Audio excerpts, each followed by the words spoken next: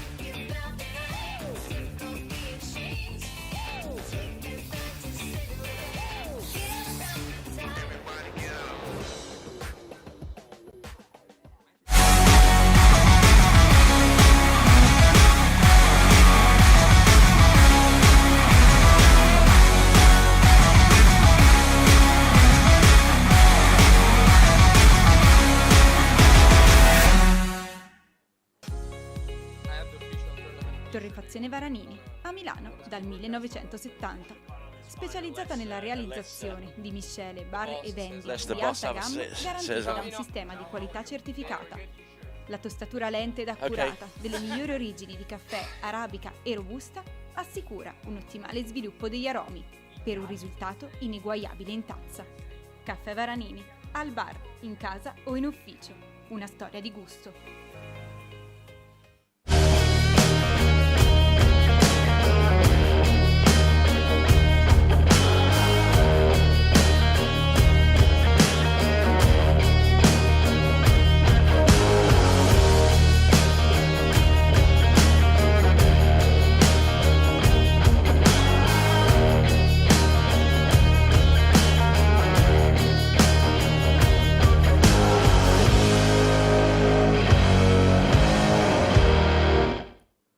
Hello everyone, my name is Danilo Filchenko and I am the Under-21 World Trick Champion.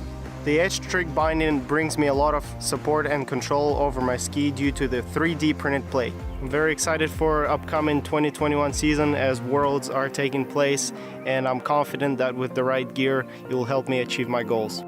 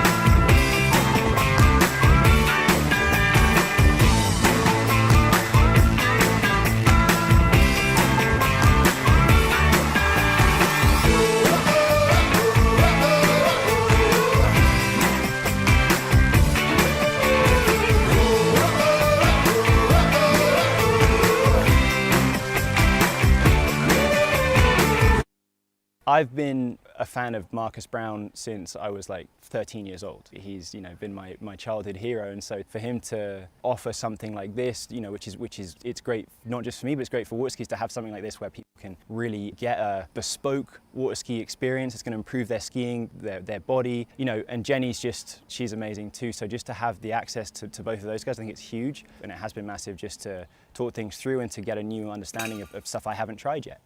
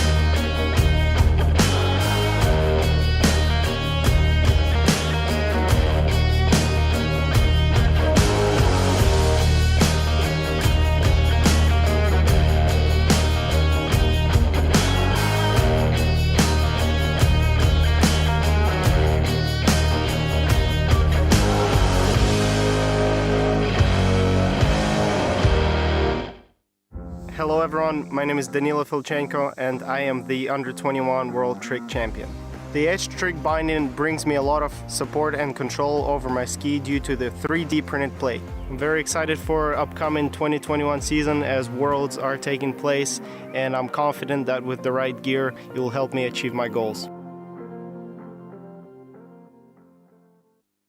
All right then, folks, and good morning once again. This is the 7th annual San Gervasio Pro-Am, and today I actually have a little bit of company, and as well as my good friend Licia Bagnoli behind the controls with the buttons that activate the switcher. I have another Raging Cajun in the entire production. I'm a Raging Cajun. This guy is Lorenzo D'Alberto. How you doing, sir? Very good, thank you, Tony. It's been wonderful to be back here and see everybody, and we're ready for a good event and a little bit of skiing, and let's get started, right? All right, so tell us a little bit more about yourself. I mean, because I'm sure that this is the first time a lot of the folks out there have seen you. So, kind of give us a little bit of your backstory. I used to be a water skier here from Italy. I skied for the Italian team for a lot of years. Also been a Raging Cajun from 2009 till 2013.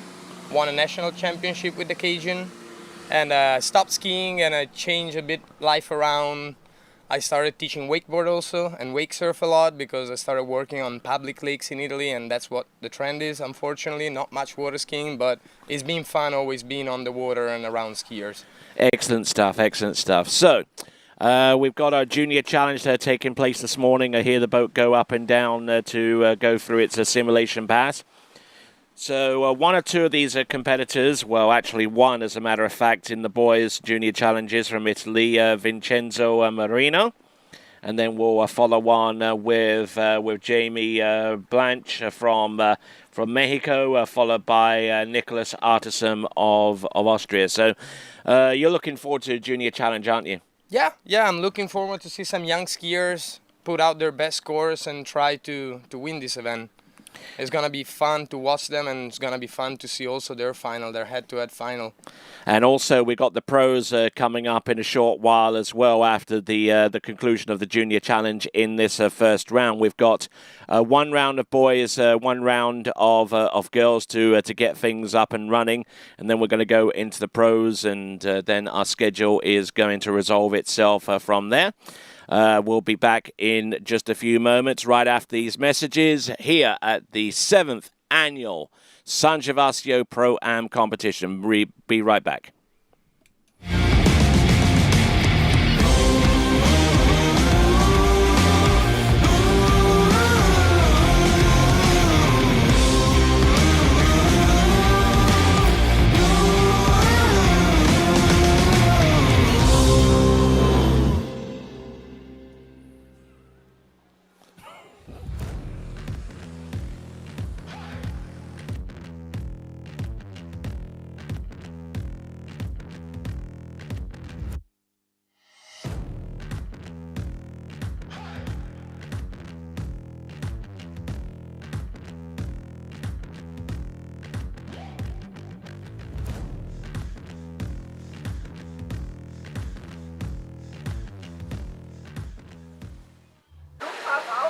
All right then, so our first competitor is about to take to the water. This is Vincenzo Marino. Yep. But actually, as my good friend Alice has just reminded me, we're going to go into the carryover event from yesterday, the men's Series 1 Open men's competition in the amateurs. And we'll take a look at the running order from there very, very soon. It won't come up on the screen necessarily as yet, but we'll try and get you onto. We got Luca Ruckenwald about to take to the water first. He is from Austria, and he's a Raging Cajun as well. Yeah, it's a Raging Cajun tournament this year. Yes, indeed. We're well spaced out and well represented here in San Gervasio. Here he comes. I believe this is going to be 14.25 meters. I don't suspect it's going to be any shorter, and certainly not any longer than that. tailwind opening pass, which will put 12 meters with the tailwind, 11 into the wind. And obviously, wind strategy is going to be important at this time because there is a very much a presence with the wind this morning. Yeah, the wind is pushing quite hard from tailwind first pass, but it looks like Luca is perfectly in control. Of course, it's just his opener, but it looks very strong and ready to rock and roll. Yes, indeed, and we certainly look forward to more from Luca Rock'n'Vold as we have a look at the list. After Luca Rock'n'Vold, we're going to have Vincent Stadelbauer, then Leo Cederquist, then from there it's Gabriel Trani, Manuel Domini, Moritz Engelhardt, Alberto Gysi, Freak School, and Carl Denis, and that's the one carryover event that was brought over from yesterday. As we see Vincent Stadelbauer ready himself for the action to take place on the water. Obviously, taking a little bit of time to do it, mind you, but he is second off the dock. Should have been ready by now, I reckon. Yeah, he's ready. I think he's ready. Looks ready. Looks like he's getting there.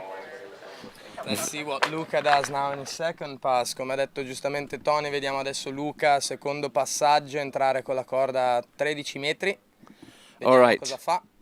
And in case you didn't get all that, Luca's coming into the course on 13 meters. Exactly, 30-meter line. There we go.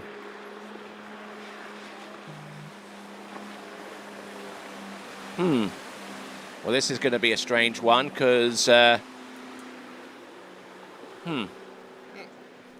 I'll double check on the live results because from the indication that I'm hearing, he went in at 55 18.25 meters and then he opted up to 58 14.25 meters, which is a strange way of going, but yeah, strange. It is quite strange. It is, Tony. Yeah. Maybe wanted to feel better how the wind is acting in the water. Yeah, but strange enough to go on 18.25 meters, when he's definitely more and more skilled than that. It is strange. So, okay, we'll go along with the scoring from our folks here on shoreside, led by our intrepid Chief Judge Candido Moz.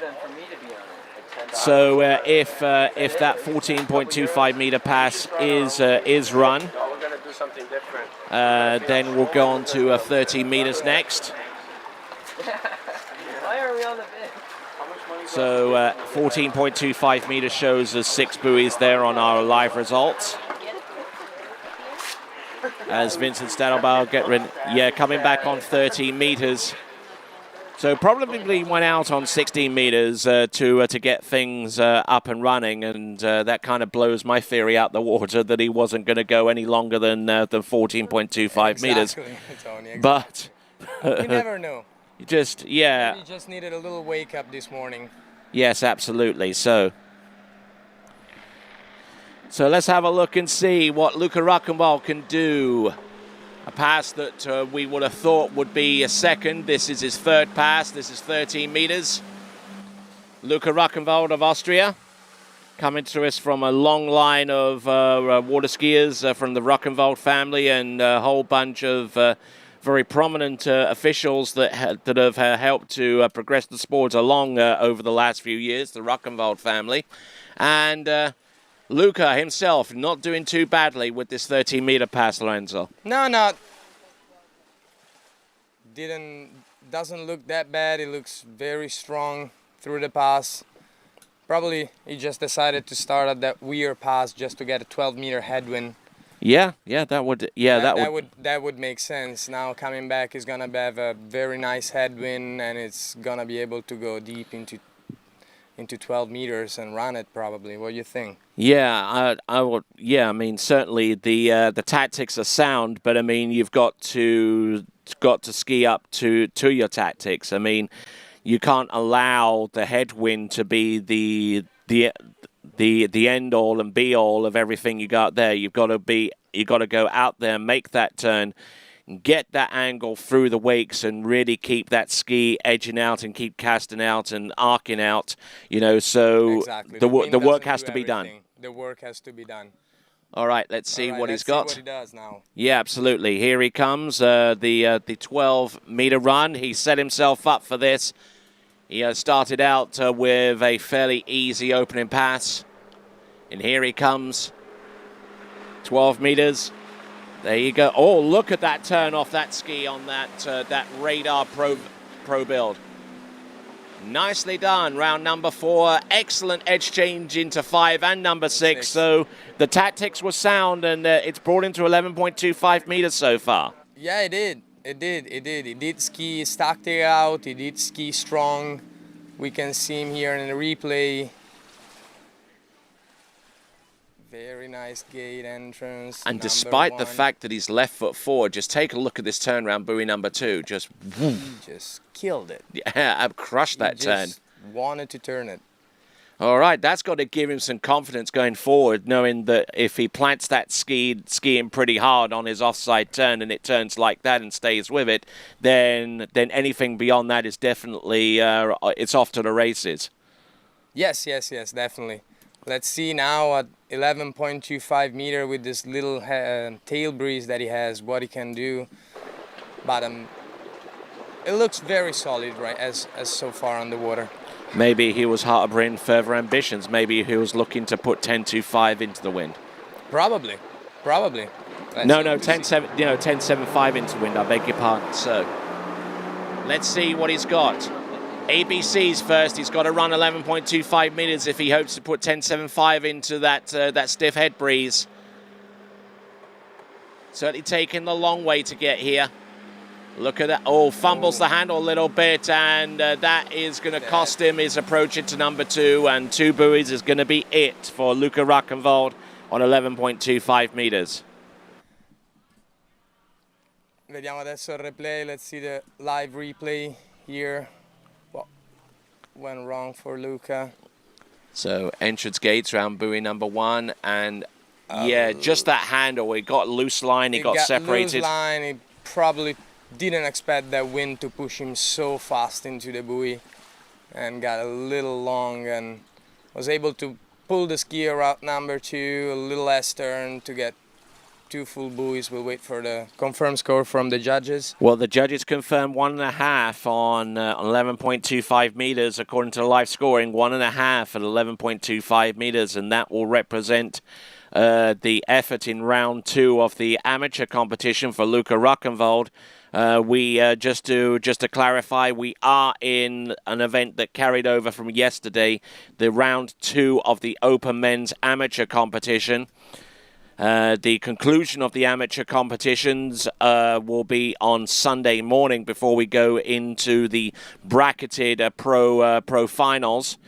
So a lot of action that's going to be taking place over the next day or 2 days. Yeah, next 2 days, I would say. Thank you very much for that.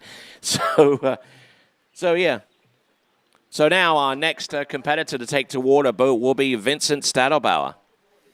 Esatto, per tutti i nostri telespettatori che ci guardano da casa, come diceva giustamente Tony, oggi stiamo continuando la gara di ieri, questo qua è il secondo round, amatori, Open Men e Open Ladies, prima che entriamo poi nella vera gara, nella gara pro. Abbiamo oggi qualifiche e domani pomeriggio domani mattina si conclude l'evento Open e amatori, e domani pomeriggio ci saranno le finali head-to-head della nostra gara pro. All right, then. Got a little bit of a situation here with the boat, and we're going to try and find out what it is, and we'll return right after this. This is the San Gervasio Pro-Am, the 7th edition. We'll be back right after these.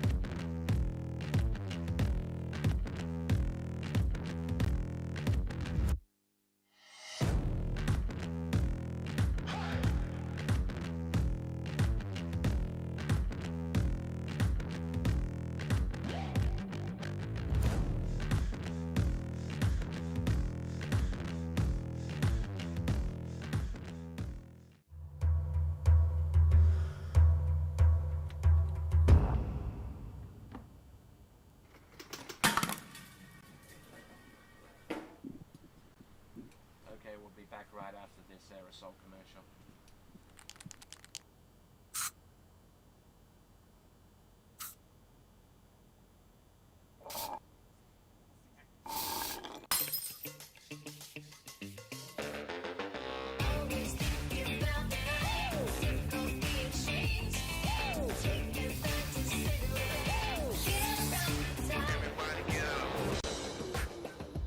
All right then, so we're about to bring on our next competitor, and this is Vincent Stadelbauer.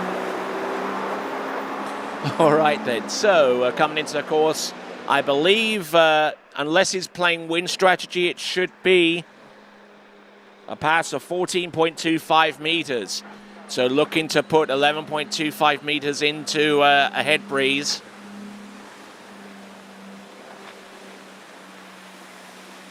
Slightly unusual style, especially going into his offside turn where he is a little flat-footed, but seems to work for him though. Yeah, for him it seems to work. He seems to find, he has found throughout the years his own technique and his own style that makes it work for him. Strange style compared to other skier, but if it works for him, it's fine. All right, very nicely done. 14.25 meters. Just taking a look at the instant replay. Vincent Stadelbauer here at TWBC, the main driving force, the technical director, the director, and the man who gets the job done so far as all of that is concerned. And kudos to him for taking a little bit of time out from his duties here to take to the water in the amateur competition in round number 2. All right then, folks. We've got Vincent Stadelbauer getting ready to go into the course. As our driver is playing a little bit with the camera. Yeah. Driver today for this morning is Claudio Benatti. Yep. There we go, and wearing that PKB branded apparel there, and PKB, one of our sponsors here, that's Patrizio Kiko Bazzotta. Doing pretty well with that. What started out as just a simple idea of just making some gloves and all that kind of stuff has turned into a full-on, full-service water ski accessory company. So good on them. 30 meters now. 30 meters, yeah, that's what Vincent going through 30 meter. Nicely done, round number 4. Seems to be getting dialed into the conditions here and probably realizing how robust that wind is right now. Yes, it is. It is quite robust. It feels like it's picking up a little bit, but Vincent, since he has the full control over his ski and he's feeling the wind, getting ready for the next pass, which is gonna be a little bit harder with that tailwind blowing and the rope getting shorter and shorter every pass. Very, very good. Seems to have found his rhythm out there as we take a look at his turnaround buoy number 4. Probably a little narrow into buoy number 5, but still managing to go cross course and to number 6 and yeah, bring the pass home. All right, so now he's strategized for this with a tailwind on this pass. That will put him into a head breeze on 11.25 meters, but he's got to get there first. He's got to ski through his strategy, as you were saying before. All right, so just waiting for that boat to make its way towards the course. Ok, vediamo la barca ripartire. Prossimo passaggio, Vincent Stadelbauer, 12 metri di corda. Vediamo cosa fa. Let's see what he does, Tony. All right, 12 meters it is.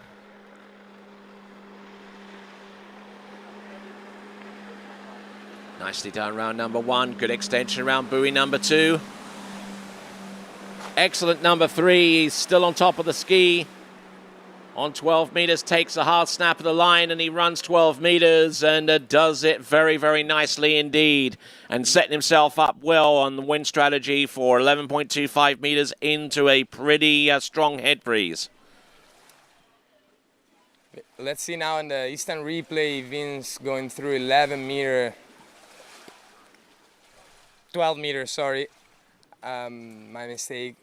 Pretty good around number 1. A little bit late on number 2, but He certainly has a very good awareness down the slalom course, is aware of whether he's late, whether he's early, and compensates for each of those elements, each of those instances rather, and gets around number 6 and looking good at this point. So now he's put himself in a favorable position here in terms of the wind, 11.25 meters into the head breeze. So now he's got to try and make sure he gets the good gate shot to set himself up for 1 and the remaining buoys on the slalom course. Sometimes the most important one isn't, the most important turn isn't the ones in the slalom course, it's the one that you take directly before. All right, 11.25 meter for Vincent. Keeps the line tight, edges away before number 1. Round number 1 hooks up well. Round buoy number 2. There we go. Nice turn around number 2. There we go. A very better strong, number 3. Keeping it going. Come on, Vint. Oh, and goes and down. loses balance, unfortunately. Yeah, he got a little bit late off number 3 and got into a little bit of a panicky situation and tried to force the issue there. So it looks like it is going to be 3 and 1/2, 3 and 1/2 on 11.25 meters. It is a better score than yesterday, I surmise. But here's where it starts. He just was still edging away by the time he made his turn for number 1, and that could have affected him in more ways than one. Looking at this number 3, getting a big old jolt from the rope and went into his edge change and got a little bit of loose line and just really couldn't continue on from there. That is Vincent Stadelbauer, and that is going to be 3 and 1/2 at 11.25 meters. All right, going on from Switzerland, it will be Sweden next as we look at another instant replay of Vincent Stadelbauer. From Switzerland to Sweden, Ted Cederqvist is next.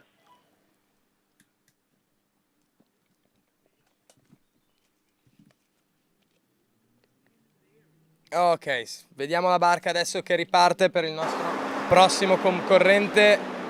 Dalla Svezia abbiamo Leo Cederqvist. Leo Cederqvist now. Leo Cederqvist now, let's see his first pass. Guardiamo il primo passaggio di Leo.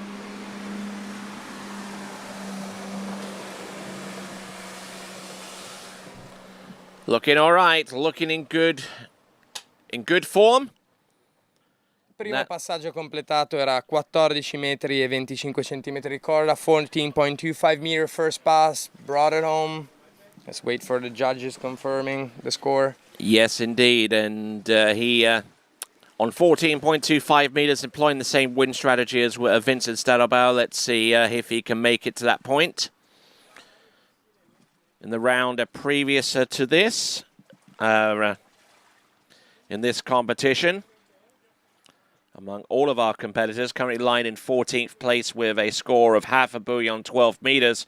So looking to climb the ladder a little bit here in this competition.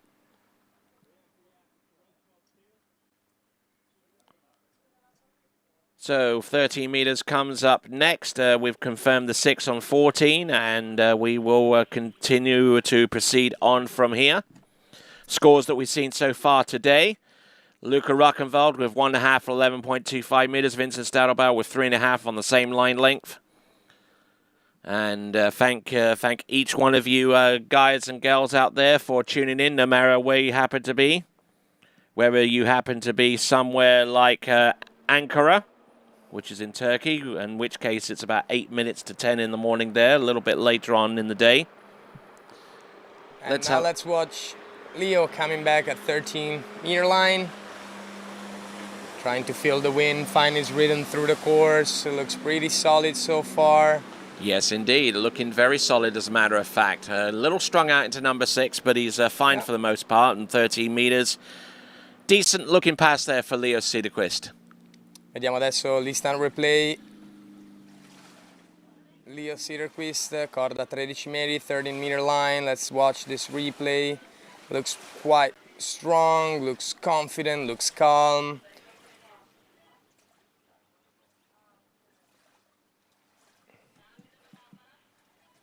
Good rhythm through the course. A little bobble around number 4, but nothing that he couldn't handle, and was able to bring this 30-meter pass home. And let's see what he can do now on a 12-meter pass. Like Tony was saying earlier, has to beat his previous score yesterday of half a buoy.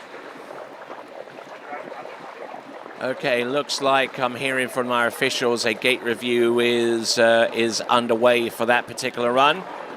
So good to have you tuning in from all across the world, and if you're tuning in Baku in Azerbaijan, which will be hosting later on the next match in the quarterfinals of Euro 2020. The time there in Baku is what is it? About 7 minutes to 11 o'clock in the morning.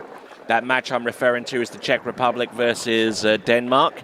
And the big match, the biggest match of the quarterfinals, unless you happen to be Italian, Ukraine versus England to 2100 hours Central European Daylight Time.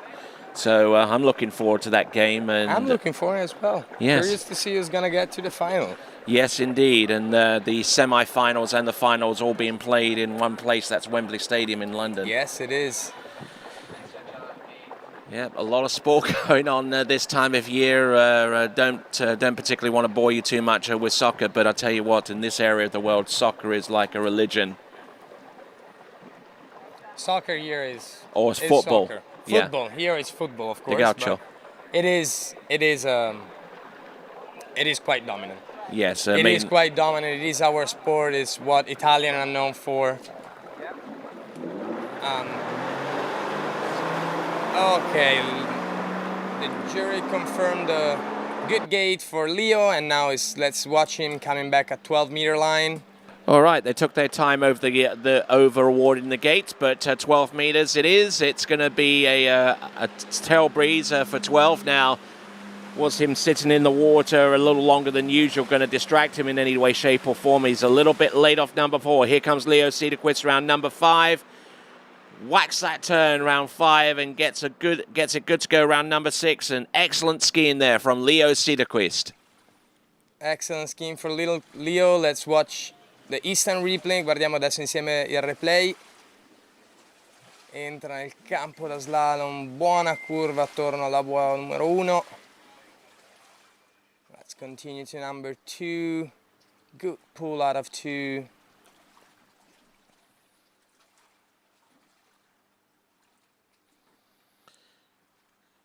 Nicely done. Around number 4, 5, and let's watch him bring this pass home. Very well controlled there. Potentially got himself into a situation where he could have panicked and was able to maintain yeah, focus and calm and bring this pass home. Good job by Leo. Yes. In this system. And you know, in this country, I mean, like sport is definitely very, very much a part of life in Italy. I mean, so much so that in Italy they actually have a newspaper solely dedicated to sport. What is it? Gazzetta dello Sport. Yes, indeed. It's pink. It is pink. It is pink, and its impact on sport is so dominant, you know. But even in cycling, in the Giro d'Italia, the pink jersey. There we go. The winner of the Giro d'Italia wins the pink jersey. All right. Adesso Leo. Ooh, and round number 2 on 12 meters. Didn't quite get the start that he needed for Leo Cederquist. And so he started on 14, came back on 13. That was 12, and that was an approach on 11.25 meters, much like Vincent Stadelbauer's win strategy here. But just into number 1, he didn't allow the ski to fully cast out on 11.25 meters. Do bear in mind that this rope is shorter than the width of the course, and just didn't quite get the start that he realistically needed to continue on with that pass, Lorenzo. No, definitely didn't get the start that he wanted, Tony. You said it right. Had a little problem around number 1. Was able to pull 2 buoys, but we suspect this wasn't the score that he was looking for today. But definitely a big improvement compared to yesterday. What you think? Yeah. I mean, I certainly agree with you in that aspect, and gotten round that buoy in 1 and made a play on number 2, so it's certainly better. But I kind of suspect that he wanted to go a little deeper with that pass if he had the opportunity to. Obviously, the wind conditions are going to have a dramatic effect upon our skiers, and I kind of suspect that the wind is actually starting to ease up a little bit, which could again change one or two strategies out there. And we're going to take a look at our next competitor from Italia, Gabriele Trani. Ok, prossimo sciatore italiano, nostro amico Gabriele Trani, figlio d'arte anche lui, figlio di un ex sciatore italiano molto forte, Pierpaolo Trani. Adesso allenatore, guardiamo il primo passaggio, concluso in maniera molto rilassata. What do you think, Tony? You look pretty relaxed out there in the water. Yeah, he was very much in control. He knew that he was capable of running this pass, even if he wasn't 100%. So Gabriele Trani, decent looking opening pass, a 6 buoy count at 14.25 minutes. He'll come back in on 13. 13's going to be a little bit harder, but I'm sure it's going to be well within his capabilities. Gabriele Trani, let's have a look and see where what he produced yesterday. Or actually what he produced in tournament a little while ago. His scores range between half a buoy at 11.25 meters and 4 on 11.25 meters in his first competition, which took place last weekend, the 16th International Cup competition here in San Gervasio. So a good warm-up event. That kind of gives you an idea of where he's at, and so far as what he's done so far this weekend, he's struggled a little bit, and he's gotten 4.5 on 12 meters in the round previous to this. So let's see what he can do.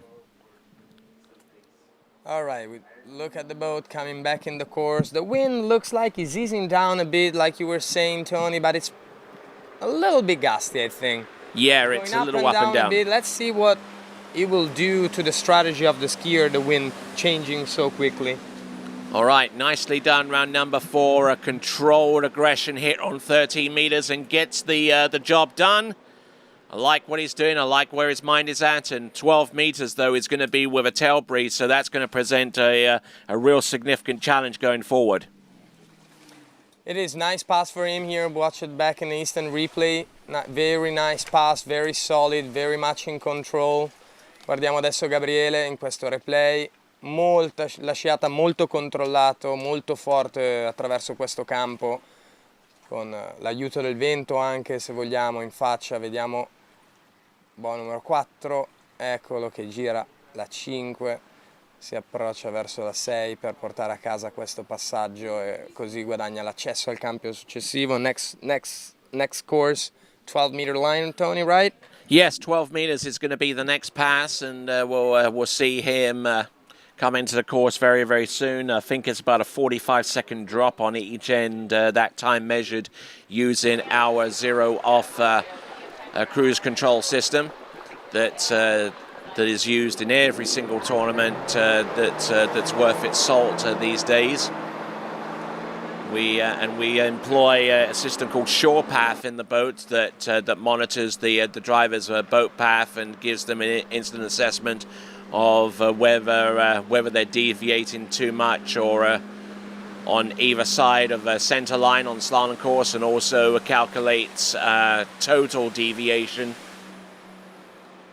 Here we go, nicely done. That is a successful pass on 12 meters, and he made it look relatively straightforward out there.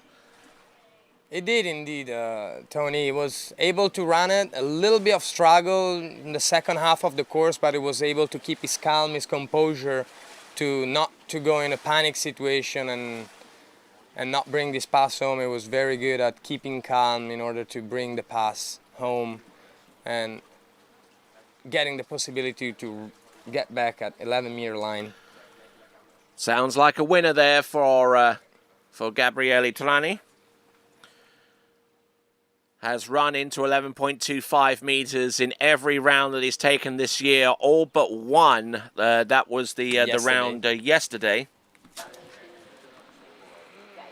And as I mentioned in the San Gervasio International Cup, he got as much as 4 buoys on 11.25 meters. And guess where he's at right now? It is that 11.25 meter attempt. And we'll see what he's got on offer for us. As we look inside the TWBC tent, our production tent, we've got Alicia behind the controls there. And let's have a look and see what Gabriele Trani Round number one. Little later yeah, tries to make a play on 3, and we're less than 50 feet away from number 3, and we can tell you that he was way inside on that one. But good effort. Yeah, a good effort given the condition. Good strike off number 1, a little delayed, mind you, but round number 2, he's left foot forward, which means that this is the difficult side turn for him. Made the play on 2, but unfortunately didn't follow through enough after number 2 to continue on with the run, which was a little bit of a pity, really. But 2 buoys at 11, that's about his average right now, and pleased to see him skiing on or around about his average performance.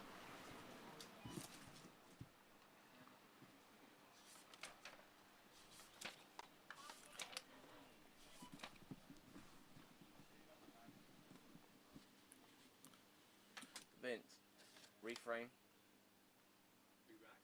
Reframe.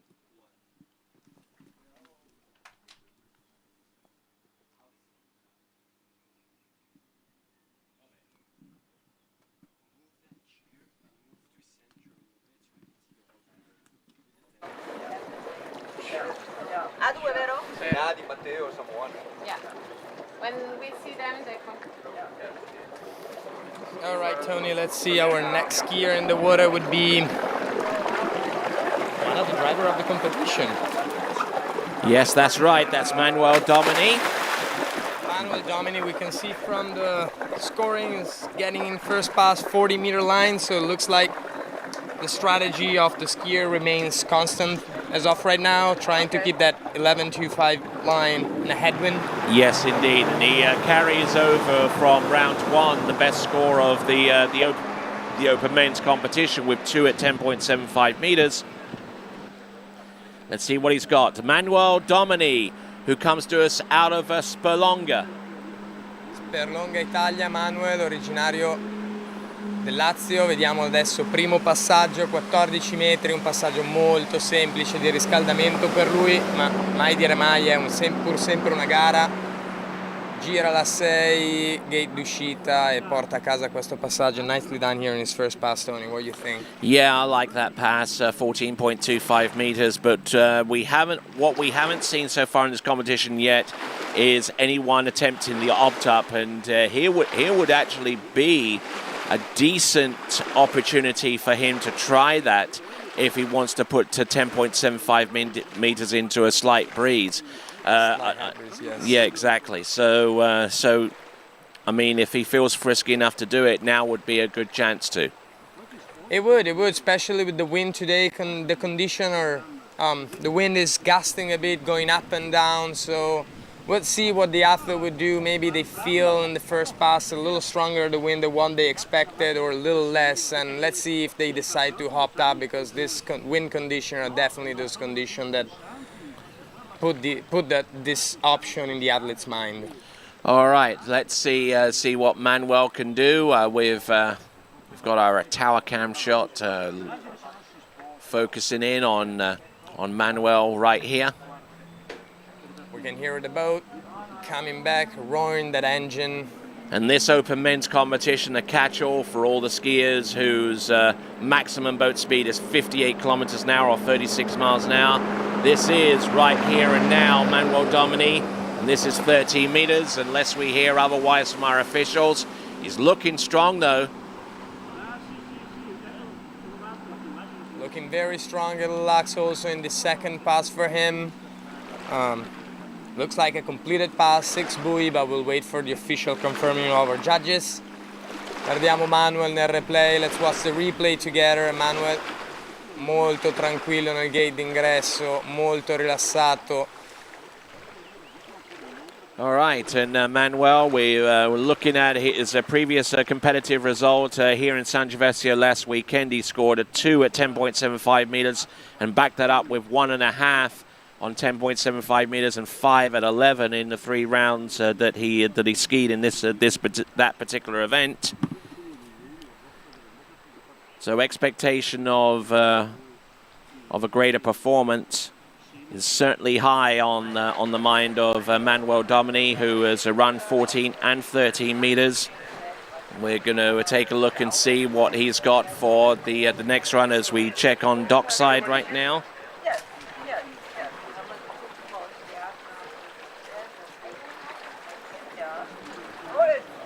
What would you like to start? 14 A2. All right, so now here we go. Manuel Domini approaching the course on 12 meters. Setting himself up for an 11.25 meter attempt into the headwind, but he's got to get there first, as we explain. Okay, Manuel here in the course, round number 4. Oh, excellent round number 5, and a little late off number 5, I would suspect, but he had enough room to work with. Pass. Yeah, very controlled. Overall, a nice control throughout the pass. Maybe a little late, but he kept his calm, he kept his composure, didn't try to recover, he just kept that little bit of being late throughout the pass and was able to bring it home.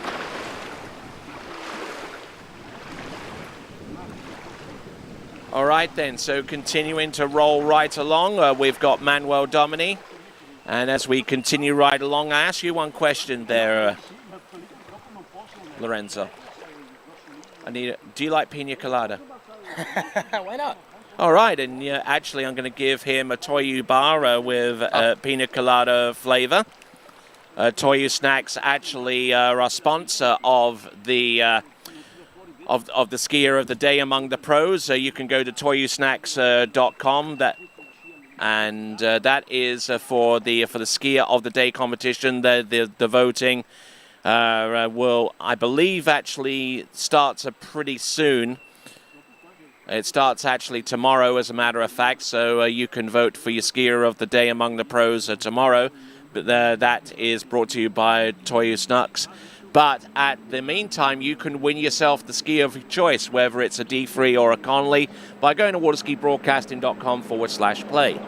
Here we go. Now, this is Manuel Domini, 11.25 meter round number 2. All right, looking in good shape here. Round number 4, a little bit late off number 4, but managing to still keep the ski running forward, and a nice looking pass on the face of it there for Manuel Domini. Yes, indeed, Tony. Nice looking pass for Manuel. As we've seen throughout this run today, we've seen that he's very composed through the course. We see him very strong and able to keep calm and focused throughout the course, and that's why he's able to bring these passes home and run them. Manuel, guardiamolo adesso nel replay. Boa numero 3, molto composto, molto rilassato attraverso questo campo, direi un campo eseguito in maniera superlativa. So out of the last 5 rounds of slalom skiing, including this one, he's run 11.25 meters 4 times out of 5. It's a good average. Yeah, not bad. Not bad at all. Not bad. Not bad. Nice and strong skiing, like you were saying last weekend, 2 at 10.75, this weekend 2 at 10.75, and let's see if he can improve on that 2 buoys. All right, so Manuel Domini at 10.75 meters. It's going to be an attempt into, actually with a tail breeze on 10.75 meters, so it's not going to be advantageous so far as the conditions are concerned, and not conducive for him to go further down this pass, but let's see what he can do in spite of all of that. Manuel Domini of Italia. Round number 1, a slow turn off number 1. Can he make it outside number 2? He can at least S-turn and get for the wakes, but doesn't get quite that far. So at the very most, it's going to be 1.5. We'll get confirmation from the officials whether it's going to be 1 or 1.5. Nice skiing for Manuel, strong, was able to run first 11.25 run today for Manuel. Yeah, absolutely. First time that we see anybody entering with a 10.75 rope length. Yep, he gets the ski outside, tries to tighten up on the line, and it got to a position where he couldn't control it with the wind behind him. So there we go. That's 1.5 for Manuel Domini. So pretty good skiing there whenever you take his first and second round into account.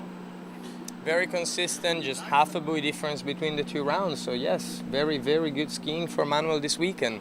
All right, excellent stuff indeed. Let's have a look and see who is coming next after Manuel Domini. We still have a few skiers remaining. We have Moritz Engelhardt. Moritz Engelhardt, who in the round previous to this scored 1.5 on 10.75 meters.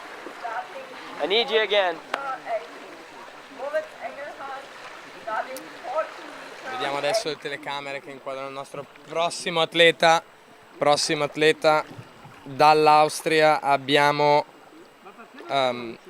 Engelhardt Moritz. All right, we'll return right now.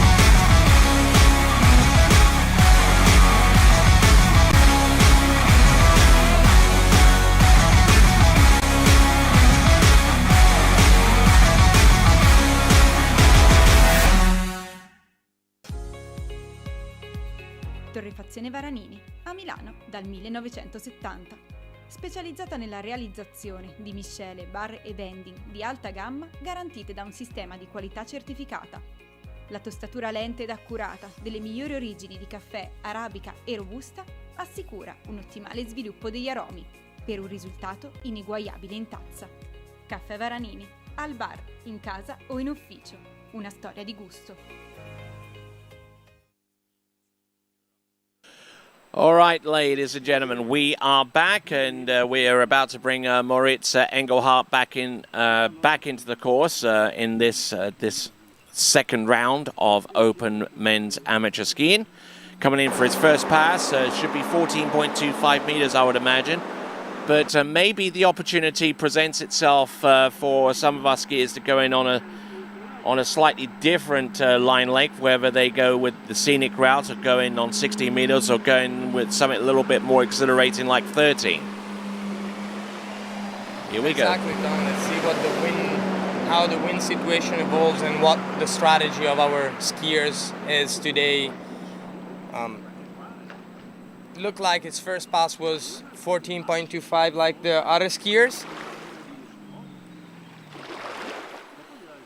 So not looking too bad, and we just saw a brief look at our weather readings. Winds, as you said, very, very up and down, Lorenzo, not really consistent, which has got to play a little bit in the minds of each of our athletes taken to the water. Yes, Tony, indeed, this wind gusting is definitely something that could affect our skier, the strategy of our skier, of our competitor. Let's see what his strategy would be. As of right now, it seems like the strategy is the same strategy of every other athlete's first pass, 14.25 meter, 6 buoys confirmed by our judges. Now we see the towboat starting again back, and let's see what rope length it will be on the way back. Should be 13, but we wait for confirmation. All right, so it looks like it is 13 meters. The rope doesn't look short enough to be 12. Still going with the standard schedule of line lengths, this 13 meters. As we hear otherwise from our officials, seems to have a pretty darn good handle on that one, as Moritz Engelhardt of Austria does a fine job out there with that effort on the second run. Yeah, second run, 13 meter line. Let's watch this instant replay. Guardiamo insieme il replay di questo bellissimo passaggio sciato dal nostro Moritz Engelhardt. Molto solido, molto forte. Vediamo affrontare boa 4. Bel tiro verso la 5 in controllo. E per concludere, boa numero 6 per portare a casa questo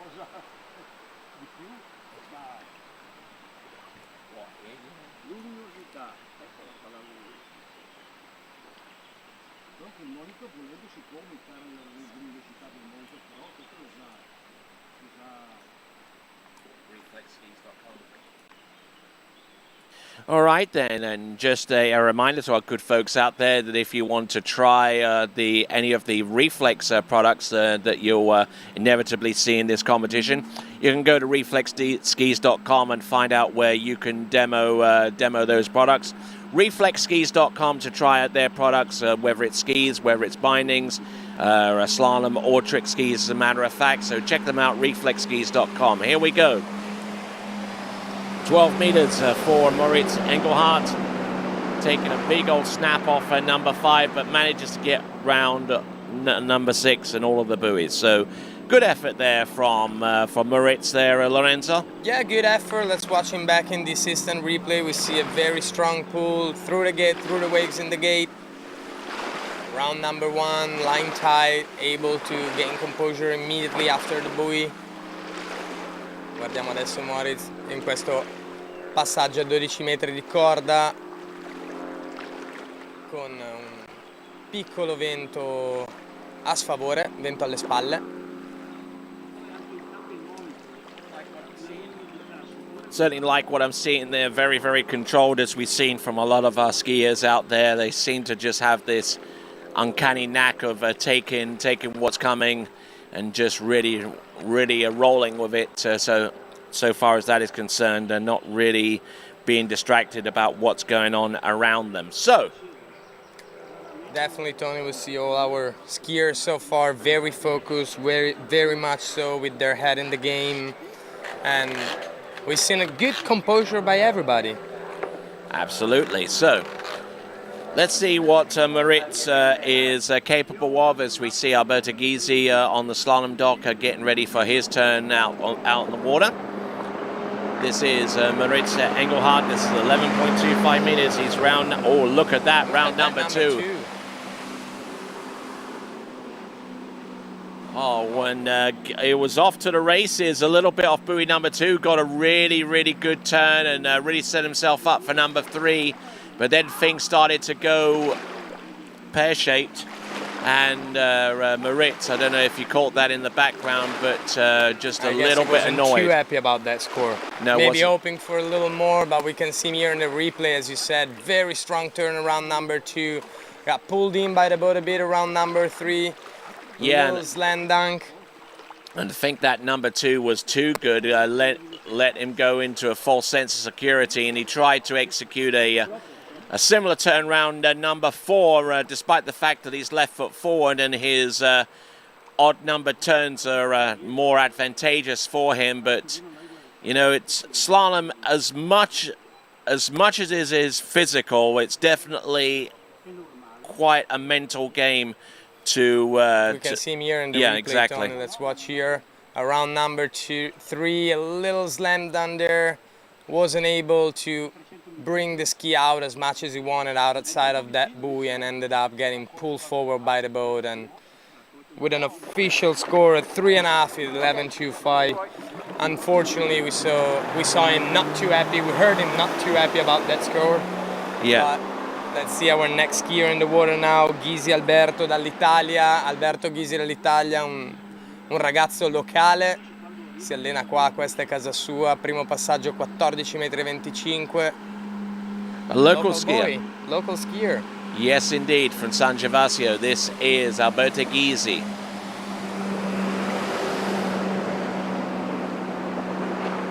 Makes that look pretty easy. A little on the back foot off number 5, but had plenty of room to work with to get round number 6. Feeling condition right now, I guess, for Alberto. Maybe he didn't expect that the wind would push him so much into number 5. That could be the reason why he went a little bit on his back foot there, just to try to slow himself down. These gusts of wind are pretty inconsistent. What do you reckon, Tony? I feel I feel the breeze on my back changing constantly now. Yeah, indeed. It's very much up and down, and could be a little bit of a concern for our next category of skiers, which is going to be the Junior Challenge coming up very, very soon. Going to have the Boys Junior Challenge, then the Girls Junior Challenge before we go into pro women and pro men's competitions. in the opening round there. Just in case you're wondering, the event that we're on right now, this is a carryover from yesterday. This is the Open Men's Amateur skiing in round 2. We carried it over yesterday because of some scheduling concerns. Wanted to make sure that all the skiers that wanted to participate in the opening ceremonies and the banquet last night were able to do so, and do so without being rushed into it. All right. Alberto. Let's watch him back, second pass, secondo passaggio per Alberto, sarà un passaggio a 13 metri di corda. Looking good. Looking good. Round number 2. In very, very good shape there, Alberto Gysi. This is 13 meters. I shouldn't have any worries about running this. And nicely done, gets it to go. Yeah, nicely done indeed, Tony. We see him a little more composed compared to the 14-meter line. He got dialed in with the situation, with the wind. He knows what he has to do, and we see his composure here. Buon numero 1, molto rilassato il nostro Alberto, eccolo che gira la 2, si approccia verso la 3, molto bravo, molto rilassato, è riuscito a capire bene subito la situazione del vento che l'ha portato a sciare. Un passaggio più controllato e più rilassato rispetto al suo primo campo di riscaldamento. What do you think? I think it dialed in very well after the first pass, and he was able to compose himself even better in the second pass. And let's see what he can do now on the 12-meter line. All right, let's see what Easy Geezy can do. See if he can make this pass look easy. For Geezy. Ah, let's see, yeah. Easy. All right, let's have a look.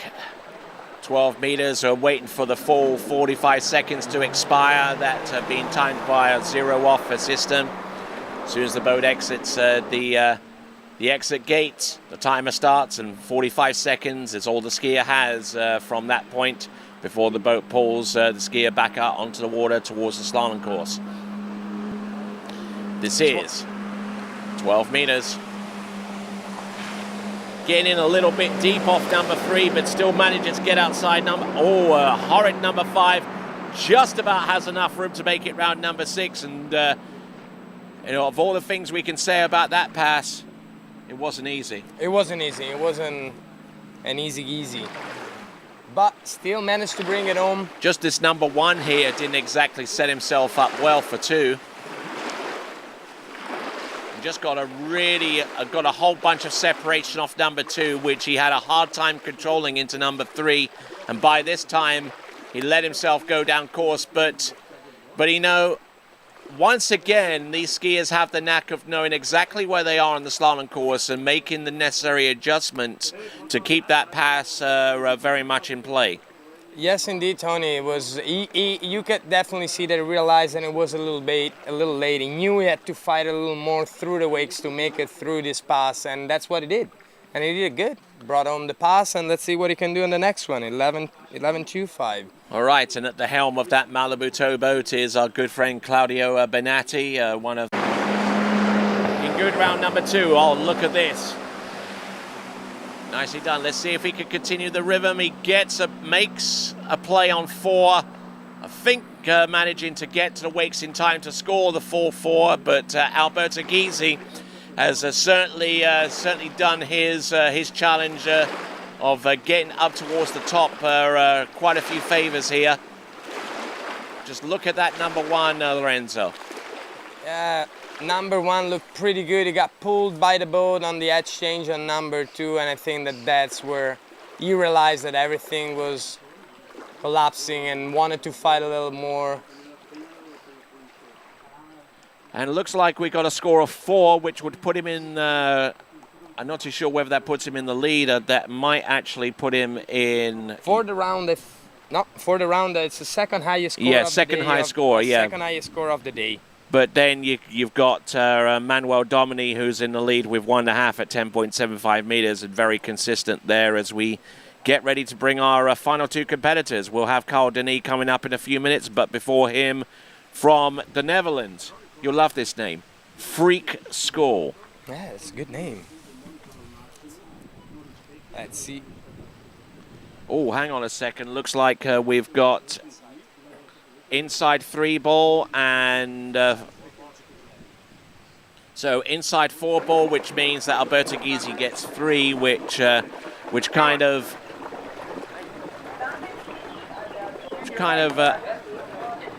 turns things on their head a little bit. Alberto Gysi was towards the bottom half of the list. Now he's towards the top half of the list, where he is currently lying in 6th place. That's Alberto Gysi. But let's focus on our next skier from the Netherlands. It is Freek School.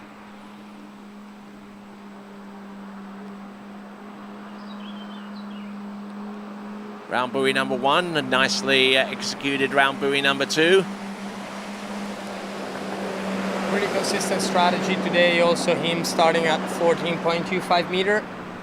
And we see him bring this pass home. Nicely done, trying to feel that wind, those gusts, and understand how they react on your body and on the water. I think that all the skiers are starting at this length just to kind of get situated with this gust, keep going up and down, and changing the conditions so frequently throughout their run. And I'm looking at the weather vane right now, and it is turning, and it's turning at a pretty high clip here. So, I mean, the wind is gusting up pretty strong.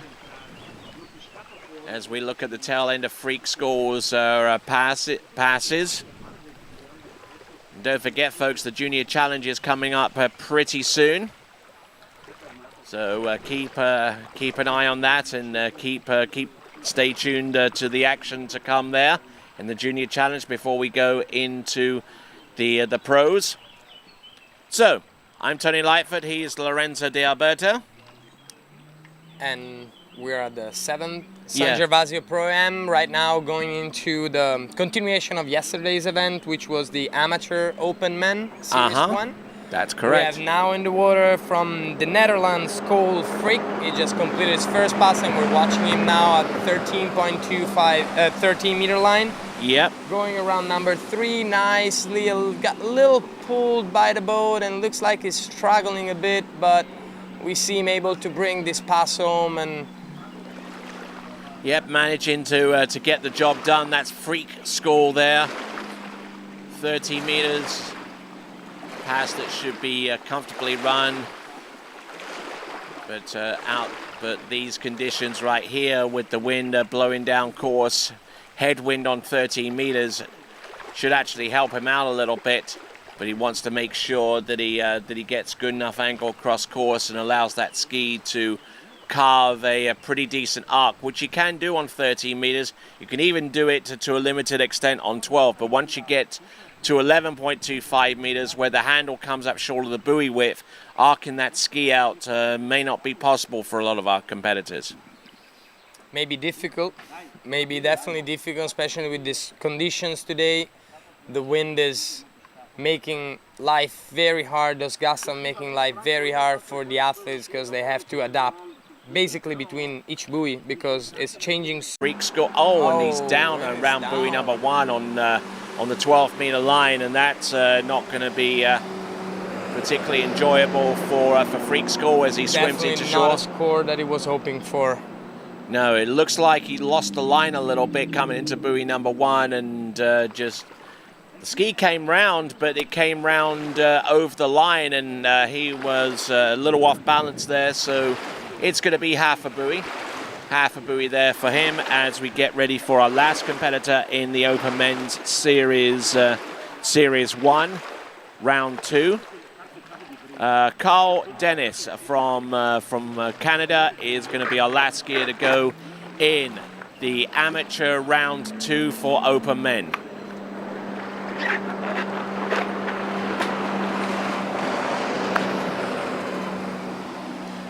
And I don't know whether you see, Lorenzo, but Carl Dennis there looks like he is riding the Parsons project. Yes. Project ski. And Nick Parsons, funnily enough, is actually going to be here, and he'll be slaloming in the Pro Men's competition.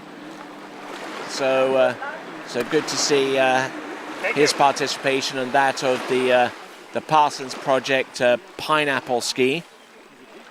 Very funny, very funny, very nice ski, very graphic. That big pineapple makes me smile every time. Yes, it just makes me want to slalom when I see that big pineapple on a ski.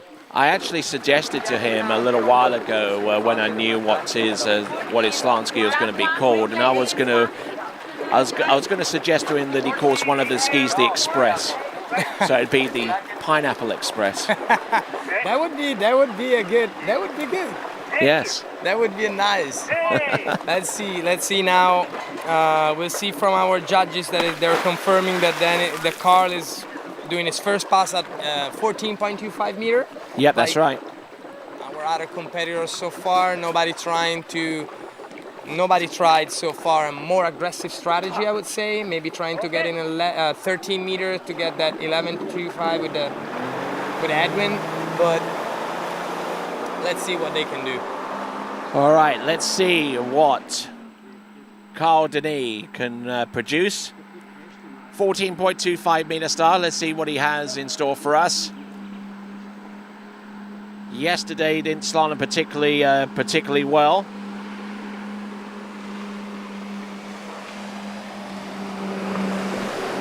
Currently in 9th spot, and yesterday scoring 4.5 on 12 meters.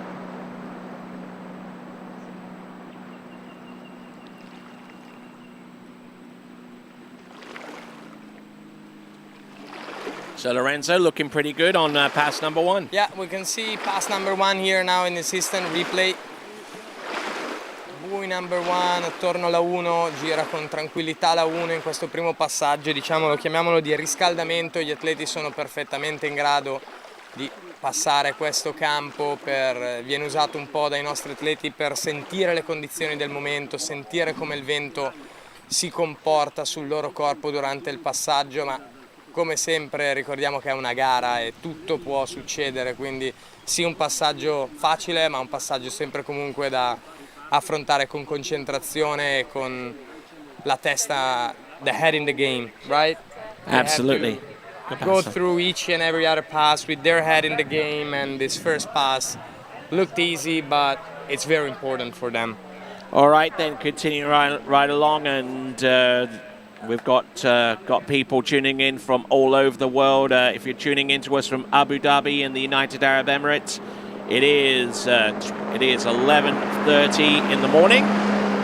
It is about 9:30 right here in San Gervasio. And we got a good hardy crowd, a good hardy audience who are tuning in wherever they happen to be around the world and seeing Carl Denis getting through 13 meters, making it look pretty much under control there, Lorenzo. Yeah, Tony, look, just a little bit of first half of the course, it was very much in control. Had a little bubble after buoy number 3, but it was able to bring that pass back and gaining the possibility of coming back of the next pass of 12-meter line. Looking very, very strong out there. Just trying to stay ahead of the rope. Well, try and stay with the rope, I would say. Little struggle here. Yeah, exactly. Pulled up, but still keep his calm and able to bring this pass home. Which is good. So Carl Denis gets the job done around all 6 buoys on the 13-meter line. 12 meters next.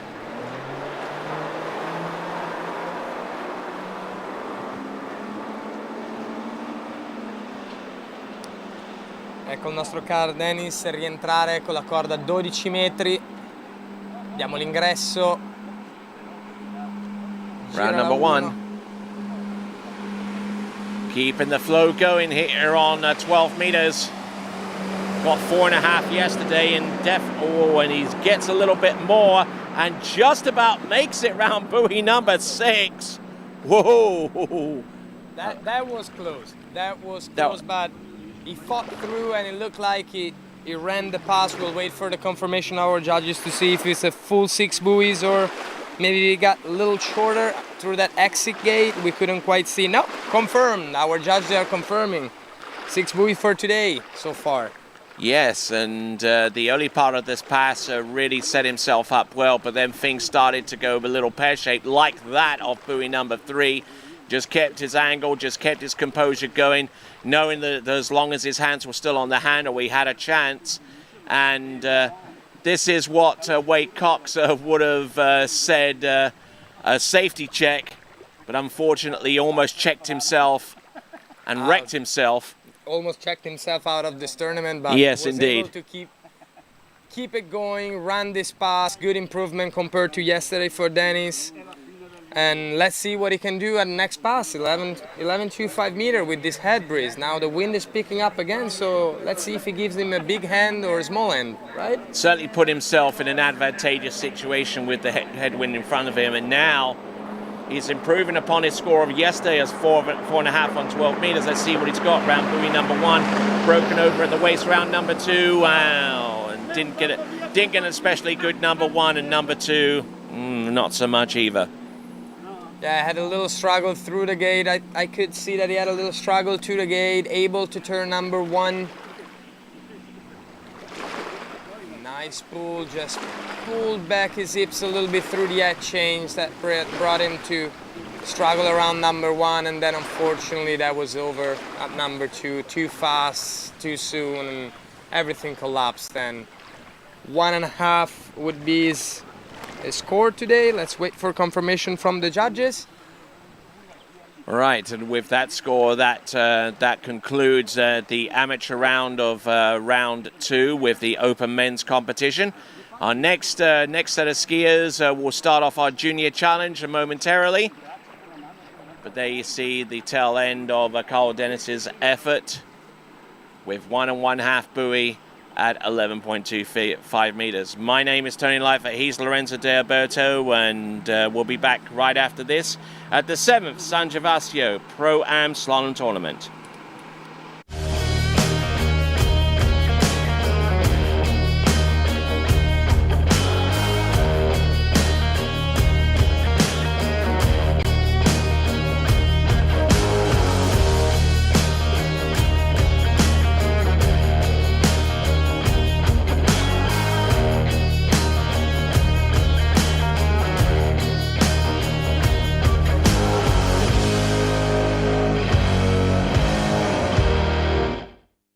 Hello everyone, my name is Danilo Filchenko and I am the Under-21 World Trick Champion. The edge trick binding brings me a lot of support and control over my ski due to the 3D printed plate. I'm very excited for upcoming 2021 season as Worlds are taking place, and I'm confident that with the right gear it will help me achieve my goals.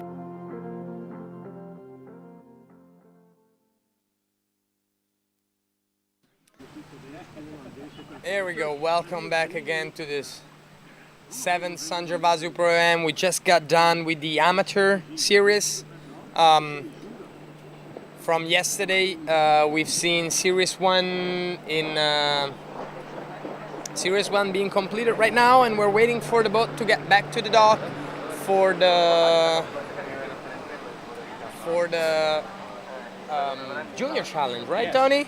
That's right, junior challenge coming up very, very soon. Let's see Vincenzo on the dock, getting ready for this event. Let's see what the running order looks like. We have Marino Vincenzo, first one in the water. Polominovic Jamie second, and Antonsen Nicholas third out of the dock for today's junior challenge.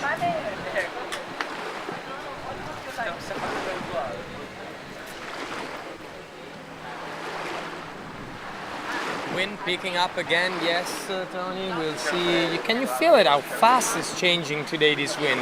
Yes. Must be playing a big part in the mind of the athletes sitting on the dock, looking at the condition changing so rapidly. What do you think? What you think is going through their head right now? Well, obviously, I mean, it just depends how sensitive to the wind conditions you are. I mean, if you are quite sensitive, it's quite worrying. If you don't give too much consideration to it, maybe not so much. You know, I mean, it's just depends how consistent you are as a skier, and you know, and what affects you out there on the water. You know, it affects different people different ways, I guess. It does. It definitely does affect skiers in different way, but definitely still, even if you're not that much affected by the wind, it's still in the back of your mind. You still hear it. You still think about it. Okay, maybe I should do this. Maybe I should do that.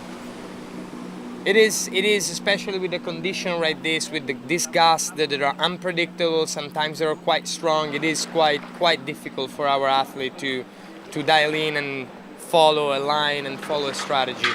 And you know, I mean, the skiers on the starting dock are quite a considerable distance away from the slalom course, and actually, what TWBC does to aid them is we actually have the screen that gives complete telemetry so far as the temperature is concerned, wind direction and wind speed.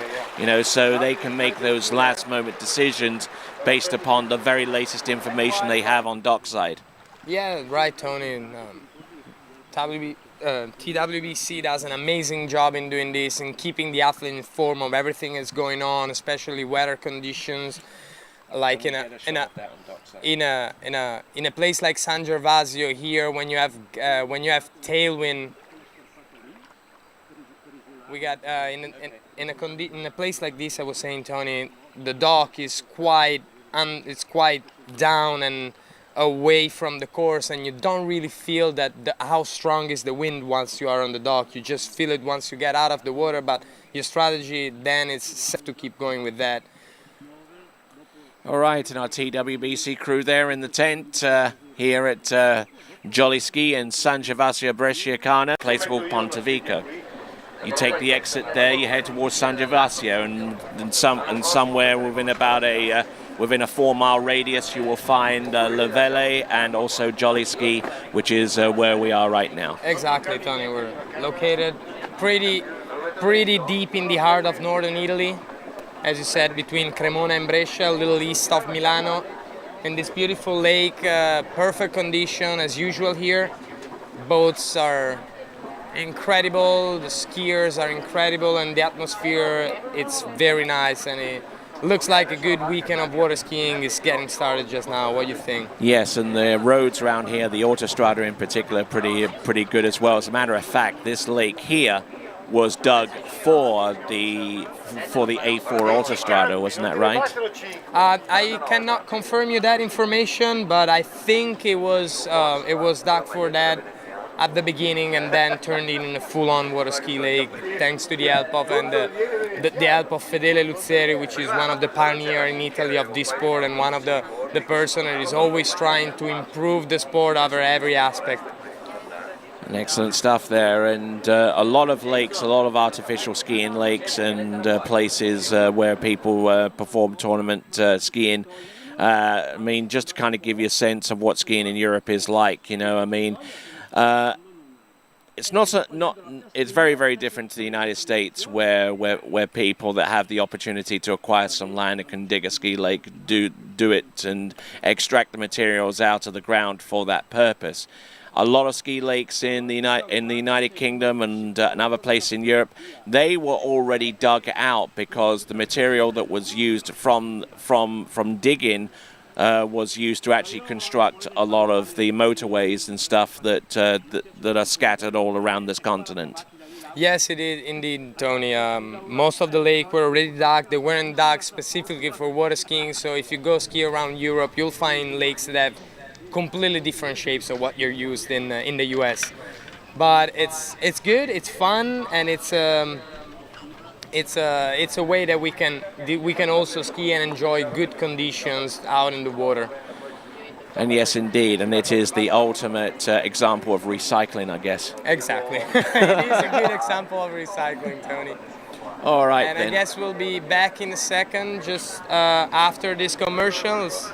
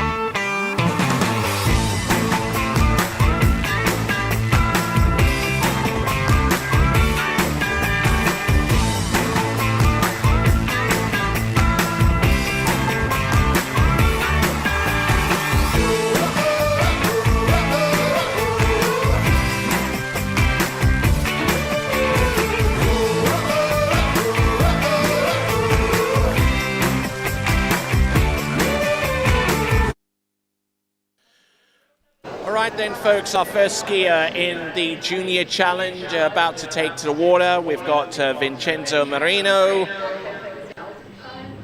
As we take a little bit of an exploration round the starting dock area here at Jolly Ski San Gervasio Bresciano. This now is Vincenzo Marino.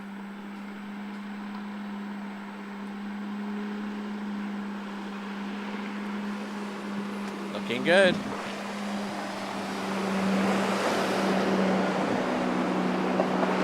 Oh, nicely done. 14.25 meters at 55k, I believe, or it might actually be 58k, but seems to have it very much under control there. Yes, it looks very, very strong throughout the course, very in control, very focused on today's event. See him going around number 1, nice and easy, good turn around number 2. Keep it going with that flow, with that nice rhythm that he had throughout this course.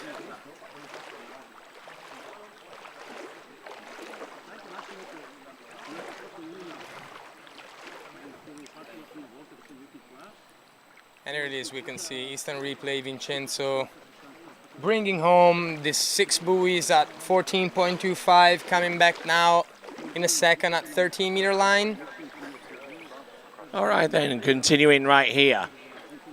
We've got on the starting dock, on dock side, we've got Jamie Blanche from Mexico about to take to the water. Here at Jolly Ski in San Gervasio Bresciano. Yep. Pronounced that right finally. Yeah, you got that right, San Gervasio Bresciano. And actually, that last part is part of the what is it? The province. Province of Brescia. Brescia, and because there's a San Gervasio in Mexico somewhere, so that kind of differentiates it, yeah. I guess. Keeps them separated. All right then. Confused. Here we go. There we go, and that was 13-meter line, I guess. We haven't heard from the judges, but it looked like a 13-meter line. Let's watch the instant replay. Vincenzo Romano. Yeah, it seems. Italian boy. There you go. Good extension around buoy number 1. Staying very, very focused out there, and good knee bend. Keeping the flow going from one side of the course to the next.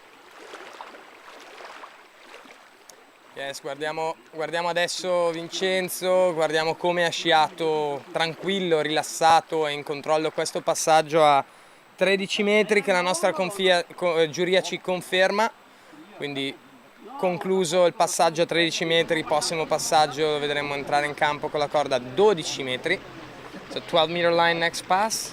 So 12 meters as we look out from dockside. Like we got Thomas de Gasperi there looking in at some of the action that's taking place. Jamie Palomino Blanche is our next skier to go, but we still got Vincenzo Marino.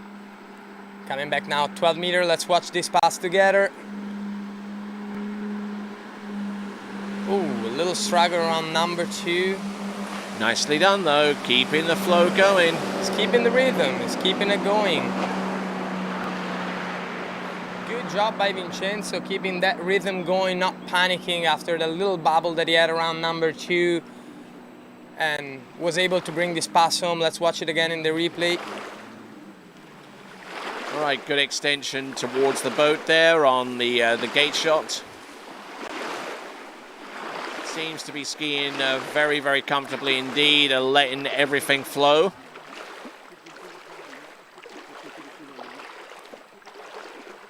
Handle up a little high on number 3, but managing to get it down in short order and continuing to roll here off number 4. By this time, he had enough in hand to get the ski round and get round all 6 buoys on that pass. So good skiing there for Vincenzo Marino, and 12 meters is next. Very good skiing, bravo quel nostro Vincenzo in questo passaggio, è riuscito Actually, a that was 12 meters. È riuscito a mantenere il controllo durante tutto il passaggio nonostante abbia fatto qualche piccolo errore, è rimasto calmo e ha portato a casa il passaggio a 12 metri. Adesso sentiamo la barca e guardiamo la barca che riparte con Vincenzo pronto ad affrontare il campo a 11 metri e 25, lunghezza di corda che è più corta della distanza fra la barca e la boa. Vediamolo girare la 2. Eccolo sulla 3, molto forte, molto composto. Whoa, 11.25. Look at this. Oh, whoa, Vincenzo. What a pass. Bellissimo passaggio per il nostro Vincenzo, molto forte, molto solido, sciato con testa. It looked like his head was full in the game. He wanted to bring this pass home.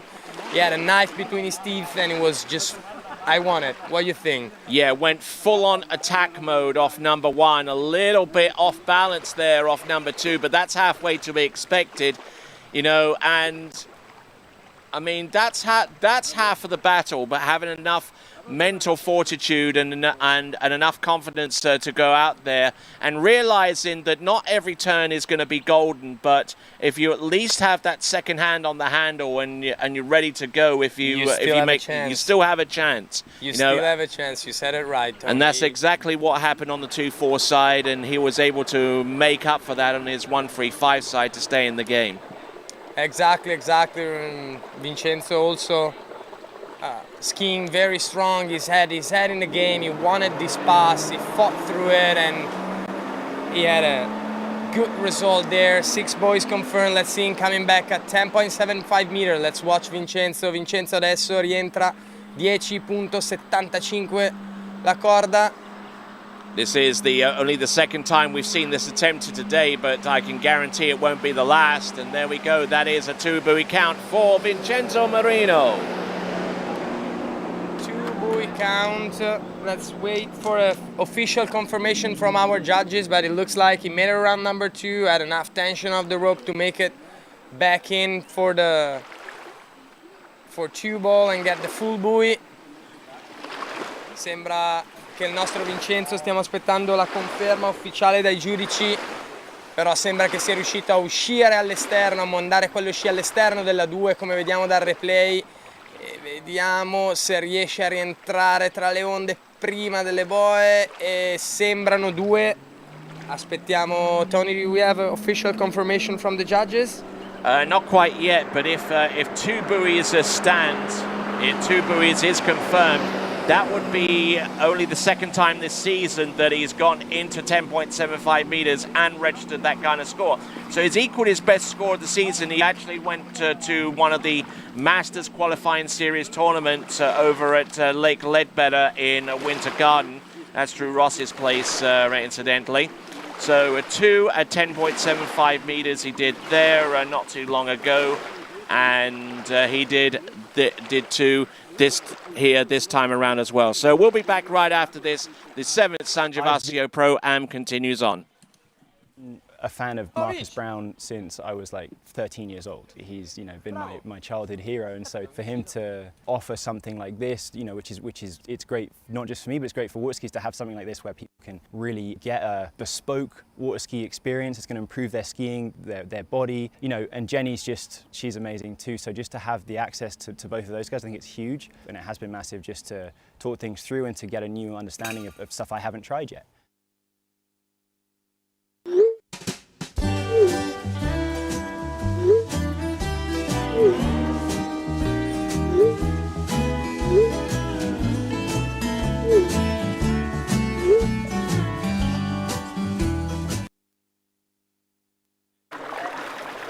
All right, then, continuing right along, we have got Jaime Blanche from Mexico coming into the course for his opening pass. This is going to be 14.25 meters.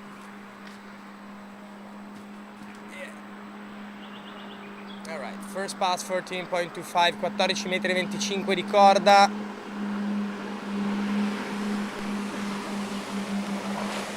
In good shape. 5 right now, and into 6. So very much in control there and keeping the flow going. So So good skiing there from Jaime Blanche from Mexico. First time that I've seen him ski. For me as well, Tony. First time that I see him skiing. We can see now that his personal best is 3 up 10.75 meter line. And last year, as a best result, he had a 5 at 11.25 meter. Yes, and working very intently with Thomas de Gasperi. Probably skiing over in Trentino, possibly. Also, I guess. Yeah, if you're over here and you're training with Thomas de Gasperi, you're going to be in Trentino, I You're believe. going to be in the beautiful lake of Caldonazzo, deep in the Alps of Italy. Natural lake, not man-made, but an amazing place to ski. 2 slalom courses back to back, so if you run one pass, you're a few seconds away from running another. Another, yeah. That is one of those incredible things that you have in that lake. Straight from the dock to the middle of the lake, 2 slalom courses back to back.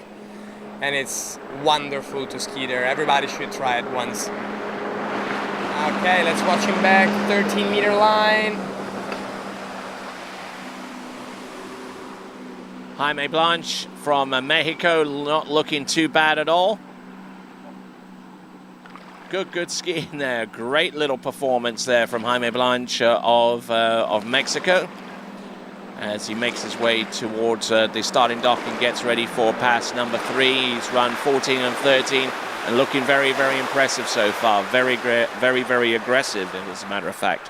Yeah, very aggressive. We can see him dropping in the water, looking towards the dock. Probably Thomas Tigas de Gasper is there giving a few advices, making sure that everything is ready and making sure that he knows what he has to do in the water in order to achieve a great score and maybe try to get the lead off of Vincenzo Marino with 2 at 10.75, which was actually a tie of his personal best today. So great skiing for Vincenzo today.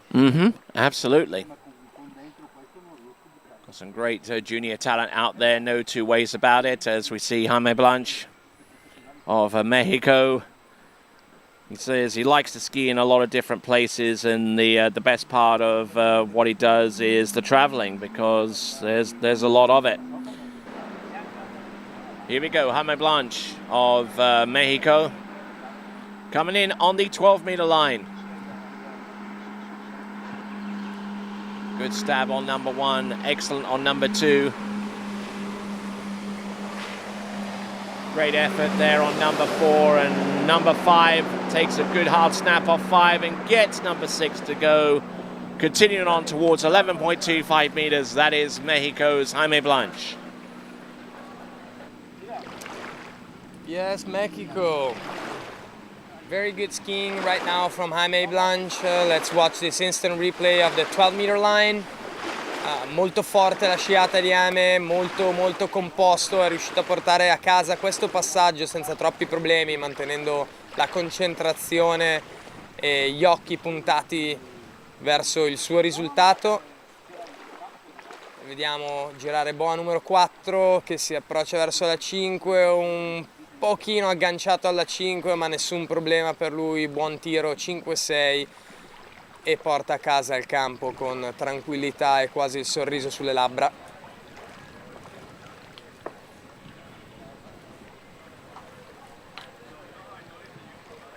And let's see him now coming back at a 11.25 meter. Vediamolo, aspettiamo che la barca riparta per questo passaggio a 11,25 m. Primo campo veramente complicato nello slalom. All right then, 11.25 meters. And he needs to run it to get the lead, or to try to get the lead. Here's Jaime Blanche, round buoy number 2. Little long pull into number 3, but still managing to stay on course. Round number 4. Taking those hits, getting round buoy number 6, 11.25 meters. Nicely done. Nice pass by Jaime Blanche, fighting through as well as Vincenzo. They wanted this pass.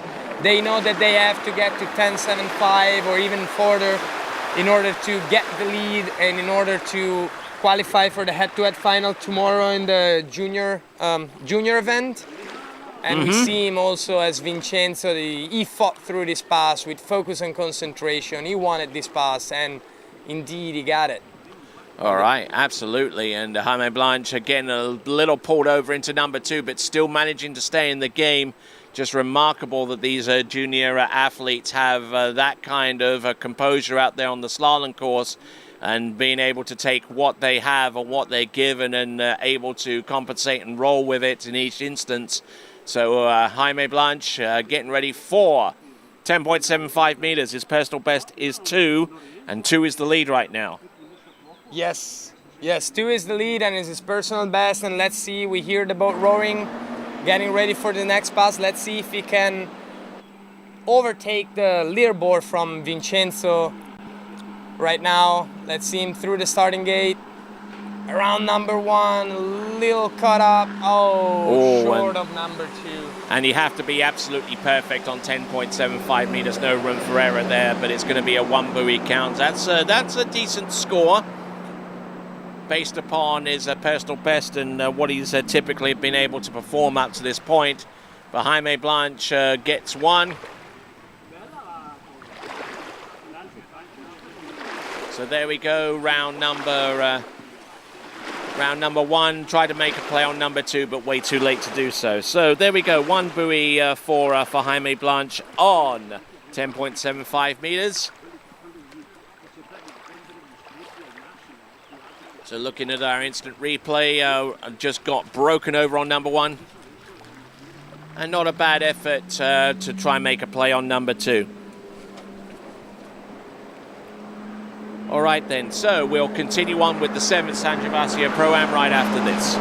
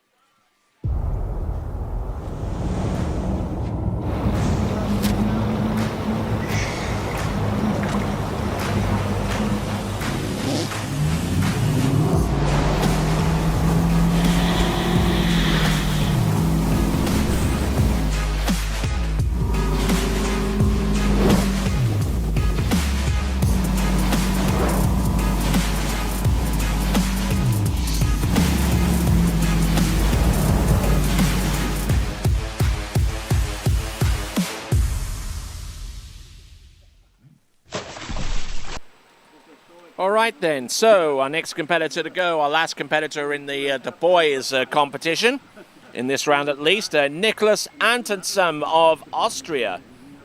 Yeah, we have Nicholas right now in the water, or getting in the water. We can see that his personal best is 10.75, which is right now our lead, so it would have to tie his personal best to, or actually beat his personal best to get up on top of our current leaderboard. Let's wait for the boat to start, and let's see. Drop length should be 14.25 meters. 14.25, yes. All right, so boat speed accelerating to 58k, 11.25 meters for Nicholas Antonsen.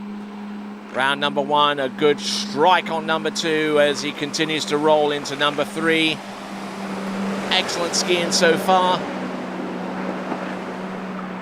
And playing the wind strategy very, very well indeed so far. That is Nicholas Antonsen of Austria.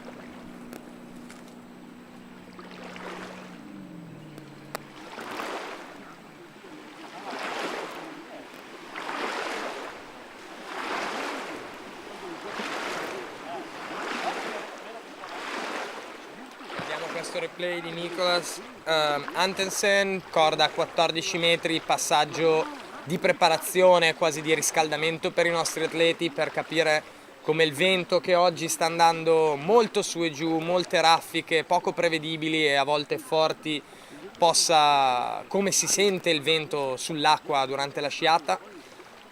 Vediamo adesso che i nostri giudici ci confermano le 6 boe alla lunghezza di 14,25 m. e aspettiamo la barca che riparta per un secondo passaggio 13 metri, 30 meter line, second pass for Nicholas. Let's wait for the boat to come absolutely. back. Yep, 30 meters is the confirmed line length for coming back. This is Nicholas Antonsson. Personal best of 2 on 10.75 meters. But he needs to get there. 30 meters. Certainly doing plenty of favors if he can get round number 4 and number 5. Keeping the flow going. Round number 6, nicely done. Good skiing there for Nicholas Antonsson. Yes, Tony, good skiing from Nicholas there. Very composed, very calm. He has a focused look in his eye, keeping it going. Vediamo il replay adesso per Nicholas in questo secondo passaggio a 13 metri. So Nicholas Antonsson just turned 17 not too long ago.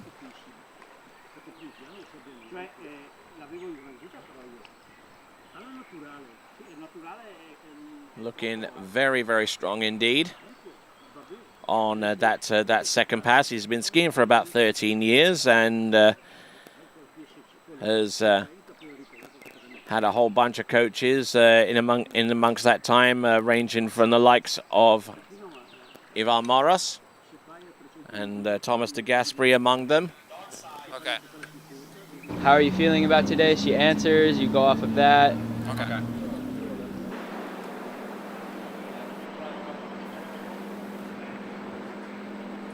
All right then, returning to our action on the water, we got Nicholas Antonsson. Nicholas Antonsson coming back. We see him going through this 12-meter line. Pass, bring it home. Sembra che abbia portato a casa questo passaggio di 10 metri, ma diamo la linea adesso. Let's give the line back to the dock. Stella, getting ready to ski. So, how are you feeling today? Feeling quite good. Ready, I believe. Yep.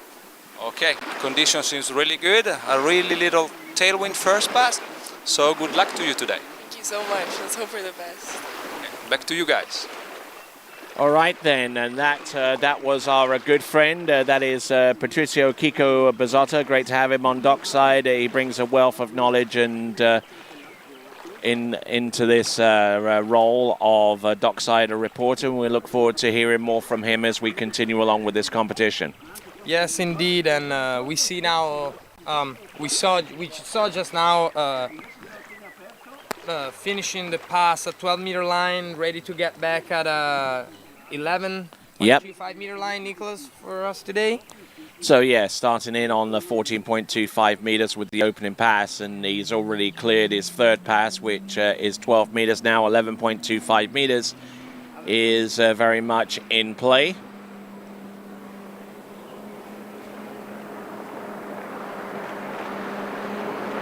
Continuing to roll, good extension around buoy number 1, round number 2. Keep it the flow going, round number 3, 4, 5. Nicely done, round all 6 buoys. The best looking 11.25 meters we've seen so far. Indeed, Tony, indeed. So let's have a look at this again, and it all starts with the gate pull out and getting a good taut line into the turn for the entrance gates, and looking in very good shape, keeping the ski out ahead of him, and just skiing a measured run here. Nothing too flash, nothing too soft, but just very effective. Sì, Tony, come dicevi giustamente, una sciata molto composta, molto efficiente, molto bello questo passaggio. Sicuramente in questa gara junior, in questo junior challenge maschile, l'11 più composto che abbiamo visto finora, ma essere composti, being composed doesn't mean that you're the best, right, Tony? You have to run buoys, and doesn't matter how you run them. Yeah, exactly. It's just having that mental fortitude to be able to deal with whatever comes your way. This is 11.25 meters. This now, actually 10.75 meters, I beg your pardon. This is Nicholas Antonsson Two for the lead. Yeah, two for the lead. Goes A around piece of number 3. 2. Let's see if he did get a piece of number 3 or not. Yeah, well, let's wait for certainly our made a play judges, for it. and let's see if he was able to take the lead off the hands of Vincenzo Marino. And if that is indeed buoy 3, we've got a new personal best on our hands, courtesy of Nicholas Antonsen. Round buoy number 1, look at that, a good jumpy edge change into number 2. Takes the snap of the line. Now let's have a look and see if he gets... yes, he got outside buoy number 3. Outside buoy number 3. Looks like he got outside buoy number 3, and it is 3. The judges just confirmed 3 at 10.75. He got the lead off the hands of the Italian Vincenzo, and as of right now, this junior man will looking like Nicholas with 3, 10.75, with Vincenzo with 2, and then we have Jamie with 1 at 10.75. So all 3 skiers into 10.75. What a nice way to start. Incredible skiing. What a nice way to start this junior challenge. Yep, all battling for top honors there in the junior challenge, and great skiing from them. All 3 of them, all getting into 10.75 meters. So well done to them. We'll continue on with the women. Our junior girls challenge. Stella Anastasi, our first girl in the water from Cyprus. She has a personal best of 2.5 at 12 meter line.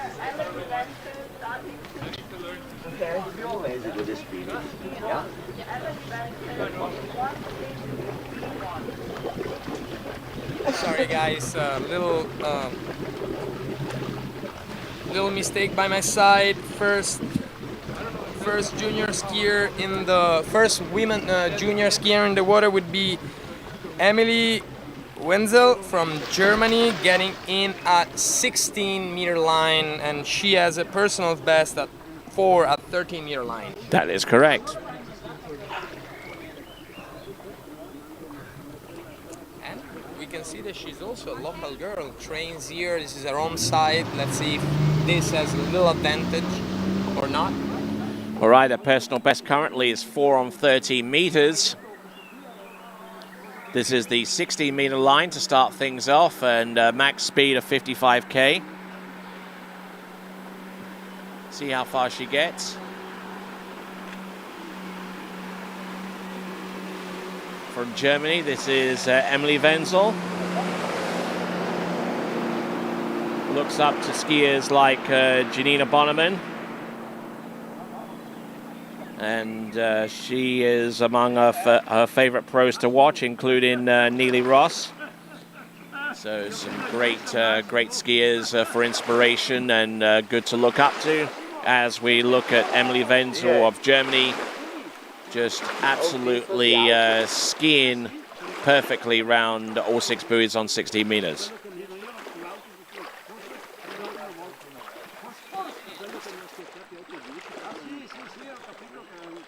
Vediamo adesso il replay di questo passaggio a 16 metri, sciato con molta eleganza e molta tranquillità da quest'atleta, Jamie Weasel. Ricordiamo che ha un record personale di 4 boe a 13 metri ed è una ragazza locale, si allena al jolly ski qui a San Gervasio Bresciano, quindi conosce molto bene le condizioni, conosce molto bene la barca e conosce molto bene il posto. Vediamo se questo possa avvantaggiarla in qualche modo o meno.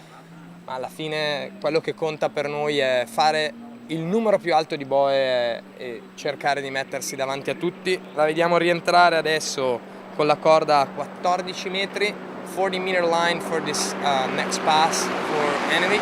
Nice looking number 1. This is on 14.25 meters. Continuing to roll, this is Emily Wenzel. And as she gets around number 6, we're going to go to dockside to join Kiko Pizzata. Kiko, who you have? Hello, still Kiko at the dock. I'm here with Florentia from Cyprus. Are you ready for the first round? Yes, I'm ready. Ready to ski. The condition, they seems really good. There's a little bit of tailwind, and so should be perfect. Yes, I agree. Just slightly bit of wind, but it's okay. Then good luck to you. Thank you. All right, To you and guys. thanks a lot, Kiko Bozada. As we see Emily Wenzel now attempt to pass on her personal best run. The personal best is 4 on this next pass. We'll see if she can get the start necessary to run it. Conditions here very, very conducive to that. The wind almost dying down completely now. Yeah, right now the wind is dying down, and I think it's. I was surprised for the choice of starting at 16 meters, knowing that the 13-meter line, which is her pass, which she hasn't been able to run lead, is gonna be approached with a tailwind. That was a surprising choice by Emily. What do you think, Tony? Yes, a little surprising with starting line length being so close to a personal best run, but there you go. Getting pitted out a little bit on 1 or 2 of those turns, and unfortunately collapses around number 3, so it's going to be 2.5 at most for that effort for Emily Wenzel. Yeah, exactly, Tony. Let's watch in this replay what went wrong from Emily. Guardiamo adesso insieme questo replay. Cosa ha sbagliato la nostra Emily? Cosa l'ha portata a finire la sua gara con un risultato di 2 boe e mezza che deve essere ancora confermato dalla nostra giuria. Tra le onde dell'ingresso. Gira la 1, buono il tiro verso la 2, un Didn't po' get a stretta particularly sulla good 2. attempt on number 2 there. Yeah, exactly. And that makes her everything collapse and crumble. And official score now, the judges just confirmed 2.5 at 13-meter line. 2 e mezza 13, risultato confermato dalla nostra giuria.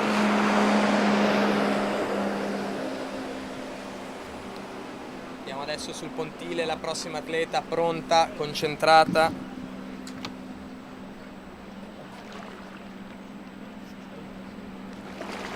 So next competitor up is going to be Stella Anastasi from the Republic of Cyprus.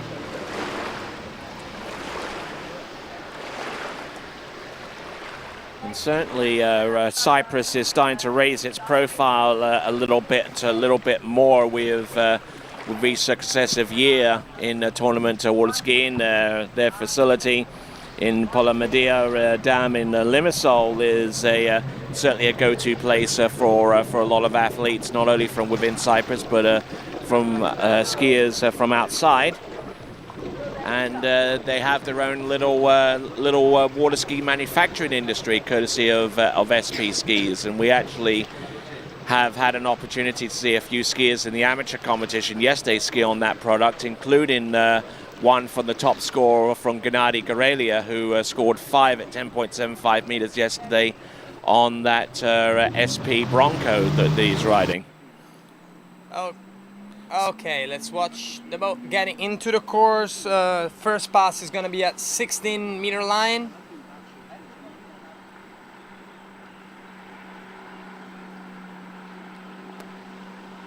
Let's see what she can do in this opening pass. Just feel the boat, feel the lake, feel the conditions of the day, and get the final dialing in your head to be ready to actually pull out a big score. Nicely done, I would say. Very nicely done.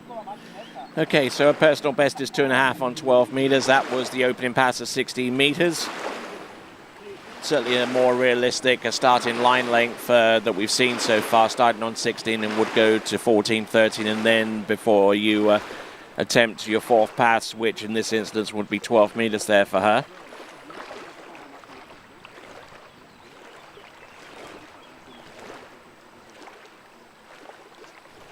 So, her coaches, one coach, it says here, Maxim Diki. It's been skiing for about 7 years.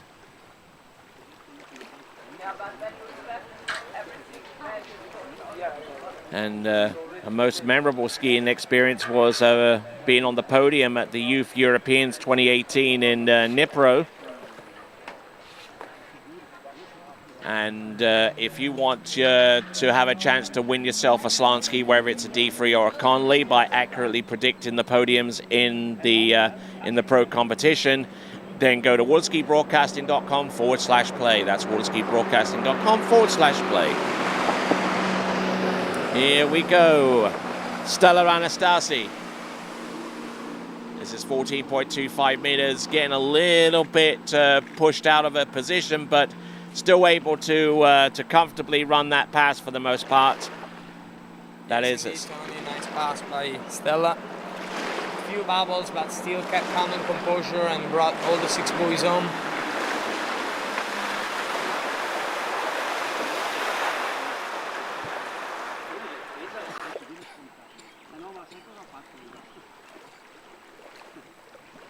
Vediamo in questo replay Stella Anastasi, questo passaggio a 14 metri.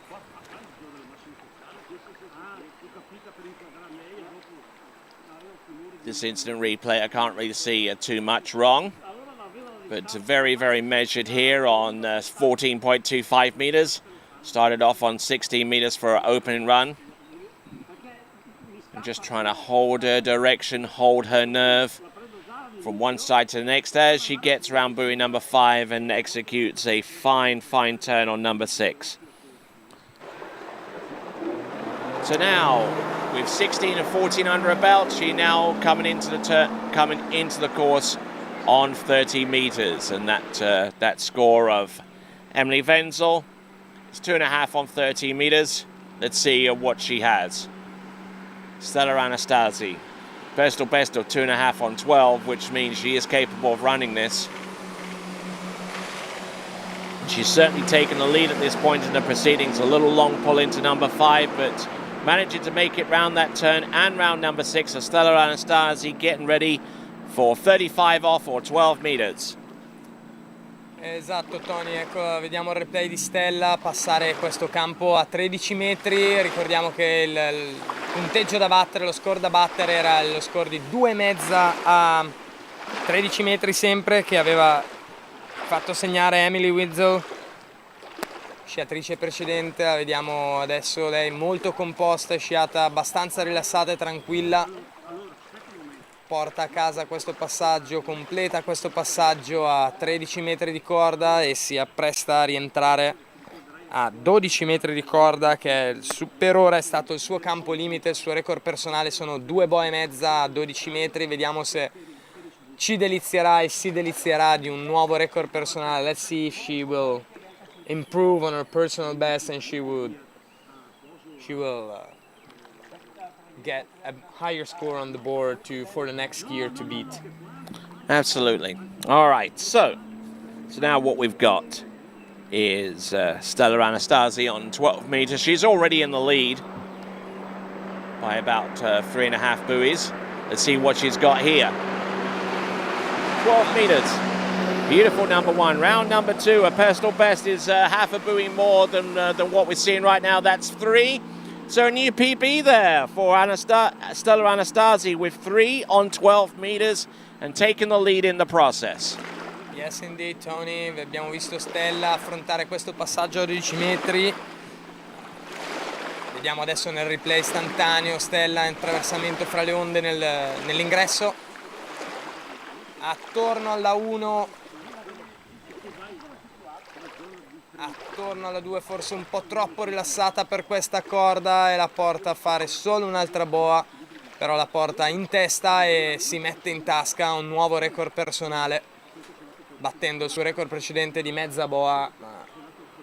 Molto molto brava questa ragazza. Very good indeed by Stella. Good job beating her personal best, taking the lead of the event. And let's see now what's Florencia can do. Let's see Florencia what can do now, if she can get the lead off of her friend's hand or not. Florencia's personal best is 2 buoys at 12-meter line. So, and also a skier from the Polomedia Dam in Limassol in Cyprus. So they're a pretty close-knit community in Cyprus so far as their tournament skiing is concerned.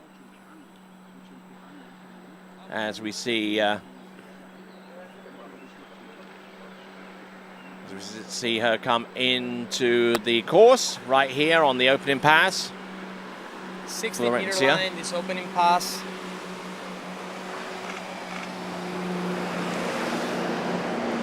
All right, as we see her concluding this pass, we'll give the line to the dock. Kiko, who do you have with you?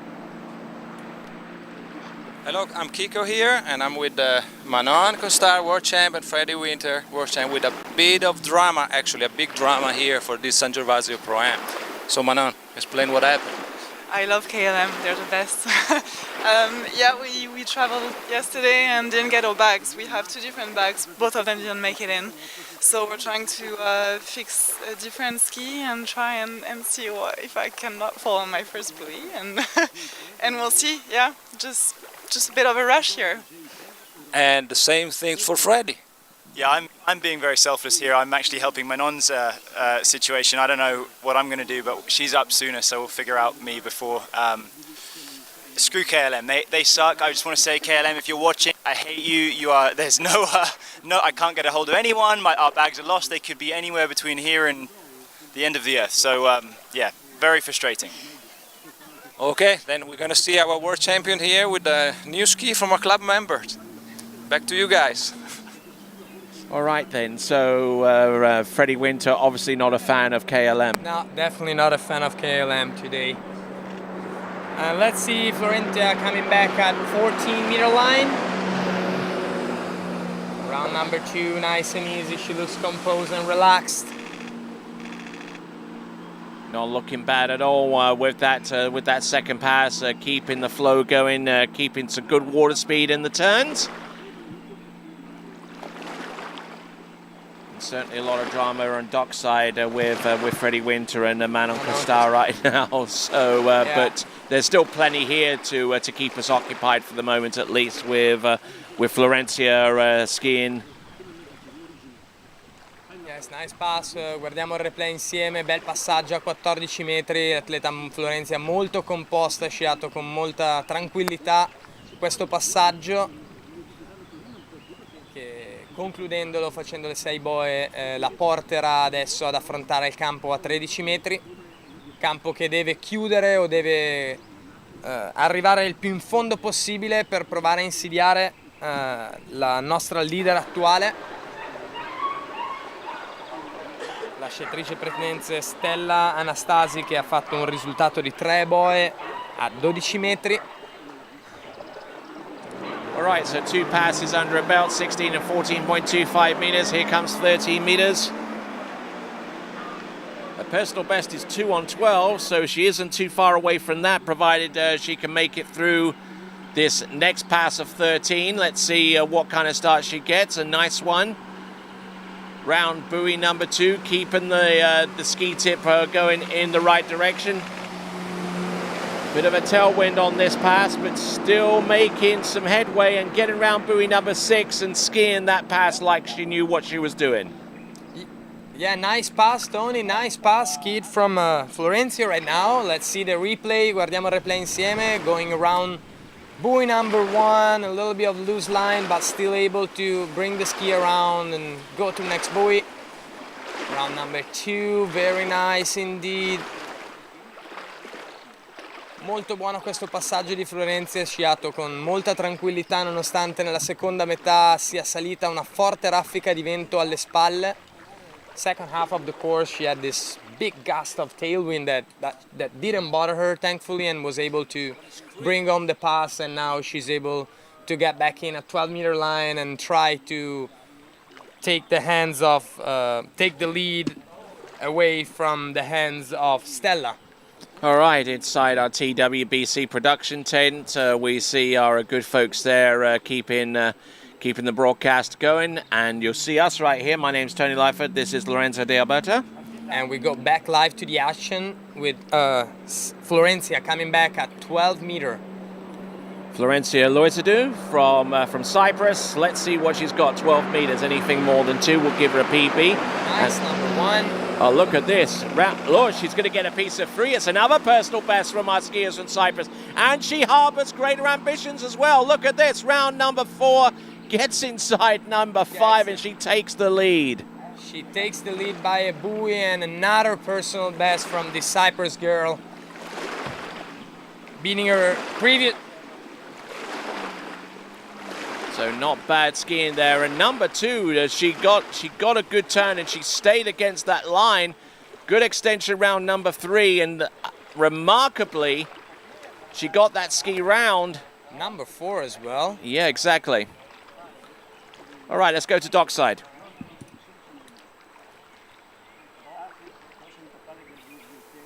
Hi, I'm Kiko here. I'm with the big champ, Italian champion, Thomas De Gasperi. So Thomas, here in San Gervasio, how are you skiing? I mean, you will ski with your boat, it's Malibu, your country. And how are you skiing? How are you feeling for this first round? It's good. I've been back in Italy since a couple of weeks now, and yeah, I've been skiing at home with my parents where I grew up, and it's been nice. It's good to come back home, and I've been skiing here many times, so I know the boat will perform the best, and I'm excited to go out there. All right then, there is a little bit of tailwind. Any strategy for today? No, I don't think I'm gonna play any strategies today. I'm just gonna go out there, feel the wake, feel the water, and just be myself and attack. Very good, and you know everybody in Italy is going to watch you. Good luck for today. Thank you very much. Back to you guys. All right, back on the water, we have got Julie from Switzerland on the water. Julie Fa going in 16-meter line. We'll watch the first half of the course right now in the instant replay. Julie. Okay, so Julie Fay on the water, getting through 16 meters, not looking too bad for the most part. Good counter hip rotation on number 2 for Julie Fay. She's a right foot forward skier, which means a 2-4 side turn is good. That's not to say that her 1-3-5 side turn is necessarily bad, and she's fairly even on both sides on 16 meters. Just a little more balance around 2-4-6, but she looks very strong and very confident on that ski.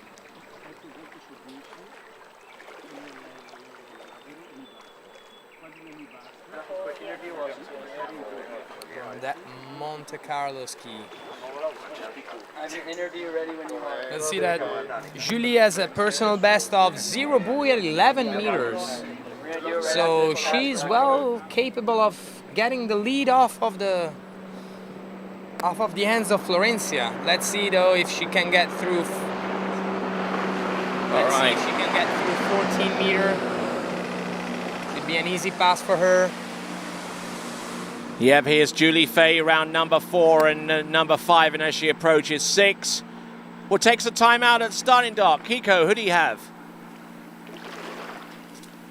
Kiko here at the dock with the Kim. First time here, first pro tournament, first time in a while, and she's getting ready for first pro tournament.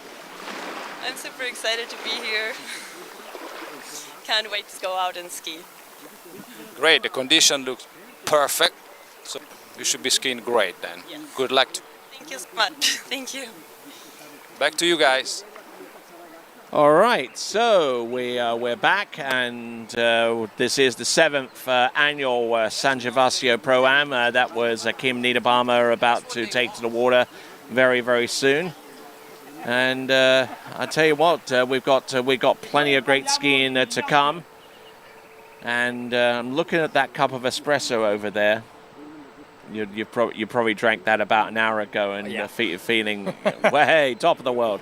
Oh yeah, I'm looking for some of that myself. So all right. Yeah, we'll get one soon for you, Tony. Don't worry. No worries. So here we go. We have got Julie Fay approaching the course right here, right now, on 30 meters. All right, let's see her going around number 1. Good pull into 2, a little bit of loose line, but nothing to worry about. 4, 5, and she makes that beautiful Monte Carlo ski turnaround buoy. Number 6 for this completed pass. Seems to employ a very similar style to a skier whom I know of back in the United States, Neely Roths, especially given her foot stance right there. Good counter rotation, allows the ski to cast out and then whip back around, and she's ready for the line and the cross-course action to take place afterwards.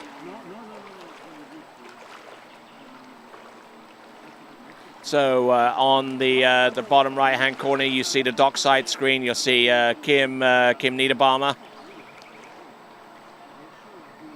from Germany. Round in the pro event coming up next after Julie Fay does her run. Well, we saw her so far going through 16, 14, and 13 meter line without problems. Now let's see what she can do at a 12 meter line. We remind you that her personal best is 0 at 11. So she has run this pass before. Yeah, she has. See what she does. Okay, let's see if she can get round all 6 buoys on 12 meters. Our lead score is 4 on 12 meters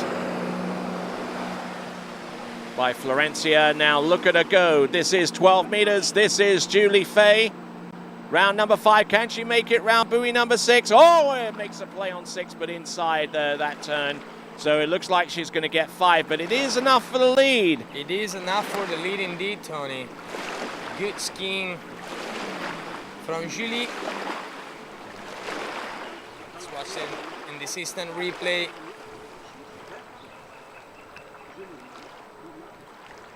So taking a good hard snap off number 2 and a good extension round number 3. And at this point, it looked like she would be in great shape to run the pass. But unfortunately, taking a little bit of a snap there off number 4, which put her out of position, and approach from 5 into 6. Try to make a play on 6, but didn't quite do it. And we're going to go to dockside and Kiko. Who do you have? Hey, Kiko here at the dock with Rhea Jorger. She's going to be second of the dock. You've been skiing here before, and that's your, I guess, second pro event in slalom, since you're a jumper. So, fourth. Well, so you better ski good. Then how are you feeling today? I'm feeling good. I'm excited to ski here. Always love to ski here, so I'm excited. That's very good. The condition seems perfect. You practiced the other day, so good luck to you. Thank you. Back to you guys. All right, thank you very much, Kiko, and indeed Rhea Jorger, who will be our second competitor out in the women's slalom event. Our first competitor to take to water will be Kim Niederbaumer. So look forward to seeing her ski, and that will take place very, very soon. All right, so we got a little bit of a pause, so let's take a little bit of a break here at the 7th annual San Gervasio Pro-Am. We'll be back in a few.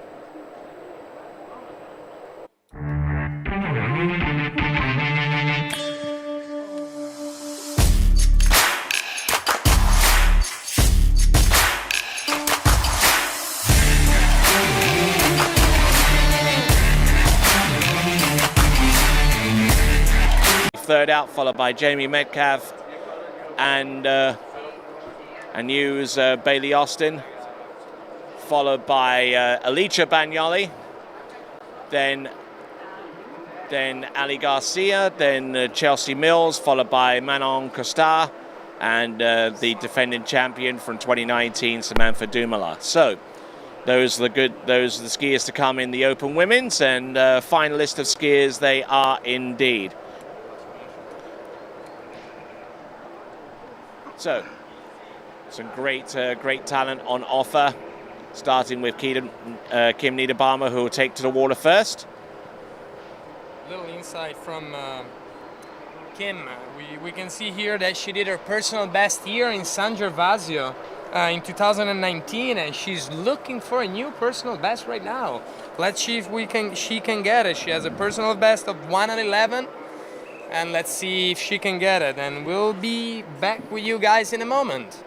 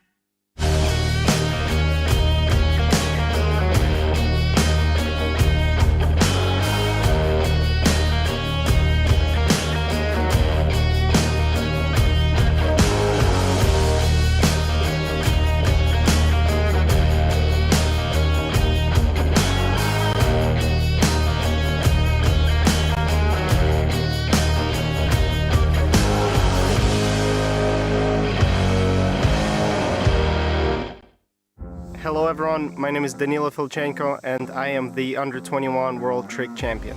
The edge trick binding brings me a lot of support and control over my ski due to the 3D printed plate. I'm very excited for upcoming 2021 season as Worlds are taking place, and I'm confident that with the right gear, it will help me achieve my goals.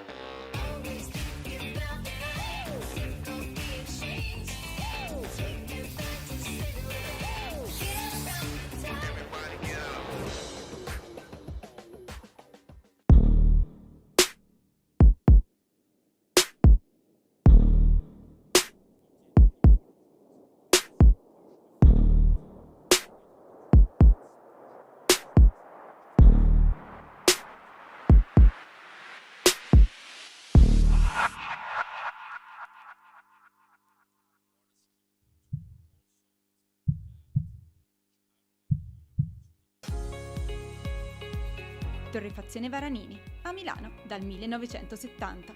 Specializzata nella realizzazione di miscele, bar e vending di alta gamma garantite da un sistema di qualità certificata. La tostatura lenta ed accurata delle migliori origini di caffè, arabica e robusta assicura un ottimale sviluppo degli aromi per un risultato ineguagliabile in tazza. Caffè Varanini, al bar, in casa o in ufficio. Una storia di gusto.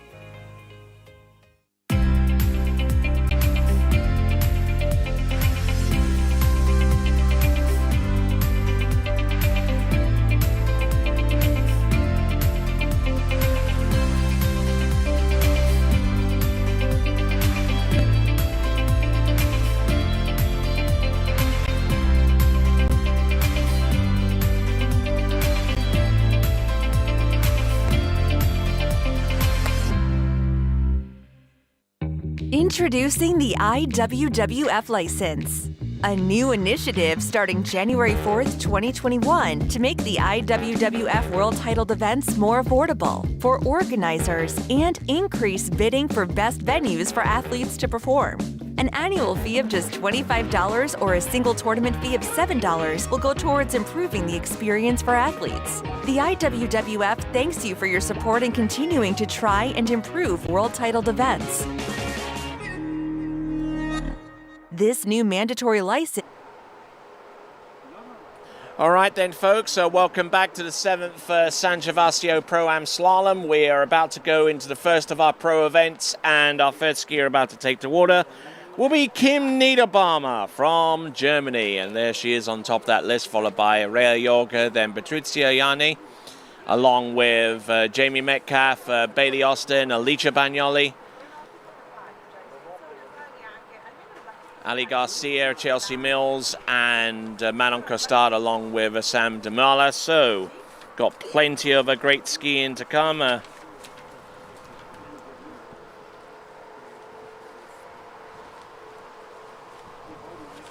Kim is surveying the course out there, waiting for that boat to make its run up and down, and then we'll bring her into the slalom course for this event, the women's slalom round 1.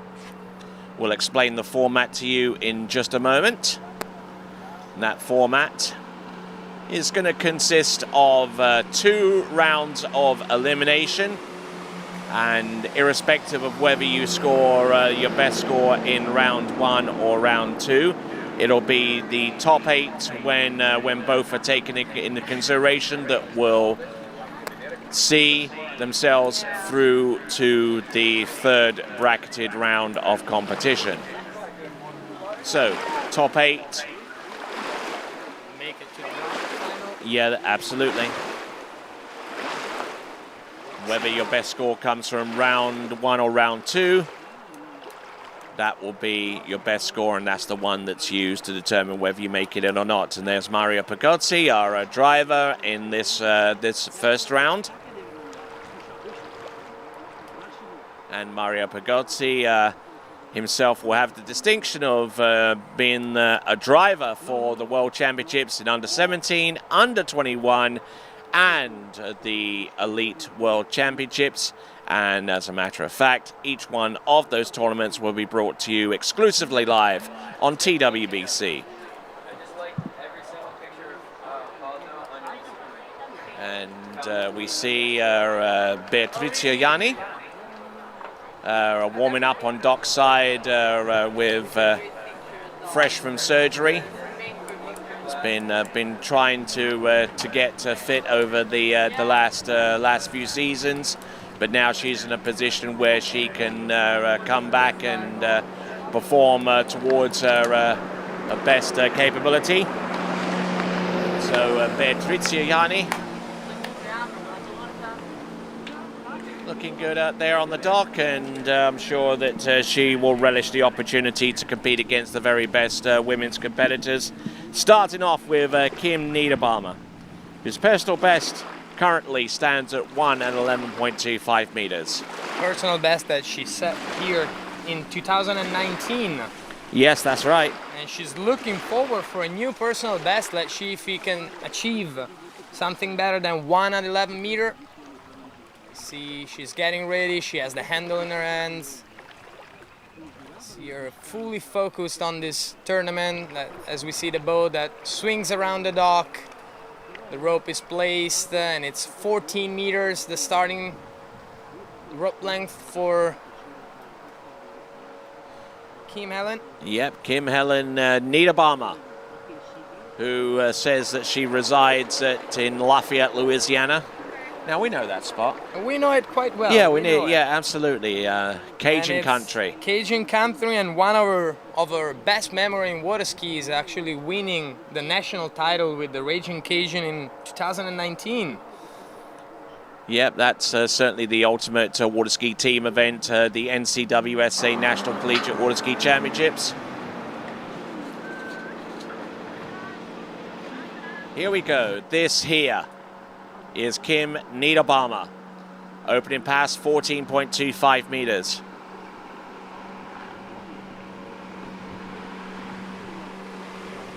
Let's watch her as she goes through her first pass, try to get situated with the wind condition that the wind today keeps gusting up and down, and it's quite unpredictable, I would say. Yes, indeed, and the wind conditions here and the choppiness in the water, something she should be pretty used to, because Airport Lake is like that most of the time. Yeah, it is. It is, and let's watch her through the replay. And let's see her pass, her 14-meter pass. And, okay, let's watch her go through this pass, and let's see that we have Kiko on the dock with somebody. Who do you have, Kiko? Let's hear it from you. All right, round the 6. Kiko, who do you have? Yes, I'm Kiko here at the dock with Beatrice. She's going to be back after an elbow injury, so it's first pro tournament after a big injury. So, Bea, how are you feeling today?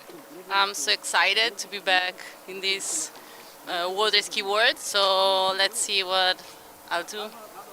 Well, then it's already a victory for her because she's getting back to a pro level. So conditions are good. So what are you going to do? Any strategy? I'll start like 14 as always, and let's see what I can do. Good, and good luck to you. Thank you. Back to you guys. All right, and coming back on 13 meters is Kim Niederbaumer. Nicely done going across course. Just 13 meters, just trying to keep the water speed up and keeping the flow going on 13 meters. All right, nicely done. And getting set up for 12 meters, which is going to be next. Very good pass by Kim. Let's watch her in the replay just in a second. Let's see how she's skiing, how she's performing. She looks really confident and focused. Vediamola adesso in questo replay istantaneo. Ok, gira la 1, molto rilassata. Sguardo down course, pronta ad affrontare le prossime boe. Sulla 2. Ecco, la 3 molto tranquilla, fa girare quello sci, quel D3 Ioness.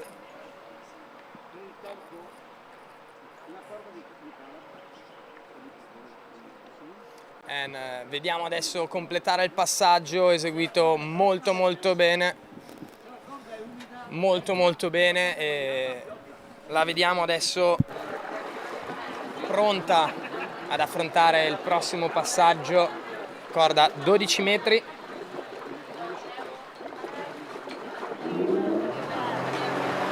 All right, Tony, let's watch Kim going through this 12-meter line.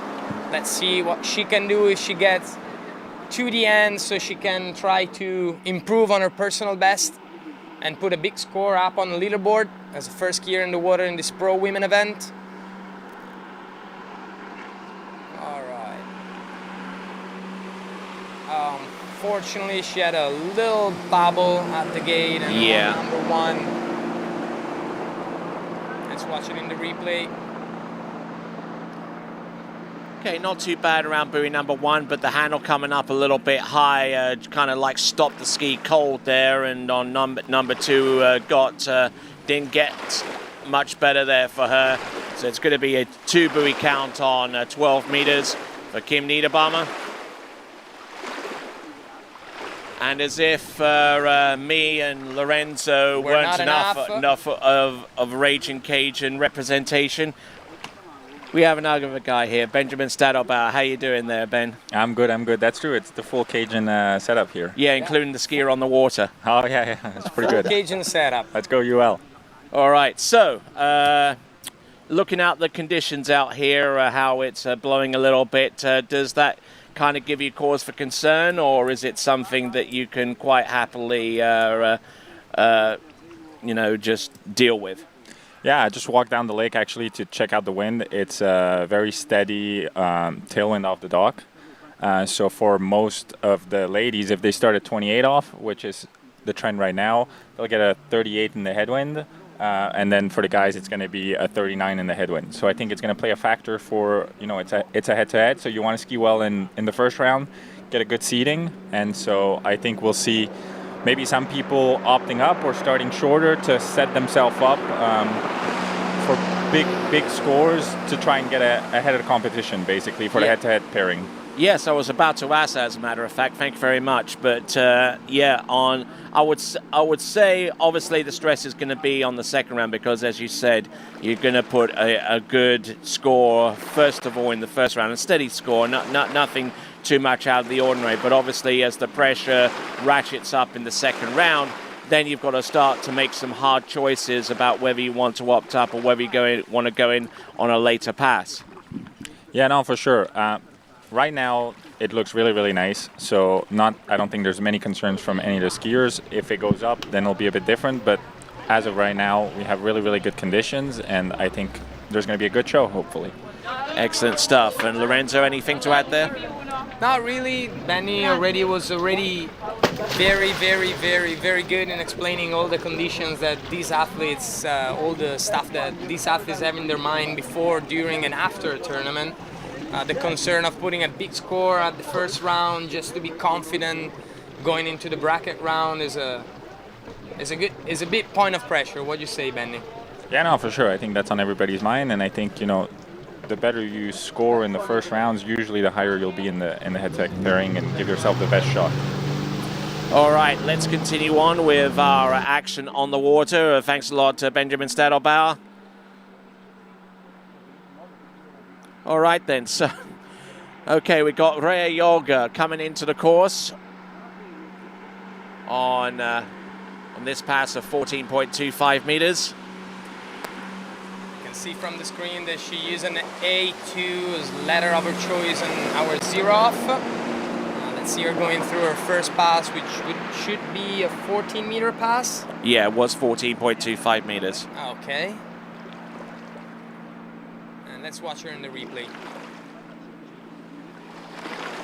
All right, looking at the instant replay, a good extension into buoy number 1. A little loose line, I would say, but nothing to be concerned of. No, not on 14.25 meters. Not if something goes seriously sideways.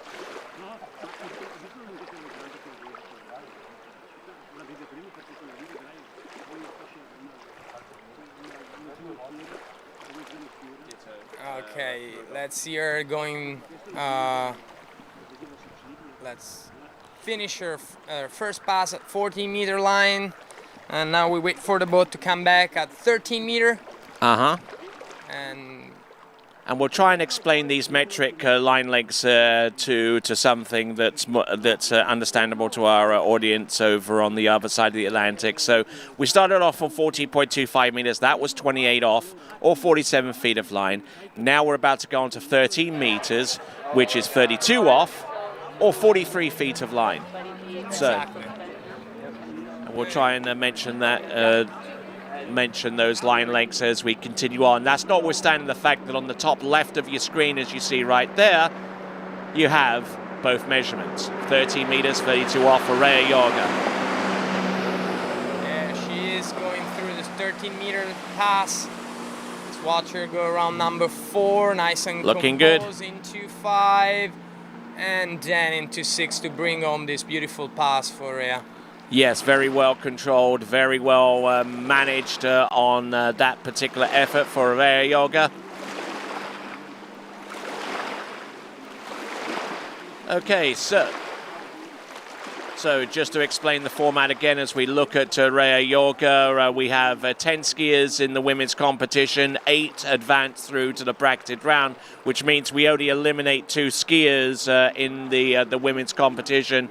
And a similar situation exists with the men's competition, where there are 9 competitors, so only 1 is eliminated to create the 8 skiers in the men's bracket. And we unfortunately have only 9 competitors today or this weekend in the men's event due to an unfortunate accident to Dane Meckler that had suffered an injury a few weeks back and wasn't able to come back here. We hope the best for him, quickest recovery as possible. And we hope to see him back in the water very, very, very soon.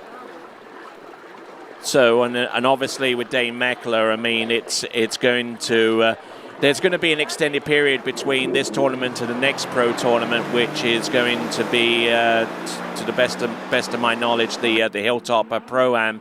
So he's got a little bit of time to heal. We'll see if he can do that, and we wish him the best of luck going forward. So here we go. Here we go. More than 2. Rhea. More than 2 for the lead, more than 2. Let's see, going around number 1. Going around number 2, she looks very strong. Into number 3. Come on. Come on, Rhea. Come on, let's give it. Oh, and inside buoy number 6. Couldn't make it around 6, but good effort by Rhea in this event. We'll wait for the official confirmation of the judges, but so far it looks like a score of 5 at 12 meter.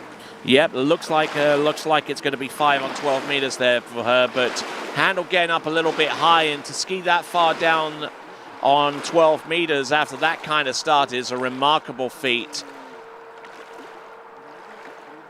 Right up there, pulled the handle up on her high and on her inside. And Rankin, our top skier in the rope tension standings right now after 2 competitors. You see there the stats. But the important one is the 5 buoys on 12 meters that Rhea Yoga has to currently take the lead away from Kim Niederbaumer. Exactly, and let's watch now. On the dock we can see Beatrice getting concentrated and ready for the next tournament. Beatrice, prossima atleta in acqua, la ragazza italiana, ritorna da un infortunio, da un'operazione, da un infortunio al gomito. Prima gara pro, dopo questo infortunio vediamo di cosa è capace Beatrice, di cosa ci farà vedere in questa gara. Eccola che... So leaderboard stands with Rhea Yoga with 5 on 12 and Niederbaumer with 2 on that same line length. So but getting ready to take to the water will be Beatrice Ianni. Perché sono così Exactly, scappati? Beatrice, next one in the water. No, volevo fare un po' la figa, ma... Always playing on the dock. She's always smiling when she's on the dock, try to keep the tension away. See Rhea going back, give a round of applause to Rhea for taking that leaderboard. So good effort there from her as we switch back to Beatrice. Beatrice getting ready. She should go in at 14 meters as well.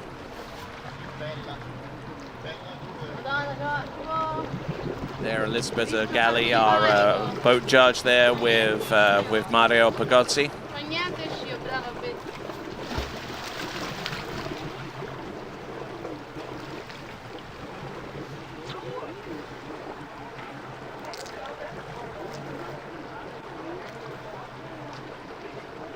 Alright, let's wait for the line to get tight. Beatrice to give the start to the driver. And let's get ready to welcome her in the slalom course of this 7th San Gervasio Pro-Am. Here we go. All right, so her best score from last season was 3 at 11.25 meters. Her best lifetime score is 2 at 10.75. So here we go. Beatrizia Yanni. Skiing on a nice, good ski. We can see from the screen on the bottom right that she's using A2 as a letter of her choice on the zero off. Going through this 14-meter pass without any problem, relaxed as usual. Nice, beautiful style from Beatrice, thanks to her dad that taught her most when she was younger. And her brother as well, Matteo. Yeah, indeed. So Beatrizia Yanni, who skis out at the Scinautico Laghetto Club in Sperlonga. In Sperlonga. Wonderful place to ski. Natural lake. Beautiful, beautiful. Always flat, always good condition. And let's see, now that we see Beatrice finishing this pass in the replay, let's go to the dock and see Kiko, who do you have for us? Hey, Kiko here, I'm with Jamie McCaff here. Actually, we even trained together. So, how are you feeling today, Jamie? I'm a little nervous actually. This is my first tournament in I think about 2 years. So the last one was probably Worlds. Actually, that was 3 years ago now almost. So yeah, and I'm about 10 years older than everyone in the competition. So I should be calm, but according to my parents. But we'll see how this goes. Well, your last tournament, you got third at the World Championship, so strong. No, it'll be fun. It'll be good fun. Looking forward to it. And good luck to you. Thanks, Kiko. Back to you guys. All right, back on the water there. We've got Beatrizia Yanni. She's run through 14. This is now 13 meters. Still running with A2 so far as the zero off is concerned. Now the new rule that was passed this year dictates that the skiers can actually change their zero off setting from pass to pass. They're not stuck on it from the start all the way through to the finish. That's a good rule that they changed, because sometimes athletes want the boat to respond in a different way based on what rope length they're skiing into. So definitely a good advantage for the skier now that they can set up the boat in the best way for them to do the best possible result. As we see in the replay, Beatrice skiing nice and composed through this 13-meter line, 32 off. And now let's wait for her to get back in the 12-meter line. That's where the games start to get interesting. Absolutely right. So 13, she run through 14 and 13, 12 meters, starting to get a little bit more intense. And there's the look of intensity right there from Beatrice Yanni. Very focused, getting ready. The rope is getting tight. Also on dockside, Licia Bagnoli from Italia, getting ready to ski herself.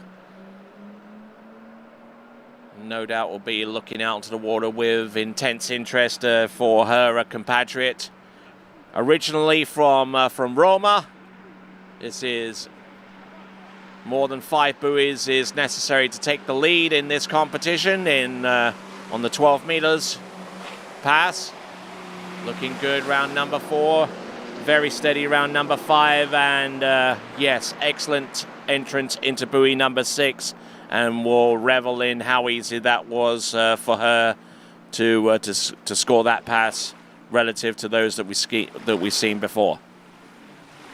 Molto bello questo passaggio di Beatrice, questo 12 sciato con eleganza da lei, molto molto composta tra le onde, in cambio spigolo, guardate che bel belle curve, come fa girare tondo e morbido quello sci, come lo porta veloce sotto la corda, pronta per la boa successiva. Ecco che gira la 5, rilassata e tranquilla, composta verso la 6 per portare a casa queste 6 boe importanti per prendere il primo posto nella nostra leaderboard e guadagnarsi l'accesso al passaggio a 11 metri. Ecco lì sul pontile a fare il tifo. That's Poldo, Beatrice's dog, cheering for her. Getting always there waiting for her. He's always there waiting for her, and when she finishes, she just wants her gloves. He just brings her gloves back to the ski and waits for her at the ski.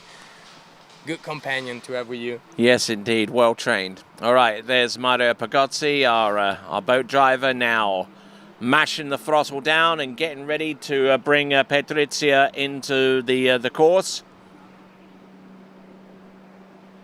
Coming in.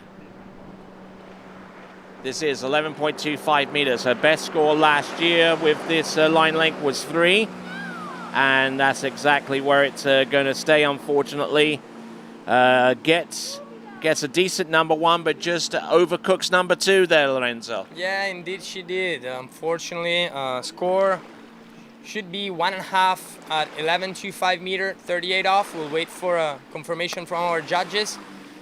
There's a little bubble in that head change around number 1 that brought her a bit late, and she wanted just to go ahead, and unfortunately that what made her go down around buoy number 2 for an official result of 1.5 at 11.25 meter, which still is enough to take the lead today.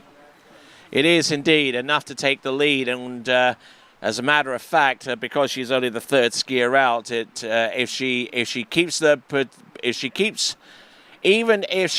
if her score is superseded by every skier between now and the end, she would still be in a position where she could potentially qualify through to the next round, because we only lose 2 skiers out of the 10 that we've got on this list. Exactly. She put up an important score, very important also for her confidence, because she knows that she can be in that top 8 to get to the bracket round. She knows she can do it. She just was able to do it as of right now with things standing. And let's watch now our next skier in the water, Jamie Metcalf, the current World Championship bronze medalist, hailing out of New Zealand, but residing these days in Switzerland.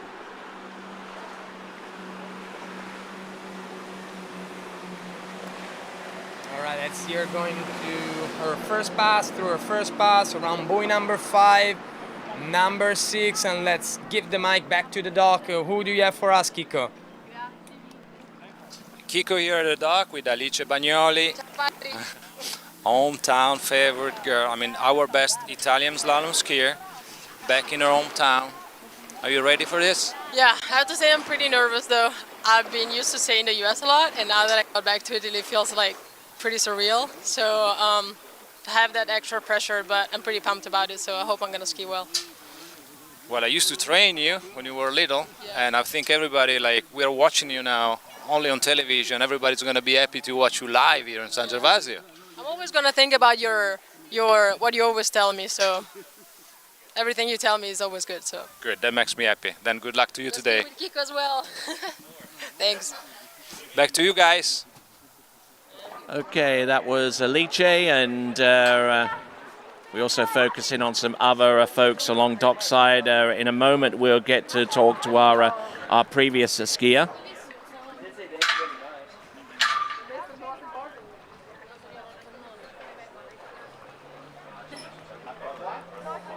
Right, let's watch Jamie now approaching this next pass, 13-meter line. Join back the action. Yes, down indeed. In the water. So she's been skiing for about 32 years. Admittedly, she says that she feels old admitting that, I guess. But she's one of the best slalomers in the world at this level. And looking pretty strong with that one on 13 meters. As we'll transition to the instant replay. What do you see, Lorenzo? I see her very composed, very strong through the wakes. skiing very, very, very nicely, calm, getting her head ready for the next passes, which are the very important passes. And about those passes, we have here Beatrice Ianni with us, who just got out of the water with a good score of 1.5 and 11 meter. What can you tell us about the condition, Bea? Well, I'm not very happy about my score because the conditions were amazing. There is a great headwind coming back, but I had so much speed at my gate, and I probably had to be more patient on my second buoy. But, we'll see tomorrow. Actually, we're going to take a look at your effort right now with the instant replay, so you can give us a little bit of an assessment here in just a moment or so. But you came out the water with a rather exasperated look out there. I had so much fun. But there you go. There you go. You took a little bit of speed. I think my legs collapsed a bit. In the head change, yes. Yeah. And then here panicked a bit? Yeah, I panicked. I think I panicked, yeah. But I had so much fun. It's too bad because I was feeling really, really good. Well, you still have another chance. As of right now, you're in the bracket board, so you can feel confident for next round, maybe put up a bigger score. Yeah. What do you reckon? You think you want to, right? Yeah, I really would like to. But yeah, everything is great. The boat feels really good. Water is amazing. All right, excellent stuff. Just hold on for a second there as we have a look at Jamie Metcalf going through her motions there. This is her attempt on 12 meters. And, so far as the rankings are concerned, where you are at the moment, unless your score is beaten 2 times by Ria Yoga or Kim Helen Niederbaumer, then you're through to the next round of the competition, because we have 10 women skiers and 8 go through. So unless they improve their score to the point where they actually supersede your lowest score, then you're through to the next round. Okay. Okay. So, anyways, Beatrice, thank you very much indeed. Thank you, Tony. Thank you, Lorenzo. No worries. Thank you, Bea. Thank you for being here with us. And let's go to the dock. Let's see Kiko has somebody for us. All right, never mind. Guess Kiko's guest was getting mentally ready for the tournament. Let's watch now Jamie, though, coming back at 11 meter. 1.5 is the score to beat. Yes, indeed. That's the score from Beatrice Ianni. But it's a pass that Jamie is very, very capable of running on her own. Personal best is 4 at 10.25 meters, which is not the next pass, but the pass after that. And right here, she gets, I believe she gets 3 in skis to the wake, and that's enough for the lead. And that being the case, provisionally, she's through to the next round of the competition. Yes, exactly, Tony. That's here in the recent replay, going around number 1. A little too fast on 2 ball. We see her having to push back a little bit on her back foot. Into 3, way too narrow on 3. She decided to not keep on going, get a full buoy instead, and get 3 at 11.25, which is enough for the little board. As we're standing right now, it is already enough to get into the head-to-head finals. Yes, indeed, and I mean it would take her score to be beaten not only once or twice, but 3 times to eliminate Jamie Metcalf. And we saw the stats there, the rope tension stats. By the way, the rope tension competition being brought to you by HO Syndicate Skis.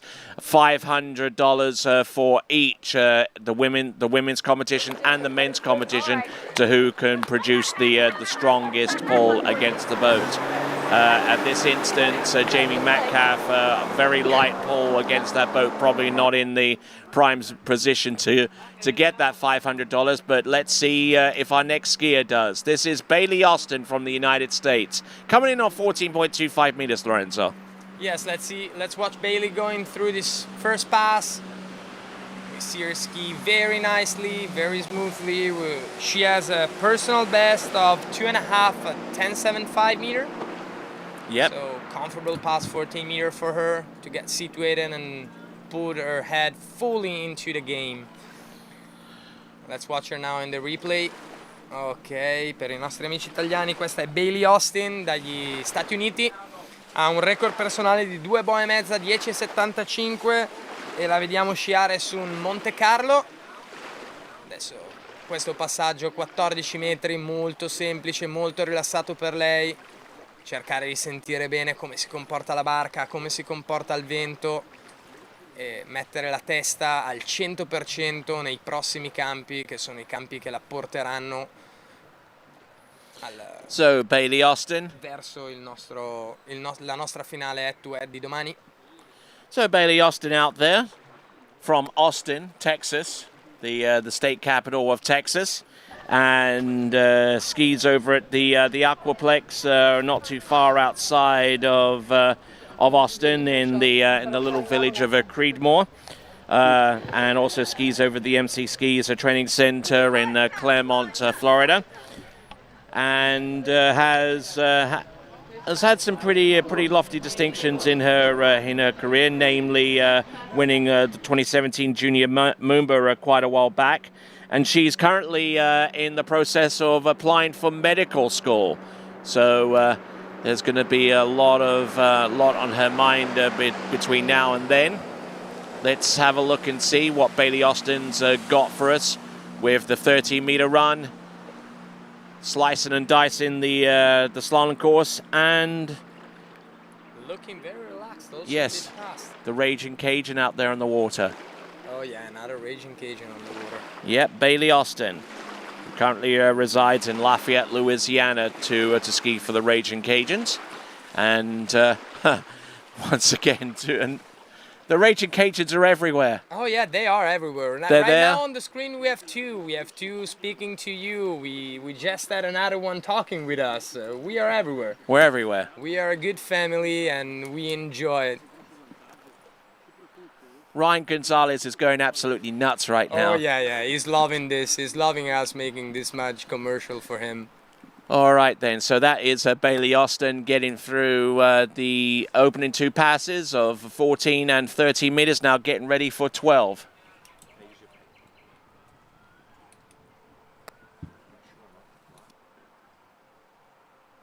So here and now, we've got Alicia Bagnoli. We're getting ready to take to water, just limbering up a little bit there. And on the water, already well and truly limbered up after 2 successful passes of 14 and 13 meters respectively. This is Bailey Austin, 12 meters now. Realizing anything more than 5 on 12 meters will actually give her a very good shot of making it through to the next round of the competition. We only eliminate 2 skiers out of the 2 rounds of competitive slalom action to bring to you the top 8 bracketed competitors. And there you go, that's Bailey Austin. That is the 6 buoy count on 12 meters, and looking in very, very good shape. Looking in very, very good shape. Remember that she will have to score more than 3 in the next pass to take the lead. But now let's watch the replay, how she skied this 12-meter line, very composed, very relaxed. She looks very strong behind that Malibu towboat. So if she has fans watching from across the way, somewheres in Austin, Texas, it is about a 7-hour time difference. Right? Yeah, 7-hour time difference, and right now it is about 3:25 in the morning, I would say. Yes, it is. We're gonna do an interview of her. So, looking strong. So there's the leaderboard. Jamie Metcalf there with 3 at 11, 1.5 at 11 for Betriciani. Then we have And then we've got our remaining skiers on this list. We've got Rhea Yog, Kim Niederbaumer, and Bailey Austin, who is currently on 6 buoys on 12 meters, having run that. And let's see her going 11, back yes. at 11.25 meter through the gates, around number 1. Already in third place Good right around now. number 2, a little fast maybe. There she goes around Come number on. 3. Almost losing adhesion off that number 3 into 4, but manages to get round 5. Skis for the wakes and gets 5 buoys at 11.25 meters, and that betters her previous season score of 4.5. So she's already on a pretty good groove right now with 5 buoys, 11.25 meters, if that is confirmed by our officials. Let's watch her in the instant replay. Gira la 1 Bailey, buona la 1. Arriva forse un po' veloce sulla 2, però riesce a recuperare la posizione, a tirare verso la 3.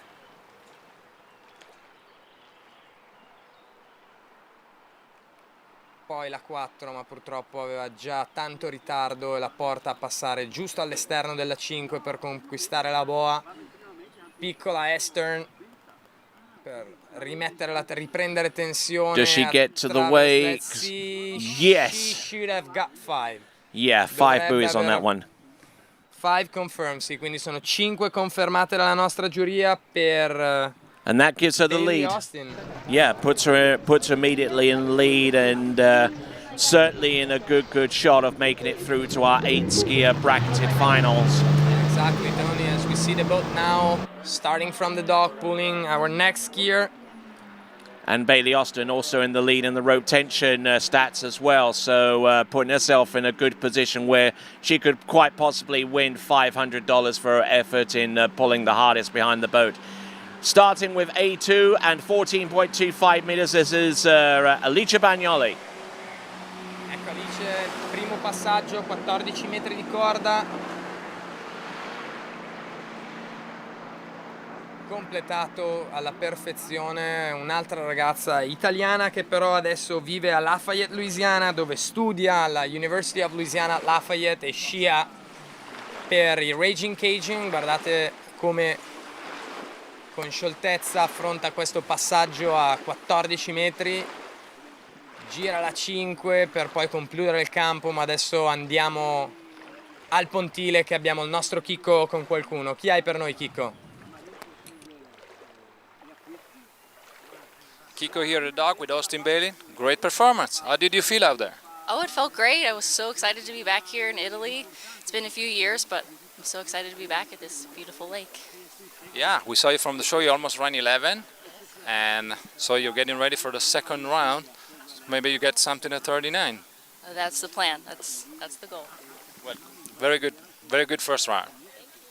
Back to you guys.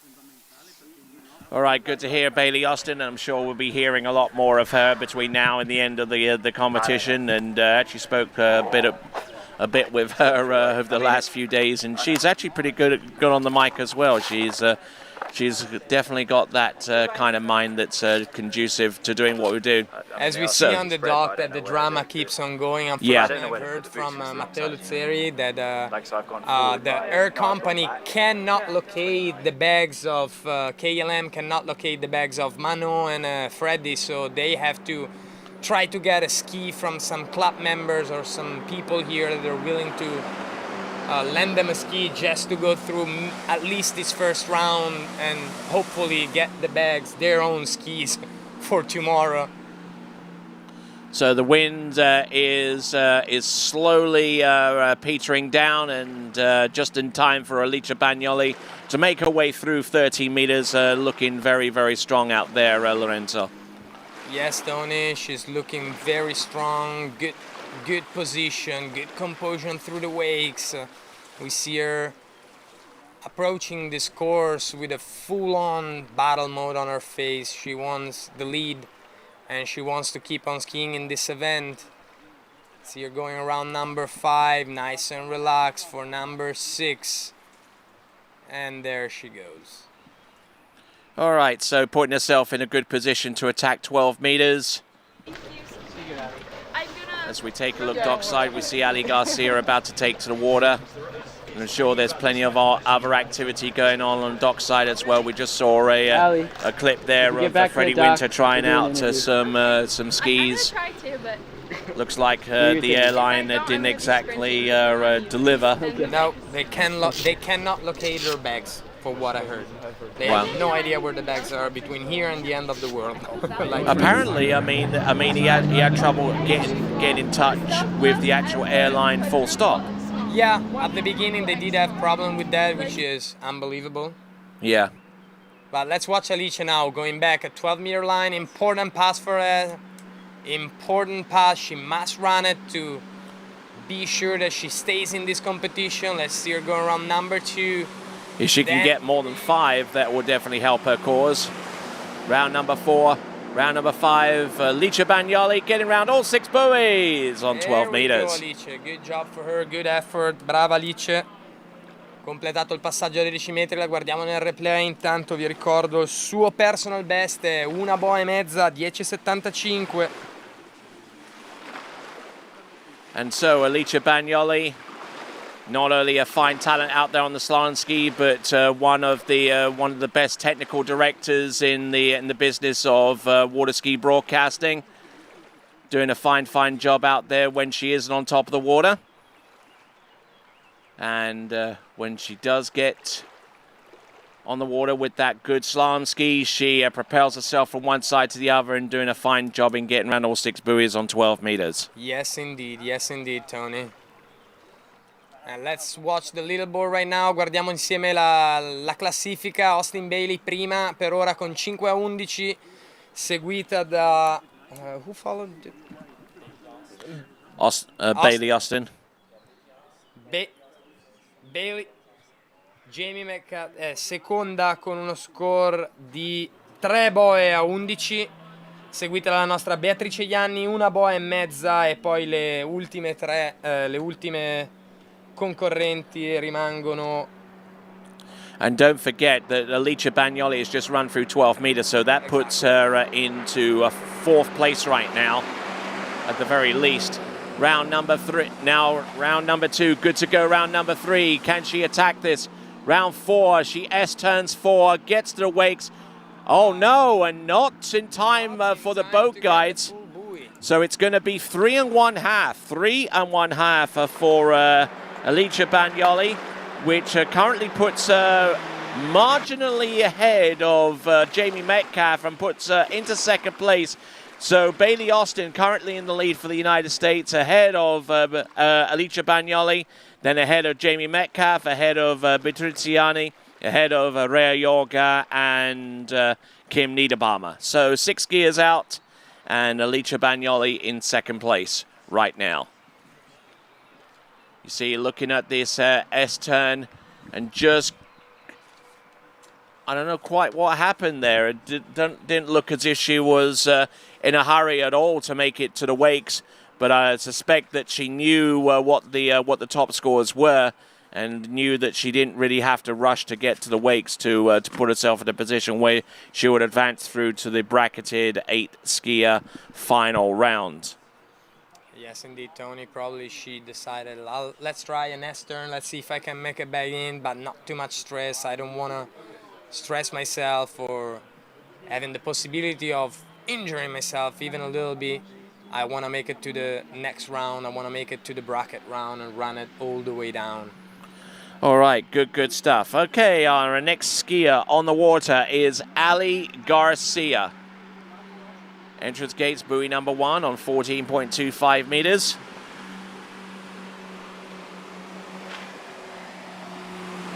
Ali Garcia has only really been skiing at this level for comparatively a few amount of years compared to the likes of Alicia Bagnoli and Rea Yorga and the like, and never really got into skiing initially, but then one or two things happened. Taylor Garcia, her brother, started getting really good jumping, and she wanted a piece of the action, but decided not to jump, but to excel in the slalom event.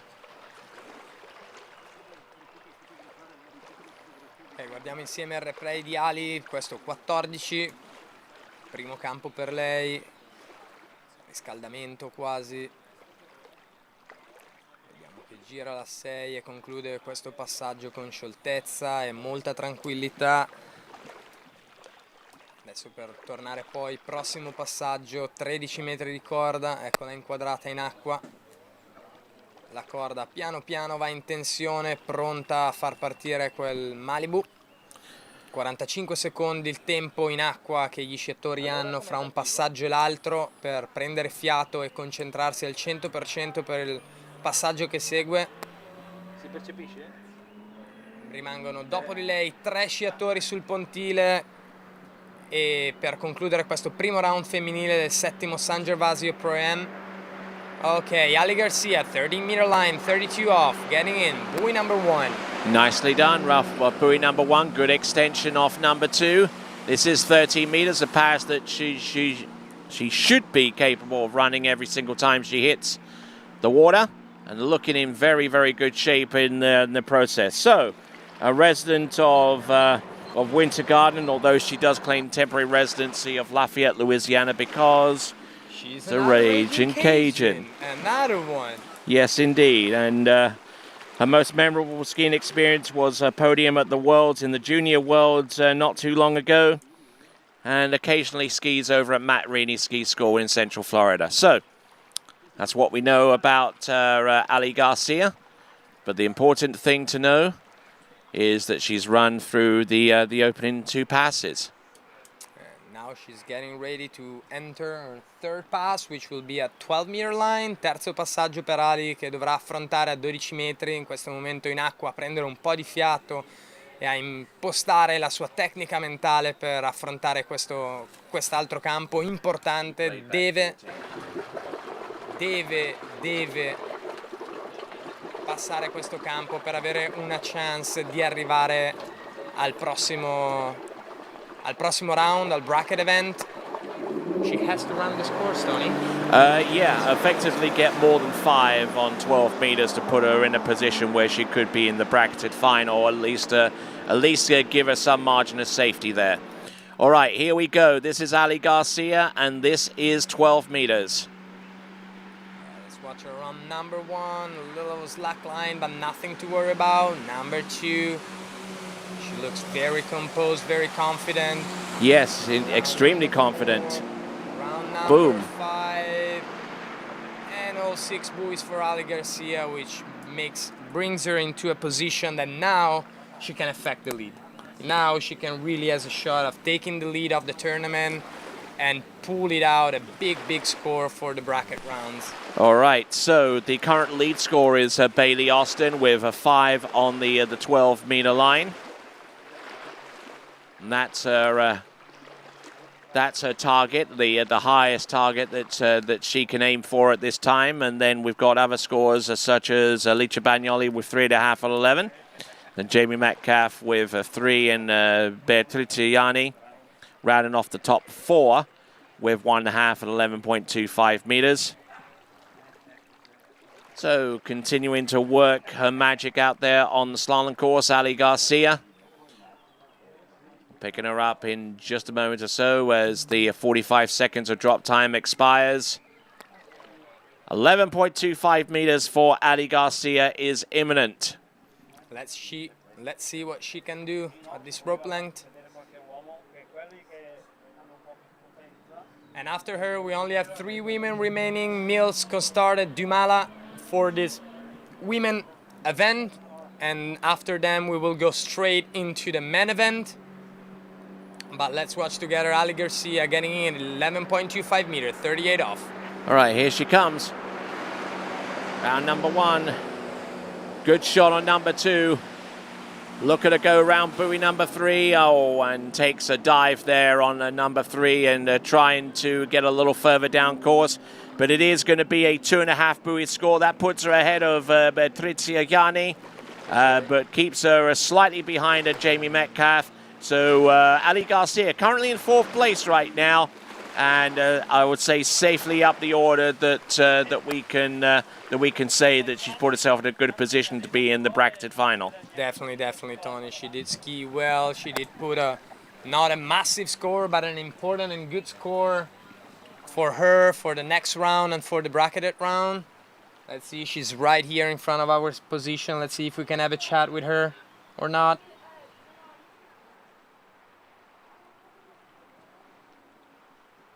But I think that she has to run back to the dock because she has to. Yeah. Yeah. All right, then, as we continue to roll right along, the natural instinct would be to ask Ali Garcia for an interview, but she has to rush back to the dock because she has to lend her vest and her gloves to Manon Costard, who will be skiing in about 2 competitors to go. So we need to find her a golf cart and have her go very quickly towards the starting dock. But in the meantime, on 14.25 meters, we have got Chelsea Mills. Over to you, Lorenzo. Here we go. Chelsea Mills running this course now. She's going through a 14-meter pass, opening pass, round number 5, back to number 6. And she ran that pass easily. Let's watch her now in a replay for the first half of the course. Meanwhile, we see Manon warming up and running to Ali to get a vest and pair of gloves in order to be able to ski her. Isn't this some drama? Sorry? Isn't this some drama? It is drama, but it is also nice to see how athletes are competitors, but also friends in and outside. Yes, absolutely. Absolutely. The way they help each other, the way they contribute to the being better of each other is wonderful to watch. All right, we see Chelsea Mills there opening pass, and Chelsea Mills, who competed in the Masters water ski tournament for the very first time in her career this season, out of the qualifiers, and actually slalom pretty well on the water ski pro tour. You can find out more about how she is ranked in the Water Ski Pro Tour by going to the website. That is waterskiprotour.com, waterskiprotour.com. Also, give yourself a chance to win yourself a slalom ski, courtesy of D3 and Conley, by entering the Water Ski Audience Prize Competition. Go to waterskibroadcasting.com/play. waterskibroadcasting.com/play for your chance to win yourself either a D3 or a Conley slalom ski for accurately predicting the podiums in each of the pro events, women and men. Here we go. This is Chelsea Mills. Coming back 13-meter line, we can see on the screen that letter of her choice for the zero off is A2. She ran this pass, no problem, very relaxed and confident, but let's watch again the replay to see how she actually skied this pass. Chelsea Mills, ecco il suo passaggio a 13 metri di corda in questo replay istantaneo, molto forte, molto solida dietro quel Malibu. Guardate l'attraversamento delle onde, cambio spigolo, gira la 3. And not looking too bad for the majority of this run here. 30 meters.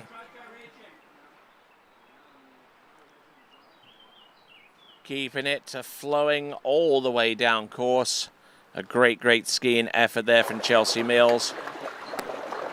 We'll check in around about the dockside, and here we are on dockside, focusing on Chelsea Mills, and I'm sure that there's quite a bit of activity behind that camera as we pan round, and we'll check in a little bit to see Manon Costard get ready to ski next on a ski that she would not have ridden on. So that is going to be some excitement there coming up within the next few minutes. And now we see Chelsea coming back at 12 meter, 35 off. Needs to get more than 5 to get herself in a position to advance to the bracket round. There she goes around number 1, straight into 2. Anything more than 5 would give her a good shot of making it through. Oh, and barely making it round buoy number 6. Let's check in on dockside. Kiko here at the dock with Manon, ready to ski. She set up a ski from the club members. How are you feeling? I'm feeling great. I'll tell you after I ski. Great, at least you got your front boot. That's the only thing that is yours. Yes, and everyone's been super nice. I got a ski, I got gloves, I got life jacket from Ali that just finished skiing, and we exchanged really quickly. Everyone's been super helpful, and Fred has worked on my on my back binding too. So yeah, super nice, but we'll see how I do now. All right then. Back. All right then, continuing right along, and just as a reminder, the last time that Manon Costard was actually forced into borrowing a ski, she actually won the event, this event, a few years ago, and running 10. Yes. 10.75, and she almost set a new European. She ran 10.75 and almost set a new European record on a borrowed ski. Isn't that amazing, Tony? It is. If she can pull it off a second time, then that definitely confirms her status as one of the most amazing skiers in the world. All right, then, here we go. Chelsea Mills coming back, 11.25. Here she is, 11.25 meters, already put herself in a good position to make it through to the bracketed final. Number 1. Round number 2, look at this, good setup on 2. Nicely done round buoy number 3, keeping the flow going round number 4. And our first competitor to run through to 11.25 meters is Chelsea Mills. Yeah, give it up for Chelsea Mills, prima donna di questa mattinata a passare il campo a 11,25 m di corda.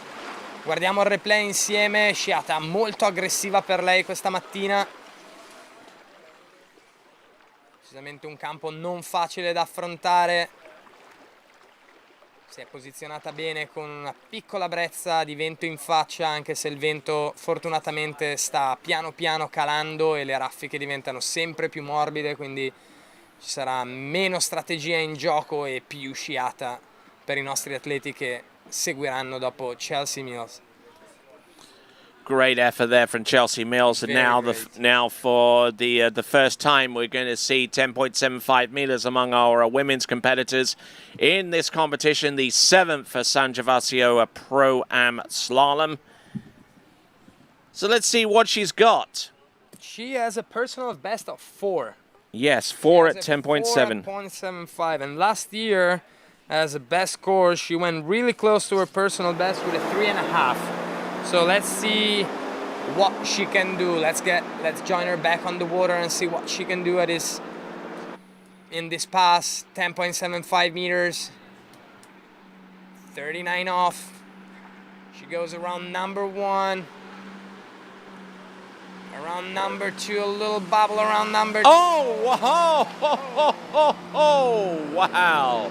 Taking a big old hit. Big old crash, but she was definitely going for it. No two ways about that. That's Chelsea Mills providing some great entertainment for our audience along the shoreline. Not a bad number 1. And Chelsea Mills, who runs a sports psychology company over in North Carolina called Winning Mindset, has certainly did enough there to quite possibly put herself in the position to win at least this round, and good effort there. Originally out of Boston, Massachusetts, but residing in Charlotte. Has residences in Charlotte, North Carolina, and Orlando, Florida. That is Chelsea Mills, and has dedicated more of her existence to tournament skiing. It used to be a tennis coach not too long ago, and actually established a company based upon the mental aspect of sports for tennis players.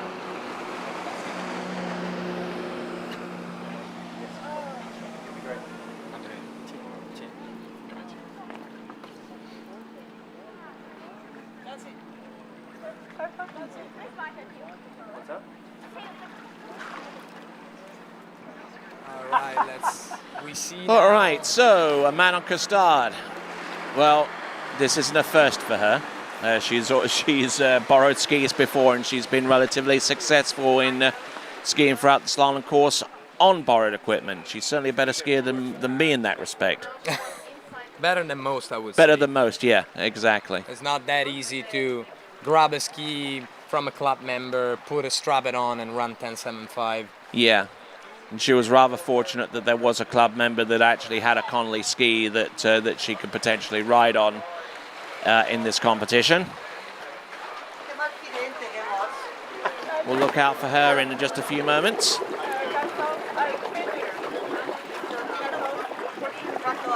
All right, we can see now on the screen that Chelsea Mills took the lead of the rope tension. Yeah. Right now she's in a good position for winning that $500 for the best pool in both men and women, provided by HO Syndicate. Yes, and on top of the potential money that she could be winning by placing high in this competition. So.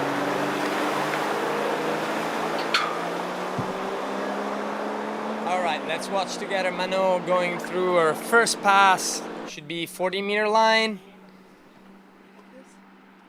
We remind you she's skiing on a borrowed ski, borrowed gloves, borrowed vest, nothing of her equipment, but she's doing an amazing job right now She's doing an amazing job on the water with that borrowed ski. First pass on that ski, and she just skied wonderful. Impressive. How about that for a winning mindset, Chelsea Mills? That is so impressive. She just took separate parts from all sorts of different people today and put it all together, and she's a real pro. She knows what she's doing. Speaking about real pros, what about you? Yeah, I was feeling really lightheaded before I skied today. I don't really know. I maybe didn't drink enough water yesterday, but it felt really great out there. Just amazing drivers and just a world-class facility. So I'm so excited to be here in Italy. I've never traveled this far from home before. So. Oh wow! Oh yeah. Wow! That's amazing stuff. First time in Italy. First time this far away from home. So your experience so far. I mean, you've been to Lake Garda. Wasn't that yesterday or the day before? Yeah, we're staying on Lake Garda. We got to ski with Thomas de Gasperi earlier in the week. We were hoping to get a few more sets. I've only skied about 2 sets this week. Been here since last Saturday, just touring Italy, and we were in Florence and then Trento, and it's such a beautiful country, and just been taking all of it in, but not a lot of skiing, that's for sure, but it's been fun. All right, then. We certainly wish you the best of luck going forwards, but stick around for just a moment. Yeah. As we look at Manon Costard on 13 meters, running 14 meters on the opening pass. This is just remarkable stuff. For those of you that are just tuned in and wondering why we're making such a big deal on 14 and 13 meters, she is skiing on a borrowed ski, folks, with borrowed equipment, borrowed vest, borrowed gloves, borrowed everything, because basically KLM just decided not to deliver a ski to her for some unknown reason. They actually decided not to find them anymore because they have no clue of where they are, the skis right now. She's got my shorts on. Oh, got your shorts on as well. Yep. So a little piece of you is actually helping her get through the course. Oh yeah, I mean, we're friends. She's such a great person, and we're friends off the water, and we all just want to do our best, and we all want to ski well. So she's a great person, though. I would support her any day. Excellent stuff there, and looking at Manon Costard getting through 13 and 14-13. Now the 12-meter pass comes up. Now, I mean, obviously you do a lot with sports psychology. You dealt more about that in tennis, and probably done a little bit of that within skiing. So, I mean, what would your advice be at this stage of the competition if you were to give advice to Manon Costard, given what she's going through right now? I would say she started a pass earlier, I believe. Did she start at 28? Yeah, 28 off. Yeah, so I think she made the right move there to feel it out a little bit longer. And then now, at this point, she's at 35. Now you have to be aggressive. You can't just try to feel it out anymore. Now you have to be aggressive and just go with what you've got. But I actually think that sometimes this can be a great situation for a scorer because you have no expectations. No expectations is one of the secrets of doing really well in sports. You heard it first, folks. You heard it first. All right, then. I just want to keep you here forever. But thank you, Tony. I appreciate it. Should I go ski instead, Tony? Yeah, I think. Yeah. I go back on the ski. Yeah, mate. Yeah, I mean, yeah. You have no expectations of doing anything, Exactly. but I mean, you'll be a potentially good situation for me as well. exactly. Maybe me as well. Maybe I should make a comeback. I don't know. Anyway, great to have you here, Chelsea. You're in the lead, and you probably put yourself through to the bracketed finals with the score as high as yours right now. Yes, thank you. I'm excited for tomorrow. Excellent stuff. Thank you very much, Chelsea Mills, ladies and gentlemen.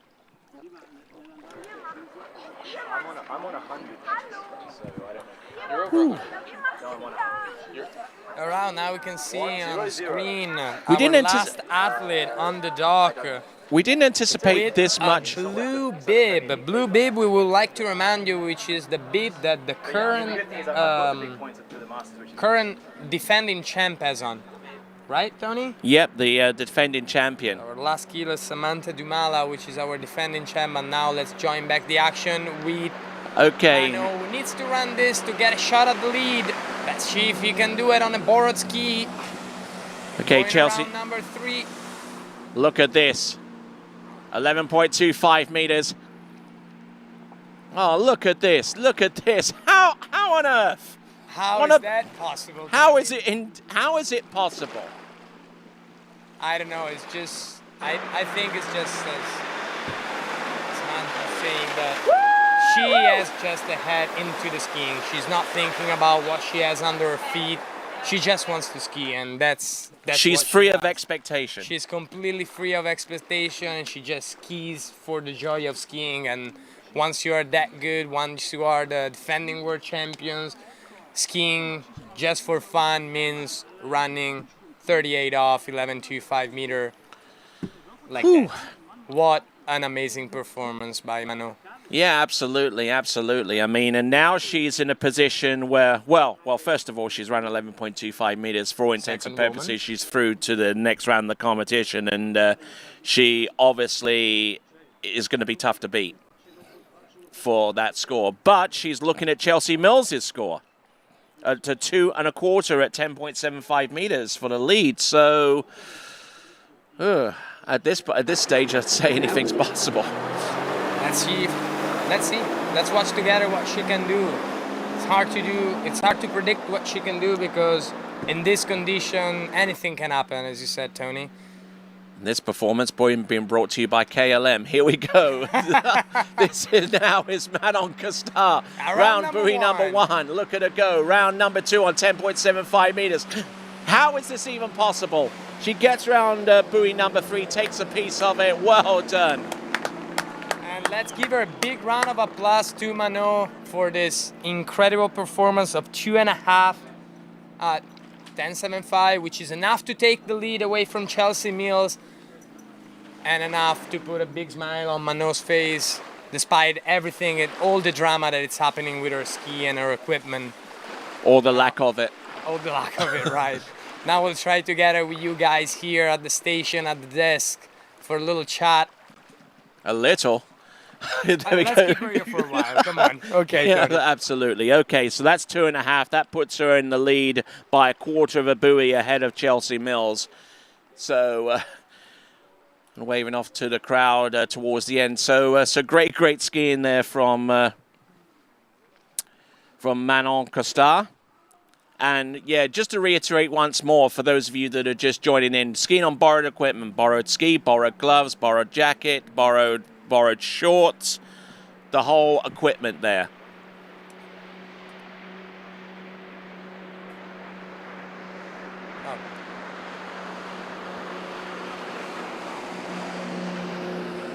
Per i nostri amici italiani che ci stanno guardando, vi ricordiamo che Mano oggi ha sciato con attrezzatura presa in prestito da tutti perché la grandissima compagnia aerea KLM è riuscita a perdere la sua sacca degli sci insieme alla sacca di Freddie Winter, quindi lei ha dovuto prendere in prestito attrezzatura da vari membri, dai soci del club, il life, i guanti, lo sci, gli attacchi, mettere tutto insieme per entrare in acqua e prendere questa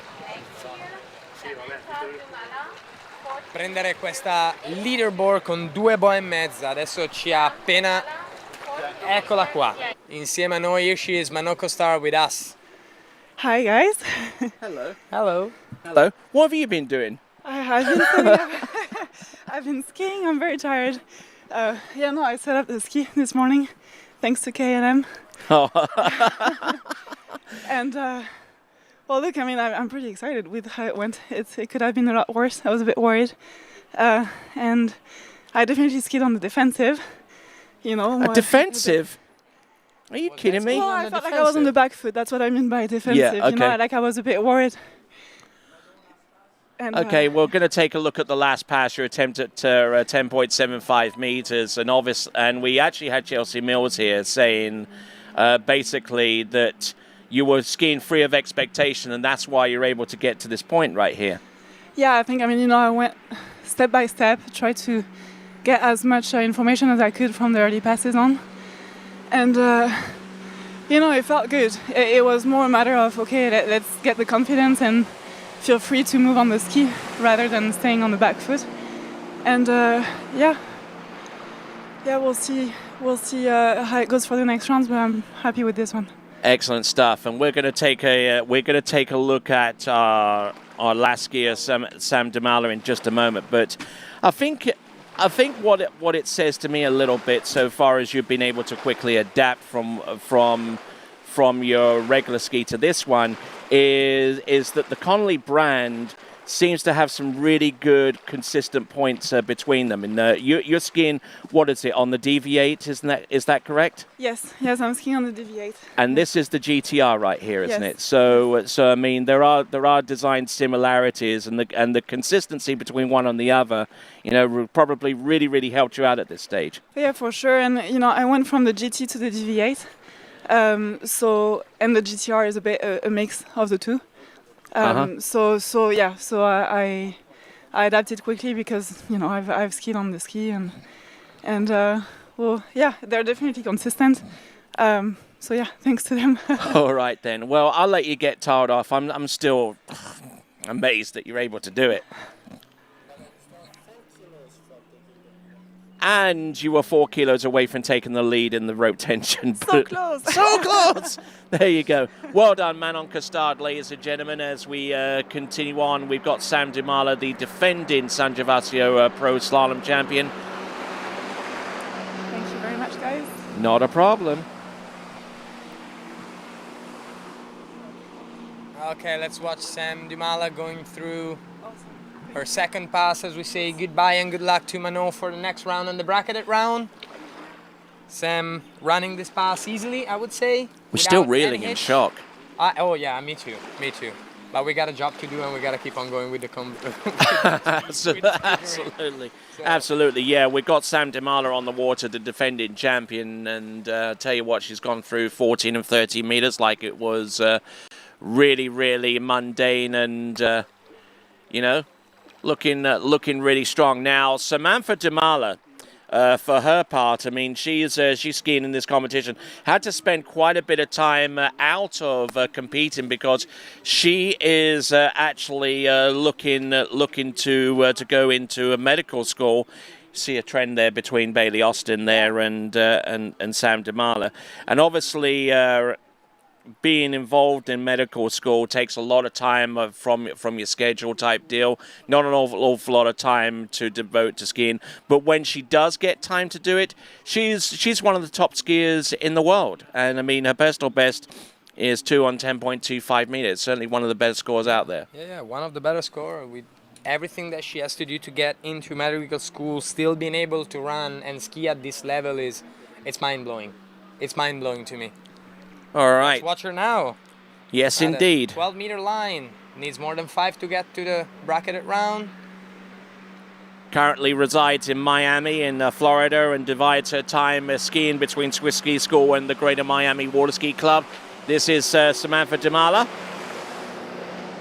Around number 5 and number 6 to take home this 12-meter 35 off pass.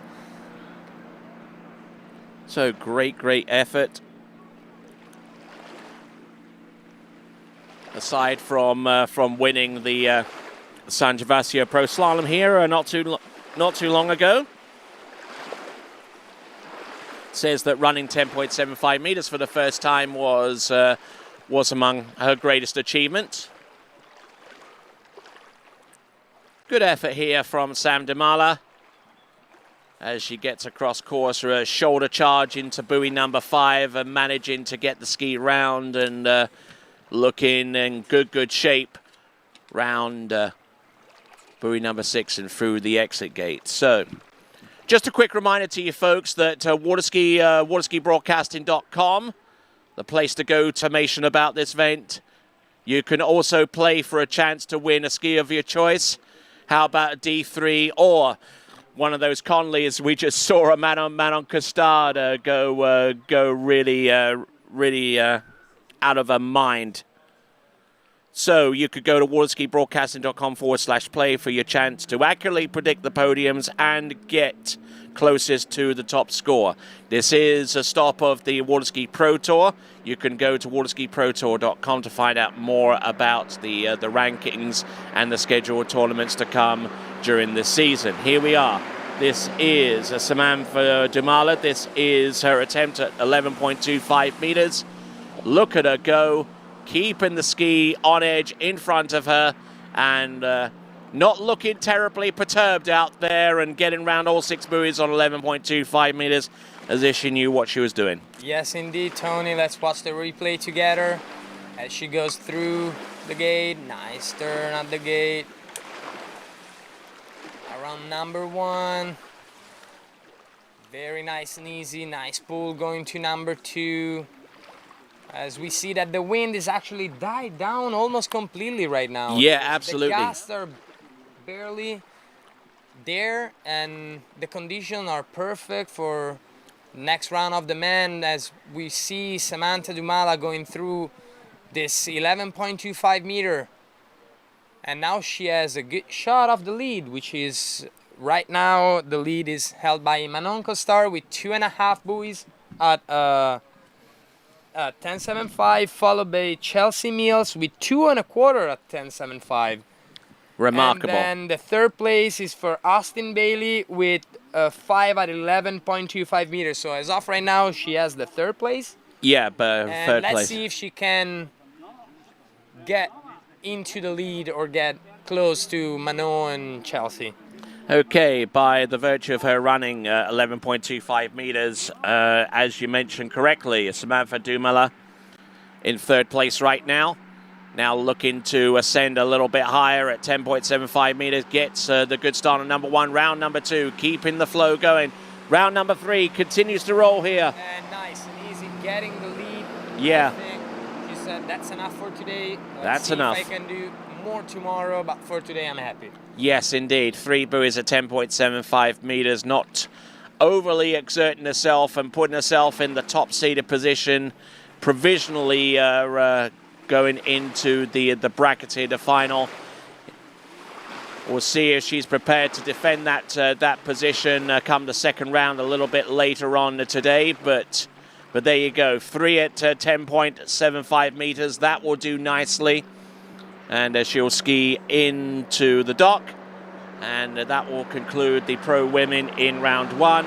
The pro men in round 1 will take place very, very soon. We're taking a look at the rope tension settings with our stats. And we'll also get leaderboards for the event and also for rope tensions being brought up for you very shortly. We're working on those as we speak. But a great effort there from Sam Dumala, getting round 3 out of the 6 buoys on 10.75 meters to establish the new lead. So, great skiing, one and all, as we continue to rock our way through these events. And we'll return in just a moment. But before we go on to our next section of the competition, we're going to take a look at the top scores, the 10 scores that represented the pro women's competition earlier on this morning. Earlier on this afternoon, I would say. We're about 10 minutes past noon. And here's the leaderboard. Sam Dumala with 3 at 10.75 meters. Manon Costard, an amazing score at 2 at 10.75 meters considering the circumstances. Then you see Mills, Austin, Bagnoli, Metcalf, Garcia, Yanni, Yoga, and Niederbaumer. So those are the scores, the 10 scores that are present in the women's round one. Rope tension, Chelsea Mills, there you go, with 595 pounds or 270 kilograms ahead of Manon Costard. Then it's Austin, Yanni, Yoga, Bagnoli, Garcia, Niederbaumer, Metcalf, and Dumala. So those are your scores in open women's slalom and in rope tension. And we will return very shortly as we continue on with the 7th San Gervasio Pro-Am Slalom. I'm here alongside Lorenzo Di Alberto, and we'll return very, very soon. Do not go away.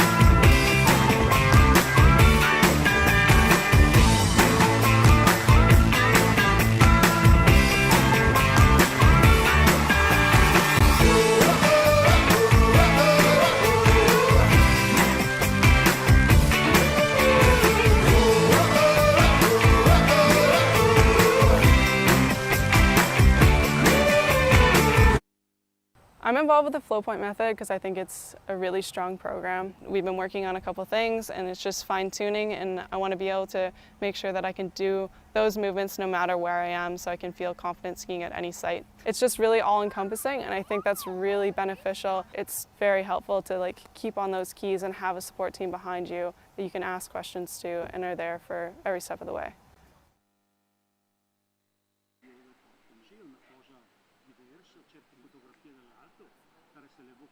She ran 11.3 at 39. So how did you feel out there? Thank you. It felt good. I felt a lot of pressure, honestly. It was kind of hard going last off the dock, and then everyone skied so well. I'm really happy. I feel safe, at least, for the head-to-head. Well, it was a really nice 38, and you already won this event 2 years ago. So you got one more round. What do you expect for the next round? We'll see. I guess I'm going to go out there and try my best again. Same plan. All right, thanks. Back to you guys. Well, thank you very much indeed, Kiko Bazzotta, and thanks for his sponsorship of the event as well via the PKB brand. And we just heard there from Samantha Dumala, who is leading right now. And Lorenzo, your final thoughts after this women's slalom event, round one. A lot to process and a lot to look forward to in round two. Yeah, exactly, Tony. We see the scores are pretty tight, especially in the top three. They are all there within half a buoy, basically, because we have 3, 2.5, and 2.25 at 10.75 for the top three women. So they're very, very close, the top three, so we should expect a good battle in the second round and also in the bracketed round between those women with these scores very close. We expect a very good show in the next few days. Yes, indeed, and some great skiing by all. We look forward to seeing the round two of the women. We also look forward to seeing round one of the men, which will be coming up very, very soon. But this is the 7th San Gervasio Pro-Am Slalom, and we're going to get a running order in just a moment or so, so stand by for that. We're going to start off with 3 Italian slalom skiers. Edoardo Marenzi will get things kicked off, followed by Nicholas Bonatti and Matteo Lazzeri, followed by Nick Parsons from the United States, Carlo Leitz from Italy, Jakob Bonnier from Sweden, Thomas de Gasperi of Italy, Benjamin Stadelbauer of Switzerland, and Frederick Winter from Great Britain. So a lot of skiing to come. A lot of skiers, a lot of good skiers. And let's go dockside with Kiko. Has somebody for us? Kiko here at the dock with Edoardo Marenzi, our best overall skier. First pro tournament in slalom. How do you feel today? Pretty good. Conditions are good. I'm a tricker doing slaloming, so stress is not much. Well, that's great. You're also an overall skier. You've been trained with Corey Picos. Actually, you live there. So how are you skiing at the moment?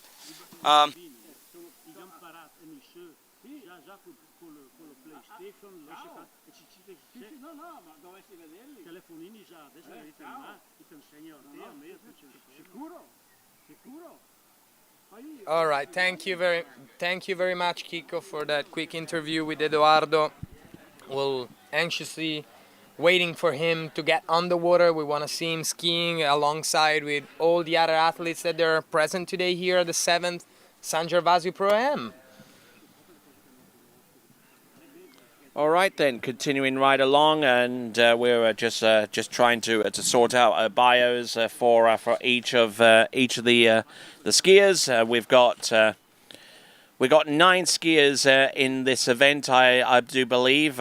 Yeah, we do have 9 skiers, unfortunately, due to because Brando Caruso couldn't make it, and unfortunately we have Dane Meckler, who suffered an injury a few weeks ago and wasn't able to come. Right now we can see that boat doing the free pass down the course. We see Manuel Domini driving that beautiful Malibu down the slalom course, getting the lake ready for the first athlete, which will be Edoardo Marenzi. As we see him there on the dock, getting focused, getting concentrated on the tournament.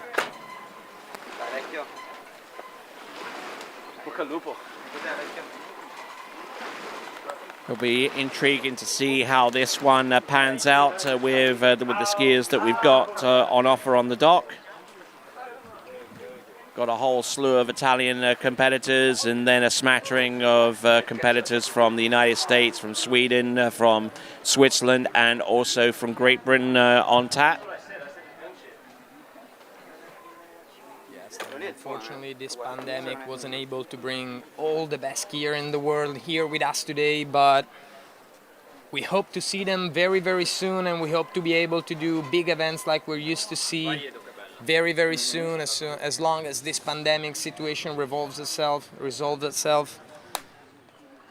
E adesso aspettiamo con ansia l'entrata in acqua del primo atleta maschile del 7° San Gervasio Pro-Am. Ricordiamo a tutti gli spettatori che ci seguono dall'Italia, abbiamo appena concluso le Pro Women, le donne, dove abbiamo visto degli ottimi risultati. 3 atlete hanno passato l'11 e si sono posizionate in cima alla classifica con dei punteggi molto molto ravvicinati, quindi ci aspettiamo grandi cose nel pomeriggio e soprattutto domani durante le finali head to head.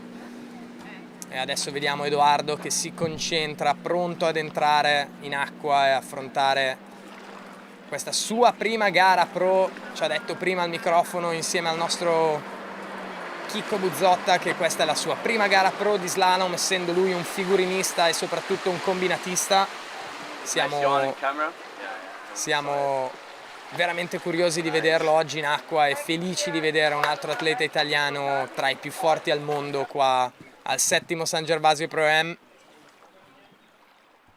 All right then, so let's explain the format. 2-round format. The top 8 men move through to the final based upon their best score out of those 2 rounds. Before, it was normally the top 4 scores out of the first round, and then the top 4 remaining scores out of the second round. But we've changed formats to where it is a straight top 8, irrespective of which round you produce your best score. Here we go. This is Edoardo Marenzi. 14.25 meter, 28 off.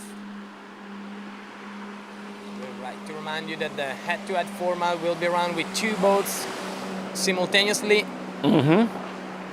First athlete does his first pass, and then the second athlete follows at the same rope length, and we keep on going until one falls. Yes, indeed, and the second competitor, as per professional rules, is the one that is under pressure to outright beat the first score in a head-to-head format. But that's to come later on in this competition on Sunday. The head-to-head format will change a bit during the final. The big final in the head-to-head format, the second one doesn't have to beat the first one. If he ties, they go back until they have a clear winner. That's for first place. That's for first place in the big final for the bracketed event, which will be run tomorrow afternoon. That's correct. All right then, so we've got Eduardo Morenzi through on 14.25 meters, is now going to get ready to go in on 13 meters. And we've had quite a bit of drama so far. I wonder what's going to happen here in the men's competition. Oh, yes. Taking into consideration that our very last skier will be skiing on borrowed equipment as well. Exactly. Also, Freddie Winter unfortunately couldn't locate that. Their company couldn't locate his bag as well, so he had to borrow some equipment here on site from some club members, from some friends, from some other athletes in order to compete the tournament. But let's join back Eduardo coming back at 13-meter line. And just to remind you, there is a $500 bounty for the skier that pulls the strongest in either the men's or the women's competition, brought to you by Syndicate. Here we go. This is Eduardo Morenzi through 30 meters. No worries there for him whatsoever. Absolutely no worries, Tony.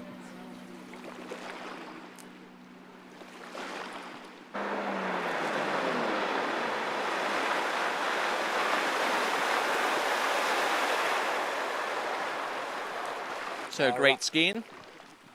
And this is 13 meters. Take it away, Lorenzo. All right, let's watch this 13-meter pass together. Very nice and relaxed, very composed through the gate. Good turn on number one. Line always perfectly tied, always feeling that boat, that Malibu boat in front of him, towing him through this course. Here we go, round number 3, getting into 4. Perfect condition, perfect shape, perfect form. A very relaxed pass for Eduardo now. That ran this 13-meter pass and is getting ready now in the water, waiting for that 45-second rest time to get back at 12-meter. As we see Manuel Domini giving a thumbs up to Eduardo, getting ready, and let's see what he can do at 12-meter. Eduardo rientra a 12 metri. Vediamo di cosa ci delizierà il nostro atleta. There we go, Tony. Wide on the gate. All right, here we are. This is Eduardo Morenzi.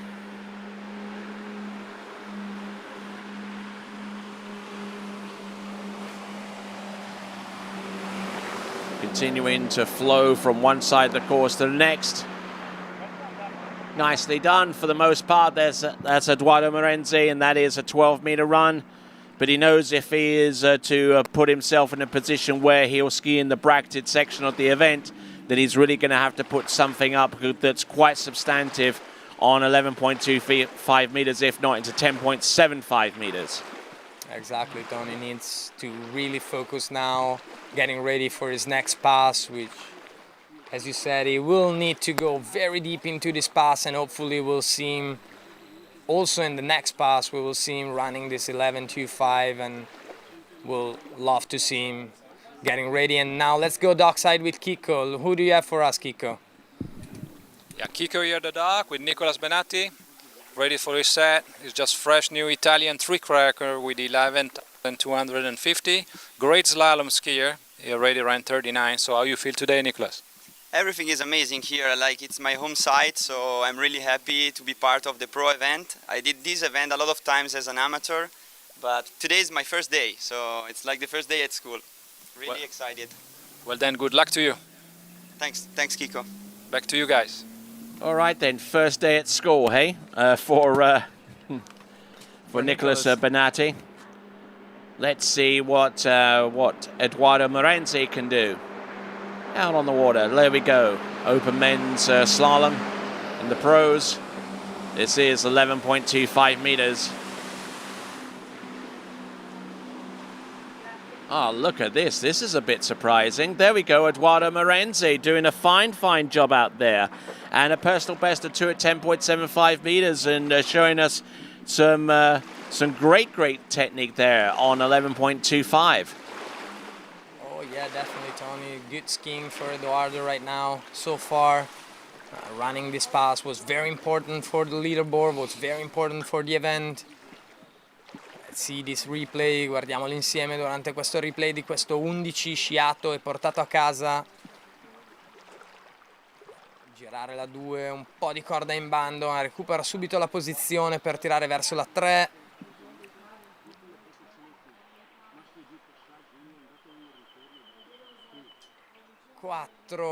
Eccolo che gira la 5, il suo lato favorevole essendo lui sinistro avanti, e si porta dunque verso la 6 che conclude questo suo passaggio a 11 metri e 25 di corda, e adesso lo vedremo dopo la piccola pausa per riprendere un po' fiato, lo vedremo entrare a 10,75, so 39 off, 10.75, next run, next pass.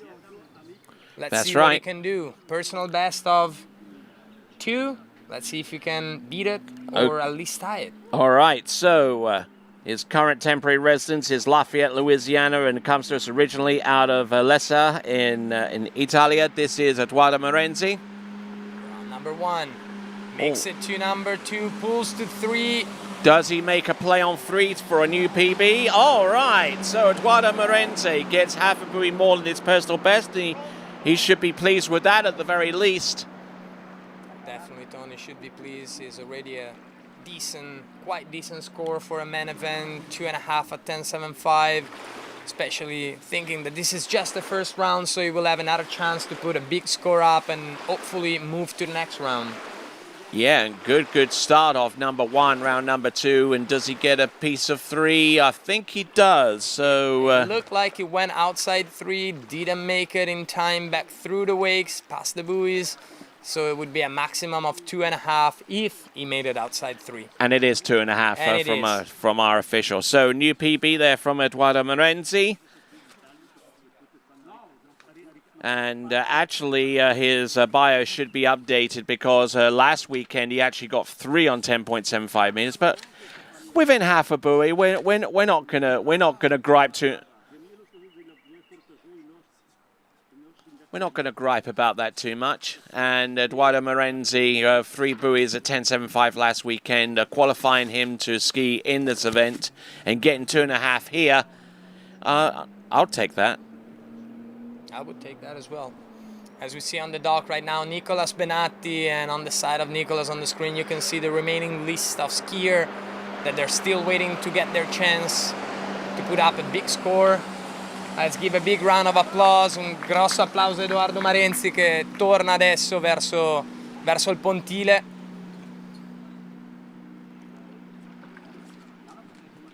As we wait for Nicolas has a personal best of 2 at 10.25. All right. All right, and last year top score was not only because it's already a big score for a point at 10.75, is from Italy. Local boy as well, trains here, always trained here, is from Desenzano del Garda originally.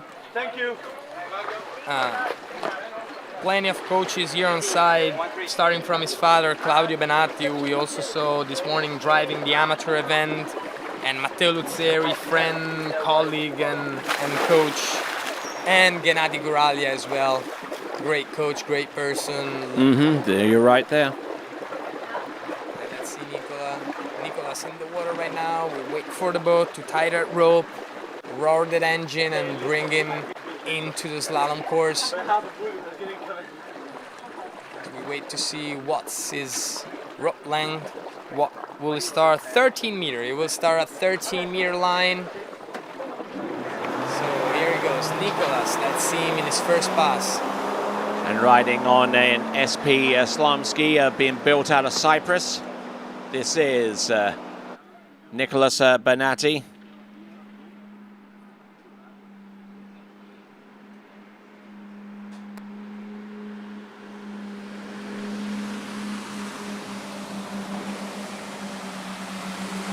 Nicolas Benatti, who will turn 30 years of age come December. And let's go to the dock and see who Kiko has for us. Kiko here at the dock with Matteo. What can we say? Great ambassador of the sport, organizer of this amazing tournament. Great ambassador also for HO skis. So how do you feel today? Are you tired? Are you focused? Ready? I'm Pretty focused, I gotta say. Every year that we do this, I'm becoming better at taking time for myself. I took a solid 15 minutes for myself, so I think I'm ready to go, yeah. Well, 15 minutes is enough. You will do great, and good luck to you. Thank you, buddy. Back to you guys. All right, then. There we go with Kiko Bazzotta there. That was Matteo Lazzeri, certainly one of the driving forces behind this event even existing, let alone being organized to the point where it is as successful as it is. Exactly. Should congratulate with Matteo for all the effort that put into organizing this event, and also is, despite all the effort that he puts in, the organization of the event is still able to compete and to compete in the pro level. Absolutely. Which is something that we gotta recognize Matteo for, because he just wants to see the sport evolve and get better and better and better, and anything he could do for the sport, he would definitely do it. Great ambassador of the sport. As we see Nicolas coming back, 12-meter line. Take it away, Tony. All right, here he comes. 12 meters, gets a good strike off number 2. Nicely done, round number 3.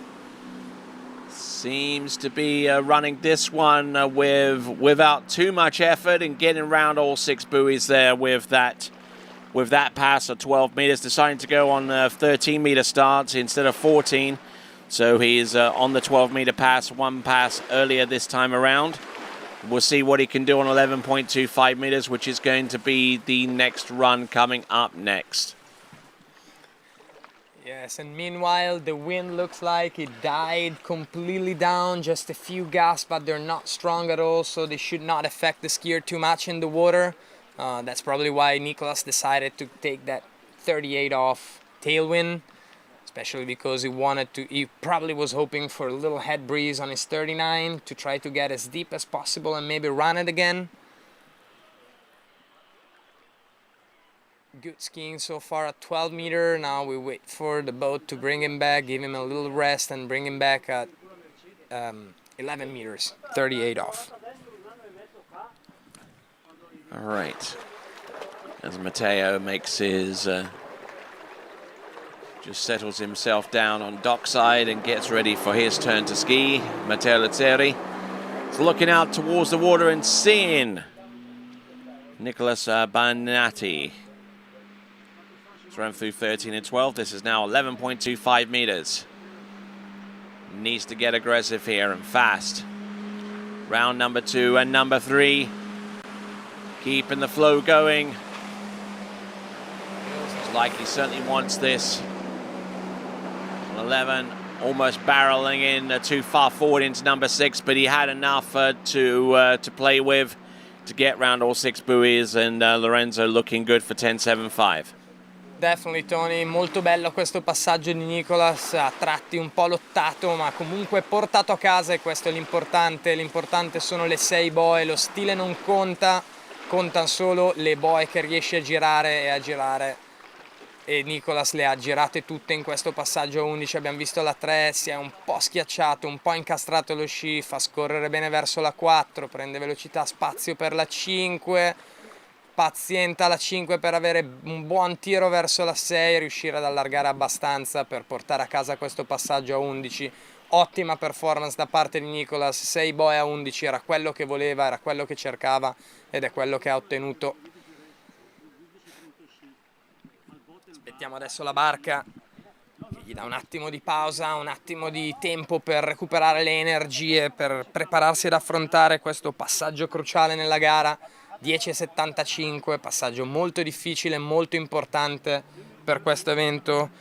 Let's see Tony Nicolas coming back, 10.75, very important pass for the event this one. Yes, certainly. His personal best is 2 at 10.25 meters. His last year's best score was 4 on this line length. If he can get more than 2.5 here, he'll take the lead.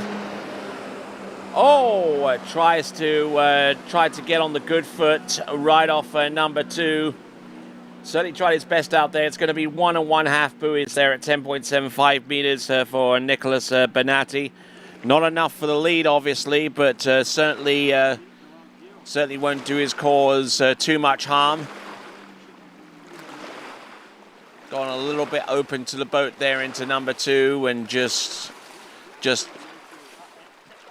just flung his ski and everything except the kitchen sink into the turn and just couldn't really hold on to it at the end. So that was Nicholas Benatti.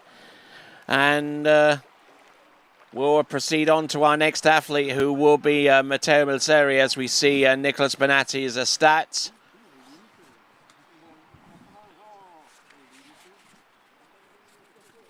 So it's a good skiing for the most part there for Nicholas Benatti, as Matteo takes a big old splosh into the water and gets ready for his run. Let's see if we can have Nicholas for a little chat here with us. Try to understand what's going through his mind during his run. And now let's join the action on the water with Matteo Luzzeri for his first pass, which should be 13-meter line.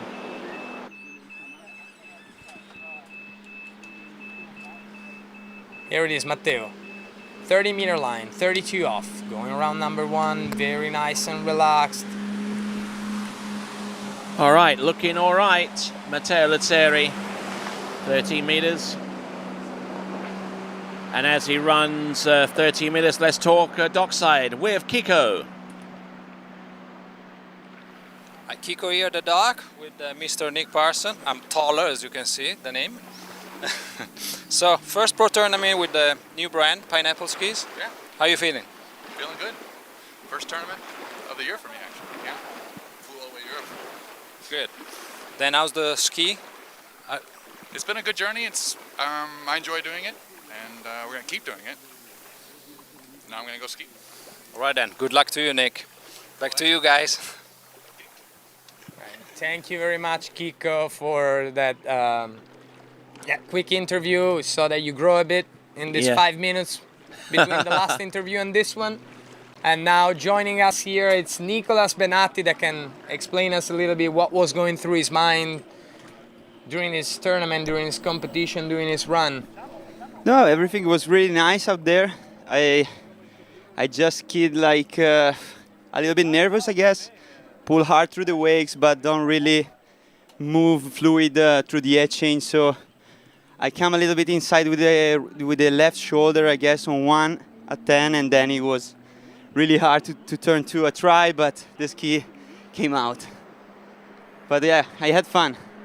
That's the most important thing, to have fun right now. And you did put a good score on the board. How were you skiing before the tournament? The days coming up to the tournament, how was your skiing in slalom? Yeah, I'm a little bit struggling in this period in slalom. I was skiing better last year. But yeah, I trust myself, so I can do better. So maybe the next round is going to be the right one. Well, we certainly wish you the best of luck going forward as your training partner, I would say, here at San Gervasio, Matteo Luzzeri. Give us your assessment as to how he's skiing so far. He's skiing great. Matteo, since last year, he changed a lot his gait, and he's skiing awesome. Last year I saw him running 3 at 41 every day, 3 at 10:25, and this year he did it in tournament last week, 2.5, I guess, missing the zigzag. So it's really in shape for this tournament. All right then. So going forward, you've got another round of skiing to come. What changes do you think you need to make in order to get closer to the score that you would need to satisfy your wants and desires? I would like to ski a little bit better. Also, the easiest pass, like 12, was not so good. So start to ski better in the long rope to be more sure about myself when I go into the shoreline. So this is my goal for the next round. Well, excellent stuff. We wish you the best of luck going forwards as we now turn our attention back to Matteo Luzzeri. All right, Matteo coming back at 11.25 meter, 38 off, going around number 3. 4, a little struggle of 4, but nothing to worry about. 5 and then 6 as Matteo ran his pass. We thank Nicholas for stopping by with us and giving his own personal insight, and we wish him the best of luck for the second round. Yes, certainly. I certainly echo that sentiment. And right here with Matteo Lizzeri, very unusual way that he reaches on his 135 side. Tends to reach, starts to extend, and then brings the handle all the way 180 degrees with the part where he has to grip onto away from his outside, as you saw right there. A little bit of a twisting motion. That has always been one of the trade of Matteo. He's always been doing it since he was a little kid. We've known each other. We competed with each other since we were little kids, and that has always been one of the trademarks of Matteo. See a black and white picture with face completely pixeled with the handle twist. You say that, Matteo. All right. Okay, so. Let's see now. Okay, 2.5 to take the lead. Yeah, 2.5 to take the lead at 10.75 meters, but I think he harbors greater ambitions than that. Of course. Let's have a look and see. The lead is 2.5. Gets round 1. Gets round 2. Look at this. Round number 3. Round number 2. Just trying to. Oh my word! Oh my word! He gets safety checks on 4 and just. No clue as to what happened there.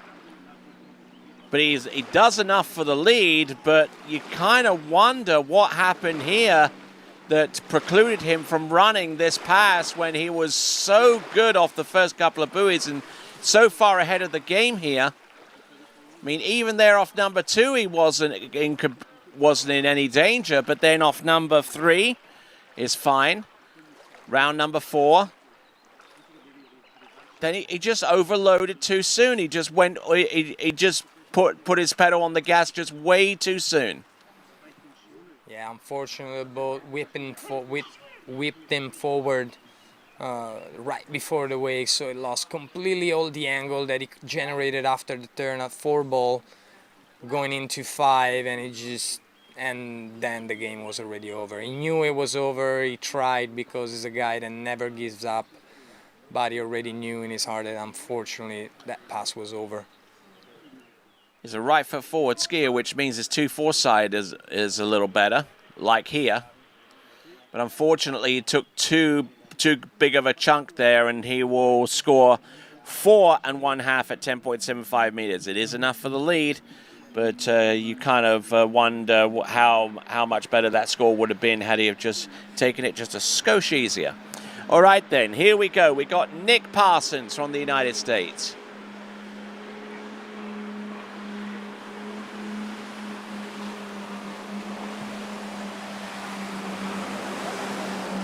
Coming to us out of Bountiful in Utah in the United States. This is Nick Parsons.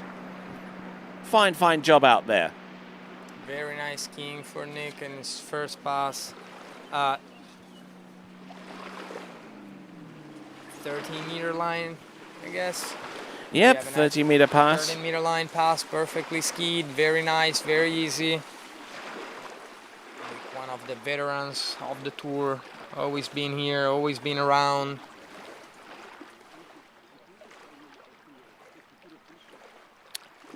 All right.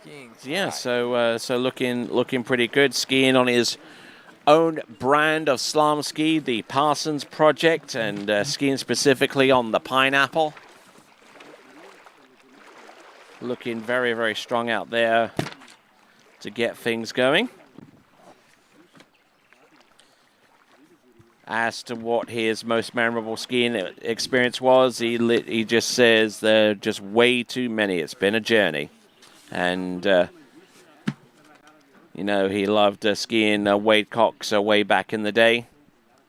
An inspiration for a lot of these competitors, especially those from the United States.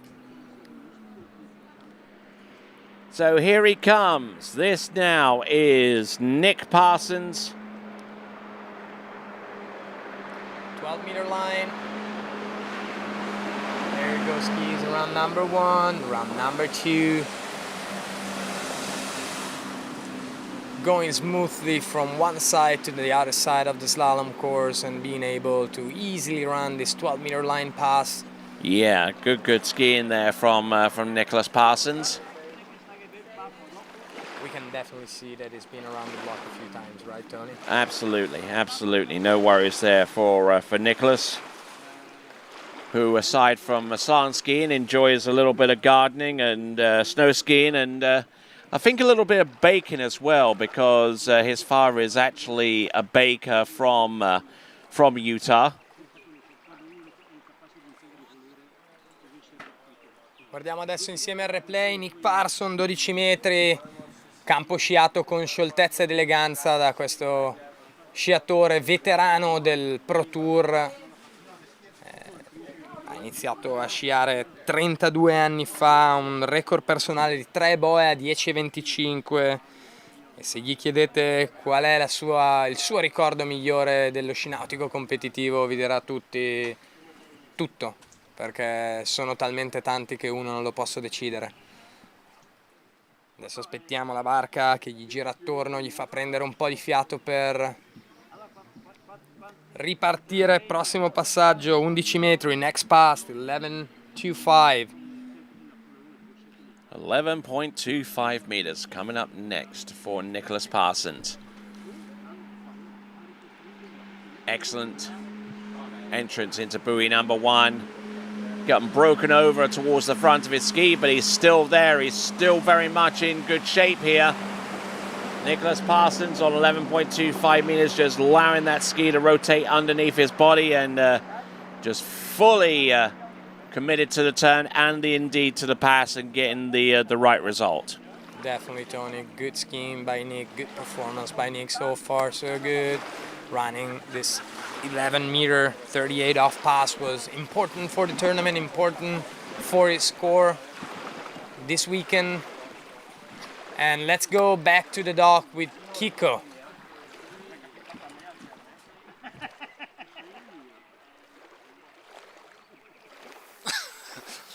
Back. I'm at the dock with Carlo Lies getting ready to ski. Are you feeling almost like binding on? How are you feeling today, Carlo? Well, conditions are great, so you have to be ready anyway. Everyone is skiing good. Girls, they did really good though, so let's check now. Good luck to you. Let me do this, I just paid the entry fee. Back to you guys. He's getting into it. Carlo is always into it. Carlo is Carlo. Oh, yes, indeed. A very funny man. And, yeah. I guess that confirms he's relaxed. Oh, yeah. Or at least he shows that he's relaxed, but I don't know what's going on underneath there. It's like an iceberg, I guess. Or a duck, you know. Yeah. He's quite cryptic. You can never say what's going on in his head. All right. So here we go. This is Nick Parsons, 10.75 meters, more than 2.5 will give him the lead. Let's see what he's got. Actually, more than 5 will give him the lead as it stands. There he goes, 5 and 6, and our first skier into 41 off 10.25 meters is going to be Nicholas Parsons. Nice skiing. Let's watch him back in the replay. Let's see how he entered this course. Wide on the gate. Boom. Out of number 1.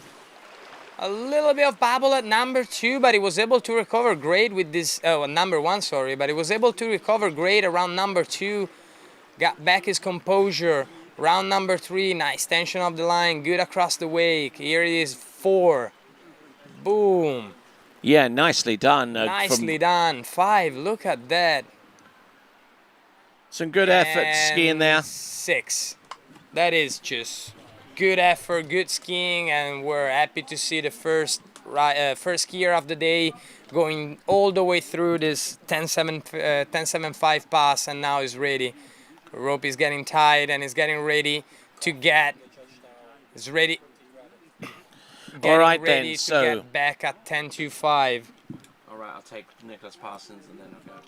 All right then, so Nicholas Parsons coming in on 10.25 meters, riding a ski of his own design and manufacture. Let's see what he's got. Nicholas Parsons, 10.25 meters. His personal best is 3. His best score from last year, also 3. Round number, and just dove in on that ski and just couldn't really get much of anything going. But I'll tell you what, he's got the lead right now. So Nicholas Parsons, I'm sure we'll have a conversation with him shortly if we can get hold of him. But a good skiing there from our skier out of Bountiful in Utah. That is Nicholas Parsons. Yes, Tony, unfortunately just half a buoy at 10.25, enough to take the lead, but we can see on his face that he wanted more, he wanted to keep on skiing. It's not enough for him. Guardiamolo in questo replay del 10.25, passa all'ingresso, molto aggressivo alla 1, gli cade la spalla a sinistra, esce la deriva. Purtroppo la sua gara finisce con un risultato ufficiale di mezza boa a 10.25. Tanto che aspettiamo la barca a tornare al pontile di partenza, si prepara a prendere il prossimo atleta, eccolo inquadrato, Carlo Allais, già sci ai piedi, pronto a partire. Intanto possiamo guardare la leaderboard. Nick Parson è in testa con mezza boa a 10.25, seguito da Matteo Luzzeri con 4 boe e mezza 10.75, seguito da Edoardo Marenzi 2 boe e mezza 10.75 e infine Nicolas Benatti 1 boa e mezza a 10.75. Let's see now. See Nick swimming back to shore as the boat makes his way back to the dock. We'll anxiously wait for Carlo to get in the water and show us what he's capable of.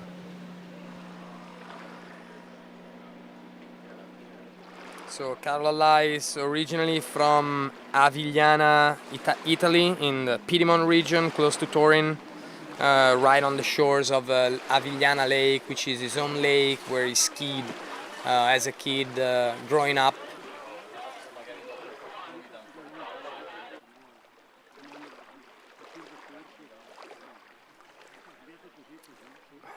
Carlo skis on Monte Carlo skis and has a personal best of 3:41 off, 3 at 10.25.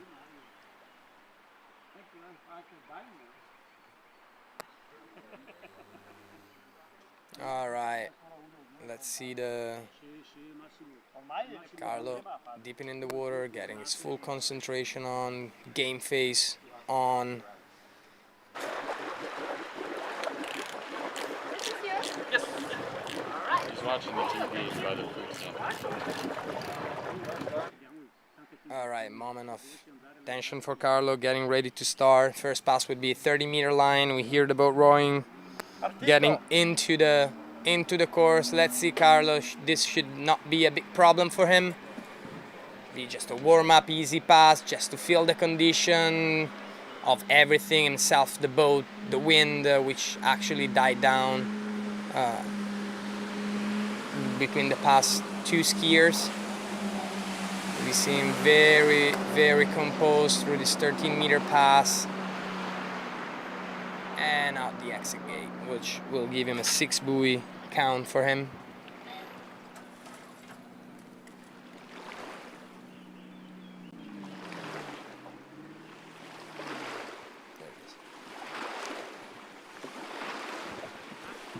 All right there, so that was Carlo Elias on the pass number 1. This is 13 meters, looking in very, very good shape indeed. Certainly been one of the top Italian slalom skiers for quite a while now, chasing down the likes of Thomas de Gasperi and a whole bunch of others that have emerged over the last few seasons. So we'll see what he's got on offer for us, and here we are back. My name's Tony Leifert, he's Lorenzo Di Alberto, and we're here at the 7th San Gervasio Pro-Am Slalom Competition. Great to have you on board, no matter where you happen to be around the world. Time right here in the San Gervasio is about 5 minutes to 1 in the afternoon. So a lot of you on the eastern seaboard and a lot of you in the United States and Canada are slowly waking up to some pro slalom skiing on a Saturday morning. Here we go. This is Carlo Elias skiing with the 0 off at A2. looking in great shape here on the next pass of 12 meters. Really good fluid attacking style, and Lorenzo doing a fine job with that pass. Yeah, definitely Tony skied very nice and composed. Still a routine pass for Carlo, this one, but it's one of those passes that you want to ski good, so your confidence when you enter the next pass is the one that they are harder and more challenging for skiers. Here we go, we see him in this replay, how nice and relaxed he looks around the course, going from one side to the next.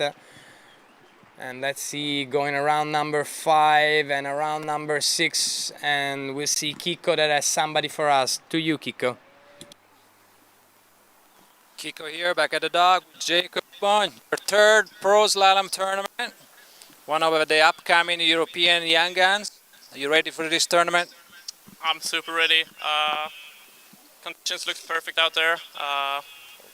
Everyone skied really good and put some pressure on me, so it'll be fun. Great, then good luck to you, and back to you guys. All right, that's our next skier to go, Jacobonia from Sweden. And on the water at the moment is Carlo Elias, and look forward to seeing what he can do with the next pass. He's gone through 13 and 12. Now this is 11.25 meters. The rope doesn't even reach the buoy starting from this point on 11.25 meters. And it certainly gets more challenging every time that rope is shortened, but at 11, a pass that he's well accustomed to running, and he does so right here, Lorenzo. Yeah, very good pass also this one from Carlo. Molto bello questo passaggio di Carlo, questo 11 metri di corda. Lo vediamo, ingresso boa numero 1, come si allunga bene per mandare quello sci fuori dalla boa. Ricordiamo che la corda è più corta della distanza che c'è tra la barca e la boa. Solo 25 centimetri, ma sono veramente tanti a una velocità di 58 km/h.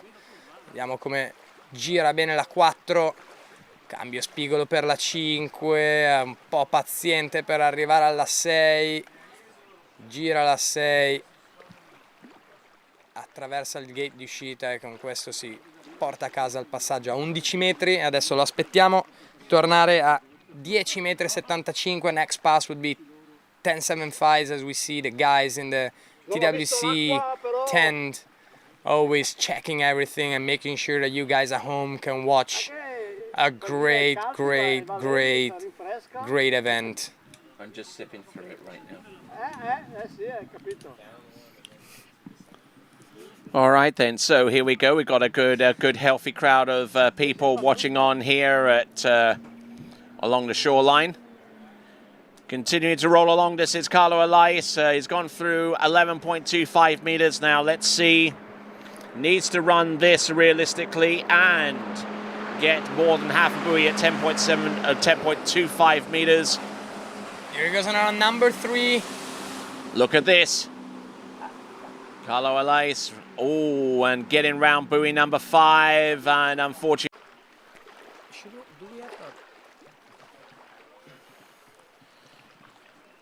So good effort now for Carlo Elias. Let's have a look at his stats. 78 kilograms, or actually 318 kilograms of force on that tow line.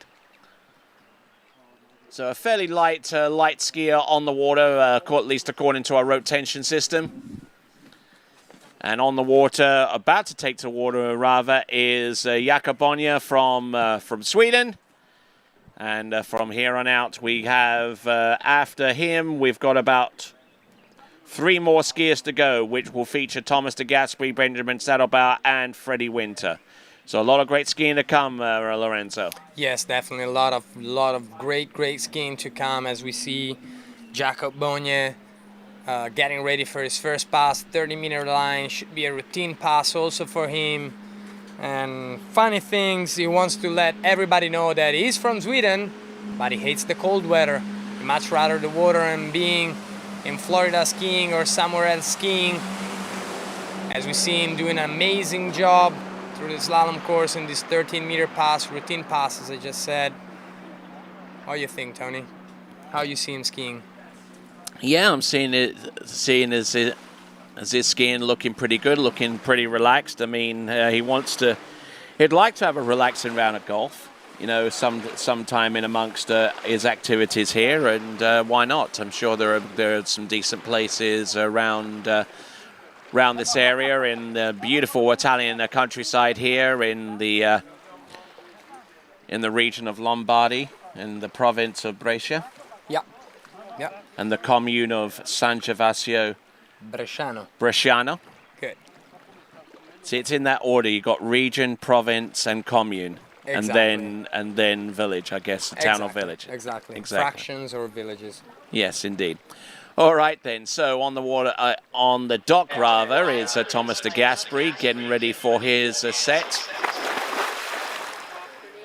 And afterwards, we'll have Benjamin Stadelbauer and Freddie Winter to follow. So Thomas just getting everything psyched. Anxiously waiting for Freddie to see what he will do on borrowed equipment as well. Yes, and he's probably still cursing KLM a little bit. Yeah, exactly. I was about to say. A little bit. All right, Jakobonia now on 12 meters. Let's keep our attention focused here with Jakobonia of Sweden, originally out of Nyköping, and that's where he currently resides.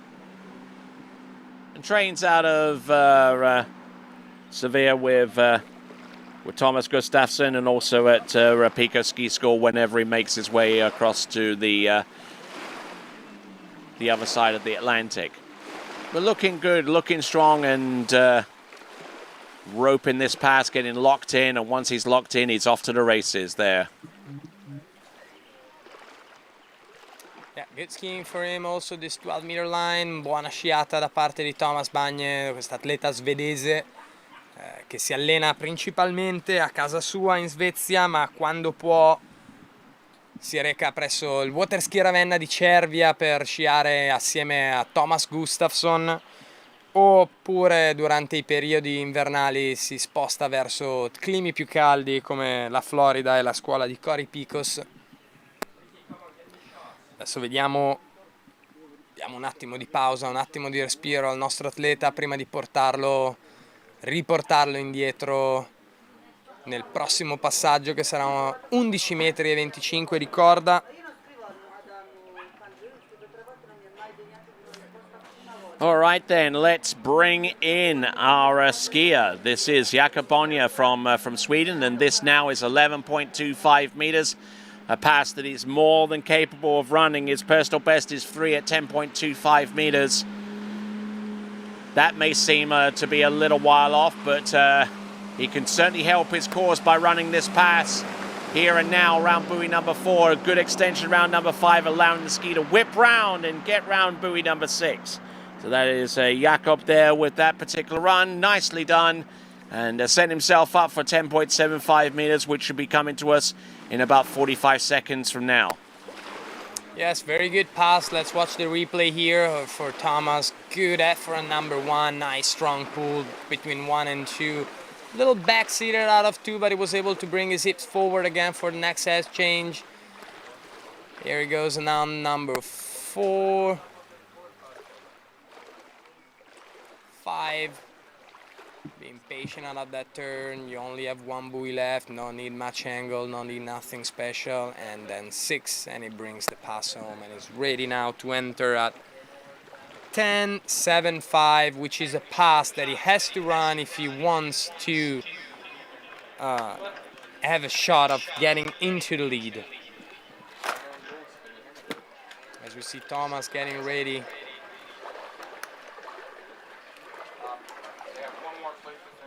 And Thomas de Gasperi, two-time World Slalom champion and many-time medalist and winner in the European Championships as well. So a highly accomplished athlete for many, many seasons. Here we go.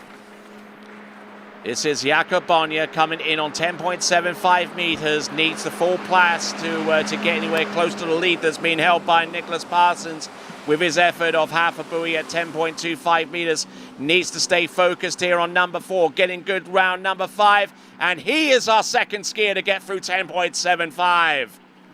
Good effort by Nicholas right now. Very, very strong. Let's watch him in the replay. Guardiamo questo replay insieme a tutti voi nostri telespettatori. Che gira la 1, molto composto tra le onde. Beh, il cambio spigolo verso la 2. So Jakob Bonja looking in great shape here, and wasn't particularly early off any of these turns, but then again, it is 10.75 meters. You can't be early all of the time. It is just such a hard pass to run and to be consistent with on each given occasion. Very few skiers out there stay consistent with their technique.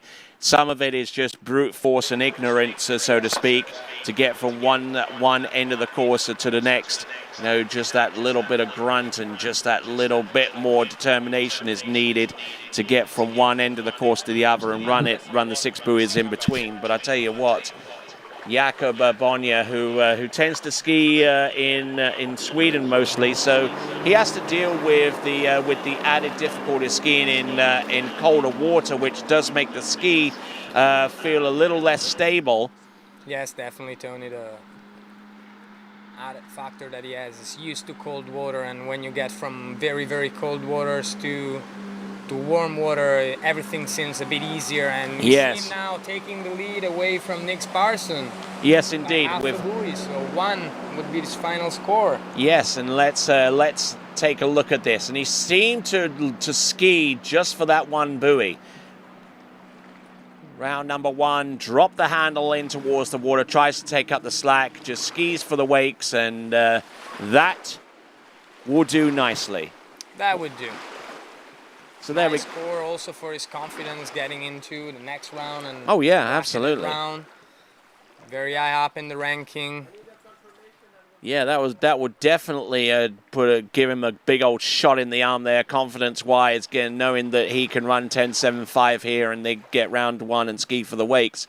So Jakob Bonja from Sweden with 1 buoy at 10.25 meters as we look in on the imposing figure of Thomas de Gasperi, many-time champion in many a tournament, and has certainly parlayed his talents all across the world, whether it's various venues across Europe, the United States, even into Australia, where he skis to glory there as well. So I tell you what, he's certainly one of the more famous talents to emerge out of Italy, but certainly one of the brightest talents in slalom skiing, period. Thomas de Gasperi, will look forward to seeing him ski out there on the water in just a moment. Yeah, definitely looking forward to see Thomas ski. He has a personal best of 5.5 of 41 off. So a pretty high personal best for him. Let's see now what he can do. And actually, if knowledge serves me, he got 5.5 at 41 off last season over at, I believe, at the Mastercraft Pro. So he got 5 at the Mastercraft Pro and was corrected there. But I tell you what, I mean, to be this good for that long, you know, is remarkable. It's been around for ages, though. And I tell you something else, Tom. I actually ran once 41 off in a tournament. It doesn't count as a score because it was during a runoff in France. Yeah, exactly. I don't remember which year was that, but he ran it, and during a runoff, and he scored 1. I think it was like in the early 20s. Yeah. Something like that, anyway. Yeah, early 2000. All right, then. So here's the best score from last year was 5 at 41 off. His personal best is 5.5. And we'll check in on dockside with Kiko.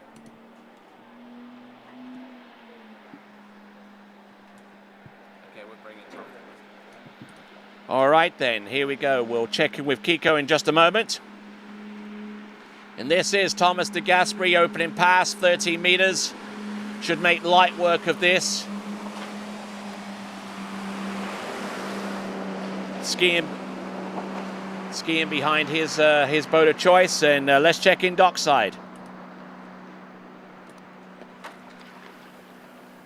Kiko here at the dock with Benny Stadebauer, one of the top slalom skier in the world. How do you feel today, Benny? Yeah, I feel pretty good. I'm happy to be in Italy. It's been a little bit of a while since we've had to have such a big event in Europe, so it's just nice to be back and nice to see everybody and hopefully have a good event, you know. Great. Good luck to you for the first round. Back to you guys. All right then, so that was Benjamin Stadelbauer. He'll be our next competitor to go after Thomas de Gasperi, and certainly Thomas de Gasperi, I halfway expected this. His most memorable skiing experience was winning the 2 world titles that he snagged. He got those world titles in 2007 and 2011. In Linz, I believe in Linz, Austria, and also Dubna in Russia, respectively. Exactly, Tony. So, sponsors, Malibu Boats, Lotto, Good, Tommy's, Slalom and Guitar, Trentino, and Oakley. And that Trentino site, certainly a sight to behold. Beautiful natural lake, 2 slalom courses back to back. You couldn't ask for a better site if you ever wanted to travel to experience skiing as a vacation, you know. Oh yeah, definitely the side, the entire region of Trentino, which is where it's from, Trento Trentino, is a beautiful place deep in the Alps, and you have these wonderful alpine lakes like Lake of Caldonazzo, where Thomas learned how to ski and skied in most of his life, and where his Italian ski school is just an amazing place to ski. Yes, and also an area of Trentino is steeped in history as well. So for anyone that's looking to go on a historical trip of Italy, I mean, you can't miss Trentino, because in the 16th century there was something called the Council of Trent, which basically established the Catholic Catechism. Exactly. The laws and the regulations and stuff, and way back in the 1500s, and they all met there. And absolutely. It's an important historical place in Italy, wonderful place to visit, both by, if you look at the monument, at the historic side, and also looking at the natural side. The views, the scenery there are just breathtaking and amazing. Absolutely, can't agree with you more. So we've got Thomas de Gasperi. He's gone through 13 and 12. Exactly. 11.25 meters comes up in very short order. And Thomas de Gasperi actually turned 40 this year. Oh yeah. Yeah. He did turn 40, and it's incredible to see him still at the very top, and it's incredible to see that a 40-year-old guy is a guy that everybody looks to beat. Okay, so among his hobbies involve cooking, coaching, and working out in the gym. Thomas de Gasperi, 11.25 meters, and skiing on a ski of his own design and produced by Good, the Good Wide Ride T-Gas edition, and certainly has a style all of his own, and that demands a ski that is, well, all his own, I guess. And split radius edge change into buoy number 1, went on his edge, came off it, and then went back on it at 11.25 meters. Right there, you see, it goes in for his reach, comes off his reach, and then goes back on. And that's been a hallmark of Thomas de Gasperi's slalom technique as you watch him go into buoy number 5. That's that Thomas de Gasperi double pump on 135 that is distinct, and it just saves him from so many bad situations, and it's just incredible to watch Thomas still ski at this level and with this level technique. All right then, pacing up and down, and not too sure if that's a sign of nerves or anything like that, but that's Benjamin Stadelbauer, who we saw in the shot there around about the starting dock area. But Thomas de Gasperi on the other end of the lake, getting ready to hurl himself into the course at 10.75 meters. I hear that towboat. 45 seconds has expired from the time he exited the course on the previous pass to the deep water start prior to this one. Here he comes, Thomas de Gasperi, 10.75, buoy 1. Needs to run this to put himself in a position where he can attack for the lead. He's round buoy number 3, looking and go. Round number 4. Good extension around buoy number 5. Can he make it round 6? Oh, yeah, you betcha. And the best looking pass. You bet that Thomas can get around buoy number 6. Good job, good effort by Thomas. Bravissimo il nostro atleta Thomas de Gasperi. Concluso questo passaggio a 10,75, andiamo a dare un occhio al replay magari a vedere bene come ha sciato a livello tecnico. Bello veloce all'ingresso, fa girare bene lo sci, un buon angolo verso la prima, guardate la corda sempre perfettamente tesa, sempre perfettamente in contatto con la barca, sa sempre dov'è lungo il campo e sa sempre dov'è la barca rispetto a lui. Gira la 3, tranquillità, tiro verso la 4, un po' forzata la 4 ma sempre comunque in relax, 5 ed eccolo qua, chiuso questo 10,75 in maniera impeccabile. Ci aspettiamo di vedere un buonissimo risultato da parte di Thomas a 10,25. What do you say, Tony? So, Needs one. Yeah, he needs one. He needs one to take a tie for the lead, but I don't think he'll be particularly satisfied with that. I don't think we'll, but it's Thomas. Thomas is 3. We all know it. 3, okay. Let's see if he can do it. Okay, but I mean, if he has a good hook up off the first couple of buoys, he might feel frisky enough to run it. Here he goes. Let's see. Round buoy number 1 gets round that number 1. He's in good shape. Round buoy number 2, and he's good for 2, and he's good for the lead. That is Thomas de Gasperi. Good job from Thomas. Good effort. Guardiamo il replay di Thomas.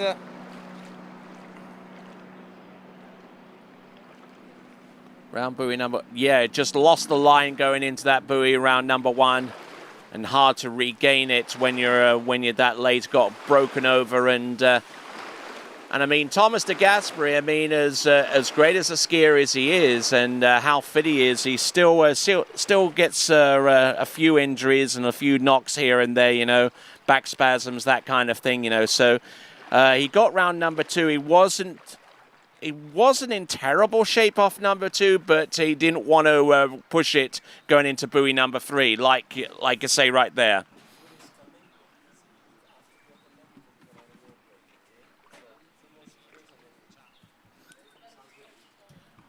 So Thomas de Gasperi, he did enough to make it through.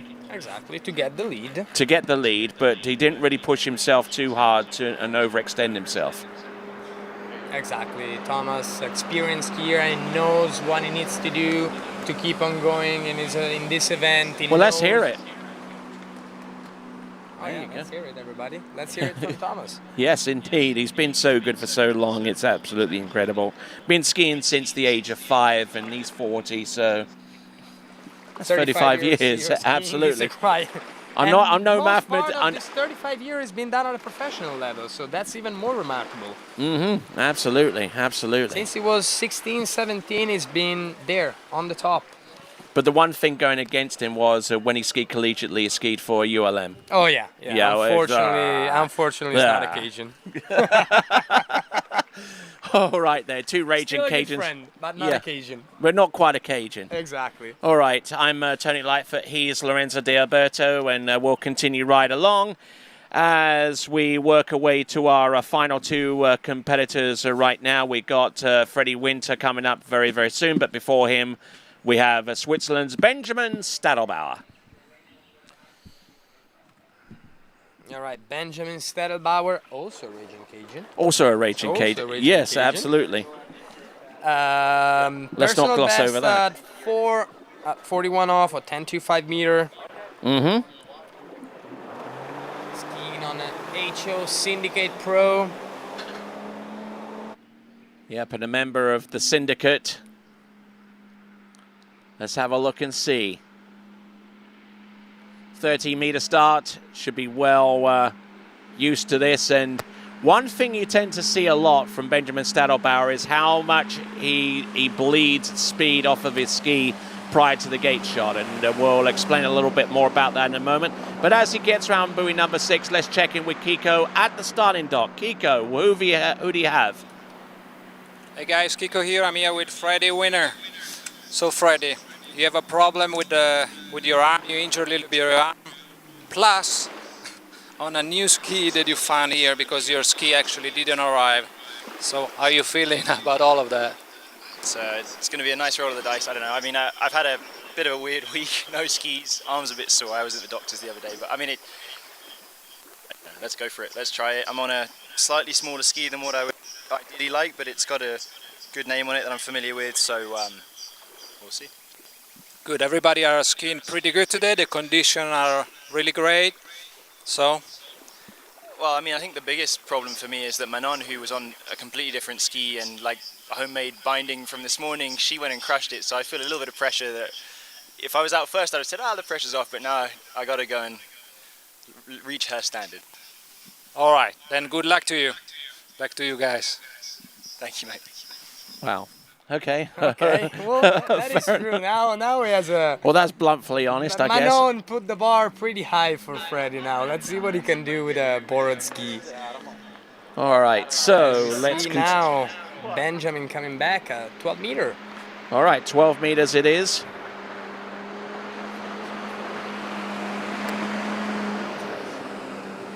All right, let's take a look. Benjamin Stadelbauer, 12 meters. Should have no worries there. A little bit broken over with the handle off number 5 into number 6, but managing to get the second hand on and go cross course. And we'll take a look at the instant replay very, very shortly as Benjamin Stadelbauer sets down in the water with about 35 seconds remaining before he gets back into the slalom course. All right, let's watch this replay. Guardiamo il replay di questo 12 metri di Benjamin Stadelbauer.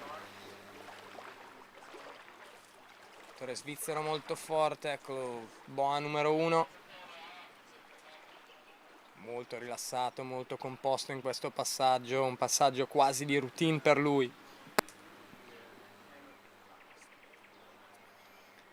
Gira 4, si porta verso la quinta boa per poi girare con tutta tranquillità la sesta boa, ritornare in mezzo alle onde e portare a casa questo passaggio. And I tell you, I mean, he's definitely employed a fitness regimen that, absolutely defies belief. I've seen him work out with the kettle weights and all that kind of stuff. He's lost an awful lot of weight since last season, and that lean and trim figure that he sports now has really, really helped him out on the slalom course, especially when it comes to passes like this, 11.25 meters. It allows him the flexibility to slalom a lot easier and save himself some energy for the later passes to come at 10.75 and at 10.25. And as you can see right here, 11.25 meters, absolutely slicing and dicing it like you wouldn't believe. Definitely, Tony. Good effort also in this pass for Benny. As we see him going through this 11.25, 11 metri di corda, ottimo passaggio completato in maniera eccellente anche questa volta per Benjamin. Guardate che sciata pulita e composta che ha.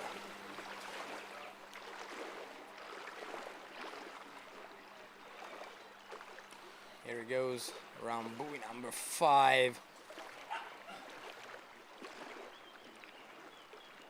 And then to 6. So nicely done there for Benjamin Stadelbauer.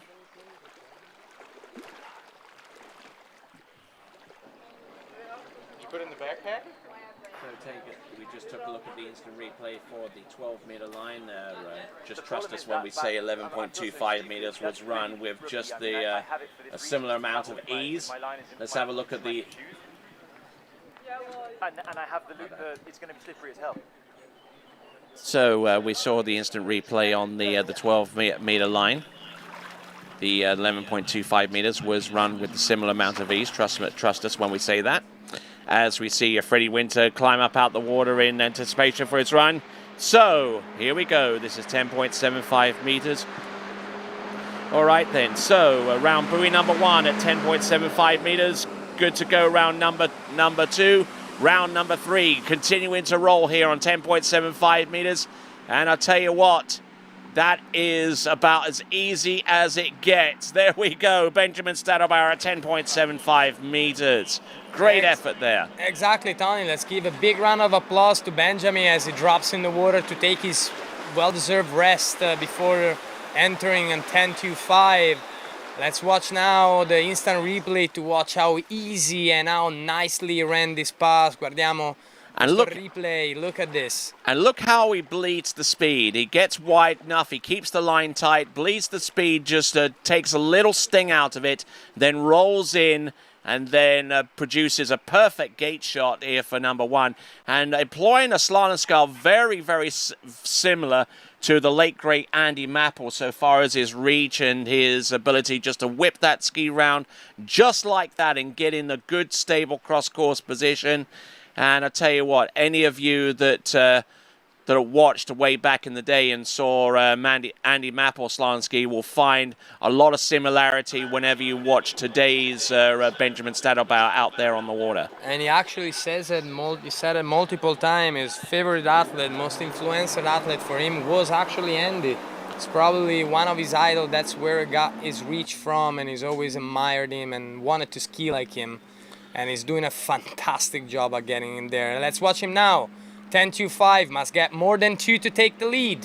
All right, good stretch into buoy number one. Round number two, can he surpass? Oh, look at this. Round number three, come on, continue rolling on. Oh, he gets 3, it's enough for the lead. But I kind of get the sense that he wanted more. He wanted more, definitely. He wanted more. He knew he could have got more, probably. A little bit of frustration, but I think that frustration went immediately away after that screen because he realized I got 3. I'm in a great spot for second round and bracketed event. So lost the line a little bit off number one, but regained a lot of his composure here off buoy number 2. A right foot forward skier, which means that his number 2 side was the last good side turn that he had available. Approaching number 3, got round that number 3 to the wakes in time, but he really wanted to make a play on number 4, and just one slight error is enough to preclude you from running a pass at 10.25 meters. Currently third in the rope tension rankings. But there you go. Good effort there. 3 buoys at 10.25 meters. He is your leader with 1 skier remaining. So let's give it up, please, for Benjamin Stadelbauer as he makes his way back towards the dock. Facciamo un bel applauso tutti insieme a Benjamin Stadelbauer che è riuscito a conquistare la nostra leaderboard con 3 boe a 10.25, 39 off in piedi. E vediamo adesso Freddy Winter sul pontile di partenza, sci prestato, guanti prestati, life prestato, bilancino prestato. Vediamo cosa è in grado di fare con tutto l'equipaggiamento nuovo di pacca. All right then, so our skier about to take to the water. Last skier in round 1 is going to be Freddie Winter, for those of you who are waking up on the eastern seaboard of the United States. 7:30 in the morning there. You are most certainly welcome To join us to watch this incredible event. All right, so here we go. We got Freddie Winter. He'll be coming in on 30 meters, I would imagine.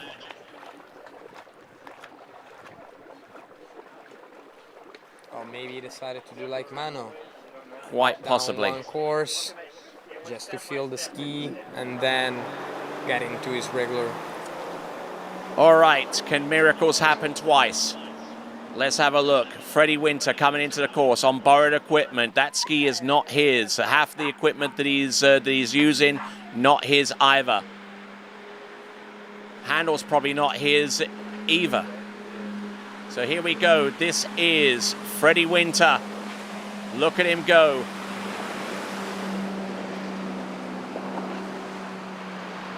Incredible. Incredible. Just incredible. There's nothing to say. I couldn't speak because I was just watching how easily he adapts to one ski to the next. This one is the same make and model of his own ski of choice, but it's shorter.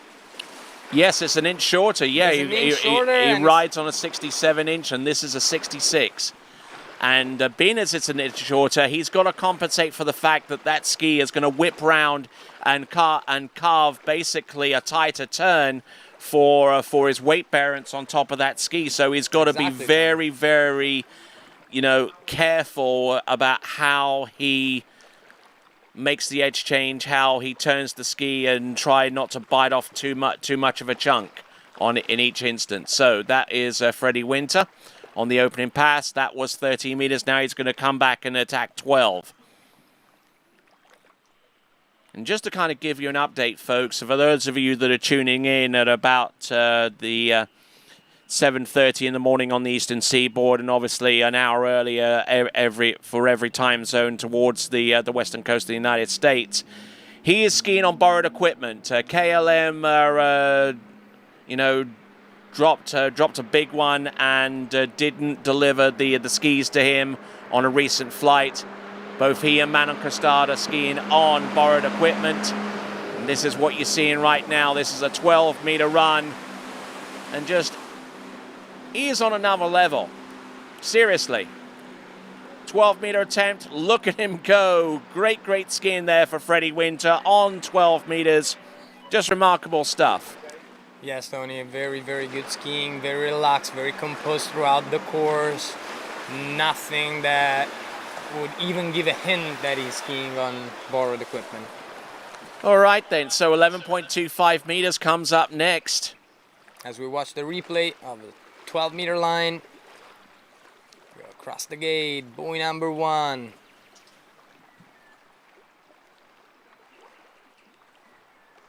And look at this, round buoy number 2 establishes a good pulling position behind the boat, just gets on the handle, just stays in one position for the most part, and just allows the boat to pull him into the next pre-turn and turn.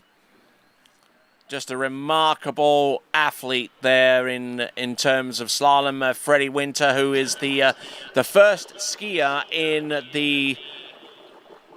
the brief history of the Water Ski Pro Tour to have tallied more than 100 points on the Pro Tour rankings so far after the Lake 38 slalom competition.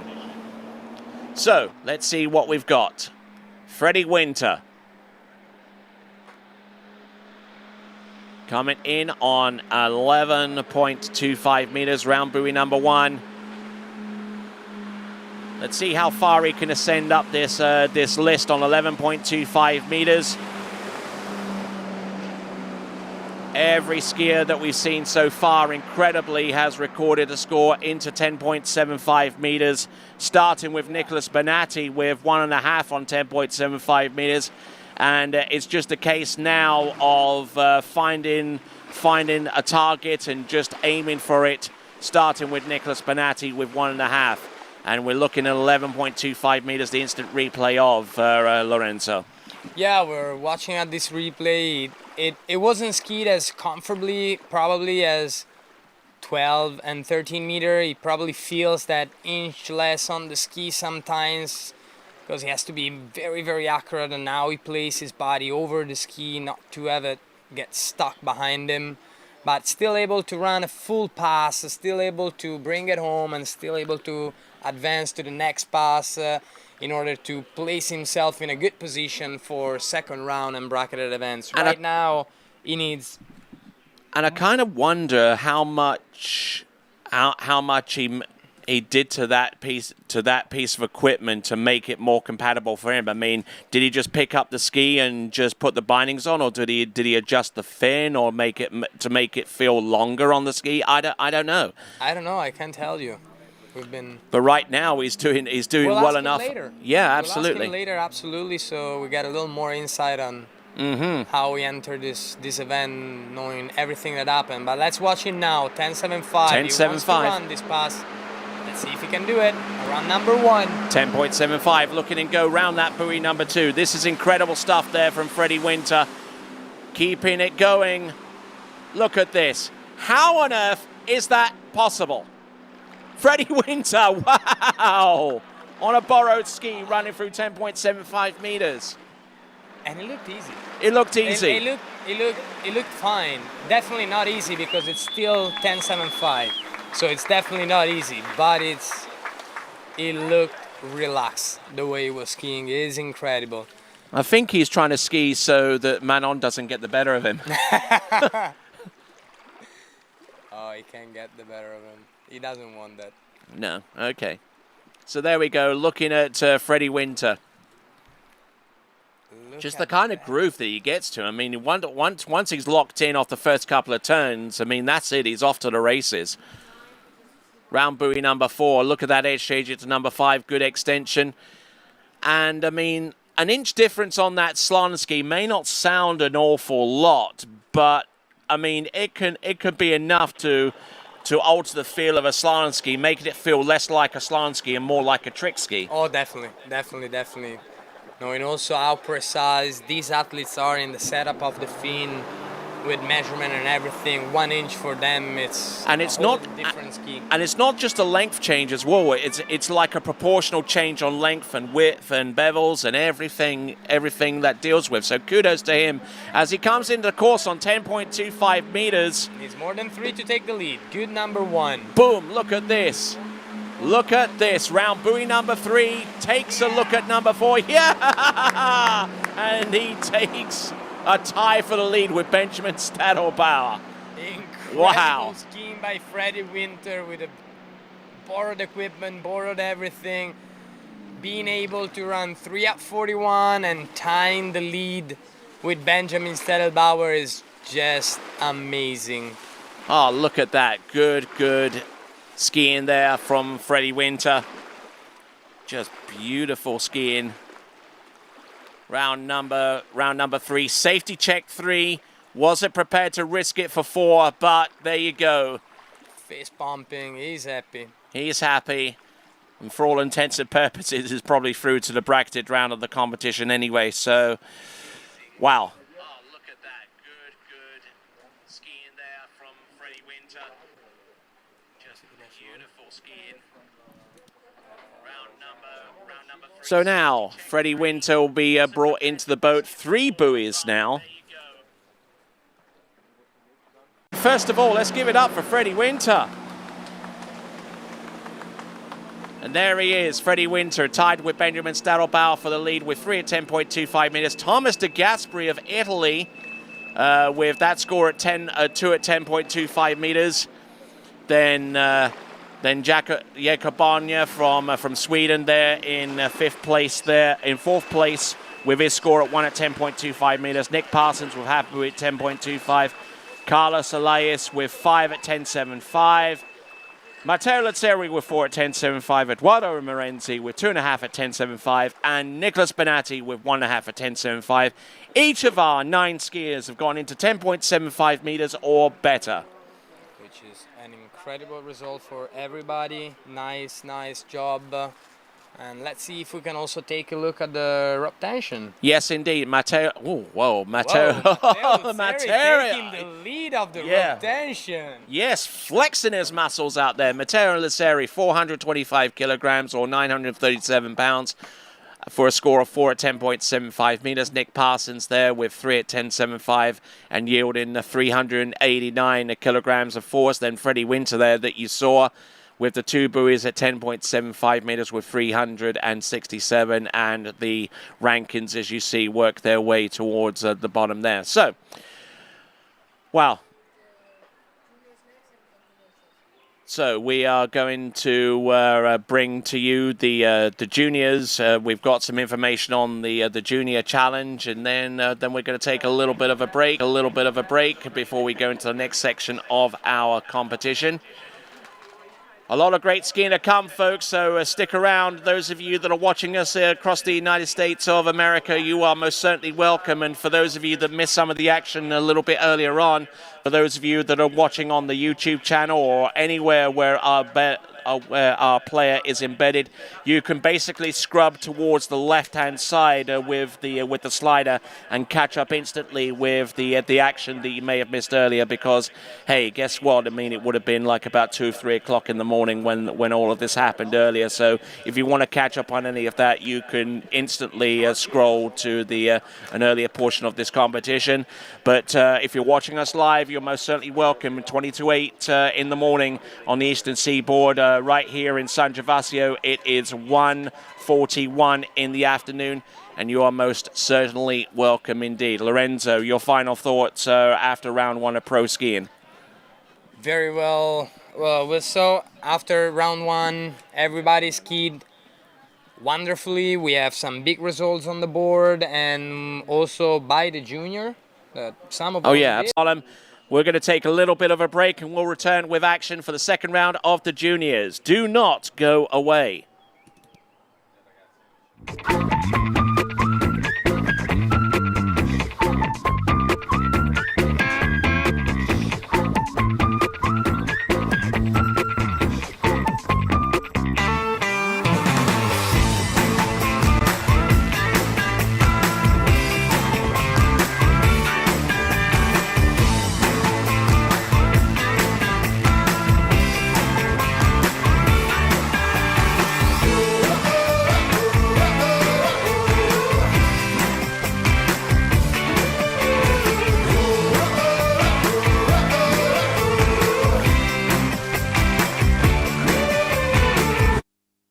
I'm involved with the flow point method because I think it's a really strong program. We've been working on a couple things and it's just fine tuning, and I want to be able to make sure that I can do those movements no matter where I am, so I can feel confident skiing at any site. It's just really all encompassing, and I think that's really beneficial. It's very helpful to keep on those keys and have a support team behind you that you can ask questions to and are there for every step of the way.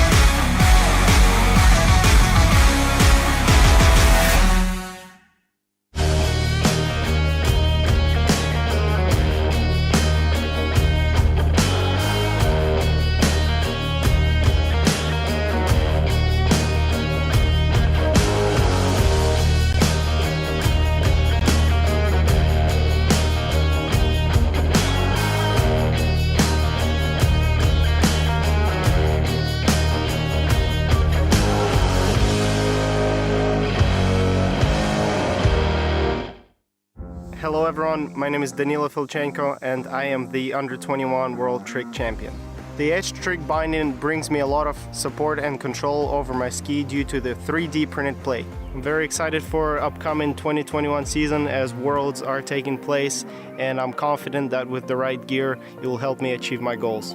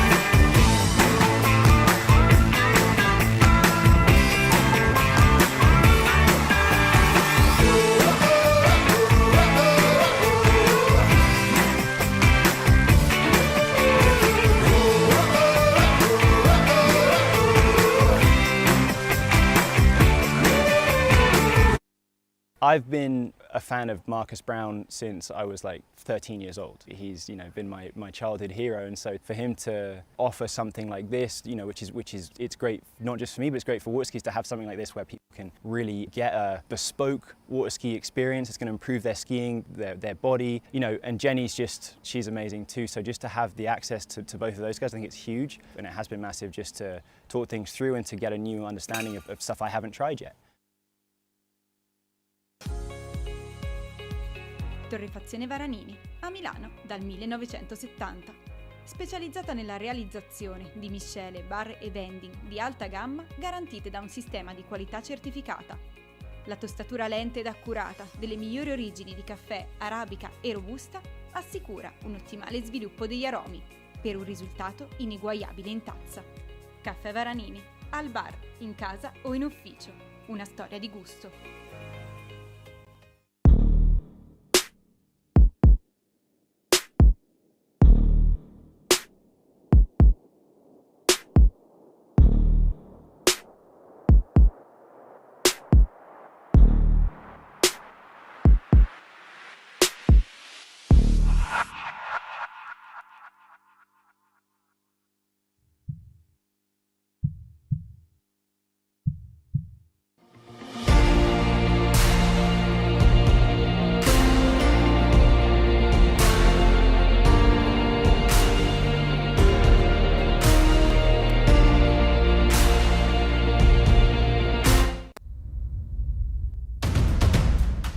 Hi, my name is Neely Ross. I've been representing Reflex for the past 4 years now. As soon as I switched to the new Neo Trick Ski, I immediately noticed how much lighter this ski is, which has made my transitions from trick to trick much faster.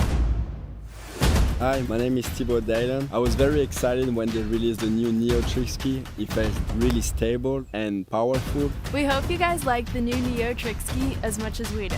Go out there, give it a try, and have fun riding it.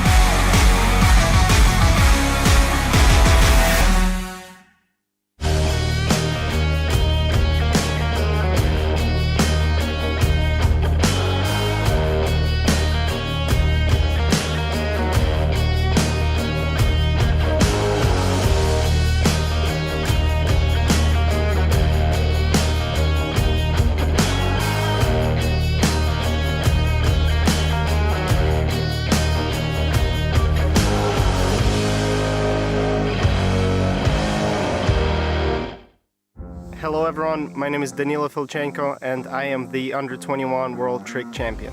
The edge trick binding brings me a lot of support and control over my ski due to the 3D printed plate. I'm very excited for upcoming 2021 season as Worlds are taking place, and I'm confident that with the right gear, it will help me achieve my goals.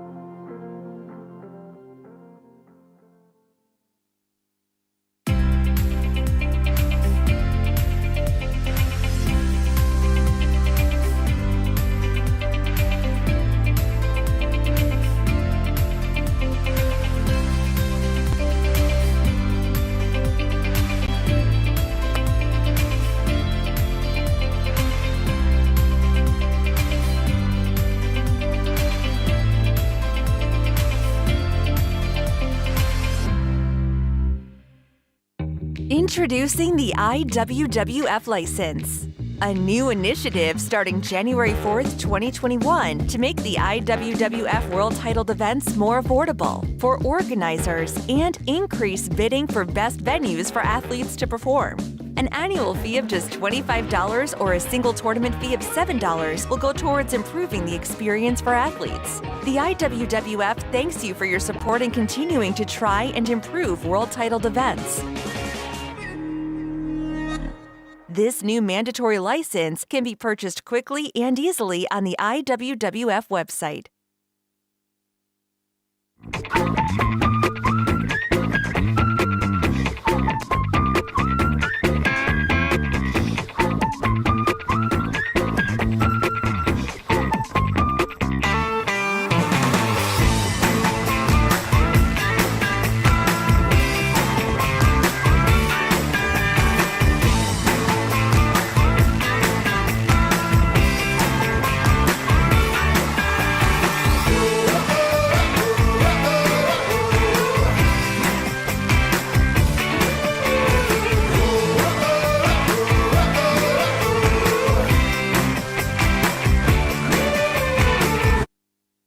involved with the flow point method because I think it's a really strong program. We've been working on a couple things and it's just fine tuning, and I want to be able to make sure that I can do those movements no matter where I am so I can feel confident skiing at any site. It's just really all encompassing, and I think that's really beneficial. It's very helpful to keep on those keys and have a support team behind you that you can ask questions to and are there for every step of the way.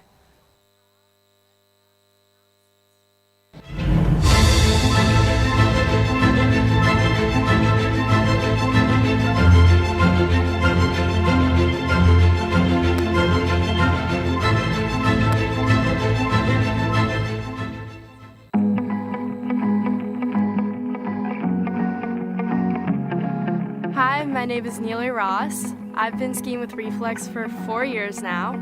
I couldn't think of a more supportive company with more supportive equipment. John Mark is always pushing the development of all of his skis with the latest carbon technology, which took me all the way to the top of the podium at the Junior World Championships in 2018. The first time I rode the Nirvana, I was so excited about how smooth the turns were and how fast I could get cross course while still controlling my speed due to the new torsional flex. When you're sitting on the dock, about to ski, and everything comes down to this moment, you need a ski that you know you can trust, and I know I can count on Reflex.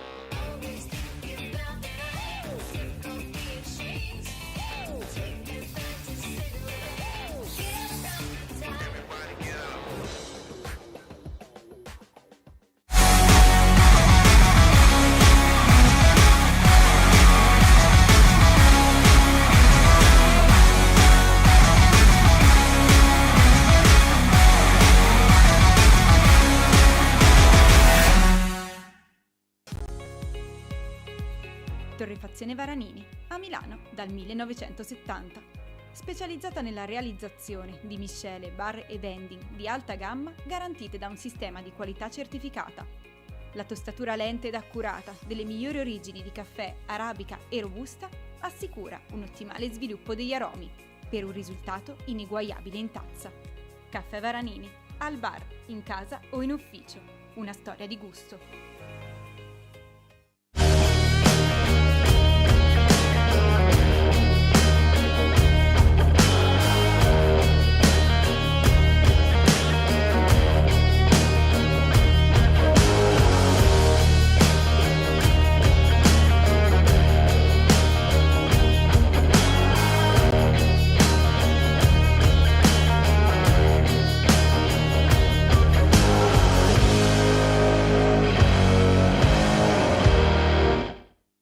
Hello everyone, my name is Danilo Filchenko and I am the Under-21 World Trick Champion. The edge trick binding brings me a lot of support and control over my ski due to the 3D printed plate. I'm very excited for upcoming 2021 season as Worlds are taking place, and I'm confident that with the right gear, it will help me achieve my goals.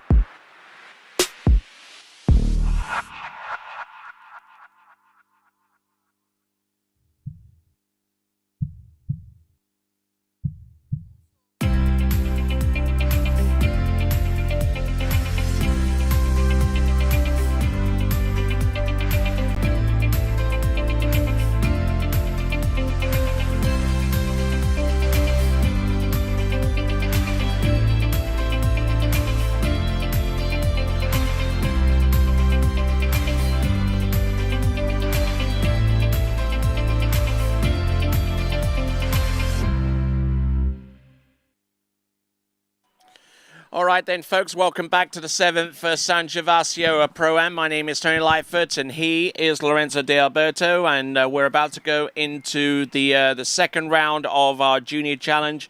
The boys will get things up and running, and then we're going to go into a special girls head-to-head challenge to come afterwards. So some good skiing so far. If you haven't already tuned in to our earlier coverage of this competition, it is about 2:10 in the afternoon here, which means that on the eastern seaboard it's about 8 a.m. There. So for those of you that are just starting your days, you've missed a little bit of the competition, but you can still scroll back and catch up from a little bit earlier on. But live action starts in just a few moments with the Junior Boys Slalom Challenge in round 2 there, Lorenzo. Yes, exactly. We've seen already a good scores from the 3 juniors that are competing right now in the Junior Challenge. All 3 of them able to running 38 off 11 meters and scored into 10.75 with we see in the lead right now Antesen Nicholas with 3 at 10.75, followed by Marino Vincenzo with 2 at 10.75, which is followed by Palomino Blanc-Jamin with 1 at 10.75. So we are expecting to see more action to get our 2 leaders for the head-to-head event in the junior event. Absolutely, absolutely. So a lot of great skiing to come, and it's going to start within the next few minutes. Those of you that are joining us wherever you happen to be in the world, you are most certainly welcome here to Jolly Ski here in San Gervasio. Brasciano? Yes. There we go. Just want to make sure I get that you right. Got it now, Johnny. There you go. And those of you that are wondering where this wonderful place is in all of Italy, well, if you open up a map of Italy, if you go to like Google Maps or something like that, you'll be able to easily locate Milan. Once you do, you take a slight trip west until you get to a place called Brescia. And then once you get to Brescia, you go south towards Cremona, and about halfway down between Brescia and Cremona, there is a place called Pontevico. And then a little bit east of Pontevico, you'll see San Gervasio. And not too far away in that commune, you will find us right next to Levele Water Park. Exactly, Tony. We're here deep in the northern Italy. Beautiful, beautiful province, this province is, and happy to have everybody joining us from all over the world to see and enjoy with us this wonderful day of water skiing. And we're about to get ready for the second round of junior boys in the junior challenge with our first athlete in the water. We'll see him there getting a little refreshing before putting the ski on. This would be Palomino Blanche. Jaime Palomino Blanche.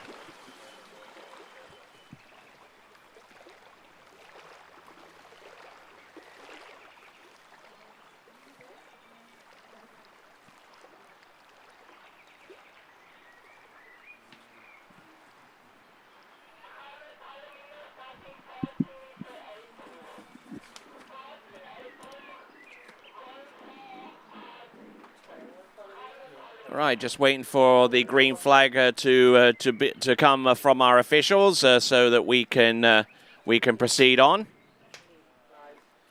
Just had to deal with one or two technical issues before we continue on with the remainder of the competition. The round 2 of the pros preceded by the junior challenge contestants.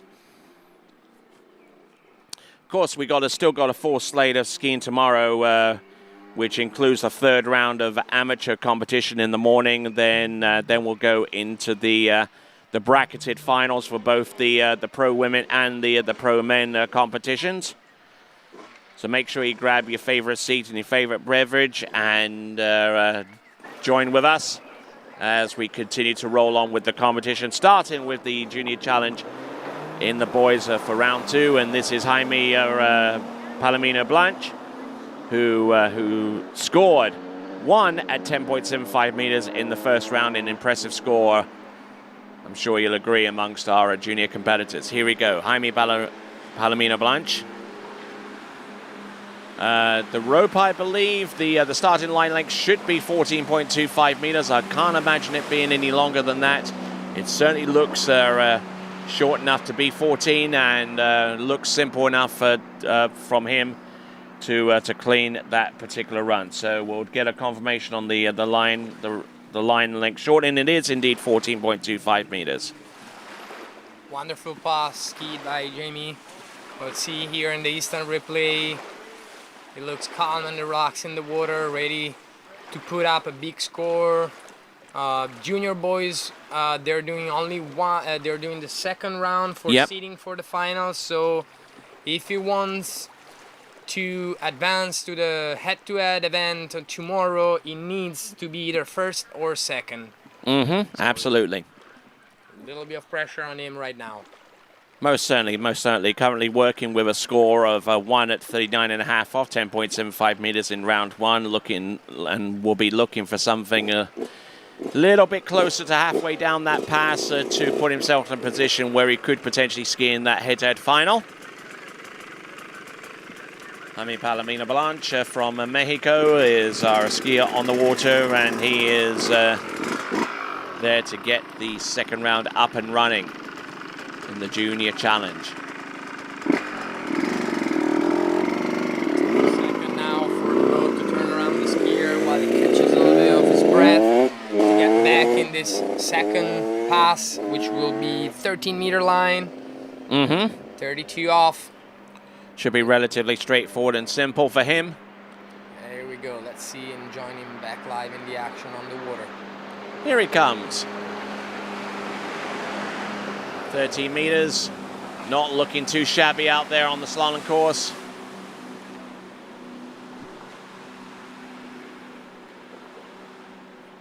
All right, not bad at all, and really on fire out there on that slalom ski. Good effort there from him as he gets through 13 meters without too much in the way of distraction, and has set himself up well for 12 meters, which comes up next. Very strong in this instant replay. Vediamo Jamie Palomino Blanche, questo replay istantaneo di questo passaggio corda 13 metri. Ottima sciata, molto rilassato, passaggio facile per lui, considerando i risultati che ha ottenuto nel primo round. uno sciare molto solido e forte dietro quella bellissima barca Malibu, guidata oggi dal nostro driver Manuel Domini e giudice a bordo Barbara Gattone. All right. There's our TWBC crew doing a fine job of bringing this event coverage to you here live from Jolly Ski. And now getting ready for 12 meters will be Jaime Palomino Blanche from Mexico. 11.25. Actually, it is the 12 meters, as a matter of fact. I do beg your pardon. Just waiting on that boat to pull our skier into the course.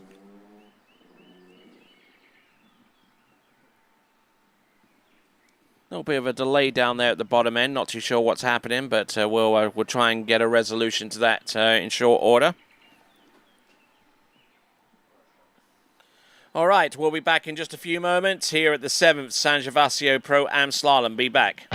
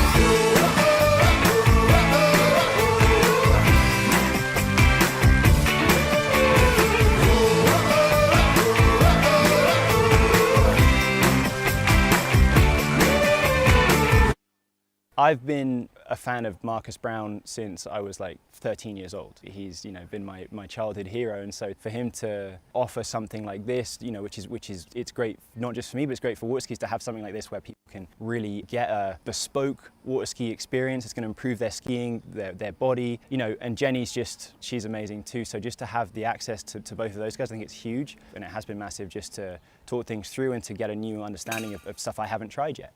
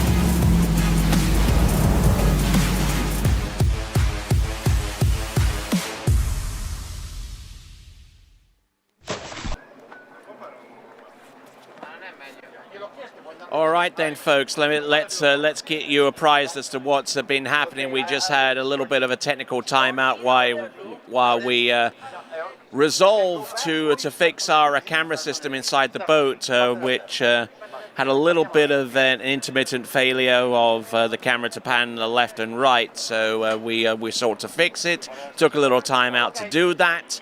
So we've apparently the camera system in the boat has now been fixed. And now we'll continue on with Jaime Palomino Blanch. I don't know how much time has elapsed, because if it had been more than 10 minutes, he would have been eligible for a free pass into the slalom course at whatever line length for speed or combination of both that he chooses. Let's see what the judges have decided. Maybe because it was the first skier in the water, they might decide to run the tournament from the beginning like nothing happened, he never started. Quite possibly. So we'll see what happens. We'll see what it does on this first pass. Restarting the entire set, as a matter of fact. You're absolutely right there, Lorenzo. Yeah, we got confirmation from the judges here. Our chief judge, Candido Motz, decided to restart the event from the beginning like nothing happened. And let's see if the camera works now. Seems fine. Let's follow. There you go. This first pass, 14.25 meter. Nothing has happened so far. Let's see from the beginning. Okay, so 14.25 meters, 13 meters. Matter of fact, it looks like the camera's working better. Yeah, it is. All right. It's a fun thing to see. There we go. Instant replay with Jaime Palomino Blanch from Mexico. A little flat-footed into number one, but looking very, very strong, letting the skier roll up underneath him. He is right foot forward, which means his left side turns always going to be a little bit easier to accomplish. Yes, very nice skiing right now for Jaime. Very composed. Look how he runs easily this 14-meter line pass, and we'll wait just a few seconds to see him back into the slalom course at 13 meter. All right, so good skiing there, and I'll tell you what, a lot of attention right now focused here on this event at San Gervasio from a lot of people viewing across the world. Also got other sport taking place today a little bit later on in the evening. So Czech Republic versus Denmark in Baku as part of Euro 2020. That's at 1800 hours Central European Daylight Time. And then the big game, Ukraine versus England from Roma at 2100 hours, part of Euro 2020. But the action on the water takes precedence at this time. Jaime Palomino Blanch looking good for this pass, and a great effort there around the fifth and the sixth buoy on pass number 2. And before we had our technical troubles, that's where we left off from, but I kind of suspect that this second attempt at 30 meters may be a little bit smoother and a little bit easier for him. Yeah, it seems like he's found a better rhythm compared to the 13-meter pass that he did before we had the technical issue. We see him here in the instant replay skiing very nice and relaxed, always in contact with the rope perfectly tied, able to whip his ski around the buoy just enough to get easily and comfortably to the next one. Here he goes around 5, and that's a good number 6 to wrap up the pass and being able to enter the next pass, which will be 12 meter, 35 off. You're absolutely right. 35 off coming up, and the scores from the previous round have been impressive, to say the least. Jaime, for his part, scored 1 at 10.75 meters, and you had scores from Vincenzo Marino, who will be skiing next. He scored 2 at 10.75 meters, and the lead score is 3, courtesy of Nicholas Artansem. So some good skiing on offer.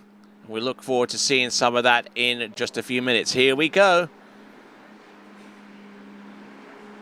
Jaime Palomino Blanch of Mexico, round good portion of these buoys, round 4 and number 5, and on the good foot and getting around buoy number 6. I like what he's doing. And a great skiing effort there from Jaime Palomino Blinch. You said it absolutely right, Tony. Guardiamo insieme questo replay istantaneo di questo campo a 12, forse un po' in ritardo all'ingresso, si è reso conto, ha dovuto forzare un po' la prima boa, ma ha trovato subito dopo la seconda un ottimo ritmo di sciata che gli ha permesso di portare a casa con abbastanza scioltezza questo passaggio a 12 metri di corda. Vediamo girare la 4 adesso. Bel tiro verso la 5, molto solido fra le onde, ottima posizione, ed ecco qua la 6 che finisce il passaggio attraverso le boie d'uscita, pronto per accedere al prossimo passaggio, 11 metri, 11 meter, 38 off, which is an important pass. Must run it. He must run it now to try to improve his previous score and try to enter into the head-to-head event. Yes, absolutely. He's got to try. He's got to run this pass and do more than 1, which was the score that he had in the previous round, to really put himself in a position where he could ski in the head-to-head final, which will be the next round of junior boys slalom in the junior challenge here in San Gervasio. Let's have a look and see. Let's take a peek here. First things first, he's got to run this pass and then more than 1 on the next one. More than 2 on the next one, I beg your pardon. Here we go. This is Jaime Palomino Blanche. Skiing beautifully, fighting as hard as he can because he wants this pass, he wants to run it, and he does it. Gets round number 6, he's going for it. Good job. Good consistency on his side. Running twice 38 at this young age is really impressive, and see these young guys are definitely waiting to see them in the big tournament with the pros, fighting alongside with them. Right you are, and we'll find some information here on him, and here it is. He's been, his personal best is 3. His personal best is 3 at 10.75 meters, which is the pass that he faces. Comes to us out of Mexico, trains with Thomas de Gasperi, whom I would imagine means that he skis out at Trentino. And likes to play guitar and snow ski. And he's been known to play some video games here and there as well. And why not? Right, last year's top score for him is 5 at 11.25 meters, so obviously he's surpassed that. Now here we go with 10.75 meters. Anything more than 3 will give him a PB and give him a pretty darn good shot of making it through to the head-to-head final. Here is 10.75 meters. Round number 1, and that is about it there. So 1 buoy will be his best score, which by default means that if we were to take the top 2 scores from the Junior Challenge Boys round of rounds 1 and 2, take his score into account, that would mean that both Vincenzo and Nicholas are already through to the head-to-head final based upon their earlier round score. Yes, indeed, Tony. It looks like they both made it to the next round, and unfortunately, despite his great effort here in this tournament and a good solid score twice, 1 and 1, unfortunately, just not enough. Not enough. But it's part of the game. All right. It is part of the game, and very happy to see a young kid skiing this consistent at this young age. Oh, absolutely. He's still going to go away happy. I mean, there's no denying that. And we still got plenty of junior skiing to come. We've got a girls' head-to-head matchup between our top 2 female junior skiers. That to come in just a few minutes. But before that, we've still got the remaining 2 skiers to go in the Junior Challenge Boys Slalom Round 2. The first of which being Vincenzo Marino. And then Nicholas Artisam. And between the 2 of them, we'll see who has the highest seed. And thus have selection of boat or driver.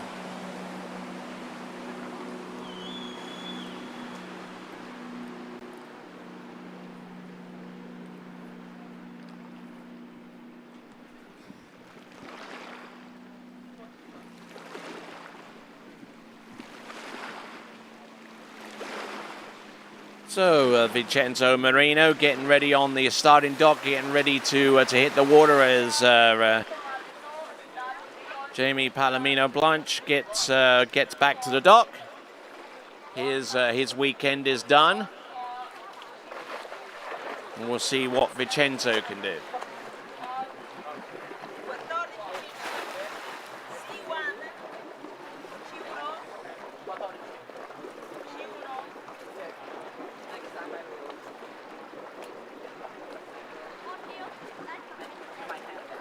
Here he goes, the boat slowly getting the rope tied, ready for Vincenzo to start his first pass. It's gonna be a 14.25 meter line for him. 28 off. Here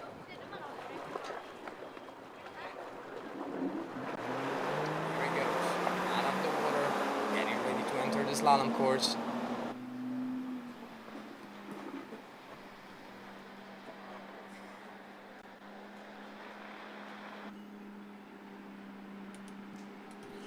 All right, here he is, 14.25 meters.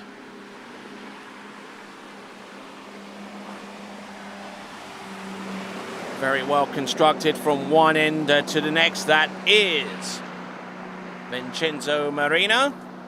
Very solid through his first pass, nicely done for Vincenzo. Guardiamo questo replay istantaneo insieme, tutti insieme.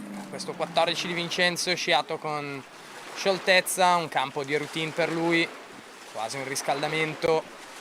Gli atleti usano questo primi due passaggi per cercare un attimo di capire le condizioni del lago, le condizioni del vento, come risponde la barca, prima di entrare nei passaggi più aggressivi.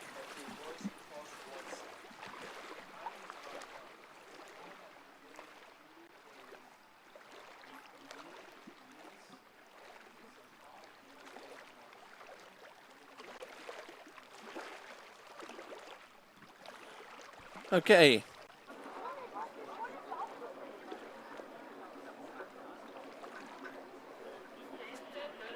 All right then, just to clarify, my apologies for sending you down the garden path a little bit. The best skier out of this Junior Boys Challenge will have a guaranteed spot in the head-to-head final between Jamie and at this moment in time Vincenzo. The bottom two scorers out of this challenge after round two will go head-to-head against each other to determine the opponent for the top-seeded skier. So not quite done yet, Jaime Palomino Blanche, and that head-to-head between the second and third place skier will take place a little bit later on in the day to determine who will ski against the number one seed there, Lorenzo. Yes, exactly. Sorry about that. We had a little mess up. Allora, spieghiamo a tutti i nostri telespettatori italiani che Jamie non ha finito il suo weekend di gare perché quest'oggi, se si conferma al primo posto dopo i 2 round di slalom dei Junior Boys Nicholas Antonsen, lui avrà un posto assicurato nella finale head-to-head di domani, mentre il secondo e il terzo faranno un mini finale a head-to-head che prenderà luogo questa sera dopo l'evento delle Pro Women.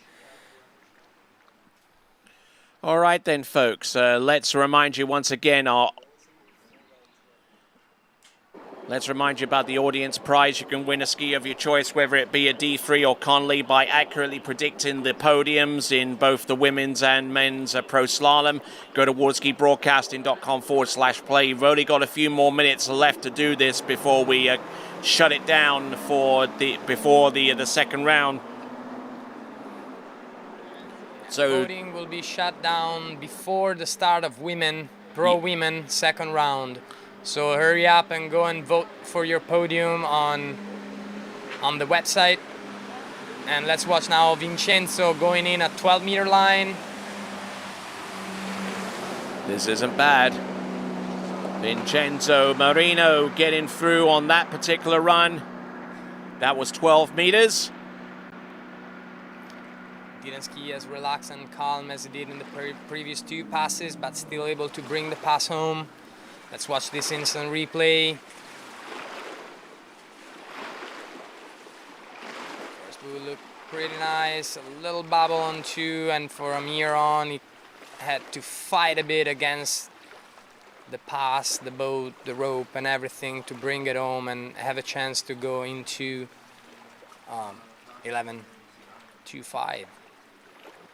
All right there, so good effort there from Vincenzo Marino. And just to clarify a couple of things, the waterskibroadcasting.com audience prize about to close in the next few minutes prior to the start of the round 2 pro slalom. Go to waterskibroadcasting.com/play for more details and to enter. That contest consisting of a chance to win the D3 or Conley slalom skis that are on offer. So take advantage of an opportunity to win those. waterskibroadcasting.com/play to accurately predict the podiums of both women's and men's. Here we go. Now Vincenzo Marino has to run this in order to try to qualify through to the next round of the competition outright. Here he comes, round buoy number 5. Can he make it outside number 6? Not this time, unfortunately. Got 5 at 5 at 11.25 meters.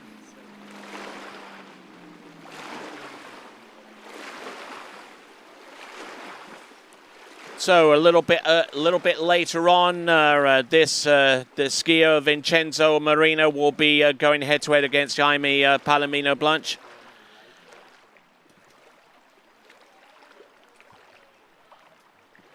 And that will take place tonight. The head-to-head to qualify through to the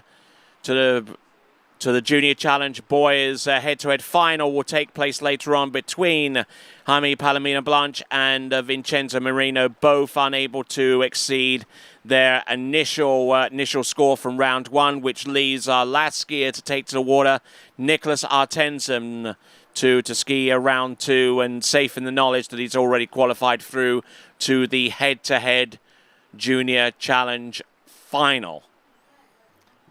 Esattamente Tony, in questo momento vediamo che Antensen Nicholas, che entra in acqua adesso, si è già qualificato per la finale di domani head to head, mentre Vincenzo Marino e Jaime Palomino Blanch dovranno affrontare questa sera una semifinale head to head che stabilirà il secondo concorrente della finale head to head di domani contro Nicholas Andersen, che vediamo adesso in acqua affrontare il primo passaggio, corda a 14 metri, portato a casa con scioltezza e leggerezza. All right, so that's Nicholas Artensen from Austria.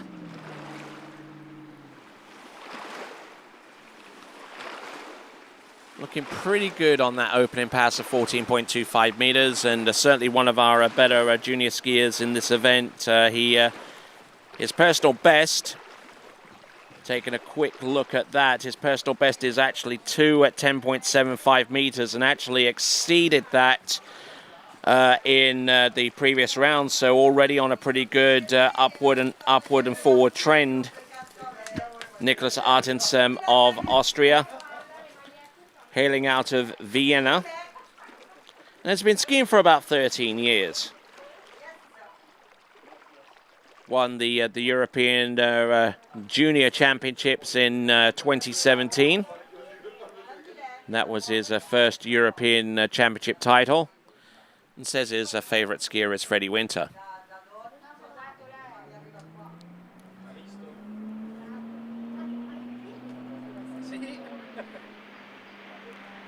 So here we are, Nicholas Artensen. Take it away, Lorenzo. Here we go, Nicholas running into the 13-meter line. We'll see him nice and relaxed. Getting a good strong pull behind that towboat, that Malibu towboat, going from one side to the next of the slalom course with ease. Running this pass quite nicely. Looks like he had a little problem checking down on his binding. We'll see what's happening. But let's watch the replay first and see how he actually skied this pass. Look incredible. Look pretty sharp as far as I can see. Taking a look here with the entrance gates. Good extension around buoy number 1, allowing that ski to cast out and do what it does naturally, which is turn on a dime as soon as you put it onto an extreme edge.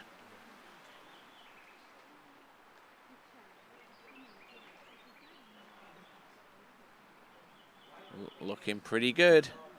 And for the most part, that pass was very easily run. So, Nicholas Artensen of Austria now 12 meters beckons. Yeah, now coming back at 12-meter line, we remember that he's already qualified for tomorrow's final. He's just skiing to keep his attention up, his focus up, and challenge himself even more. Let's see what he can do in this 12-meter line pass. 35 off. Skiing safe in the knowledge that he's made it through to the Junior Challenge, a head-to-head final. He will find out who his opponent is a little bit later on this evening.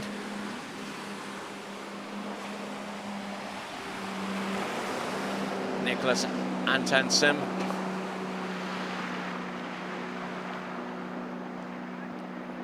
So, 6 buoys, pretty smooth through this 12-meter line pass, 35 off pass. Let's watch him through the wake and around number 1. Nice, always, line always super tight. Round number 2.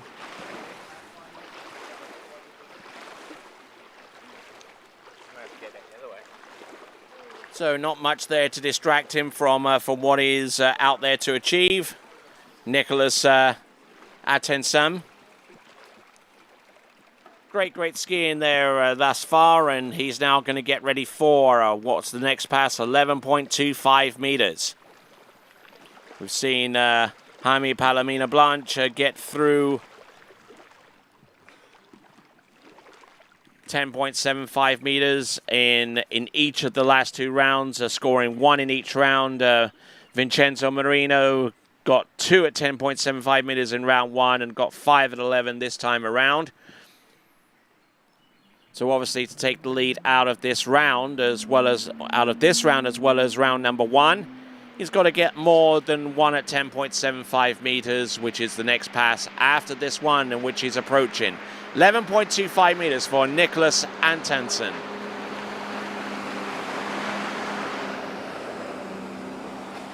So not looking bad.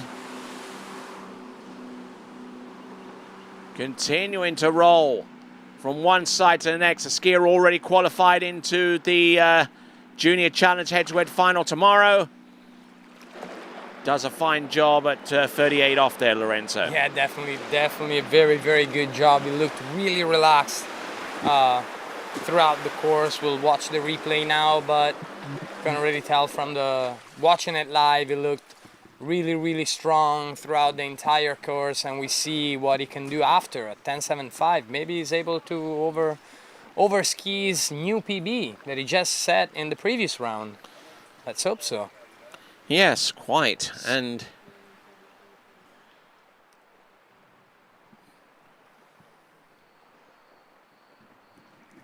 just have a look and see what he's done so far. Actually, in the Bottas ski tournament, he got 4 at 10.75 meters.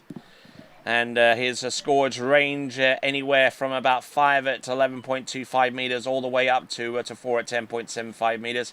In each of the 3 tournaments that he's skied at so far before this one. So let's see if our 17-year-old from Austria can conjure up something, some magic here at 10.75 meters. Certainly needs a good start, and it's very critical that he gets his gate shot right as he goes through the gates. Round number 1, a little flat into number 2, but he's there on number 3, still outside and still wide. And unfortunately, 3 again it is. Yes, 3 again, so he's consistent there, so no worries. But a decent effort there for Nicholas Artensen. And we look forward to seeing him ski in the Junior Challenge Boys Slalom Final. Against who? Well, we won't know that until later on this evening. as Jaime Palomino Blanche and Vincenzo Marino will ski against each other in a head-to-head semi-final.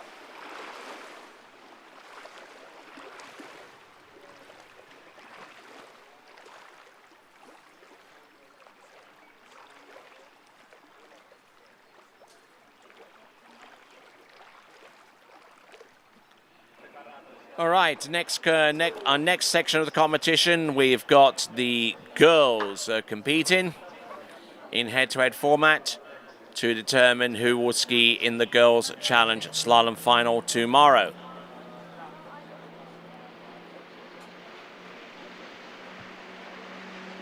All right, as we bring on Nicholas Antonsen back to the dock, we will serve you up this break. This is the 7th San Gervasio Pro-Am Slalom, and we'll be back right after this.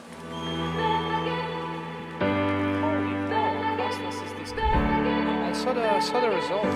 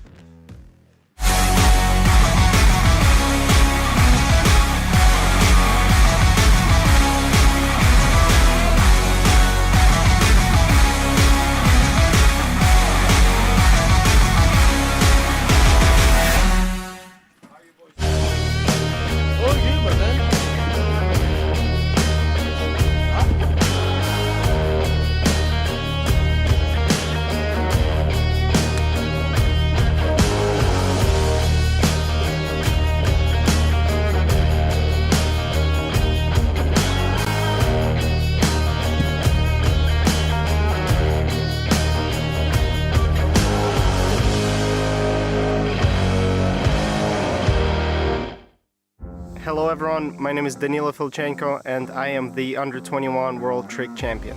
The edge trick binding brings me a lot of support and control over my ski due to the 3D printed plate. I'm very excited for upcoming 2021 season as Worlds are taking place, and I'm confident that with the right gear, it will help me achieve my goals.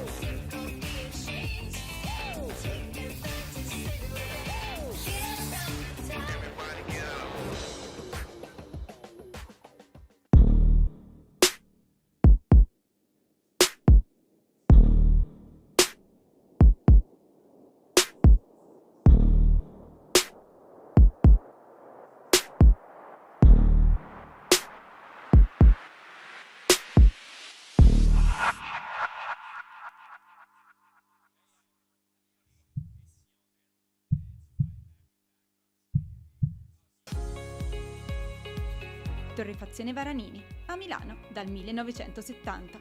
Specializzata nella realizzazione di miscele, bar e bending di alta gamma garantite da un sistema di qualità certificata.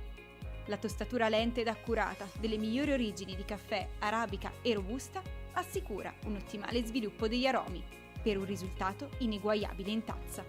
Caffè Varanini, al bar, in casa o in ufficio. Una storia di gusto.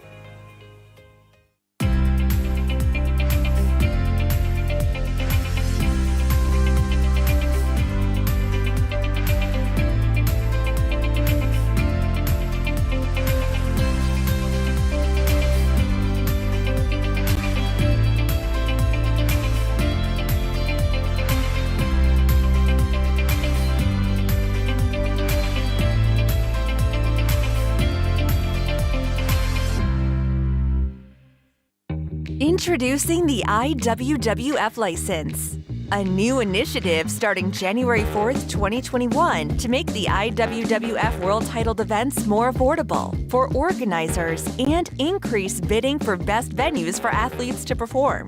An annual fee of just $25 or a single tournament fee of $7 will go towards improving the experience for athletes. The IWWF thanks you for your support in continuing to try and improve World Titled events. This new mandatory license can be purchased quickly and easily on the IWWF website.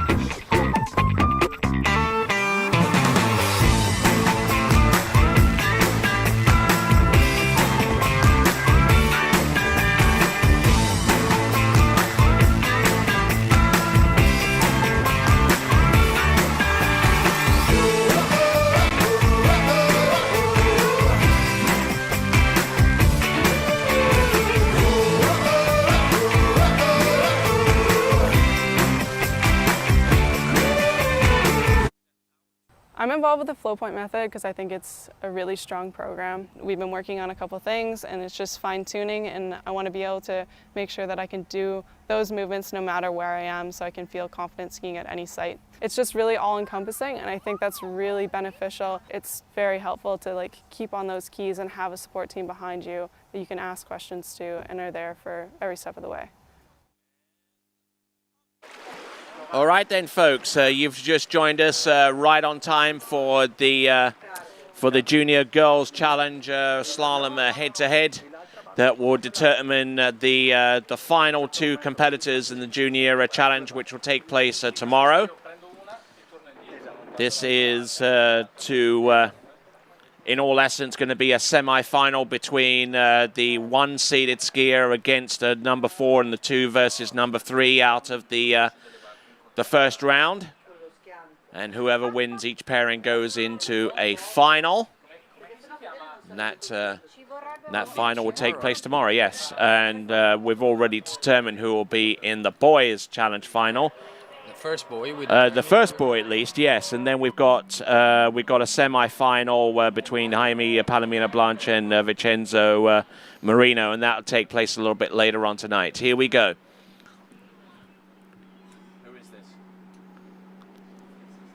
Julie Fay on 16 meters. And this is a head-to-head format right now, so one pass performed by Julie Fay on 16 meters is followed by another attempt at that same pass by the person whom she is paired up against in this competition.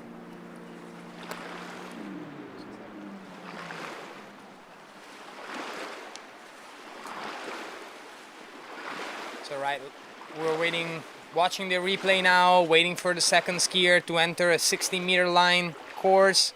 See her going beautifully, nice and relaxed around all 6 buoys of the 16-meter line pass. Let's see her, watch it again, going around number 5. Good connection with the boat, nice head change. And here it is, number 6 to bring this pass home. Obviously being very careful to not allow the rooster tail that's generally generated by the boat at 16 meters 22 off to affect her too much. Yeah, exactly, Tony. 22 off, that rooster tail kicks you pretty hard in the ankles, so want to be careful and keeping your composure through the wakes without having the rooster tail affect you too much while you're crossing. So now we see the second skier of this head-to-head final, who would be... I think it'll be Emily Wenzel.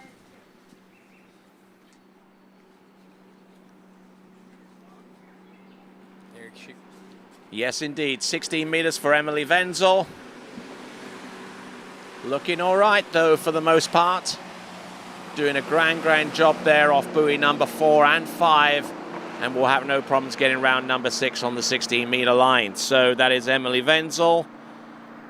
And then now that we've gotten the first 2 passes from One from each skier successfully completed. We'll now turn our attention back to Julie Fay from Switzerland, who'll be coming back in on 14.25 meters. But let's have a look at the instant replay from Emily Wenzel.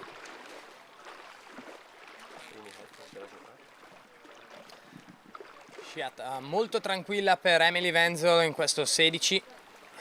Come dicevamo prima, io e Tony, ragazze molto tranquille attraverso le onde, perché il rooster tail, il baffo bianco che genera la barca, è molto generoso a queste lunghezze di corda, quindi devono cercare di non farsi scomporre troppo durante l'attraversamento. Tutte e due le atlete sono state in grado di farlo perfettamente, infatti tutte e due completato questo primo passaggio e ci apprestiamo a guardare il secondo passaggio, iniziando con Julie Fay a 14, 14.25 meters, 22 off, next round, 25 off, sorry, next 28 off, next round for Julie Fay. We hear the boat coming back into the course. We'll bring you live on the water action in just a second. There she is. All right, we're rocking and rolling. Continuing to go from one side of the course to the next. Julie Fay on 14.25 meters has a pretty darn good handle on this one. And skis all the way through on that particular run. Great skiing for Julie Fay of Switzerland. And do you see anything out of the ordinary there? No, Tony, I see her skiing pretty composed, pretty relaxed. She looks confident and strong throughout the entire course.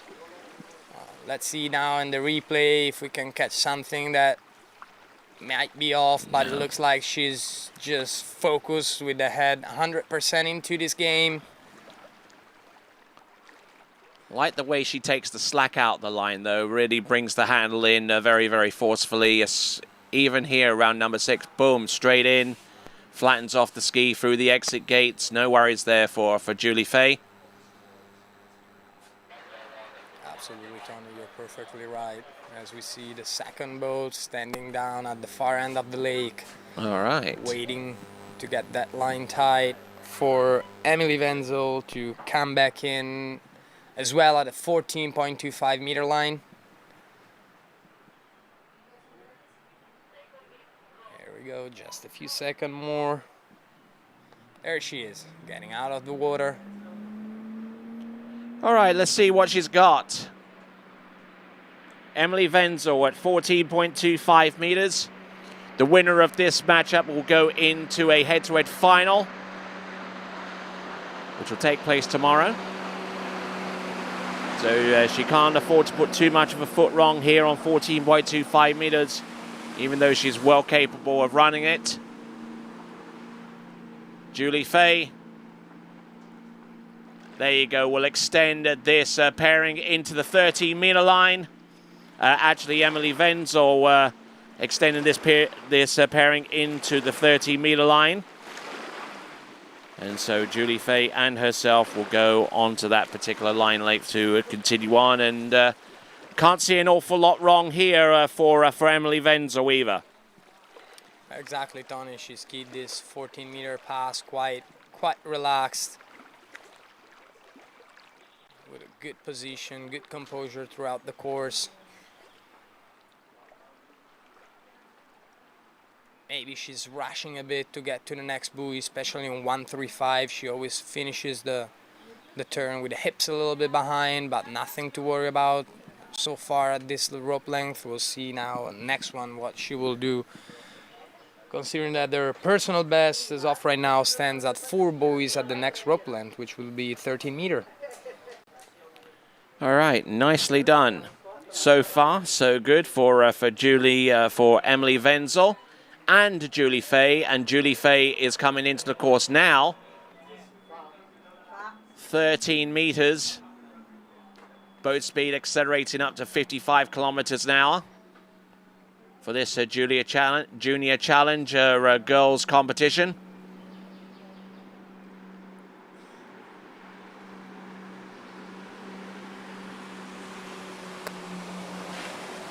Good to go so far. Round number 4, not making light work of this pass again. 13 meters, no worries there, and hardly a puff of wind on the water. And as you can see, calm conditions for Julie Fay,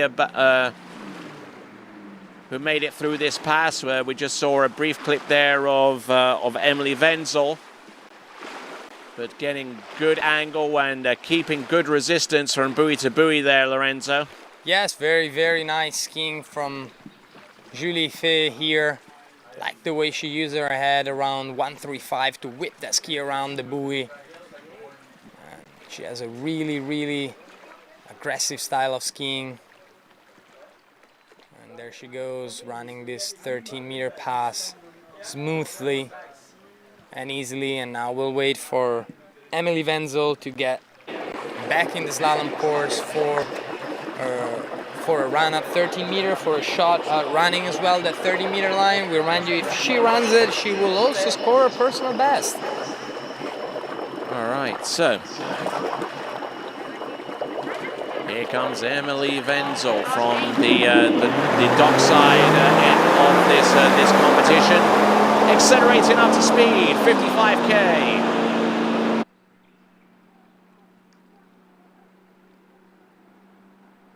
Pulling out wide for the gate. Let's see what she can do. Around number 1, nice and strong. Around number 2, a little bobble. Oh, unfortunately losing the handle through the wakes. Which means that Julie Fay has made it through to the Junior Girls Challenge final head-to-head.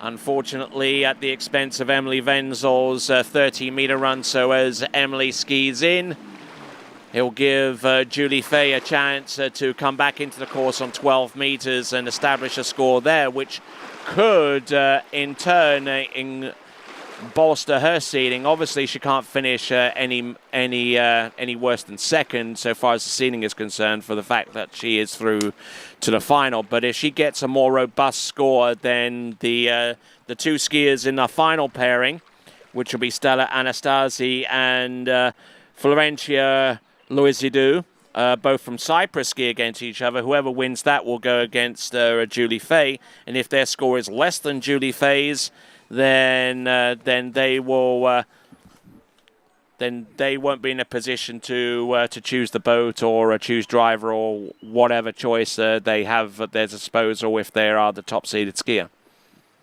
Exactly, Tony.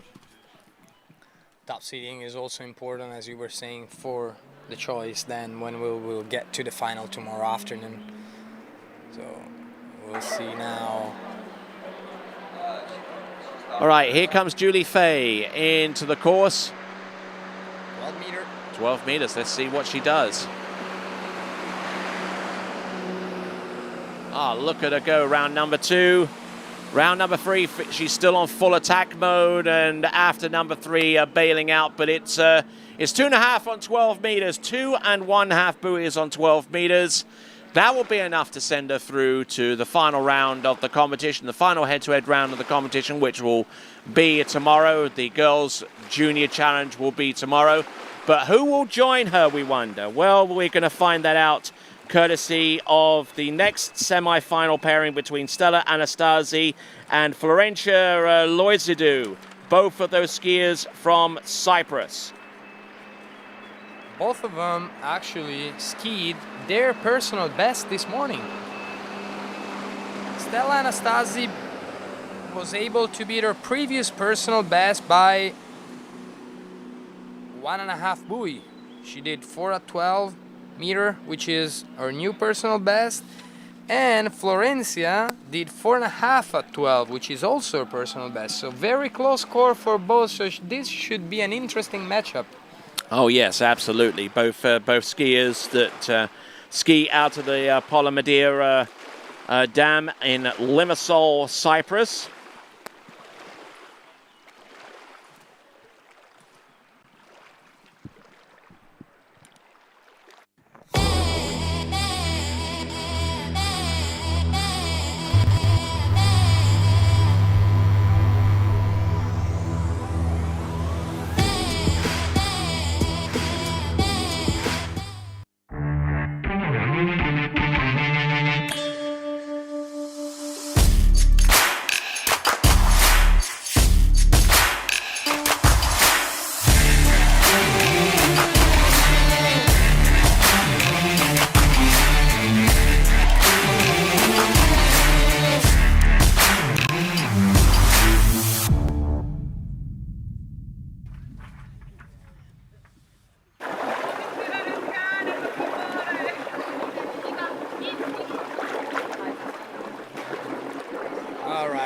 as we see the boat pulling our first skier back into the course. This will be Florencia.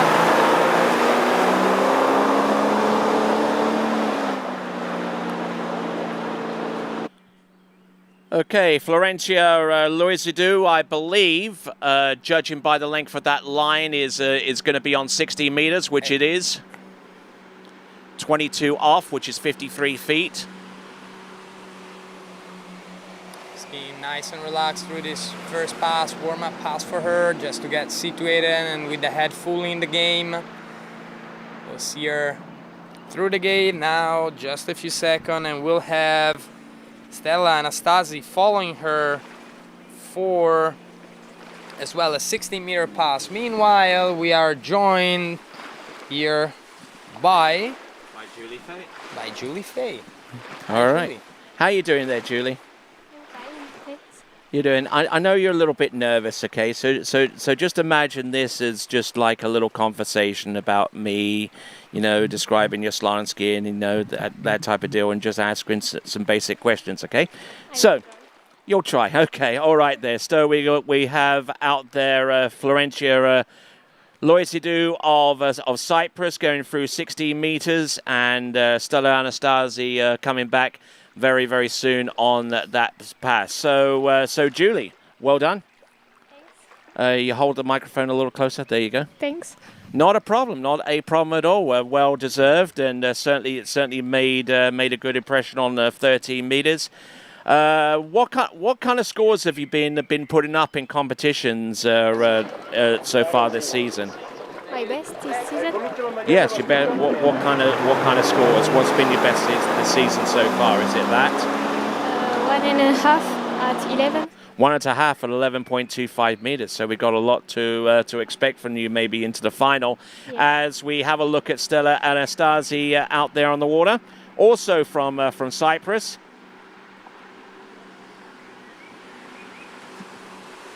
$16 meters should be fairly easy for both of our skiers to accomplish.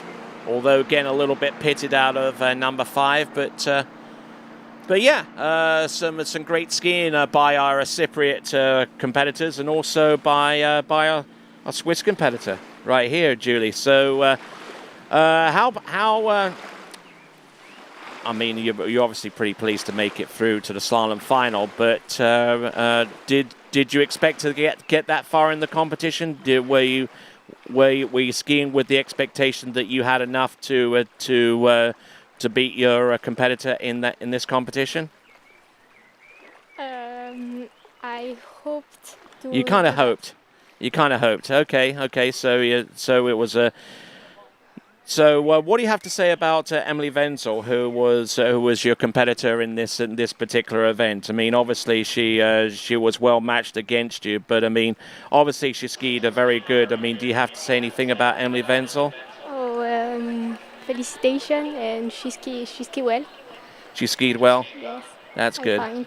That's good. So, what are we going to expect from you in the final? Are we going to maybe see you go in on 14.25 meters, maybe even 13, probably 14.25 meters? Are you equipped to go in on that starting line length yet, or would it be a first for you?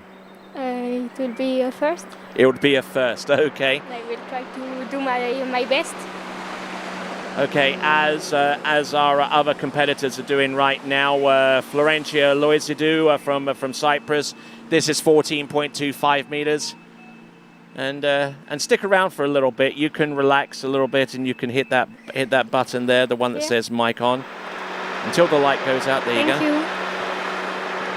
Yep, there we go, and we'll rejoin with you in just a little bit. You just sit back and just relax. Okay, so Julie's taken a little bit of a breath here, and it's a little bit nerve-wracking, obviously, being in the situation that she is. She's won. She's on the shoreline, just trying to get dried off, and then she gets talked to by me. I mean, I don't know what to say about that, but Florentia Loizidou there getting through 14.25 meters and hoping to keep the pairing alive is Stella Anastasi from Cyprus and Lorenzo. We've seen some great female competitors in the Junior Challenge so far. I mean, is there anything you see out of the ordinary? Because I mean, we've seen that 14-meter pass completed, but. It looked pretty Yeah. easy. She looks like she's relaxing. She's ready to put out her best effort to try and overrun her friend, which now we'll see getting into the 14-meter line as well. Stella Anastasi coming back 14.25. Here she goes, pull out for the gate. All right, then. Let's see who will meet Julie Farr in the final, which will take place tomorrow. She is looking quite intently at both Cypriot competitors. And not too much to separate both Stella and Florentia right now from Cyprus. Both of them skiing 16 and 14 meters in successive passes. And what I like about our junior girl skiers is their ability to effectively bleed speed off going into the gate shot and just holding everything nice and tight and keeping a good consistent position going from one side of the course to the next, Lorenzo. Yes, indeed. Unfortunately, in this pass we can see Stella had a little bit of she was a little too slow in the gate and made her run, still able to run that pass, but not as smoothly as her companion did the previous pass. But what counts is the 6 buoys that we said, and we also remind you to vote for the best. Yes, indeed. We also got the Skier of the Day vote, which will take place tomorrow. But go to waterskibroadcasting.com/play for your chance to win yourself either a D3 or a Connolly slalom ski. If you can accurately predict the podiums for both the women and men in the pro divisions and get as close as you can to the winning score, you could be winning yourself a D3 or Connolly slalom ski. Go to waterskibroadcasting.com/play for more details and to enter. Florentia Loizidou of the Republic of Cyprus. Round number 1. Round number 2. This is 13 meters. Number 4. Oh, look at... Whoa! All kinds of out of shape. Number 5. Can she make it? Oh, my... Oh, that was sketch. That was sketchy. Let's see now in the replay what happened exactly, because we weren't expecting anything like it. Yeah, she was bouncing around all over the show. Yeah, she was skiing good up until 3 ball. Look at that 2 ball. Nice. Good counter rotation off 2. Yeah. Going into 3, maybe a little on back foot, a little not enough angle. Oh, he just lost her edge into number 5 and could have just ate it into into that buoy. Not even too sure she actually made it round number 5. I don't think she made it round number 6 for absolute certain there. So let's have a look.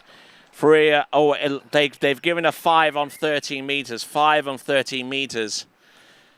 So, all right. Now we have Stella. She needs to run this. All right, game on. Game on. She needs to run it. If she runs it, she qualifies directly for the next round. And gets the ski against Julie Fay. Exactly. Into the next round. So she's just calming down a little bit, just drying herself off naturally. And Julie Fay now watching to see who her opponent could potentially be in the Junior Challenge Girls Final. If Stella can get more than 5 or effectively run the pass on 13 meters, then she is through to the next round. Anything less, and Florentia takes that spot in the Girls Challenge Final. Round number 4, round number 5, and it looks like Stella will be facing Julie Fay in the Junior Girls Slalom Final head-to-head, which will be tomorrow. So congratulations to Stella. Commiserations to Florentia Loizidou of Cyprus. And We've got Julie Fay, who now knows her opponent. So, what do you think to Stella's skiing out there? What's your assessment of her performance out there? She knew what she had to do, which was effectively run 30 meters. Now, do you have anything to fear from Stella Anastasi? Yes, a little bit of fear. A little bit of fear and a triple down. All right, we'll wish you the very best of luck tomorrow. Is there anything you want to say to your fans out there that will be watching tomorrow and you're trying to get their support behind you? I will say thank you to my coaches before, Nicolas Deléage, Thomas Cabri, and the Fungly Ski School. Excellent. And my family.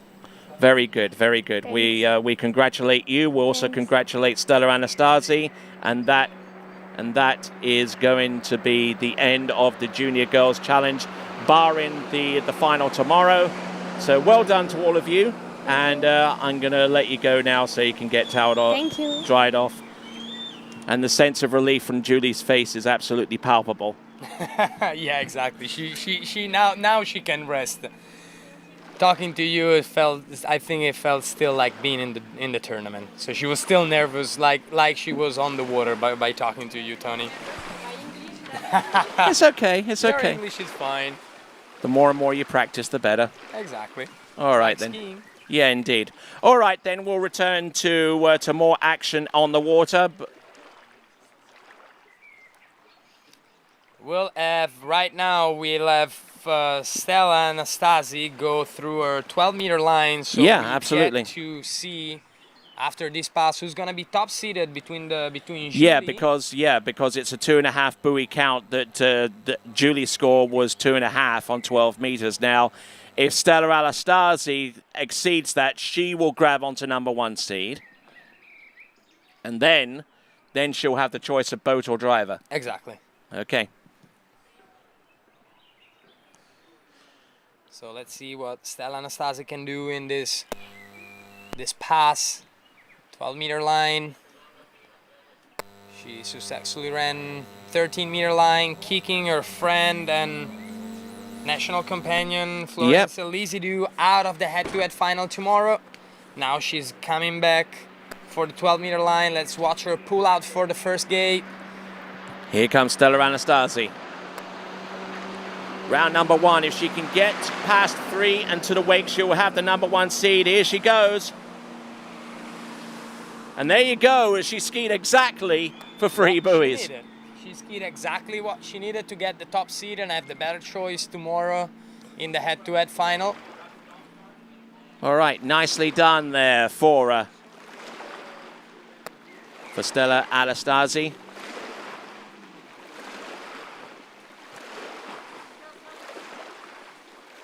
So there you go, Stella Anastasi grabs number 1 seed.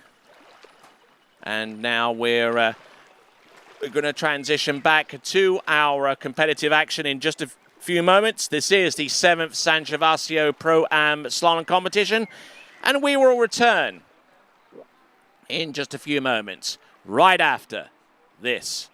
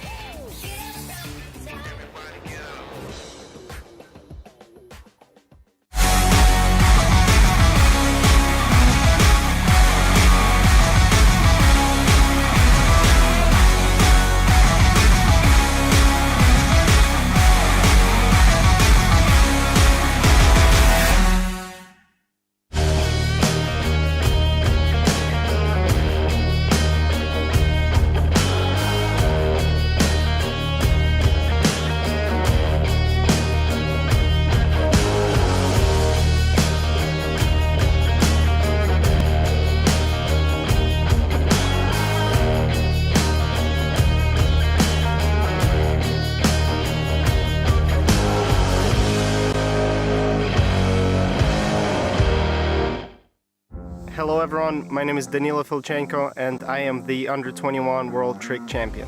The edge trick binding brings me a lot of support and control over my ski due to the 3D printed plate. I'm very excited for upcoming 2021 season as Worlds are taking place, and I'm confident that with the right gear, it will help me achieve my goals.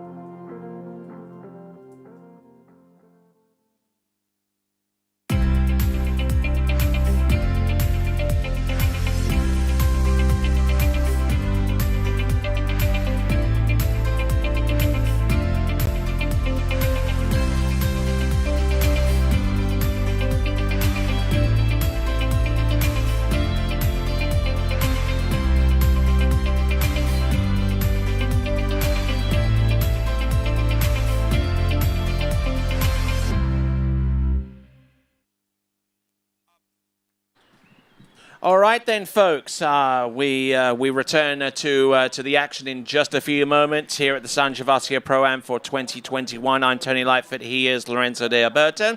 Welcome everybody to our webcast. All right, so we've got a reseeded women's slalom event to take place in round 2. And there it is. Kim Niederbaumer will take to water first, followed by Rea Jorge, then Patrizia Yanni will be third out, followed by Ali Garcia, then Jamie Metcalf, then Alicia Bagnoli, Bailey Austin, Chelsea Mills, Manon Costar, and Samantha Dumala. And right now, as it stands, the top two, the first two competitors on the water, Kim Niederbaumer and Rea Jorge, are in danger of being eliminated from further contention in the competition because we have 10 skiers and only 8 of them advance through to the next round of the competition, which is the bracketed slalom finals. Exactly, it'll take place tomorrow afternoon, early afternoon. Here it is, the leaderboard right as of it stand right now. As you could notice, the running order for the second round is the opposite of the leaderboard. And let's see who we have on dockside with Kiko. Kiko here at the dock with the Kim Allen, second round. So, what do you feel going into the second round? I feel good going into the second round. The first round was more of a warm-up, but I feel good now. I'm trying to do a better score, so we'll see. Okay, there's the wind. Actually, there is no wind, but if there is a little bit now, it's headwind. So you have another strategy or the same one as the first round? Same one. I'm going to try to run 35 or 12 with a headwind, so I feel a little more confident right now. And yeah, I'm super happy to go ski. Good. Good luck. Back to you guys. All right, thanks a lot, Kiko. And I mean, you can judge by the water conditions behind me. Try and find a headwind if you can. Yeah, exactly. Every once in a while there's a little gust, but it doesn't. It should not affect the skier too much on the dock. So we'll probably see different strategy maybe in this run, just to maybe some skier have a favorable side to run the last course. Maybe they rather do it going down towards the dock, or maybe they rather do it going away from the dock. We might see some different strategy based on this, because now the wind is not playing much of an influence on the skiers. Okay, so the bubble score, if you were to look down here for a potential score that Kim Niederbaumer or Rea Jorge have to exceed in order to put themselves in the top 8, they need to score better than Patrizia Yanni, who scored 1.5 buoys on 11.25 meters, and that is currently the 8th place score as it stands right now. We take 8 through to the women's bracketed final, and currently Kim Niederbaumer and Rea Jorge are on the outside looking in at this stage, Lorenzo. Yes, exactly, Tony. We're looking at a pretty close score too. So we have to see now. It's gonna be tight this second round to see who's actually. It's gonna be fought very hard to see who's actually is gonna compete in the head-to-head final tomorrow. Right now we have 3 girls who ran 10.75. That we have another big pack of 5 girls into the 11.25 meter rope, and just 2 girls out of this 11.25, which are Rhea and Kim Allen, which are battling now to exceed and try to get into the top 8 so they could effectively ski tomorrow in the head-to-head final. All right, so it is what it is, and we've got also got the men's competition as well, where we are only eliminating one skier, and that one skier at the moment, currently in 9th spot, is Nicholas Bonatti with his score of 1.5 at 10.75 meters. Remarkable that all the skiers, Nicholas Bonatti included, all the way through to the likes of Thomas de Gasperi and Freddie Winter, they scored at least into 10.75 meters and run into in a few cases run into 10.25 meters. We're going to see that a little bit later on in the competition. So some great skiing to come. Beautiful conditions as you can kind of observe behind me. It's pretty plain to see here at in San Gervasio, the home of Jolly Ski. And we'll be back with you, I believe, in the next few moments whilst we get everything situated here with the towboats and the like. And as I say, we'll be back in just a few moments as we continue on the 7th San Gervasio Pro-Am.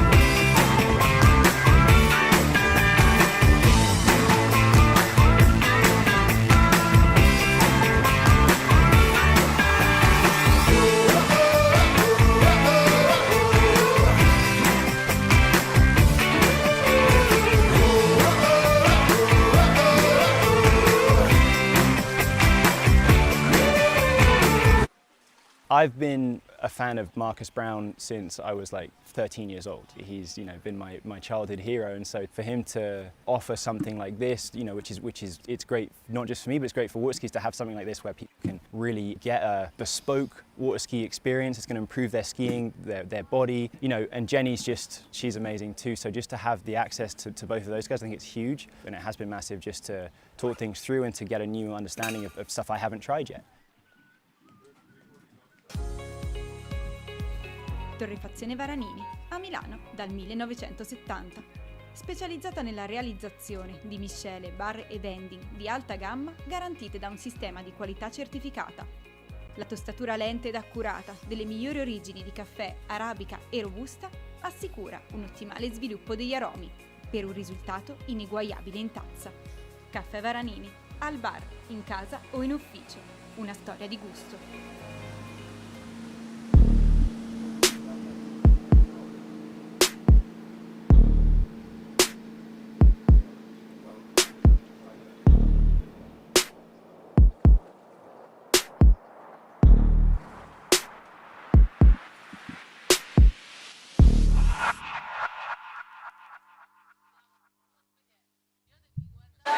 All right then, folks, welcome back. We are about to take our first competitor out in the second round of elimination in the women's pro slalom competition.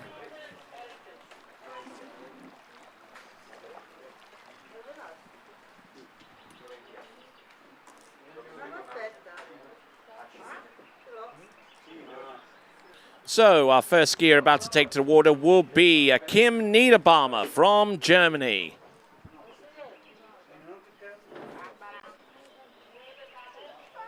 All right, so first competitor out, resident of Lafayette, Louisiana, and skis specifically at Airport Lake in that city as part of the Raging Cajun water ski team. It is Kim Helen Niederbaumer, who's been involved in the sport for about 18 years. And here she comes in towards the slalom course. This is Kim Helen Niederbaumer.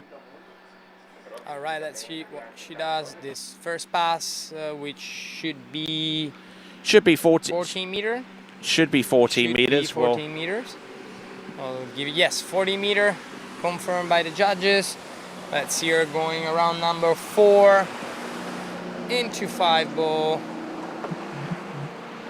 and 6. Yeah, no worries there for Kim on 14.25 meters. It starts to get a little bit more intense with 13 meters, which is the next run. That's what the instant replay. Guardiamo adesso il replay di Kim. Buona la pre-1. Tranquilla, rilassata verso la 3. Okay, and just to remind you, good folks out there, that the entries for the audience prize have now been closed. The entrance for the audience prize has been closed, and let's check in with Kiko. Kiko, you're the dock with Rhea Jorger, ready for the second round. 5 at 12, the first round. How do you feel for the second round? I feel good. Yeah. Good then. Let's hope you run 12 and do something at 11. Good luck to you. Thank you. Back to you guys. All right, very, very short and very succinct there from our competitor there, Rhea Jorger, on the starting dock, and Kim echoed pretty much the same sentiment when she was interviewed just a few minutes before. They know what needs to be done. They know that they've got to get through 12 meters and to put themselves into a position where they'll be skiing tomorrow. They need to get more than 1.5 on 11.25 meters. They need to get to that line. Oh no! And Kim Niederbaumer right there on 13 meters, taking a big old spill, going in towards, I believe, number 5. Looked like she rushed a bit, turned at number 4, and she couldn't hold on to the boat, threw it away, popped the end out of her hands, and had a little crash. We see now in the replay exactly what happened to her, why she fell. Looked strong out of number 2. Yeah, it was a little bit bad number 3, maybe a little late down course. Here, a little slack line. Oh, and actually popped the fin out as she worked away from 4 into 5, and kind of felt unstable and just ejected on that one going in towards number 5. So that is Kim Niederbaumer, and because of her score on 13 meters was less than 6 and nowhere near the score she needed, she is eliminated from future contention in the slalom event. So the only competitor that can ski herself into the reckoning so far as the top 8 is on the water right now.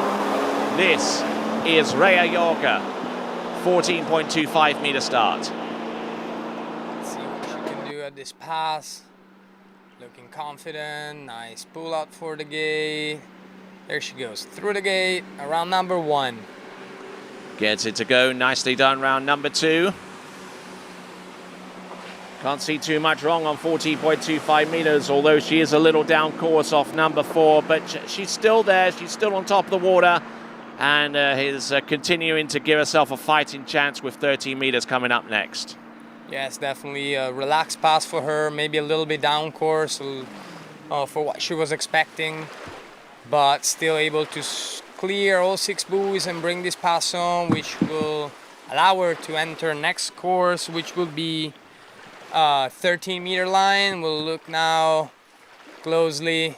Yeah, a little bit relaxed. She looked a little nervous earlier during that interview. Maybe she feels that pressure of knowing exactly what she has to do to get through to the bracket round.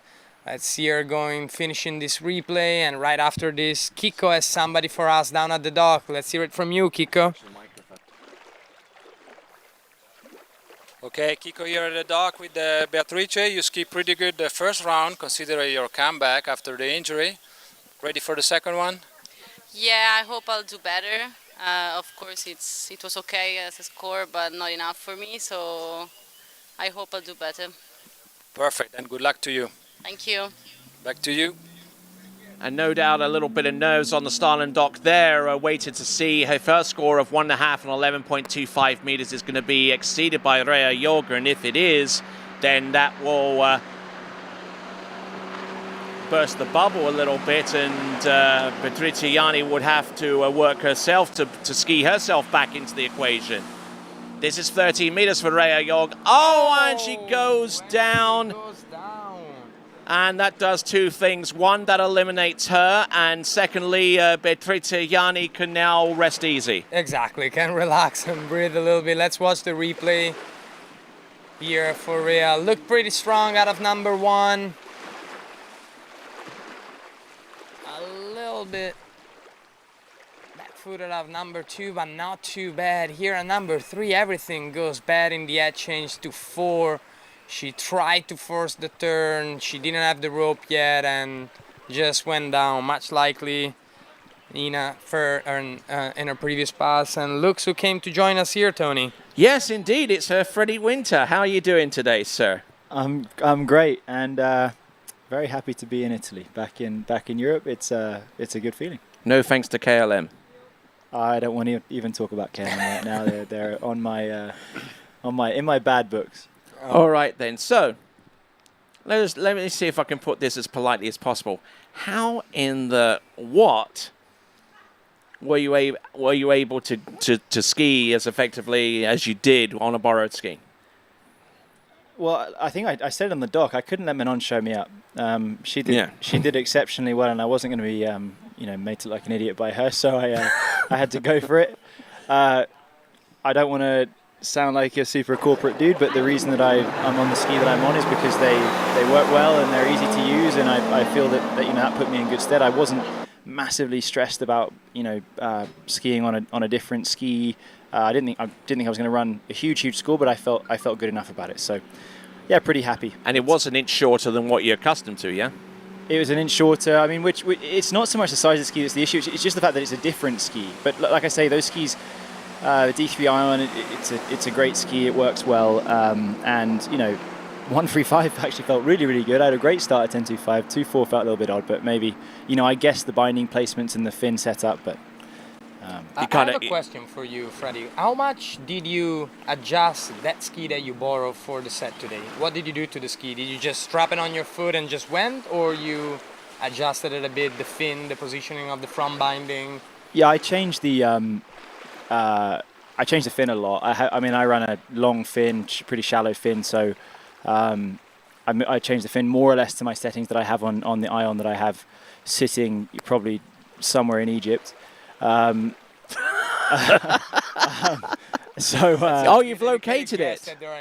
I literally, yeah. I mean, it could be. There's all sorts of swear words. Could be in Abu Dhabi. Could be in Abu Dhabi. It could be anywhere in the world, which is very upsetting. So, but yeah, I changed the fin, and I rode a 66-inch ski 2 years ago for the 2019 season, the NRG. So I kind of knew vaguely. I knew that I always run the boots pretty far forward on a 66. So I did that, and yeah, it was a guess, and I guess it was a good enough guess. So I guess it was more than good enough, judging from your score. As we see now, Beatrice coming back at 13-meter line. Would you like to take this one out, Freddie? All right, let's have a look. Yeah, she looks good. I mean, so I guess that Rea went right before her and fell around this buoy 4 here after looking pretty good, but she's managed to navigate that. She has that kind of pretty straight-legged, upright stance through the wakes. She's definitely quite leveraged, and she does a good job, and she's through that pass. All right, let's go down to the dock and see Kiko. I'm here at the dock with Ali Garcia, ready for the second round. 2.5, 11, pretty good the first round, but ready for the second one? Yeah, I'm not unhappy with my score. It felt amazing out there, so I really hope I can go out and push it up a little farther. Very good. Good luck for the second round. Thank you so much. Back to you guys.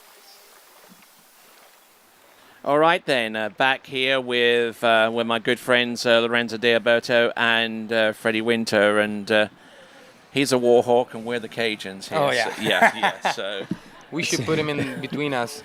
It Maybe seems like every time I'm sitting here, it always gets brought up, and I think it's emblematic of a good rivalry. And I mean, in any sport, you're only able to be great if you overcome a rival. And that's why the Warhawks are great, and that's why Lafayette have been the foil to which the Warhawks have always beaten to show their supremacy. A bit like England v. and you know, and I'll just completely wash over that, but a bit like England v. Germany. Exactly. And like England v. Germany, right now Lafayette is ahead of the Warhawks, but I'm beat the old rival, but.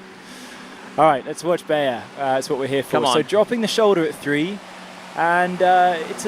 I mean, I don't want to say scrappy, but it's a little bit aggressive, and she's maybe the movements that she's making are not as smooth as she would fluid. like. She usually used to ski. Maybe this stop that she had this forced stop because of her injury. Maybe changed a bit her way of skiing, because I always seen Bea being really smooth through the course, and now I see her more nervous, but here's using more the muscles. But take a look at her handle grip and then compare that with her foot placement. Oh yeah, that's very interesting. She had to do that because of her elbow. Exactly. Oh, she changed it? She changed the grip because of her elbow. She cannot ski with the proper grip anymore because her elbow suffers too much, and she also had to bend at a weird angle her handle in order to have rest on her elbow while she skis. Well, good for her. I mean, overcoming an injury, that's impossibly hard, and having to make, big structural changes like that. I mean, it sounds like to maybe those that don't really understand slalom skiing at a high level, they probably wouldn't think that makes a big difference. But my God, like changing what you're doing with your hands, all the muscle memory you have to overcome. I did that a little bit as well. 11 in the previous round. Let's see what she can do. Softened up on 2. And does she get the 3? I think that's a 3. She did get 3. I think anything better than the previous round, I think would please her a little bit. She got 1.5, and she admitted that she would just went in too hard. Good one, right? I mean, then I think just pulled the handle maybe a little bit too early here. So she never really got the ski rolled over. She pulled the handle towards her, so she ended up on the tail, and that's kind of she was always going to be struggling from there. But so sorry for being late to the game here. But so has everyone who is skiing from now on is in the final? Yes. Presumably? Yeah. Okay. So they're skiing for placement right now. Basically, yeah. Exactly. Yeah. So Patrizia can actually move up a place if her score. Let's take a look at the leaderboard as it stands. Patrizia Yanni got 3 at 11.25 meters. That actually jumps ahead of Ali Garcia, who scored 2.5 at 11, and actually ties Jamie Metcalf with the same score of 3 at 11.25. So it might be a toss-up between the two, a backup score type deal. So Patrizia can get as high as 6, but is currently, I believe, or as low as 7th right now as it stands, as we wait for Ali Garcia to come into the course for her opening pass. So let's take a look. Ali Garcia, who comes to us out of Winter Garden, Florida, home of the Isles of Lake Hancock, and does a little bit of skiing over at Matt Reaney's place from time to time. But here's a skier that really picked up the elite competitive side of the sport pretty late, I would say. Yeah, I've got a lot of time for Ali. Well, she's a very nice young girl, a young lady, but I think that what's been impressive is that over the years she was Taylor's younger sister, and Taylor was this super hot jumper. Everyone knew he was going to, and he was an amazing overall skier. And then Ali was not seen in the same way as Taylor, but she's come up and she's running scores in 10.7, 5.39. And she's really, you can tell, like she's worked on her technique, and she looks really, really good on a water ski. So let's have a look at you, Freddie, from a little while ago. This is your attempt at, what is it, 10.25 meters? And yeah, I haven't seen this yet. There you go. I mean, that's a good one. On a 66-inch slalom ski, that's a darn good number one. Yeah, and then that's where I felt the whole way through the set that I was finishing on the tail. So I came into 3 and I wasn't. I mean, yeah, it was good enough one. I don't want to labour on it too much, but I'm a bit hurt. My left shoulder's not in great shape, and I'm going to take some time off at some point. But I want to get through this tournament first. So I didn't want to. I feel like 4 was. Maybe a part of 4 was there, but I'm not going to, no point pushing at that point. All right, let's have a look and see Ali Garcia out there on the water. So Ali, I spent some time with her at the Mastercard photo shoot last year, and so I sat and watched her from the boat a fair bit. And the thing that I said to her was, she's got an amazing offside, but I said that her onside, everything looks good, but she's just a little bit on the tail and she kind of grabs the handle in a little bit too early.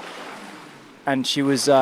it was really cool because she was very sort of open to that comment. I tried to make it constructively, and she took it that way. And she came to me this year, came out to me and told me that she's worked on that, and you can see that. She said that she's just tried to, get her ski through a little bit more before grabbing the handle. I think that's been and it looks great. That's why she's doing better this year. One of the reasons. Let's join Kiko on dockside. Yeah, Kiko here at the dockside with Jamie. I have 2 questions for you. You had a solid score the first round. Are you ready for the second round, and what music are you listening to? I have a sorry, first of all, the second question. I always listen to the Imagine Dragons soundtrack before I ski, so, habits. And the first question, definitely ready. I'm happy with my first round. It was solid, as you say, and I'm going to go out and enjoy, so make sure I run it. All right, very good. Good luck to you. Back to you guys. All right, then. Thank you very much. And I'm into Imagine Dragons as well. They alongside a One Republic, they've got some pretty good tunes going. And let's see if Ali Garcia can do whatever it takes.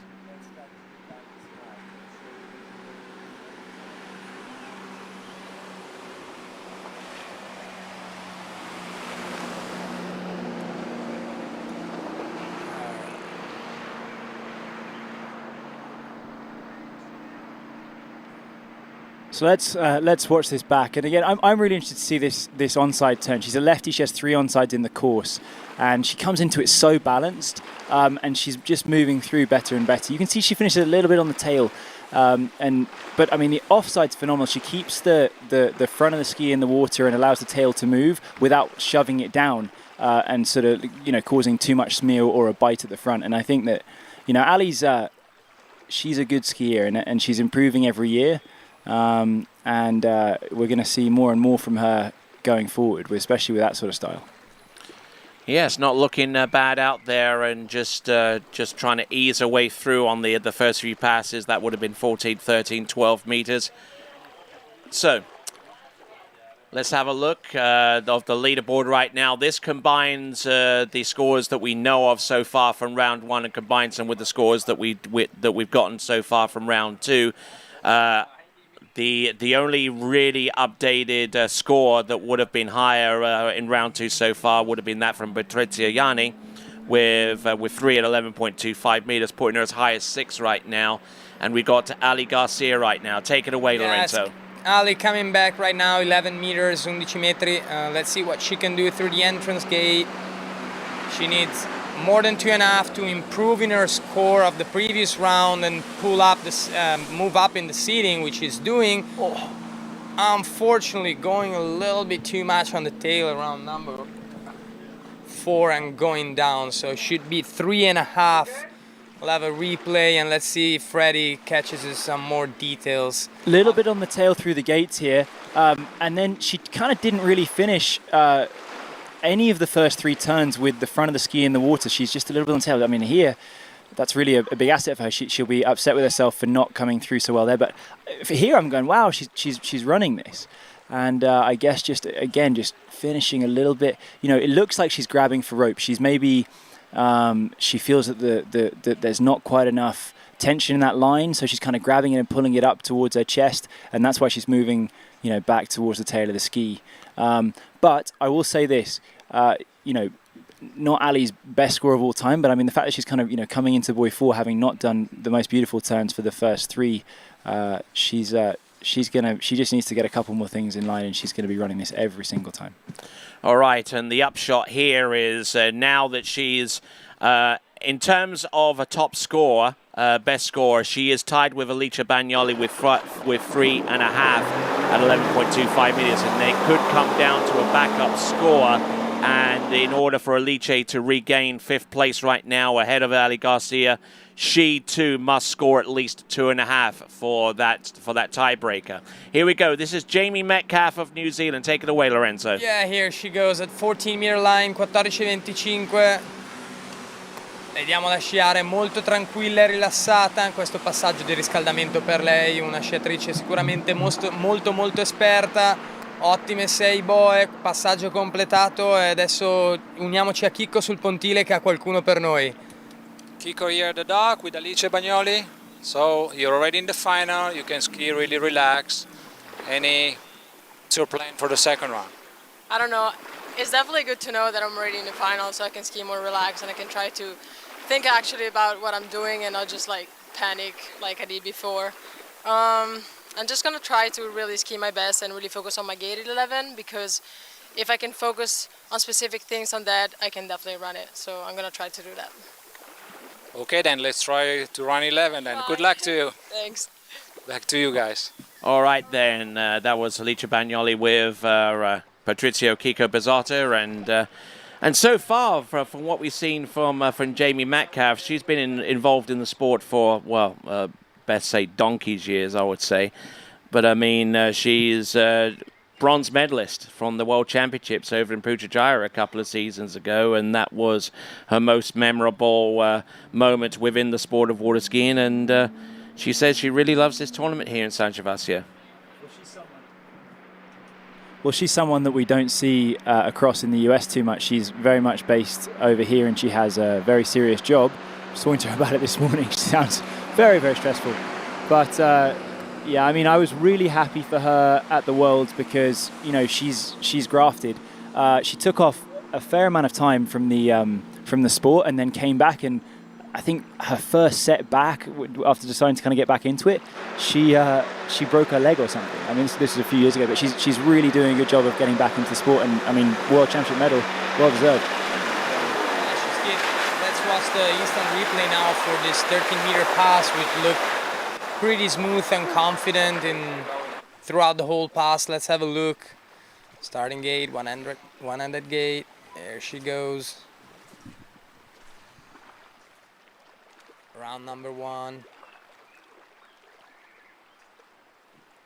Number 2, very nice and relaxed. She's just keeping the control throughout the course just to make sure that she goes through and maybe has a chance to improve on her previous score, to improve her seeding for tomorrow's head-to-head final. Look at her going from 5 to 6, no worries, no problem here, but now I think she was gonna have to step it a bit up for the next passes because she looks a little too relaxed for the next few passes. Let's see now, she's going through a 12-meter line. Let's see what you think, Freddie. I think she's gonna run it. I think she's gonna run it easy. She ran 11, or she would have got deep 11 in Putrajaya in Malaysia to get that medal, and I mean that's no mean feat. It was so hard there. So we've got a perfect situation here. She's running this actually not that easy. Kind of grabbed a little bit 4 and 5, but she made it work. But yeah, I mean we've got perfect conditions here compared to where she won her World Championship medal, so she'll be fine. All right, stoked to see her go through this particular run. So Freddie, your assessment here on the instant replay seems to be very much in control, very measured. Yeah, I mean, it all looked pretty good, and then she just was grabbing a little bit of rope. To me, she comes out of 3 over to 4, and she has the pressure on the wrong side of her body. She kind of had the pressure on her right shoulder versus her left, so she struggled to get out in front of 4. And then from there, that is the very definition there, Tony, of a safety check. She didn't quite get the ski through, but she's over in around 6, and she did, you know, she knows this pass and she knows that she can run it pretty easy, so she was just kind of doing just what she had to do to make sure that she was going to make it to the next pass, which is the critical pass. And obviously, if you want to check in on these expressions like safety check and what have you, we have an entire series of videos on the Waterski Broadcasting Company's YouTube channel. You can search for them and under safety check and Lord knows what else, and you'll find those definitions adequately explained. Lorenzo, over to you. Now let's everybody get behind Jamie as she goes through 11 meters, 38 off, around number 1. Around number 2 a little late, around number 3 loses the handle, and it would be 2.5. Buoys at 11.25 meter for our second round, which will not improve the score of her first round, so she will remain stable at that point. Yeah, so she won't move any higher than where she is right now on that basis, but it could mean that the likes of Ali Garcia and Alicia Bagnoli might have a chance to ascend higher themselves, and they might end up switching places eventually, but as it stands right now, Jamie Metcalf through to the next round of the competition, but would probably be starting in the head-to-head matchup against the number 1 seed, Samantha Dumala, if nothing changes beyond from here and through to the end. Freddie, what do you think here? What happened here to Jamie? I'm just watch here as she's coming around the back end of the turn. She's finishing with her weight behind her feet. So, you know, her weight is on, you know, on that back boot, maybe even further back on both turns, and so you just can't continue on a slalom ski. You know, if you need to be finishing with your weight in the middle of the ski to get your acceleration. If you're starting from such a slow spot and off balance, really, it's hard to get across. But I'm surprised. I mean, I have to say, like, you know, I haven't kept in touch with Jamie the last year or two, but like, you know, we didn't see each other. We didn't have any tournaments here last year. She was running 38 back to back to back. And she was cruising. She really sort of, you know, found that way to run 38 every time 2 or 3 years ago. So surprised she's not running it today, but you know, I think she said COVID's been a factor. She said she's been crazy busy at work, so maybe she's not going to ski as much as she wanted. And I know very well that to be able to get it done in tournament and the same as in practice, I need to do a lot of tournament rounds. So potentially she didn't get to ski in that many tournaments last year. I don't know how many were around. She's in Switzerland and between here and Switzerland, so. Yeah, potentially just a little bit of a lack of practice there. In fact, she only skied 2 tournaments all season last year. A tournament in Italy and the international in San Gervasio about this time last year. So, yeah, you're right. I mean, she didn't slalom that many tournaments, and that obviously has a detrimental effect here. All right, then. Skier about to take to water. Alicia Bagnoli. See Alicia now also going in at 14.25 meter line. Should be an easy and relaxing pass for her, this one. She's skiing, as we said before, and she said before, with no stress, just for the joy of skiing, and try to improve on her score, which will give her a bit of advantage in the seeding rounds. Oh, for the seeding for the head-to-head round. So let's watch her cruise to this 14.25 meter rope. No problem at all, but we'll see if Freddie has something more to tell us about this course. Yeah, Alicia is one of our favourites, really, isn't she? I mean, like, she's Italian, and you know, she'll have the crowd here behind her, and then of course she's very strongly associated with the Waterski Broadcasting Company, so we're quite excited to see her go. Not a big problem here for her this pass. It's a cakewalk, walk in the park. You see how open she gets, lefty, big strong turn there. No issues, no problems. So like where her head is right now, and currently Alicia Bagnoli in 6th place. She can go higher if she scores more than 2.5 at 11.25 meters, because she is in a tie score-wise with Ali Garcia. The only thing that's separating them is a backup score. Ali Garcia, her backup score is 2.5. So anything higher than that 2.5 score will vault her up to 5th. Now, if she can get past 5 ball 11.25 meters, it'll put her in 4th, 2.25 at 10.75 3rd, so on and so forth. Lorenzo, take it from here.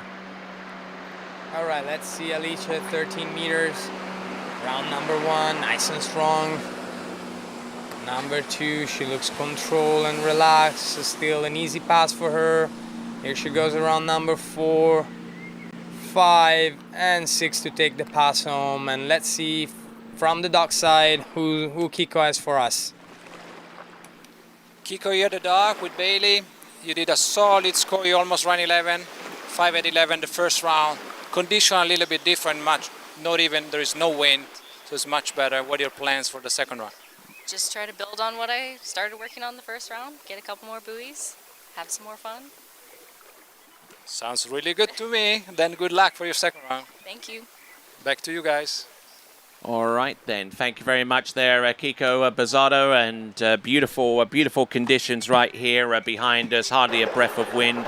I've got Lorenzo to my left. I've got Freddie to my right. I mean, you couldn't ask for any more, really. And what's interesting, I mean, we heard Bailey say that she's just going to have some fun, and I think that, I've been in that position a couple of times where I've qualified for a final in the first round. I've known that in the second round, it's basically a dress rehearsal. And I think, every girl from now on and a couple of the most recent have known that they're in, so they can go out and sort of plan a plan of attack, a course of action, what they've got to do in the finals tomorrow, maybe move up their seeding. So that's a good spot to be in. So they can, there's not much pressure, but just, enough to where they're going to get excited and can start pushing up the field. All right, let's watch Alicia through this 12-meter course. Here the game starts to get a little bit harder. We need to ski a little more to get this pass all the way through. Here she goes around number 4, 5, and 6. Look really solid to me, but now we'll hear it from Freddie if he can point out some technical details a little more specific. I'm interested here at buoy 2. I think I saw a bit of a shoulder dig. So when you start using your whole body as the lever to get the ski rolled over, dropping the shoulder, that's never that good. And there was a little bit of that there. You see just her hips went back and her inside shoulder, her right shoulder went on the inside. So just you lose a little bit of connection. You're sort of in a fully committed position without maybe the balance that you'd like. But she's fine. I mean, she's a lefty, so 135 being her onside, that's where we're going to see her do the big turns. 2 was maybe not as balanced as she would have liked. Not a problem with the pass, but I think she's going to want to make sure she keeps her shoulders a bit more level and uses the levers close to her ski, i.e. her hips and knees for the next pass at 38 or 11 meters. All right then, so we've got a situation here where Alice can move up one spot from 6th through to 5th. If she gets more than 2.5, she'll break the tie, the lower score tie between herself and Ali Garcia, because they're both tied with their respective highest scores with 3.5 and 11.25 meters. So if she gets more than 2.5, in other words, if she gets around 3 into the wake, then she'll move up above Ali Garcia. Exactly. Let's watch her through the gate. Buoy number 1, strong pull to number 2, trying to close number 2.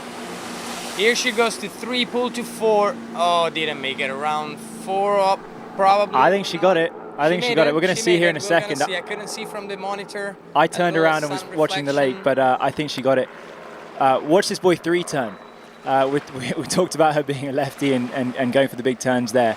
2 was not an ideal turn by any stretch of the imagination. Pulled a little bit long, handle came out a little bit early, grabbed earlier from over the top. But watch buoy 3 here. She turns the hell out of it. And I think, I could be wrong, but I think she got around buoy 4 here, which will... Yeah, I say that's around buoy 4. And nice little S-turn. And that's put her above Ali. Ali had a 3.5, I believe. So that's correct. So she's got the 4 that she needs to go above Ali. So the seeding is important. Maybe for those guys at home, there is a difference. We saw at Swiss, really your seeding doesn't make a massive difference. Okay, you want to go later so you know what you have to beat. But in a head-to-head, it defines who you're going to ski against. So Alice, I don't have the numbers in front of me, but she's obviously moved up a place. She would be paired against Bailey Austin if nothing changed. Okay, so that's she's not facing the top of the field as it stands, so...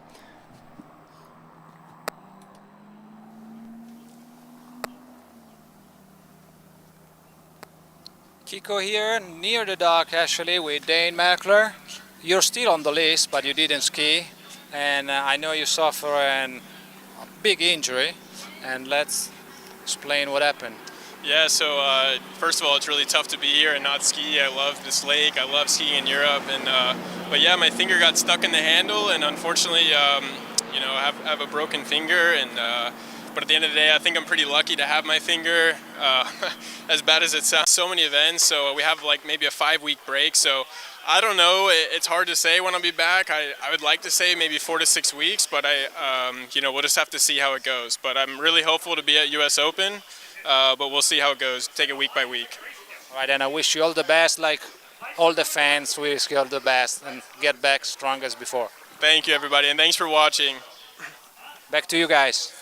All right, then. Thanks a lot, Kiko. And taking a look at the instant replay here. Freddie, your assessment on Bailey Austin right now.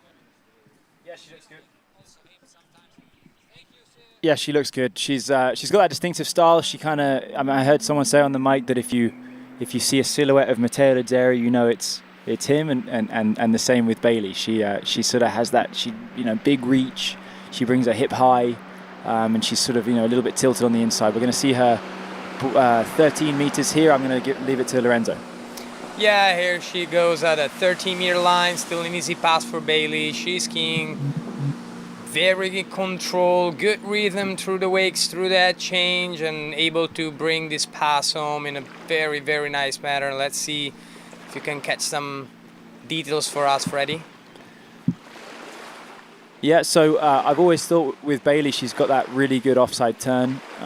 Hips are a little bit back into 2 and 4, so she, again, finishing, on her easiest side, she's finishing with her weight a tiny bit behind. We'll have to watch out for that for the next couple of passes where it gets a little bit harder. But yeah, Bailey's again. I mean, talking of distinctive outlines. I mean, she's got that. I mean, I guess it's always talked about. She's got that that bun on the top of her head, the Bailey bun. She's that's her. No one else is allowed to do that. I thought it'd be a pineapple. There you go. Perfect pineapple. But it doesn't sort of. There's no alliteration with Bailey though, so it's not quite as good. The Bailey bun. Bailey bun. Yeah. There we go. I've got to remember that. Maybe we should get the domain name, baileybun.com. Or the Twitter handle, Instagram. Yeah. Bailey. So we heard from Dane there, and I mean, obviously very sad. I didn't know that he was injured until the bib ceremony last night. So, and pretty rough. The guy's been absolutely crushing this year, had his best year of the, in skiing so far, I'd imagine. Qualified for Masters, ran 5 at 10.25 to make that happen. And, but again, he's right. That little break that we have coming into the US Open in 5 weeks' time, it's not so bad. All right, let's watch Bailey going through a 12-meter pass. A little rough at number 1, but nothing to worry about. She recovered good at number 2, good 3, strong out of 4. Cruising the scores from one side to the next, all the way to number 6. Very relaxed. Very nice pass. Let's see what Freddie has to say about this pass now. Yeah, just watch the offside. One was pretty good, but 2 was not all that good. And then watch her just crush 3 and 5, and super easy from there. No real drama. Yeah, we'll see her. That was a great turn. That's a great turn. So we're going to see her at 11, and again, she can kind of have the freedom of attacking because she knows that she's already in the final. So she'll go for it, and that's going to be exciting. All right, and so far as the seeding is concerned, she is in a solid 4th place so far as that is concerned. She can move up above 3rd if she can get more than 2 1/4 at 10.75 meters, which is going to be a big ask considering that her personal best is 2.5 on that same line length for Austin, Texas native, and currently residing in Lafayette, Louisiana, where you'd find the Raging Cajun. Yes, indeed. Unfortunately. Avoid it if you can. If you see that route on your GPS, then go a different way. Find the alternative. He's only kidding. All right, we see now that we only have 3 skiers left on the dock after Bailey, who's about to get into the 11.25 meter line. Let's watch her around number 1. Strong number 1, a little on the back out of number 2. She's going to have to fight to get through, and unfortunately she doesn't. So it would be a score of 3, I believe. Let's watch the replay with Freddie before going to the dock with Kiko. Yeah, I mean, I kind of... She finished a little on the tail there. You see the ski just skipped a little bit. And but I definitely thought she was going to go a little bit further. 2 was handles high and she's on the tail a little bit, but watch the bite here. She was just trying to get that ski through like she did at 12 on the previous pass, but she pushed a little bit too much on the front. The ski caught, it went behind her, and then she kind of, using her reflexes there, she moved to the tail to stop herself from going out the front. Kiko here with Benny Stadelbauer. Great first round. Top seed with the tie with Freddie. You skied really good. What are your plans for the second round? Yeah, no, I'm very happy with the score in the first round. That was a good set for me. I had a good feeling on my ski. It's nice to be in the lead, but I'm obviously in the lead tied with Freddie. So I'm just going to try and ski as well as I can again. Put myself seated as high as I can because everybody knows it's a head-to-head tomorrow. And I think the higher you are in the seed, the better off you might be tomorrow. So that's really the goal is, although I skied really well, I mean, I just have to attack this new round like from scratch, basically. Great, Dan. We'll be watching and cheer for you. Thank you. Thank you. Back to you guys. All right, skier on the water right now, approaching the course on 14.25 meters. This is Chelsea Mills. Yeah, let's watch her. She had an amazing first round, skied very good. She was happy about it. Let's watch her now through this 14.25 meter warm-up pass to feel if everything is still the same as this morning or something has changed. Of course, no more wind. Easy peasy pass for her. And let's see if Freddie has something more to comment about this pass. Yeah, I dare say that the first round today was her first international round ever. Absolutely. Yeah. I would imagine, and I talked about Jamie Metcalf a minute ago and how she sort of came back into the sport, having had a few years off, and really started skiing well. Well, Chelsea, she's 38 years old, and she made her first Masters this year. She came 5th, and it was really, really amusing talking to her after she just went inside, or she let go of the handle before she got around 6 at 11, so she ended up 5th. But I was talking to her, and she said, "Well, I've never skied anywhere like this. This is so weird." And I mean, Robin Lake is a hard place to ski by anyone's standards, but she said it was even harder for her because she had never skied on a non-man-made lake. She's used to those ditches in Florida. All right, then. So we've got Chelsea Mills, who is a sports psychologist by trade, applied much of her trade in recent years over in Charlotte, North Carolina, but now has moved down to Winter Garden in Central Florida to do more and more tournament skiing. Here she comes in for 13 meters. Take it away, Lorenzo. There she goes, 30 meter. Round number 1, very in control. Round number 2 as well. She looked like she's a little more tense than this morning. This morning she looked like she was skiing a little more relaxed, maybe knowing what she can do, put a little pressure on her and got a little more tense. But let's see if Freddie has something more to do about this pass. Yeah, it's a little bit of a funny one. I was watching here, not on the monitor, but as she went past me on my right, and I saw her coming into buoy 3. It looks like she's not quite letting the ski go out. She does look a little bit hesitant, which is, I don't know if it's the pressure, because she is someone that in the final of the Lake 38 Pro-Am of 3 or 4 weeks ago, whenever it was, she went out and equaled her PB of 10.75 when the pressure was on, and she got on the podium as a result, her first pro podium. So she's just feeling it out. And I mean, honestly, I know how it is. Sometimes I go out there and I'm just trying to okay, I'm going to understand the water. I'm not putting everything to the extreme, because you don't need to when the line is long. This is easy for her.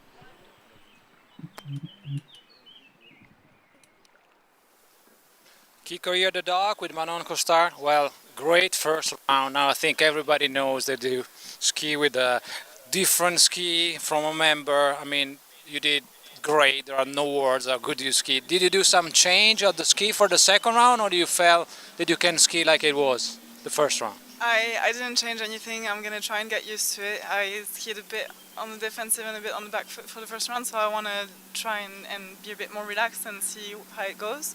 So yeah, I'll see. I'll just ski a little bit more like I usually do, and we'll see if it works or if I need to change the settings. All right, and good luck for the second round. Thank you. Back to you guys. All right, back on the water, we got Chelsea Mills' tail end of this pass, which was 12 meters, and not looking in too bad of a shape there, Freddie. No, and that's testament to her hard work and her improvement as a water skier. This is just something we don't really need to watch it. You know, she's going to run it. It'll give us some keys as to what's going to happen at 38, but I mean, you know, I'm confident she's going to run it every time. She's going to run it really nicely, especially on a lake as nice as this with, you know, good driver, good boat, and all, you know, everything going right. So, yeah, no dramas, and it was just as I expected to be, you know, pretty easy. All right. Yeah, definitely some great skiing there, a good positivity there out there on the slalom course. Actually, her sports psychology firm is called a winning mindset, and she parlays that a little bit into her own skiing a bit. But so far as the seeding is concerned, Chelsea Mills currently in third place right now. If she wants to ascend higher and leapfrog over Manon Costard, she has got to basically run more than, 2.5 at 10.75 meters. Her score from the previous round was 2.25 on that same line length. Let's see if she's frisky enough to do that. First of all, she has to run this pass, 11.25 meters. Good stiff gate pull out. Lorenzo, take it away. Okay, let's watch her through the gate. Round number 1, big aggressive round number 1, a little narrow on 2. 3 looks good. She just wants to bring this pass home. We'll see her ski very, very aggressively and bring in the full pass home. Congratulations, 2 times in a row. Let's hear it from Freddy. Let's see what he sees in this pass as soon as we get it back to you. Yeah, I mean, so I've known Chelsea for maybe 5, 6 years. Met her up at Little Mountain when I went up to ski there in North Carolina for a record tournament a few years ago. And I remember she was telling me, she's like, well, you know, I want to be a pro skier. And I'm kind of like, well, it's going to be hard, but here she is. It was a bad one. Watch this 2. 2 was phenomenal. We've seen a lot of the girls be putting the handle in early there, and she did not. She got that offside turn going really well, and from there, it was all a lot easier. I wasn't that excited about 1. I thought I was a bit nervous there for her, but I think, you know, with that 2 made it back, and from there it was pretty good. All right, then. Chelsea Mills has put herself into a good position. She's not only run 11.25 meters for the second consecutive time in as many rounds. She's now put herself in a decent spot to maybe move up in the rankings and give herself a slightly easier matchup, because right now she's going to be up against Ali Garcia in the first round of the bracket. She can ski her way towards a meet up with Jamie Metcalf if she goes higher. Lorenzo. Yeah, let's see. Around number 2, let's see if she can get a little more around number 3, and she does. A 3 would be her final score, which right now puts her above Manon Costard. Puts her about Manon. We have to wait for Manon, who's going to be our next girl in the water, to see what she does. Let's hear it from Freddy now. But not just that. I mean, we'll watch the pass first and then talk about what that means. Late off the handle, and I wasn't convinced that she was going to turn to, but my God, she did. And watch her strength here. That's a lot of slack to take. And then did a really good job. She buckled over. She just about kept her weight enough on the ski instead of in front of it to not do a front flip. But let's look at what it means for our leaderboard and the head-to-head. So she's gone actually now top seed. She is the de facto top seed because she has the 3 and the 2.25, was it? Yes. Yeah. So regardless of what Manon does, for Sam to get back top seed that she had after the first round, she needs to run 2.5 at 10.75. Yeah. That's right. In order to get a better backup score. And then, of course, Manon will need to run a full 3 to go ahead of Chelsea because of the 2.5 as a backup score. So, yeah, it's all getting quite exciting here for the last 3 skiers. And, you know, that's pretty good from Chelsea. I mean, she's running, you know, 2s, 3s and 4s at 10.75 consistently. And that's the mark of someone that's going to be on the podium very, very consistently. Absolutely. Can't fault her at all for that. Chelsea Mills, yes, the updated official reckoning gives us a 3 buoy count for Chelsea Mills in round number 2.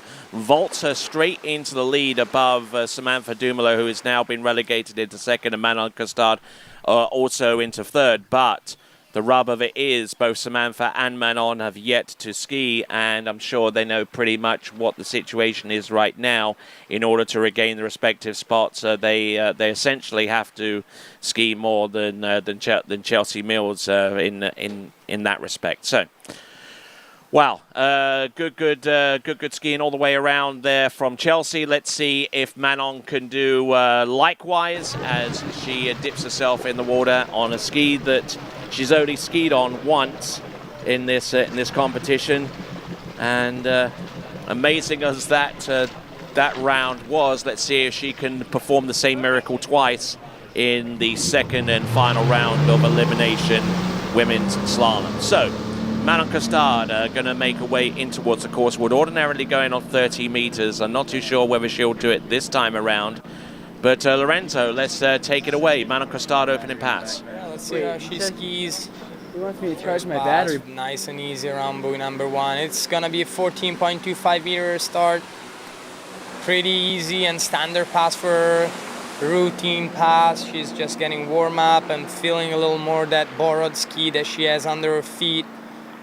Let's see if Freddie notices something a little more accurate. Yeah, I mean, I've been watching everyone's 14 back and kind of going, well, you know, honestly, that these girls are all good enough, or we don't need to almost watch it because it's so easy. But actually with Manon, it's a different story because she's on a ski that she does not know, but for 5 passes early or 4.5 passes. So, you know, it is exciting to see her go out because you don't know, it could go wrong at any buoy. Of course, I would hope not, and I hope everyone would hope not. But I mean, this actually looked easy. And what I'm really impressed with, watch here at buoy 5, watch the way she brings that hip through and she connects with the handle on the hip, and that's why she's so good out of that turn. She's got good leverage without being overcommitted, and so she just swings right across from there, and that's good skiing. Nicely done there from Manon Costard. And I mean, the binding setup, I mean, she normally runs with a rear toe loop, right? Yeah, that's a pretty solid approximation of her setup. With a heel strap as well. With a heel strap. We use some bike inner tube, but she usually uses some neoprene. I feel quite proud because I helped construct that binding this morning. But if you're missing a bike inner tube, you know why. Yeah, that's right. And she's actually, I use orthotics in my boots, you know, because I got slightly weird knees when I was younger, so I started using those, and she's using mine on her back boot, so obviously far too big for her. But yeah, she's kind of doing well here. Lorenzo, take it away. Yeah, that's what's now. 12 meter pass, and she looked nice and easy. 13 meter pass actually. Oh, sorry guys, little mic problem. Let's see Manon here. She ran the 13 meter pass nice and easy as she did for the 14. Things are gonna start to get complicated a little farther down the run for Manon. But let's have just a quick one from Freddie before we go dockside with Kiko. Yeah, I think just very quickly, I mean, Manon works a lot on her base, trying to be balanced, and I think that's the way you can change skis, is to sort of feel that you're very balanced and you have a strong base and you understand where the middle of the ski is, and so that's been why she's been successful today, and hopefully she'll continue during this set.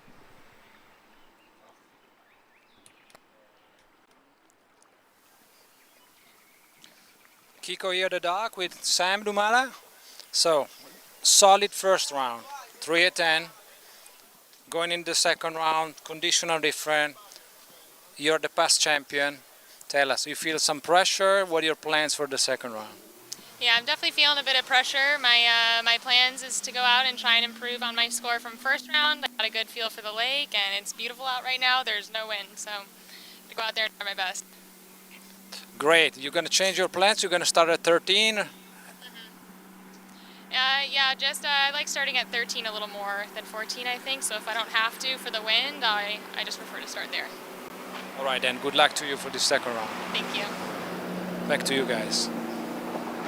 All right, tail end of Manon's pass of 12 meters, and looking in such great shape out there, Freddie, as we're about to take a look at the instant replay. Over to you.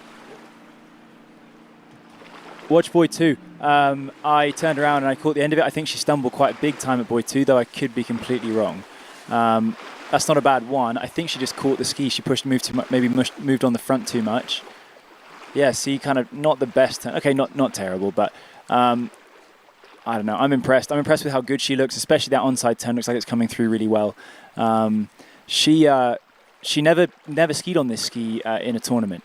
So, you know, she was riding that Connolly GT for a long time. She won Masters, Worlds, and Moomba on it, the big three. You might call it the sort of the Grand Slams of water skiing. And then, you know, she's worked on moving to that DV8 this year. So she's never skied in a tournament on this, despite you know trying it a fair bit last year. So quite exciting that she's really displaying the whole range for Connolly over her last few tournaments. So as she is transitioning to the DV8 from the GT slalom ski, what differences is she able to sense from that newer ski compared to the older one? I'm not the expert, but I think it's a similar shape. But she modified the tail quite, you know, seriously. You got those detachable tails. Let's just watch this, and we can come back in a second. All right, let's watch this 11.25 pass. Important pass for Manon. Ooh, a little hook up in number 1. Number 2 didn't look that bad. She's fighting now to get all the way through this course, but looks like she made it. Maybe a little bit with a knife between her teeth, but she made it all the way through. Good job, my Manon, and let's see what Freddie has to say about a technical comment. I'm not going to talk about technical so much. I mean, she's an animal. I'm pretty excited here. Look at her neck here. Snaps back, so loaded out of 1. Watch the chatter. The chatter of that ski. It's not coming through smoothly. That just shows that she doesn't really understand what it's going to do. She's maybe pushing a little bit too much on the front. This was a pass that would have taken something out of her. I mean, it was a heavy pass. At no point was she sort of, you know, with the boat. She was always sort of fighting the boat, a lot of pressure on her body. And that's not going to make her feel all that excited for 10.75. But she's doing great. I mean, you know, turn up, ski that you don't know, you know, completely brand new rear binding. She did fortunately take her front reflex boot in her hand luggage, but she's doing well. Twice through 38. I'm proud of her. So, top tip there: if you ever travel internationally, make sure that you travel with your binding in your carry-on. That's Nick Parsons. I was told by someone, I can't remember, someone told me that they bumped into Nick Parsons in an airport and saw him walking around with his double good power shells under his arm. And I thought, and they were saying how eccentric it was. I'm like, that's really smart. So I do it all the time. I carry all my boots with me always. Well, there you go. Here we go. Manon Costar. All right, let's see if she can improve on her previous score this morning. If she gets 3, she might get top seed. Oh, unfortunately not. As she did throughout this run, had a little or not as nice one as she wanted to in all the passes, especially 12 and 11. Watch her. So her gait wasn't so good because watch, she's narrow on 1. Her right arm went up in the air, which means that she felt that she was narrow. And she's a little bit with her weight back, so her arm's up. She feels narrow. She's super deep there. Weight is on the tail of the ski, and then just watch her. Yeah, that would have hurt her elbow a little bit there. I think it actually did. She was smarting there. Yeah. I'm not sure what they gave her, but that puts her in. That confirms her in 3rd spot, I believe. At the very least, it'll put her in 3rd spot. It could be as high as 2nd, depending upon. No, Sam's got a 3. So Manon has a 2.5. Sam has a 3, and Chelsea has a 3. So Manon is definitely in 3rd spot, which puts her up against who would be up there 3 versus 6. Ali Garcia. Ali Garcia. So that's a nice little matchup. Those guys are pretty friendly, so they'll have some fun there. So now it's a case of determining who has the top seed, who has the 2nd highest seed, and that will determine whether each will ski against Jamie Metcalf or Patrizia Yanni. So Sam Dumala getting ready to hit the water. We'll see what she can produce, and taking a final swig there, trying to stay hydrated as much as possible.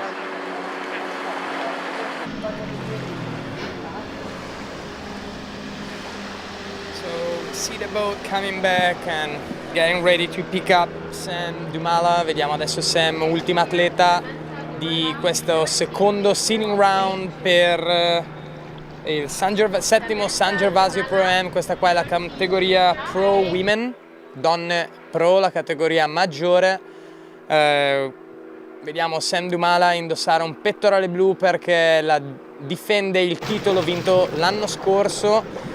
questo momento si trova seconda nel seeding dietro a Chelsea Mills che ha due risultati, il primo di 3 a 10,75, il secondo di 2 e un quarto a 10,75, quindi Sam per mantenere, no, sarà automaticamente seconda, potrebbe balzare al primo posto se riuscisse a fare più di 2 boe e un quarto durante questa gara. Adesso la vediamo entrare, primo passaggio anticipato prima col nostro commentatore al pontile Chico Buzzotta che partirà a 13 anziché 14.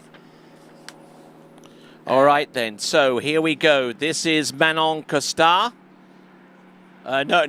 No, this is Sam Dumala. My apologies there, as she comes into the course, not looking too bad on the opener, 14.25 meters, and Freddie not looking in too bad shape there, just trying to feel out the water and trying to gauge her limits. That's not going to be any trouble for her whatsoever. Just watch her hip. When the most distinctive part of Sam's skiing is when she goes through the wakes, her hip is on the handle. She is super leveraged. She almost has a whereas a lot of skiers you'll see they'll have an angle at the hip, where their legs are close or more parallel to the water than their upper body. Sam is almost the opposite, and that's why she's so strong through the wakes. But it's very distinctive. It's not something we see too often, but obviously it works. She's run 2 at 10.25, a huge score, and she's the champion of this tournament. So we're going to see some great skiing now, and I think it seems like she's quite interested in getting that top spot. All right, so a quick reminder to our competitors, there's a rope tension bonus, $500 for each of the events, women and men, provided by Syndicate. They get the $500, but more significantly, they get the Syndicate rope to go along with it. So, to determine who will face whom in the next round of slalom, Jamie Metcalf or Betriziani are waited to see who their opponents are. Let's have a look at Sam Dumala. Take it away, Lorenzo. Here we go, Sam, 12-meter line. Nice gait, nice hip movement, as Freddie was pointing out. She's very peculiar hip movement and shoulder positioning through the gate, through the wakes. This is 12-meter line, run without any problem, brought it home. Let's see if Freddie has something more to add to this pass. I'd agree with you there for the most part. 4 was a little strange. I had a look and she just was a little bit, pushing on the front around 4. This is perfect. That's textbook. The best way to generate speed is to have your weight between your feet and to kind of get in that nicely leveraged position, but not too much. So she's does really well on that onside cut. Watch here, just comes a little bit forward, hips left behind. I mean, it's nothing. It's not much. I mean, again, this is an easy pass for her. There's no problem with that. I mean, just something to look at for the later passes potentially. So some great skiing there from Samantha Dumoulin on the first couple of runs. For those of you monitoring the situation so far as the results are concerned, the only matchups that we can confirm so far are the following. Bailey Austin will do battle against Alicia Bagnoli. Manon Costar will do battle against Ali Garcia. And the remaining 2 matchups, Jamie Metcalf and Betriziani, they're waiting to find out who their opponents are between Chelsea Mills, who currently has the top seed, and Samantha Dumala, who is on the water right now. And let's watch Samantha right now, 11.25 meter. She needs to run this pass in order to either confirm her placement or advance her placement. So let's see what she does. Round number 4, straight into 5. Little bubble there, but nothing to worry about. 6 buoys. Ran nicely. Let's watch, let's see, let's hear it from Freddie. Let's see what he has to say. Yeah, I watched her first round and I was really impressed. I said it to Benny. With how she just looked so confident and like it wasn't that big of a deal. Like she wasn't overworking. Everything looked pretty easy and more of that here. I don't think it looks quite as easy, but I mean, it's 11 meters. Small mistakes that they compound up. Interesting front leg, pretty straight there through the wakes. maybe a little bit on the tail into buoy 4, but yeah, she's through it. We kind of knew that was going to happen. I'm interested to see what she does here, because we saw her interview. I mean, she wants that top spot. She said that quite openly, and I'm not, again, don't have the results exactly in front of me, but she obviously feels that she wants to go up against 8th versus 7th, and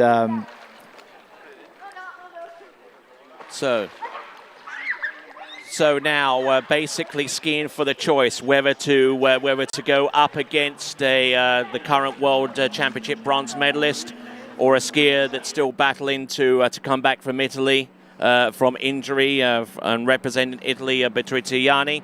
Let's see what she can do on 10.75 meters. Yeah, she needs more than 3 to beat what she needs, and she needs more than 2.5 to confirm her first placement. And she goes down. Let's see what the final score would be, because she needed more than 2.25 in order to confirm her top seed. Yeah, that's a definite 2. She's definite 2, and then she's in. She'll be second. We'll have to wait for the official result from the judges. All right, let's watch her go. So finished on the tail. A pretty valiant effort to turn 2, but yeah, like kind of she moved back on the ski through the wakes, and wasn't really moving in the correct direction. And here we're going to see her go inside of the buoy. Actually, very reminiscent of when she won this tournament 2 years ago. Yeah, 2 years ago in 2019, and took the tournament win there. So basically, we got the confirmed score. It's going to be 2. So the only thing separating Chelsea Mills and Samantha Dumoulin is a quarter of a buoy. And that was a quarter of a buoy that went to replay a few times in the first round for Chelsea, right? So it really is close, you know. And Sam hit the inside of the buoy there, so it couldn't be much closer. Okay, so we take a look at the leaderboard, and let's create our pairings there. Let's try and work outside inwards. Okay, there's Chelsea Mills at the top. She will take on Patrizia Ianni in the first bracketed round. Then we got Samantha Dumoulin in second place. She'll take on Jamie Metcalf. Manon Costard will actually take on the number 6 seed Ali Garcia, and number 4 seed Bailey Austin will take on Alicia Bagnoli. But do you know what else that means? Is looking further ahead. If assuming that the top 4 will win their brackets, it means that Manon and Sam will be battling off in the semi-final. Exactly. Which means that's a pretty good one. I mean, Chelsea has really done herself a favour getting top spot there by avoiding, those 2. Those are the ones that you'd probably be pretty worried about. All right then, rope tension. There you go. Not too much change from the round previous to this one. Chelsea Mills there with 270 kilograms of force. So Manon Costard with 266. As a matter of fact, all of these competitors didn't change a bit there between round 1 and round 2. They're all first round pull-in statistics. And Chelsea Mills, like I said, doing herself plenty of favours there in round 1 so far as the score is concerned. And we'll add about $500 to her back pocket as a result of this, because that is it for the rope tension. We don't do the rope tension in the head-to-head. So she's already got $500. So Chelsea is the big winner so far. She's top seeder with $500 in her pocket. Yeah, exactly. Yeah, she's the big winner of the day, Chelsea. All right, so we'll return right after this. This is the 7th San Gervasio Pro-Am, and we'll return right after these messages.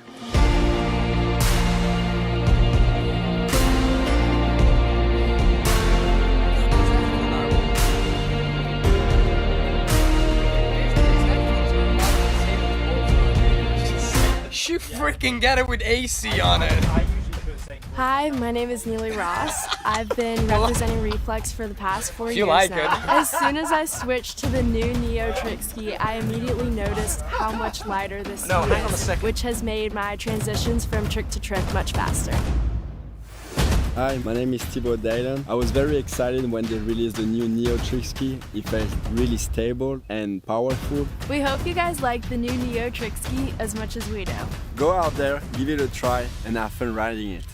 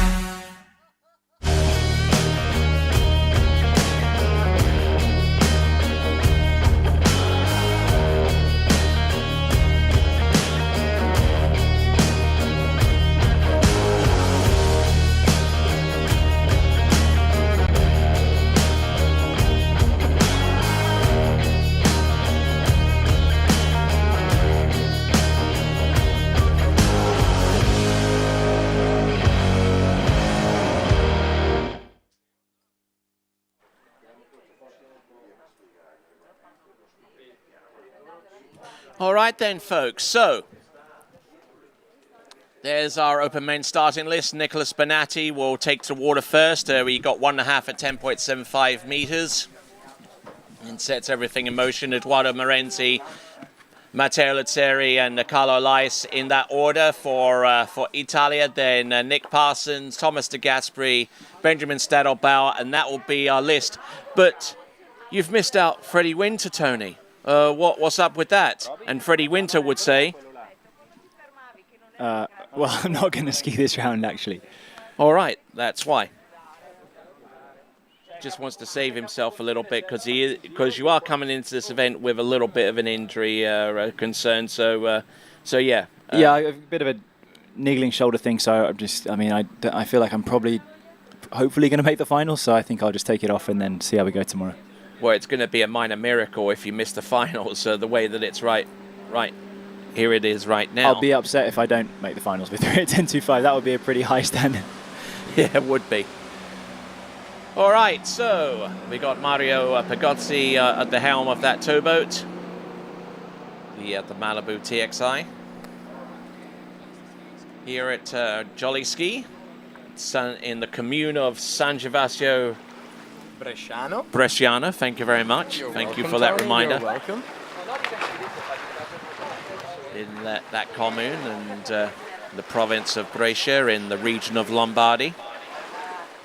And if you are contemplating a visit over to Italy, please do, because the food, the skiing, the ambiance, absolutely fantastic. I mean, there are very few places around the world where you can go to a place like La Campagnola. Yeah.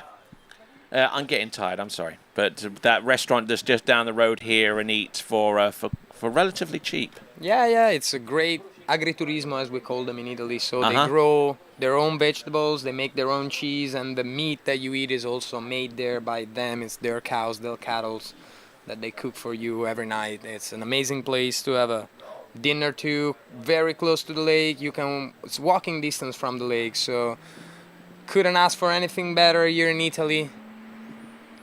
The cheese, the mozzarella cheese I had last night was the finest cheese I've had in a couple of years. Since I was last here, probably. It was absolutely phenomenal.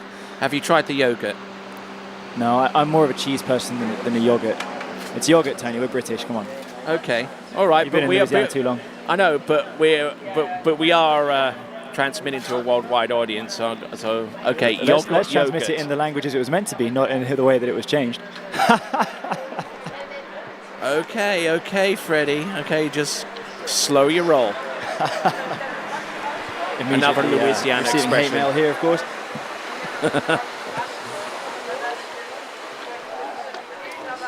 As we see Nicolas already the ballers from Baller Spray are probably commenting in right now.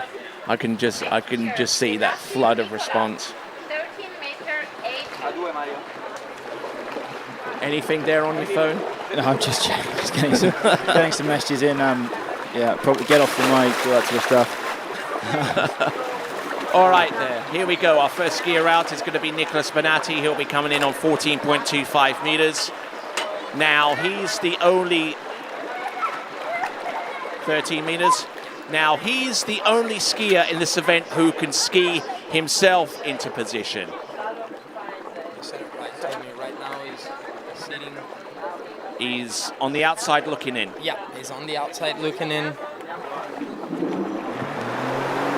So Nicolas was kind enough to give me a ski to use this morning. I'm using his old ski, and it was quite funny because afterwards someone said to me, "Oh, you use Nicolas's ski. Well, that's good," because he thought that it wasn't working anymore. Well, okay. All right, let's watch him here. Right. First pass, 13-meter line, round number 1, nice and relaxed. Here he goes in round number 2. Round number 3, it looks like he's dropping his inside shoulder a little bit on 135, but is still able to run this pass smoothly and softly. Let's see if Freddie has something else to add about his instant replay. Yeah, Nicolas, a guy who's slalom skiing, has come on and on recently. He is primarily known as a trick skier. Got the Italian record last weekend, broke a 22 or 23 year Italian record from our friend on the dock, Kiko. And he looks great for it. He looks great. He's kind of got those lazy shoulders going on into his 2, 4, and 6, like our friend Sean Hunter. What do you think, Tony? Yeah, the limp shoulder slalom skiing. Limp shoulder. Sean's a very nice guy, and but I think we could. He doesn't like that you say that about him. I think that he doesn't. I thought he does. Well, I don't know. I mean, he's like, he doesn't understand why you're always talking about his limp shoulders. That's just how he skis. That's how he's built, you know. I mean, what can I say? It's pure analysis. You call it as you see it, you know. Yeah. Say like it is, like Howard Cosell. No messing around here at TWBC. It's if you don't like the truth, don't listen in. You get what you get, and you don't throw a fit. There you go.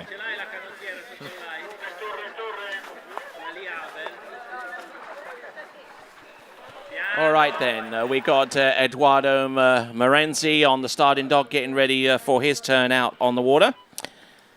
Is he a Cajun? Yes. He is. Yeah, he is, as a matter of fact. But Thank we're you not for going to hold pointing it. that out, Freddie. Thank you, Freddie. Yeah, we're not going to hold it against him. He's a good chap. He made a poor choice in his life, and that's fine. But you know, he's all right. We'll forgive him.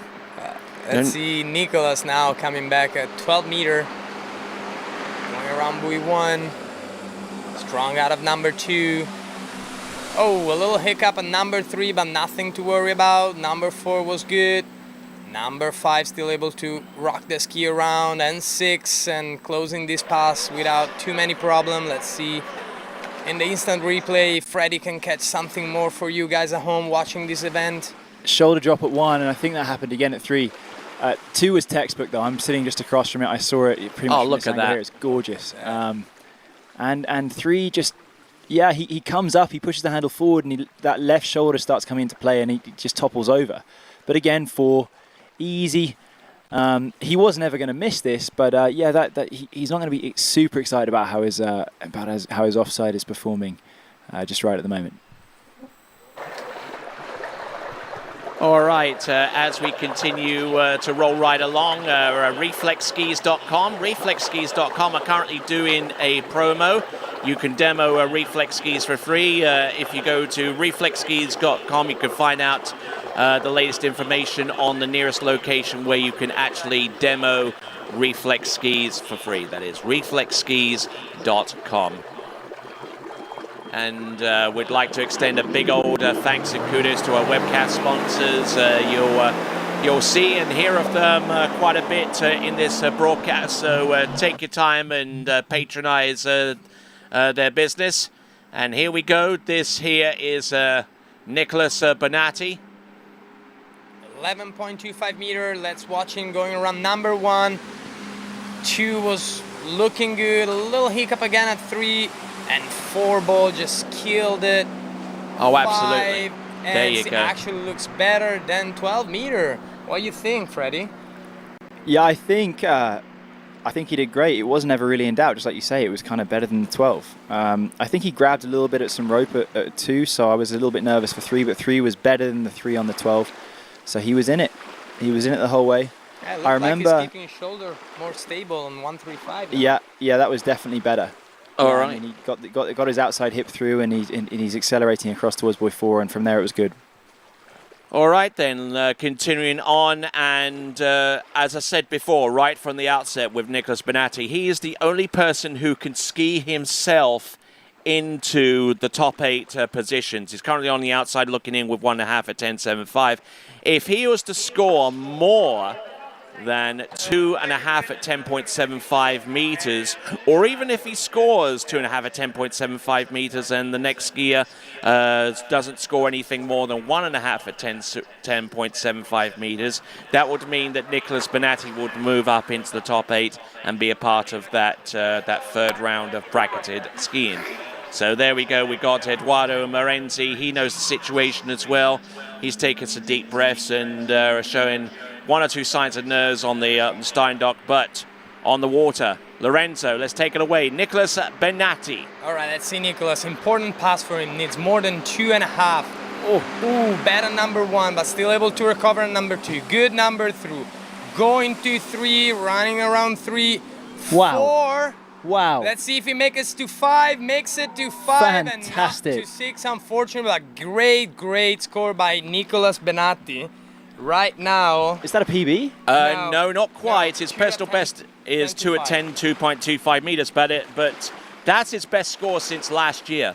Watch this boy 1. He's so deep and so loaded. I wasn't too worried about boy 2. We knew it was going to be good, but man, that inside shoulder, he's having to pull hard and long to 2 to get back on position. Turned crazy good turn at 2. Fantastic. And I don't know. I mean, he just kept going. I thought he wasn't going to make it around 4. He was kind of disconnected.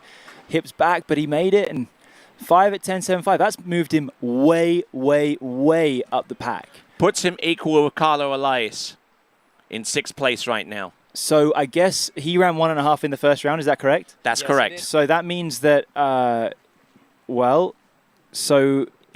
Carlo will have to run more than 1.5 to confirm his place in the final. Yes.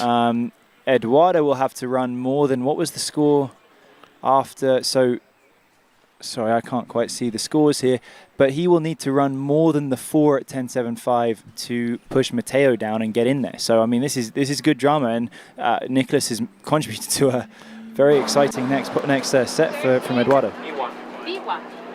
All right, skier on the water right now is going to be Eduardo Morenzi. Take it away, Lorenzo.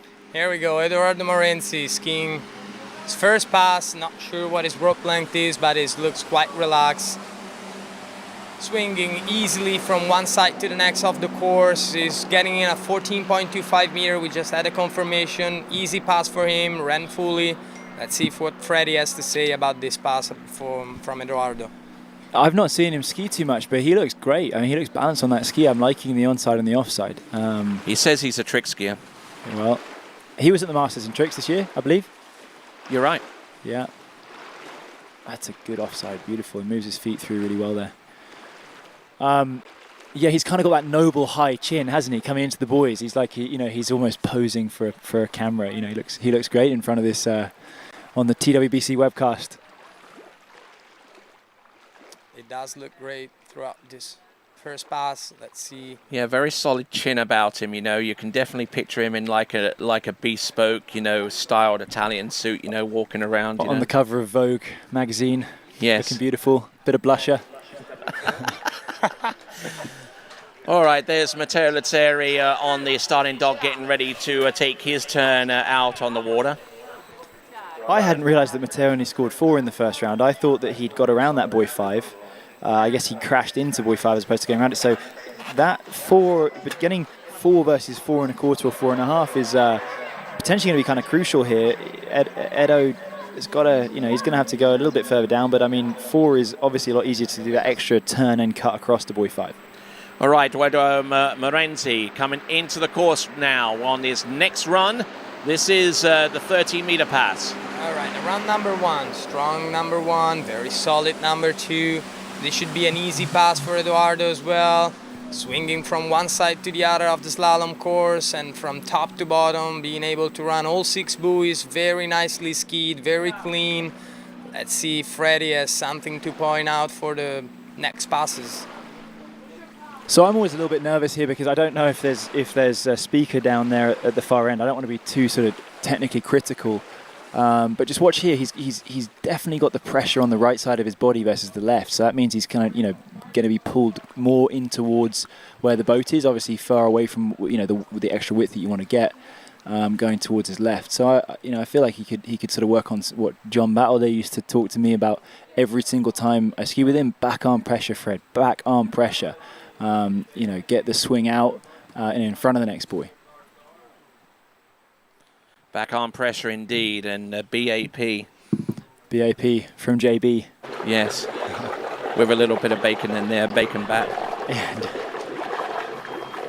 All right, and this stop is part of the Waterski Pro Tour. You can find out more about it by going to waterskiprotour.com.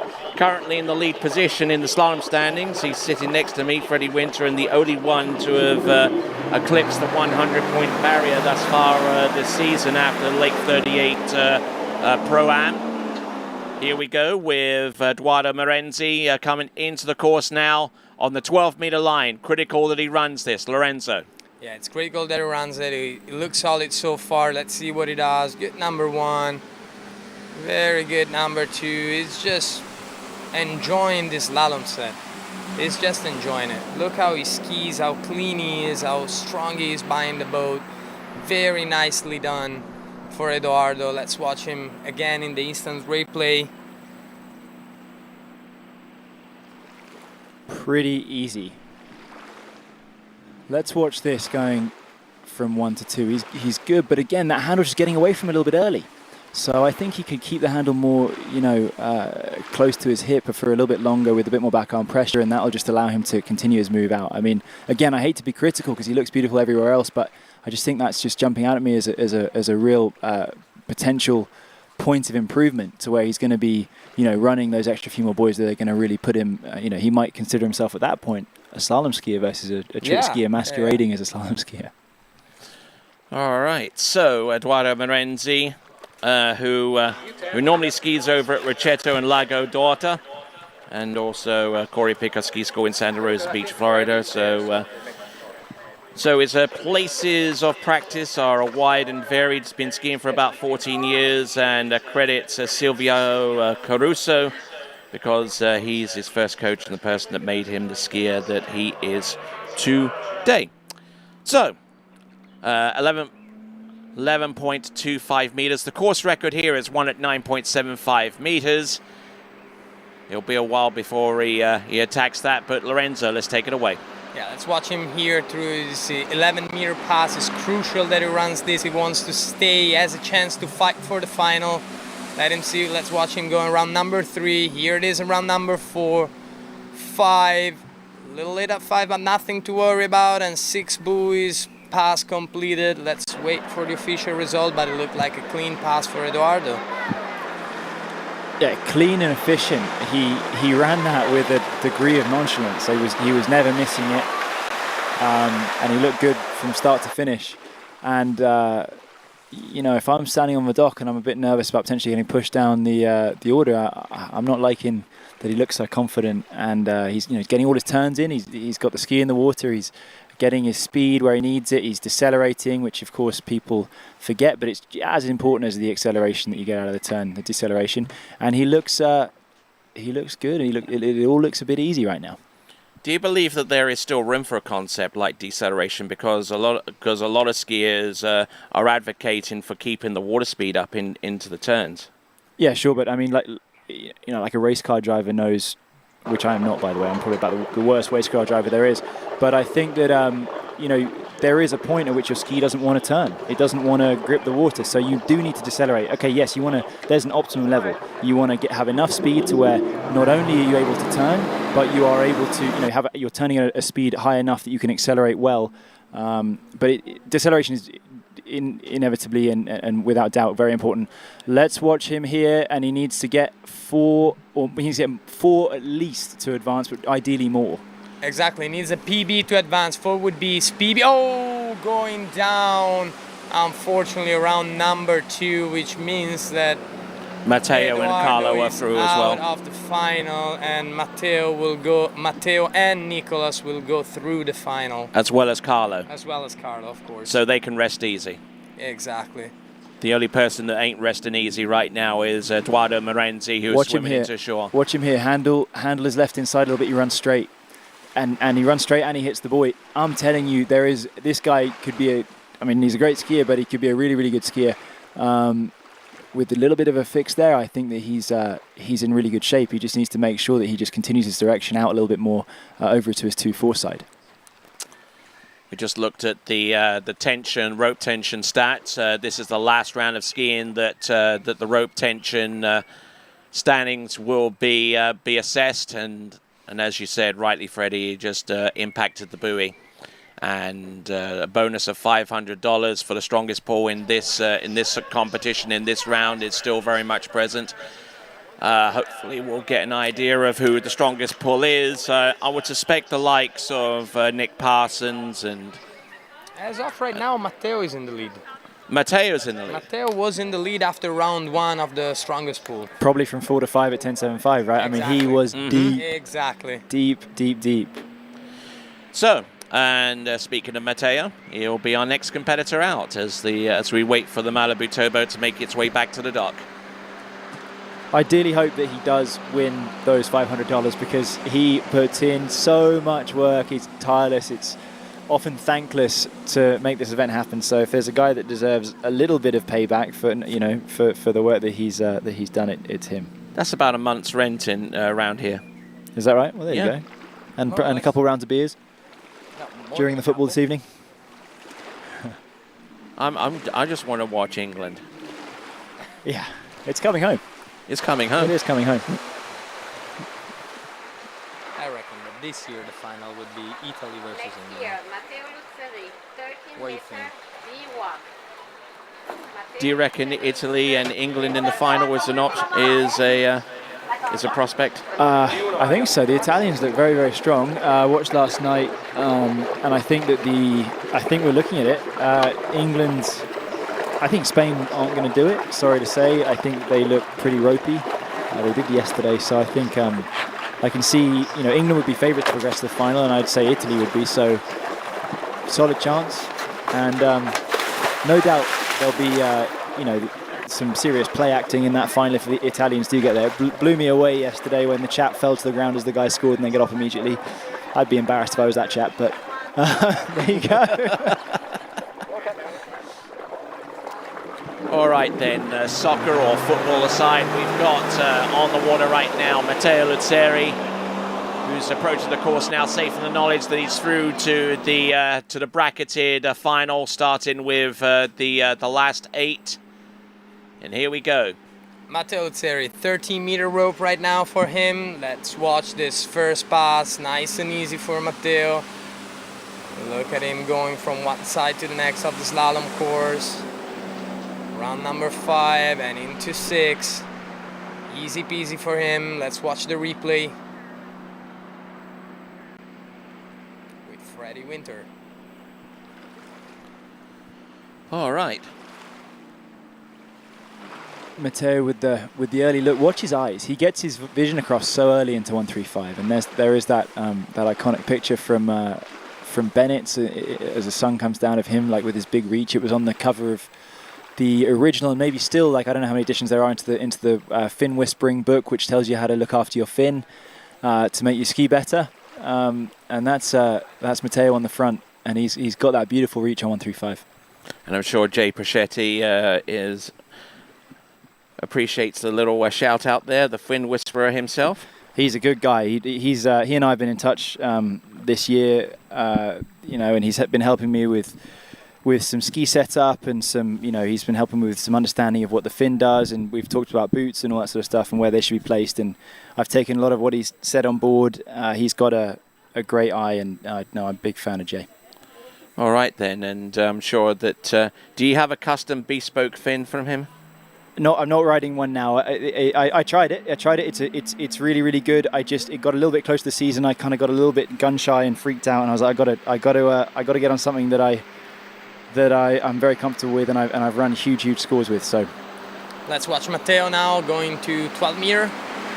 Round number 1. This still should be an easy pass for him, just to get situated and get his mind ready for the big passes that they're coming up next. Going around number 5 and into number 6. Nice and relaxed, Matteo. Let's see the replay and catch some more with Freddie. All right, so Matteo Luzzeri, who's been coached by Claudio Bonatti right here at this facility. And Freddie, take it away with your assessment on the instant replay. Looks like a good gate. He has that handle nice and inside. He moves around the handle versus moving the handle around him, and that's important. He keeps his arms pretty bent into the pre-turn of 1, 3, and 5, but he moves the ski out really well.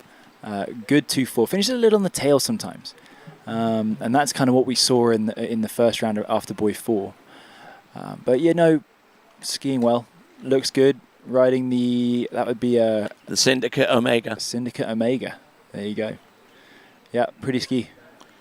Among his hobbies are vinyl records, chess, and cryptocurrency. Is cryptocurrency a hobby, or is it just a get-rich-quick situation? I don't know. I mean, have you experienced it? Yeah, I'm being burnt right now. I made a really good investment in October of last year, and then tripled what I had put in, and now it's just going down and down and down. But I've made the commitment to hold on till zero. All right then. So Lorenzo, take it away, please. Matteo Lazzeri in on 11.25 meters. Exactly. Needs to run this pass. Well, he's already qualified, but I guess Matteo wants some more from 10.75, so he needs to run this pass before he can get into 10.75, and hopefully we'll see him bring 10.75 all the way through as well, like he just did with 11.25. Freddy, let's hear it from you. Well, it's a dicey situation to be in 8th spot, which I believe he is right now, and so he needs to improve. He needs to get more than 5 at 10.75 to move up, or more than 4.5 maybe. Because right now he's going into the top seed, whoever that is. Benjamin Saddlebow. Yeah, there you go. So he's going to have to attack here, and he's sort of got to. Again, it's that nice situation. You kind of know, you're in it. You know that you're in the final. Whatever happens, you're going to ski another round. Because there's nothing worse than not making the final when you feel like you should. But he can come and attack, and he's going to. He's the doctor. He's a sports psychologist. He understands how to attack in a productive and not too aggressive manner. So just to make sure that we're clear here, he is an academic doctor. He is, yes. He's a very smart man. Yes, a very, very smart man. So let's continue along. We've got Carlo Alais. Actually got that doctorate from Florida State University. Very, very close, as a matter of fact, to Lake 38, where the TWBC did their previous tour stop. And also credits Keith Olberton as one of his coaches right there just outside Tallahassee. Lorenzo, let's take it away. 10.75, Matteo. 10.75.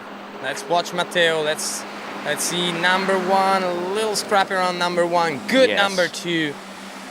Watch him go 3. Come on, Matteo. Come on. Around 4. Come on. And here he goes around 5. Come on. A little patient. Come on. 6 Fantastic. it is. Yeah. And Matteo Fantastic. runs at That's great. 10.75. That wanted to run also this morning, but unfortunately wasn't able to. Freddie, what you reckon about this pass? Couldn't have happened to a nicer person. What a deserving chap he is. I mean, he's obviously getting it done on the ski, but I mean, he's put together this phenomenal tournament. Into the 7th edition now. It's now becoming somewhat iconic in European water skiing and world water skiing increasingly. Watch the ski jump out a little bit there. I mean, but this was all pretty controlled. He finished a little bit deep there, but again, I mean, he's moving around all the boys without too much of a problem. Boy 4, I was watching, he came into 4 in as good of a shape earlier, but moved to the tail. Here he moved to the tail just enough where he can move back to the middle and start, going across and turning 5 pretty well. So that's great. So he's there. How many? He's in 6th place right now. 6th place, and he needs a full 1 to go ahead of Nick Parsons. He needs a 1 1/4 to go ahead of Jacob Bonnier, and he needs 2 with time with Thomas. And he's also in the lead in the rope tension competition as well. So he's currently in 6th place right now. And if everything was to stop from here on out, then he would be facing Thomas de Gasperi in the first round of the bracket. Lorenzo, take it away, please. 10.25. Let's see what he does. Let's see what he does. 10.25, nice gate. Round number 1, a little late. Let's see if he can make it around number 2. Esther doesn't make it in time. Yes. Yeah. Yes, Matteo. Nice. And he points to the sky. And a buoy short of his personal best as well. Good for him. So that ties him with Thomas. Yes, it and does. And it puts him ahead, crucially, of Jacob and Nick. Yes. So puts him in the top section of the bracketing. Yeah. So right now he's in 3rd spot. Yes, indeed. That's Thomas, before Thomas skis. Yeah, and Thomas needs to beat his backup spot to get ahead of Matteo again. His backup score of 4.75 to get ahead of Matteo again. That's correct. So he's put himself in the top half. The other guys will be, wanting to get up there and push him down. But we're going to be. We're going to be seeing some big scores ahead if they're to get ahead of him, and I mean that's so crucial, right? Because he got the full 2. He was struggling a little bit here with speed, and he's got a little bit of an S turn going, and he's managed to get out the exit gates, which is just very important to get the full buoy and really give himself a shot of being as high as possible at the rankings to give himself a good spot for tomorrow. And the officials confirmed too. never in doubt. A full two buoys there with tying with Thomas de Gasperi before he takes to the water. All right, so there was your leaderboard there. Benjamin Stadelbauer currently in a tied lead with Freddie Winter, but as Freddie Winter is not skiing, his lead will be unchallenged. So Benjamin Stadelbauer, unless his score of 3 at 10.25 meters is exceeded, then Benjamin looks like he's got the top spot, but we'll see what transpires in the fullness of time here. Well, we've got at a few other Gervasio. skiers to go who Yeah, of want course. to get that full 3 to challenge Benny or more. All right, so let's have a look and see. Parsons, De Gasperi, Stadelbauer, and obviously Freddie Winter's not going to be skiing. Also, we got Jakob Bonnier as well. Don't forget, I believe he might actually be next. We'll take a look at the running order. So Carlo Elias goes next, and then Jakob Bonnier, I believe, will come up very soon afterwards. Carlo Elias next, then Nick Parsons, Jakob Bonnier, then Thomas de Gasperi, Benjamin Stadelbauer, and Freddie Winter. Elected not to compete this round. Yeah. Well, it's an enforced decision. I'd rather ski, but the body. I'm not a young man anymore, Tony. I'm 31 years old, and I mean, it stopped cooperating this week. So yeah, it's fine. I'd rather ski, but we'll make it work. I'm playing the world's smallest violin for all the people who consider themselves to be old at 31. For a so-called professional athlete, I don't know. A lot of people will be like, well, you're kind of getting there, mate. You get maybe over the hill Getting soon. a bit long in the tooth. A little bit long in the tooth, exactly. All right, here we go. Carlo Elias. 30 meter, let's watch Carlo through the gate. Around number 1 should be nice and easy for him this pass. He's feeling the different conditions compared to this morning throughout this pass. Carlo skiing perfectly, swinging from one side to the other of the slalom course. And here we go, 6 buoys, and let's wait for him to come back at 12 meter. Yes, and one of the critical points about slalom skiing is the pullout, and you'll definitely agree with that, wouldn't you, Freddie? Yeah, pullout's always very important. Get up there on the boat, go, turn in about the same speed. Too fast, you'll get slack. Too slow, you'll be narrow, and you'll be having to build speed from a lower velocity, meaning that's going to be hard to. You'll get your maximum speed later. But yeah, I mean he's solid, and I mean I've known Carlo a long time. The first time I ever met him was in 2009. I think it was my first ever pro event at the Prince's Pro-Am, which was a fantastic tournament that everyone used to go to from around the world. Yeah, It's sort of, exactly. in a lot of ways, it was similar to what this tournament is now. It was the centerpiece of European pro skiing at that time. I think something that Matteo wanted to emulate when he started this. But yeah, Carlo and I, we've been friends for a while. We went to Reunion Island together to do a tournament in 2013, and he's run 13 meters many times, and he's run 12 meters many times, and he will almost certainly finish the pass easily here. So there, we just saw the Yeti himself, Nick Parsons. This right here is Carlo Elias coming in 12 meter line. As Freddie said, it shouldn't be a problem for him this pass. Look at him go. Good around number 4. Nice and relaxed 5. That brings him to 6 ball and through the exit gates for a complete pass for him. Let's wait to see now at 11 and then at 10.75 what Carlo is able to do. But as of right now, it looks very solid. What do you see, Freddie? I'm considering how nice of a view it is from where we are sitting. We're sitting pretty much exactly where this camera is, and just to slightly elevated position. And just being able to see these big turns. I mean, it's beautiful. He's up there so far, almost in front of the boat, it looks like from here, and turns.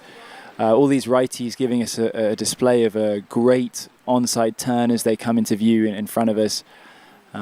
It's great to see. This is high-level water skiing. Yes, indeed. And Carlo Elias, who who comes from Lago di Avigliana. Avigliana, okay. It's a bit difficult to say. Come on, Tony, step it up, mate. It's not hard. I'm trying, Freddie. It's right outside Turin, Italy, in Piedmont, and he actually has a ski school there. He learned to ski on that lake. It's a natural lake. He skied his whole life there. Beautiful place. First coach of his life, I believe it was his father, if I'm not mistaken. But skied a ton also at my father's place and with my father when he was a young kid, also tricking back in the day. It was fun to see Carlo tricking, because he's as stiff as he is on a slalom ski. All right, his personal best is 3 at 41 off 10.25 meters. Take it away, Lorenzo. Here we go, 11.25, needs to run this pass, wants to run this pass. He's skiing quite solid, nice turn, very aggressive Carlo style. Here he goes around number 6, takes away the whole pass, and now he's getting focused for the important pass, which is 10.75. What you see here in 11.25, Freddie. So let's just look at the way Carlo approaches the ball. He's very distinctive. He skis with his chest back. He's very, very proud. Watch this right here. He's sort of, he's got his chest up, and you're going to see it on 2 and 4 as well. It's again distinctive. It's what's so great about this sport. You have to everyone has a different way of doing. What ultimately is the aim is the same thing, running all the buoys that there are.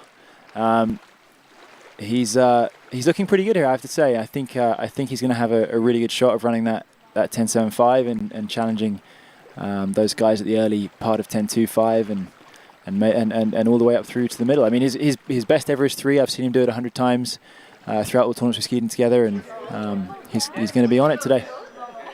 All right, so Carlo Elias with 10.75 meters in the mix. If he is to get above Nicholas Bonatti, he needs to, well, essentially run the pass, and then he can start to hit certain targets, like more than a half at 10.25 will put him above Nick Parsons, more than 1 will put him upon Jakob Bogner, then more than 2 will put him above Thomas de Gasperi, so on and so forth. Let's have a look and see. Carlo Elias, 10.75 meters first. All right, let's watch his number 1. Very critical, very nice turnaround, number 1. Good number 2, as Carlo always does on 2.46. Good at number 3. Strong at 4. Oh, a little bubble at 5, but he makes it around, holds the pool, and 6 buoys. Completed pass. Let's wait for an official score, but I think there are no doubts about this one. Freddie, what you see in this instant replay? I saw him do 2/3 of the best 10.75 of the day, and then he just came into 5, the offside, thinking, let's not mess this up instead of let's continue to run this amazing pass. But yeah, no, he was in this. It was great. Unfortunately, not the perfect pass we might want to see, but he's. Yeah, I mean, I was watching him come out of 4, and it was, pretty easy. Well, a little bit off edge, but not so bad. I think he just rushed and pushed on the front. The ski didn't cooperate. Watch, he's facing way inside of buoy 6 there, but just got around it. And a big, nice pull out the exits. All right, then. That puts him above Nicholas Bonatti. And if he gets more than half, then he'll go ahead of Nicholas Parsons. That's obviously before Nicholas actually skis, of course. So I mean, the rankings could change between now and the end, which they inevitably do. And here we go, Carlo Elias approaching the course right here, right now at 10.25 meters. Lorenzo. Yeah, here we go. Let's see, 2 or better. We'll put him above Matteo as well. Unfortunately, it would be just 1 for Carlo. A little hiccup in the edge change. Let's see if Freddie has some more insight to what went wrong during that edge change, during that gate. Starting from the pool out here. I think he was just on the tail as he turned in, so he just never really got the speed. Maybe a little bit narrow. It looks like he's struggling for speed a little bit there. Turns in, a bit aggressive, a little bit on the back foot, and then the edge changes. That's not actually so bad, but it's almost like he didn't want to turn it. I don't know. I mean, I could be wrong, but he was maybe just happy to get the 1 and make sure he didn't fall around 1. Or maybe he's figuring on getting a more favourable matchup, being in 7th place rather than being somewhere like 6, possibly. I don't know whether he's skiing for that kind of Where does that target. put him? That puts him in 6th, right? That currently puts him in 7th place, which will put him against you. 7th. No, that would put it. Sorry, that puts him in 6th because he goes above Nick. Oh yeah, you're absolutely right. So that puts him in 6th, which will put him against Matteo. But actually, we're wrong. We're both wrong. So it puts him in 5th because Jacob doesn't have a backup score. Yes. So Jacob's backup score. So Jacob will have to run 5 1/4 or so to beat Carlo's backup score and therefore get back above Carlo. But taking into consideration backup score, Carlo is in 5th spot. All right. So looks like we've got Nick Parsons there on the starting dock. One of our taller skiers in this event. There's our leaderboard. We got Benjamin Stadelbauer still there in the lead with 3 at 10.25 meters. Let's bring it up for Carlo Lice as he makes his way back to the dock. Fate un grosso giro di applausi al nostro Carlo mentre la barca lo riporta al pontile e ci apprestiamo a vedere il prossimo sciatore in acqua, Nick Parson.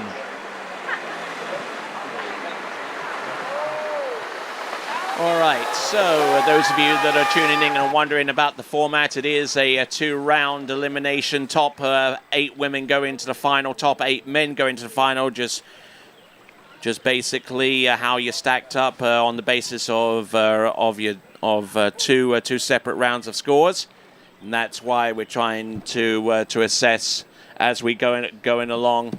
And the head-to-head competition, for those of you who don't know, is where we run 2 boats one after the other, same pass.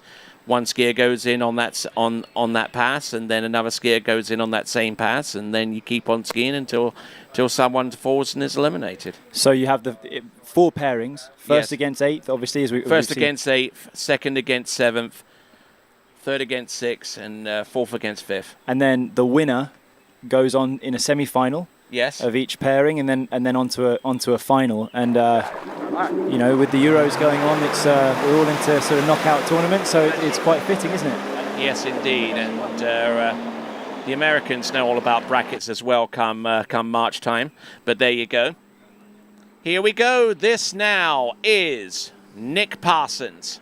Here we go, Nick Parsons. First pass, 13-meter line. Should be an easy one for him as well. We've seen all of our athletes getting very, very easy passes to get situated, and let's see Nick running 6 buoys, and right after this, let's see on the dock who has Kiko for us. Kiko here on the dock with Jacob. You had a great first round, 1 at 10.2. Now the conditions are, I think, even better than the first round. What's your plan for the second round? Thank you. Felt amazing first round. Will be fun to see the conditions now. It looks so much better, but so we'll see. Good then. Good luck for the second round. Thank you. Back to you guys. Thank you very much, Jakob. Thank you very much, Kiko. And some good skiing were anticipated from Jakob Bonnier from Sweden. And Nicholas Parsons. Now, what I noticed on the sliding dock with Nicholas is he actually uses a rubber binding. He uses that D3 T factor. Is that right? Yes, that's right. Yeah, I've got to say, I wasn't paying attention too much to what his boot setup was. I was looking more at his ski with that beautiful. I think he's got the best looking ski on the dock, if I'm honest. I mean, he's got that pineapple, gorgeous carbon fiber. That's what all of us weird water ski nerds are into. I did suggest a name for that ski, the Express. Pineapple Express. Yes. Yeah, that's smart. Probably slightly referencing some illicit substances, which maybe isn't the best, but it's a trade wind that blows over from Hawaii into the west coast. That's what it is. Right? It is. Well, clearly my mind's in the gutter. Let's watch Nick now. 12-meter line, second pass. This pass should be also easy for him. Let's watch him go around that buoy number 4. Here it is in number 5 and running it too sick. And then we'll go again straight to the dock because Kiko has some interesting news for us. Kiko here at the dock with Carlo. Elias, great second round. Now I can say that you've been treated all week for your back, for your neck, and you didn't ski, and so I think it's a great performance. What do you think? Well, I think pretty much every skiers go through those things before tournaments, so I'll take it. It's been a relaxing week doing treatment and no skiing. So at least I didn't get tired of skiing, that's for sure. That's why I was really motivated and tried to do 2 sets in the same day and do a little better. That's what I did this afternoon. And I always like ski better in the afternoon, that's why also. And great, and then see you tomorrow. Oh yeah, thank you. See you tomorrow, guys. Thank you. Bye. Back to you.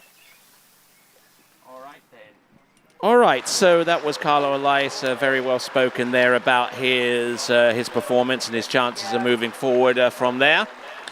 Jacobonio sitting on dockside and waiting to see how Nicholas Parsons' set resolves itself. Originally out of the city of Bountiful in Utah, which isn't too far outside Salt Lake City. So here we go. This is Nick Parsons. Take it away. 11.25. Let's watch Nick going around number 1. Maybe a little narrow, but not too bad. Around number 2. Ooh, big pull out of number 2. Here goes 3, fighting through this 11.25 line. Around number 5 and into 6. It wasn't the cleanest pass, but it was still able to run 6 buoys. What do you think, Freddie? I think he won't be very excited about his buoy 2 there. But there's 2 ways of looking at it. When you finish a pass like that, which really should be a foundational pass, let's just see this buoy 2. It looked bad to me. I want to see how disconnected he got out of the turn. Oh yeah, his butt's back. He's not got the handle too well. I mean, it's not terrible, but it's not the way he wants to do it. But there's 2 ways of looking at it. You can get to the end and go, well, that was bad. Oh my God, I'm not skiing well. Or you can go, look, I've got my mistake out of the way. I'm good. I'm set. I've found my balance. I found the middle of the ski, and I'm going to be able to get going here on this next pass, which is more crucial, more vital, and a bit harder. All right then, so far as Nicholas Parsons is concerned, with his current ranking right now, currently in 7th place, he's going to need to get through 10.75 meters and score more than 1 to move up above Jacobonio so far. If he gets above 2, that would vault him above both Carlo Elias and Thomas de Gasperi. And also, Nicholas Parsons has got provisionally $500 in his back pocket for the rope tension right now. I'll bet it was out of buoy 2 on that last pass there. Yeah, I think you might be right. Here, 10.75. He needs to run this pass to put himself in a better position. Here it is now, number 2. Around number 3. Goes to 4. Into 5 and into 6. Nice and constant skiing for Nick. Able to run 10.75 both rounds. And the rope tension was actually out of number 1 that did the best pull. Out of 1. I wonder if he broke it again here, setting the bar higher, because he looked like he went pretty hard out of buoy 3 and out of buoy 4 there. But did sort of learn from his mistakes of the previous pass. 1 and 2 were very good here.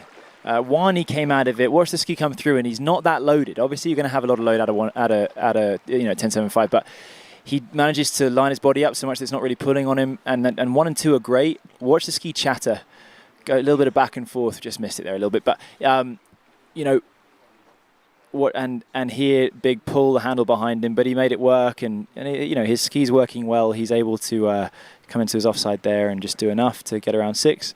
And not really a pass of high drama. The first 2 buoys were perfect, and obviously if he can take some of that into the next pass, he's going to be in great shape. All right, so Nick Parsons with a 6 buoy count at 10.75 meters, still currently lying in 7th place. If he scores more than 1, he'll move up 1 place. Actually 2 places, I beg your pardon. And if he was to score more than 2, then he'd move an additional couple of places beyond that. But let's have a look and see. Lorenzo, take it away, 10.25. Let's see this gate, bleeding out a bit of speed, going on his back foot. Ooh. Around 1, strong out of 1.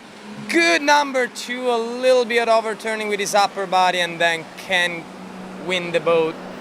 And the official score will be 2, we believe. We'll wait from full confirmation from the judges, but let's hear it from Freddie here in this instant replay. So that puts him back above Matteo, right? That you're absolutely right. Not a bad 1. He a little bit down with the shoulder and let the handle out a little bit quickly. And again, that's basically just a slightly more exaggerated version of his buoy 2 at 11. Exactly the same buoy 2 passes ago. and he just got kind of pulled forward, was going to struggle to get over to 3 from there. But I thought he had a chance coming into that buoy 2. He definitely did. He definitely did. This number 1 was very solid. Yeah, very long pull there. Yeah. And you know, the longer you pull after the second wake at this short line, the more speed you have to deal with, the more pressure you have to deal with out of that turn, and he just couldn't quite get that ski between him and the boat in a nice settled manner to where he wasn't going to get pulled, you know, too much, and was not able to swing across into buoy 3. Okay, so what does that mean so far as the seedings are concerned? Well, with Nick Parsons, he has scored half at 10.25 and 2 at 10.25.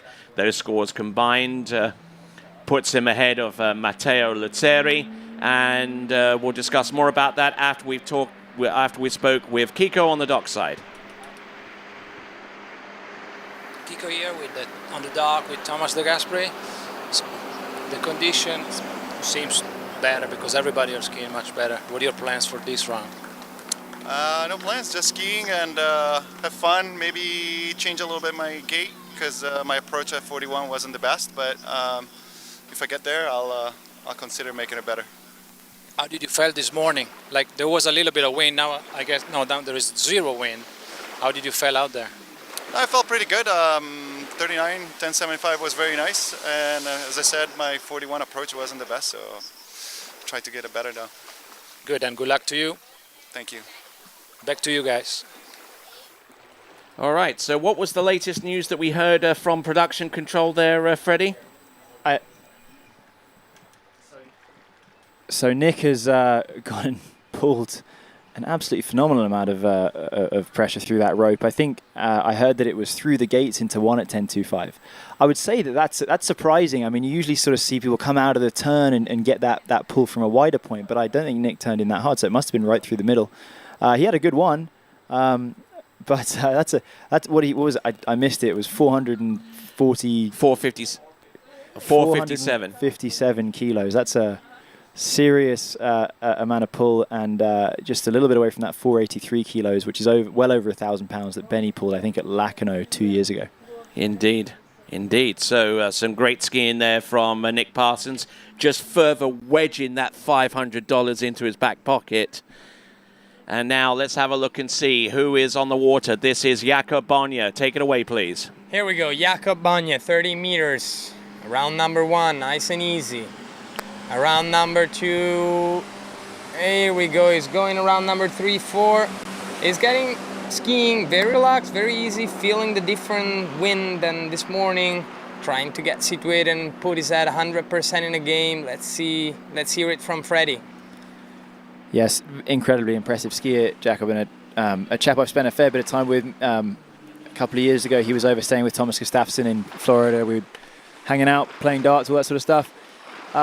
It was cool because it was about November time. He hadn't skied in a long time. I feel like he might have had an injury, or at least he'd not been skiing for a month or two. And then after about a week, he was running 10.75s back-to-back behind me. And I was like, wow, this guy's serious.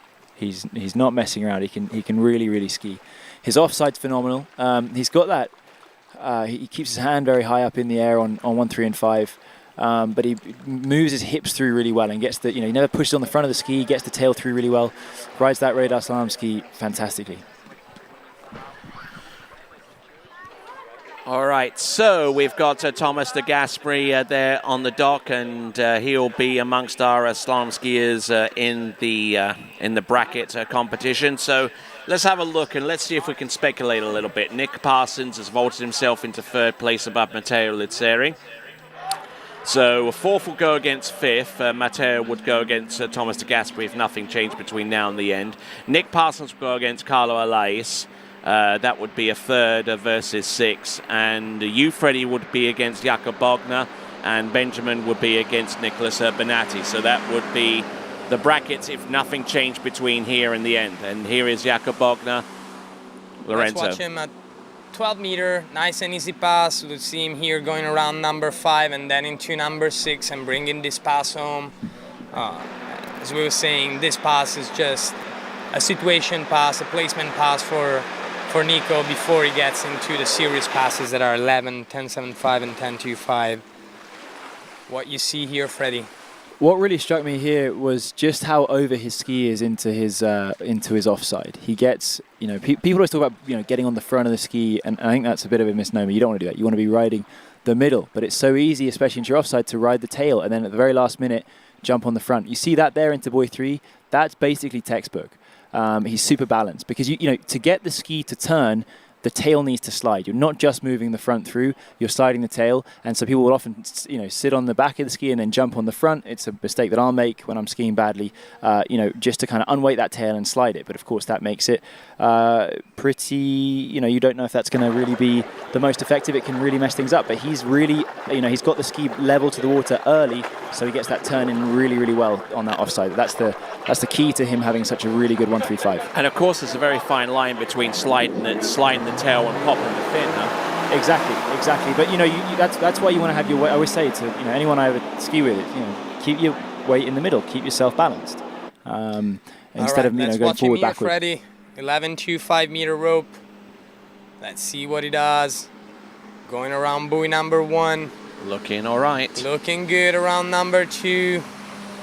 Around number 3, maybe a little fast, a little slack rope, but nothing to worry about. Here he goes, 5, and then into 6. Nicely done for him running this pass. Let's see what Freddie has to say about it.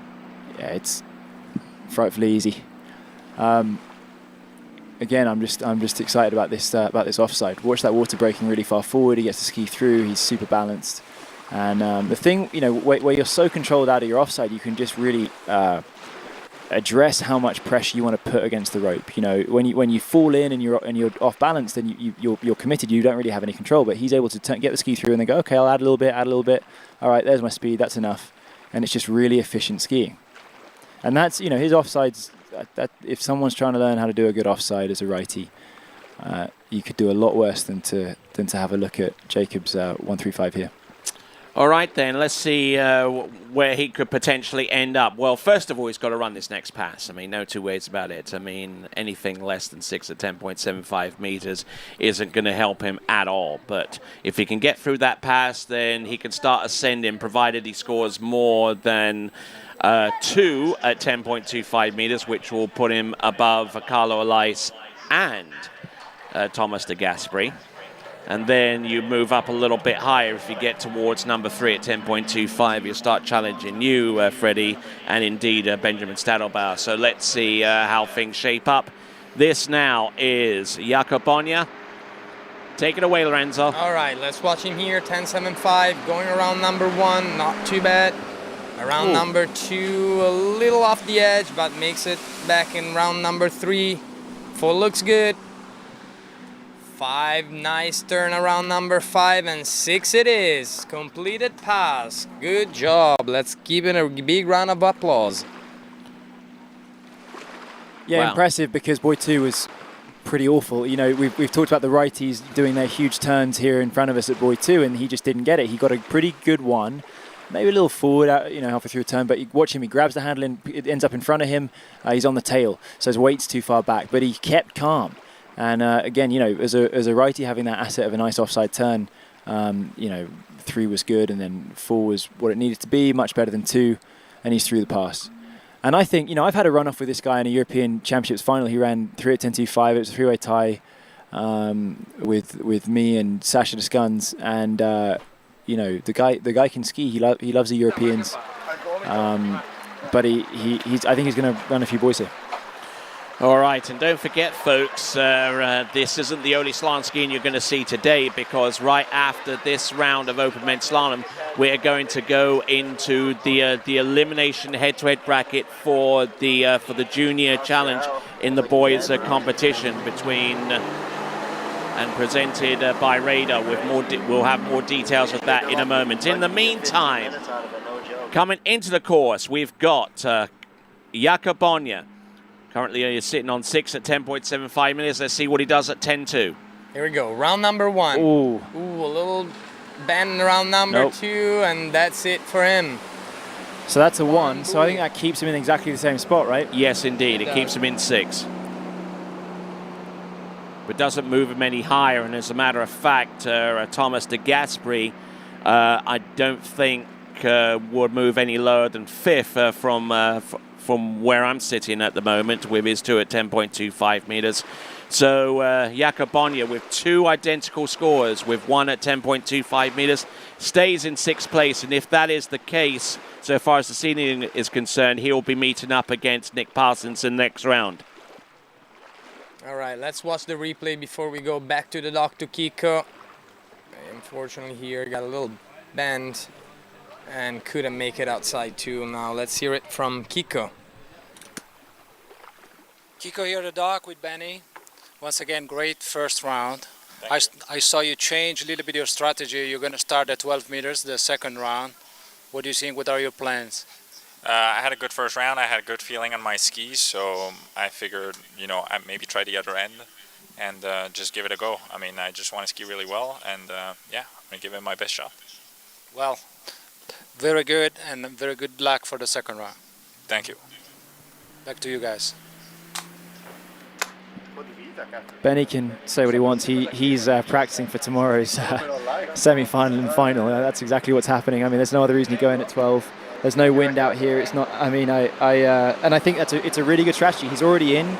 He's going to be right up there at the top, and you know, he's going to know exactly what he needs to get before he goes. So I think we're going to see him go into practice for tomorrow, and so we're going to see him attack. All right, so a little bit of gamesmanship, I suspect, taking place between Benjamin Stadelbauer and Freddie Winter. Let's see who blinks first, so to speak. Obviously, all of you know so far that Freddie isn't going to be skiing this round and needs to try and preserve his strength and try and take the strain off his shoulder going forwards. But we will see Benjamin Stadelbauer ski last, and that is after we see Thomas de Gasperi take to the water, a Trentino native.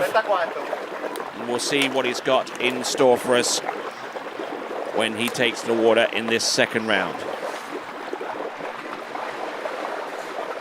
Just saw Thomas tap his fin there on the dock. It made me wince.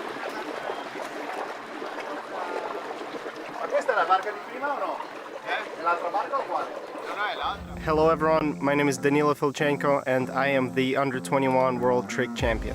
The edge trick binding brings me a lot of support and control over my ski due to the 3D printed plate. I'm very excited for upcoming 2021 season as Worlds are taking place, and I'm confident that with the right gear, it will help me achieve my goals.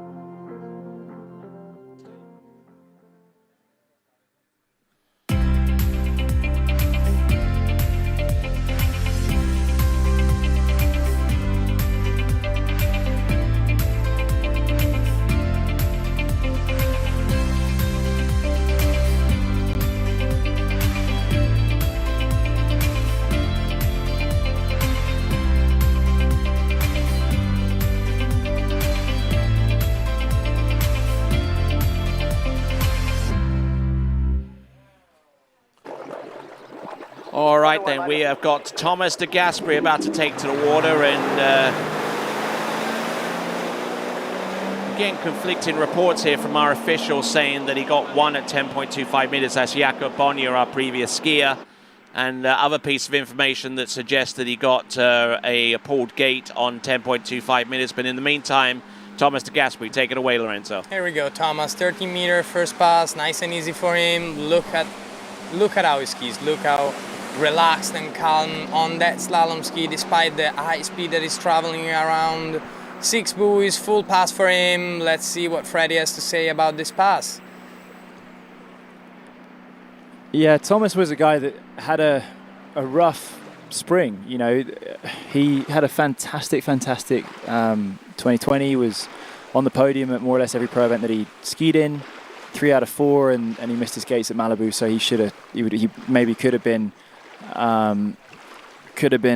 little bit, you know, further up the field there. But this spring he was trying to qualify for the Masters during these qualifiers, where it was, you know, they were just using on the day scores from a few 3 qualifying events, and he just didn't get it done. And I think, you know, he's probably struggling with some equipment issues. I mean, there's no reason why Thomas wouldn't qualify, and he's, you know, sort of, in my mind, I mean, if I'm going to write names of people that should be at the Masters, Thomas is right up there at the top. So I bet he was really frustrated about that. Probably the first Masters he's missed that he's missed in, I don't know, 15 years, 10 years at least. So he'll be happy to be, you know, back amongst it and with an opportunity to show how good he is, because he is. I mean, he's a phenomenal skier. So I'm excited to see what he does here.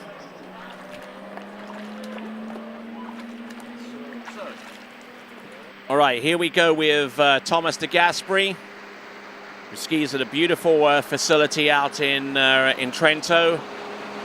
And Lorenzo, take it away, please. Here we go, Thomas, 12 meter, very nice, relaxed. Let's watch him go around number 3, around number 4, 5, and 6. Needless to say that he was gonna run this pass, and it's just a joy to watch Thomas ski. Freddie, what do you think? Well, I think, I don't know. I mean, I ski against Thomas a lot. I've skied against him I don't know how many tournaments. You know, you can just always tell he's gonna run beautiful passes. And you know, he's a guy who, you know, no matter what the weather, no matter what the conditions, you're never going to bet against him. I mean, he's a guy that he can run huge scores, like he did at Mastercraft Pro last year. I heard you mention that earlier. You ran 5 at 10.25 in the final there, on the flat legs. But when it's rolly and rubbish, he's right there as well. He's won 3 Moombas, I believe, overall. Maybe he's run 4, but anyway, he's definitely won 3, and I think since the age of turning like 32. I think he won his first one in 2013 or 14, and he's won 2 since. So, you know, at 40 years old, he's really showing me that I can still be really definitely at the top in the 9 years I have until I get to his age. And I tell you what, one of the most endearing images that I've seen of Thomas de Gasperi was during the Mooma Masters a couple of seasons ago, where right in the middle of his slalom set, the King Current came right down the Yarra River, right in the middle of his slalom set, and man, that was something to behold on that webcast. Yeah, and then he went on to win, I think. Yeah, he did. Yes. All right, let's watch him here. 11.25 for Thomas. Very strong out of number 2, controlling number 3. Also at 4. Nice and easy 5, and that takes him to 6 ball and makes him run his pass, and we'll see him back after the break at 10.75. What do you reckon about this pass, Freddie? Looks easy. It looks easy. Thomas has his own style. He's got that big old ski, wider than what all the rest of us are really using, so he kind of jumps on the front of it a little bit. But he just does a great job, and he posted some slow motion video that I think Matteo Ianni captured of him on his Instagram.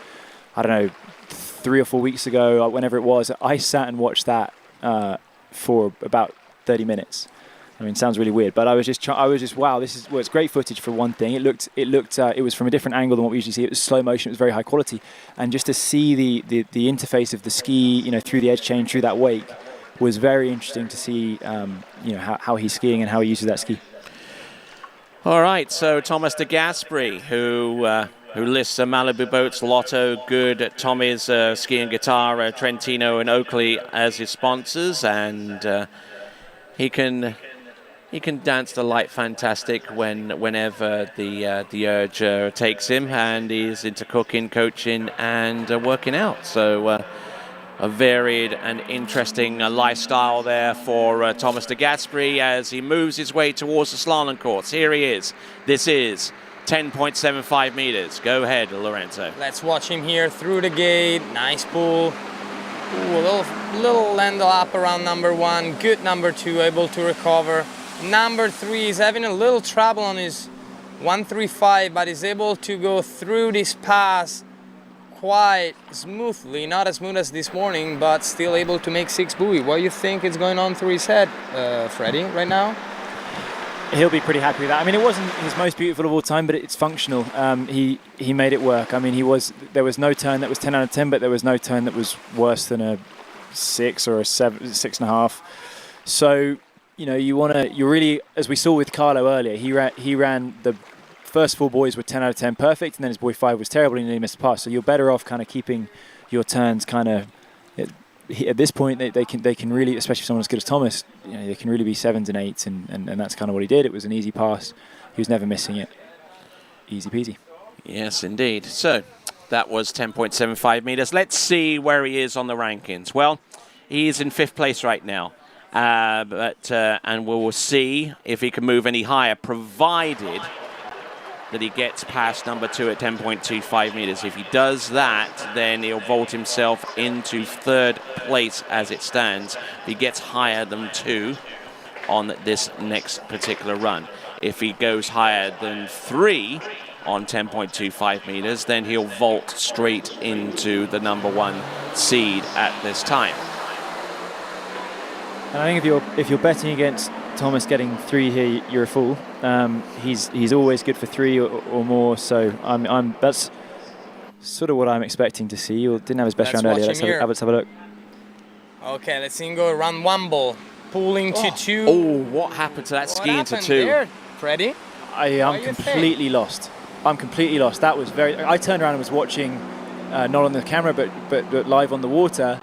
And I'm confused. I mean, it came out of 1 pretty good. I think he just ended up pushing too much on the tail. A little bit on the tail, but he never quite got the...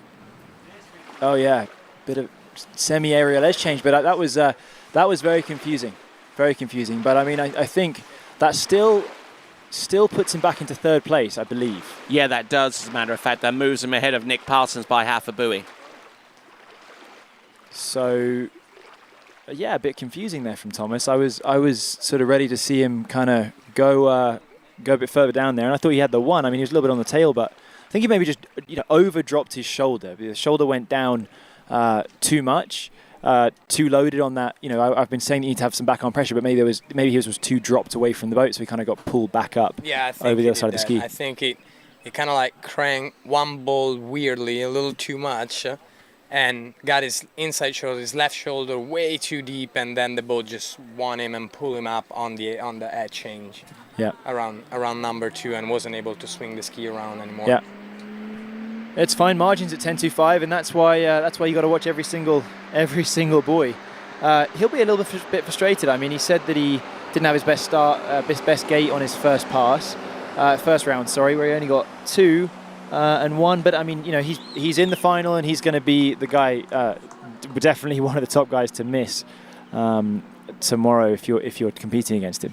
Okay, so that vaults him into 3rd place, which means that basically the pairings are set because, well, I mean, you're not skiing, you'll be the 2nd seed, and so by default you get that seed. And Benjamin Stedelbauer, by the sheer fact that all he has to do is just go through the entrance gates and gets a score, that moves him above you. So the seeding's complete, essentially. So that means Nick Parsons will be up against Matteo Luzzeri. Thomas de Gasperi will be against Jacob Bogna. Freddie Winter will be against Carlo Alais. And Benjamin Stedelbauer will be skiing against Nicolas Bernati when the bracketed competition starts tomorrow. Tomorrow early afternoon. I believe it's going to start around 11:30. We're going to have the start of the women, and then following the women, the men. In between, we're going to have the junior challenge. Yes, of course. Yeah, we'll get that schedule up on the scoring website, courtesy of the IWWF Europe and Africa website. And here we go, Benjamin Stedelbauer, currently tied for the number 1 seed, but in less than 10 seconds, Benjamin Stedelbauer will take the number 1 seed outright, like now. Oh, he's done me. Here we go. Outrageous. Already in top seed by turning 1st buoy. We heard him before saying that it changed a bit his strategy. He felt good on the water, he felt good on his skis, so he decided to start at 12 instead of 13. So we see him run a nice and easy 12-meter line, and on the way back we'll see him at 11-meter line, 11.25 on the way back. Let's hear it from Freddie now for this instant replay. Yeah, so like I said earlier, I mean, he's definitely sort of looking ahead at that semi-final and final where we're going to have to start, or whoever gets there, I should say, it's going to have to start at 12 meters. And so, he wants to have a look at what it's like to do 10.25 from the other end. I don't know if he's looked ahead and seen any forecasts or anything like that, but I mean, right now it's glass. If we have conditions like this tomorrow, then we'll be very lucky. But yeah, he's just looking to see, like doing almost a dry run, a practice rehearsal of his later rounds tomorrow after going through in the quarterfinal, hopefully. All right, and that wind vane showing is just still. There's nothing, no movement at all. No wind, nothing. And beautiful conditions for Benjamin Stadelbauer, who comes to us originally from Geneva. Benny's a good friend of mine, so I can laugh at him a little bit. He was very, very interested in the penalty shootout yesterday. He was cheering and shouting, and then obviously quite sad when they lost. And then he asked me a second later, so are England still in the Euros? I'm like, what do you mean? He goes, I haven't watched a single thing. I'm like, well, you have no justification for cheering so hard when you haven't followed any of the progress up to this point. 11.25, going around number 3. Here is number 4. Nice. Oh, man. Oh, my word. It looked fine up until the edge change. Well, how's that going to play? That's very, very strange. And I think, obviously his strategy here of going out and doing a dry run has backfired to some degree, but not really. He's top seed.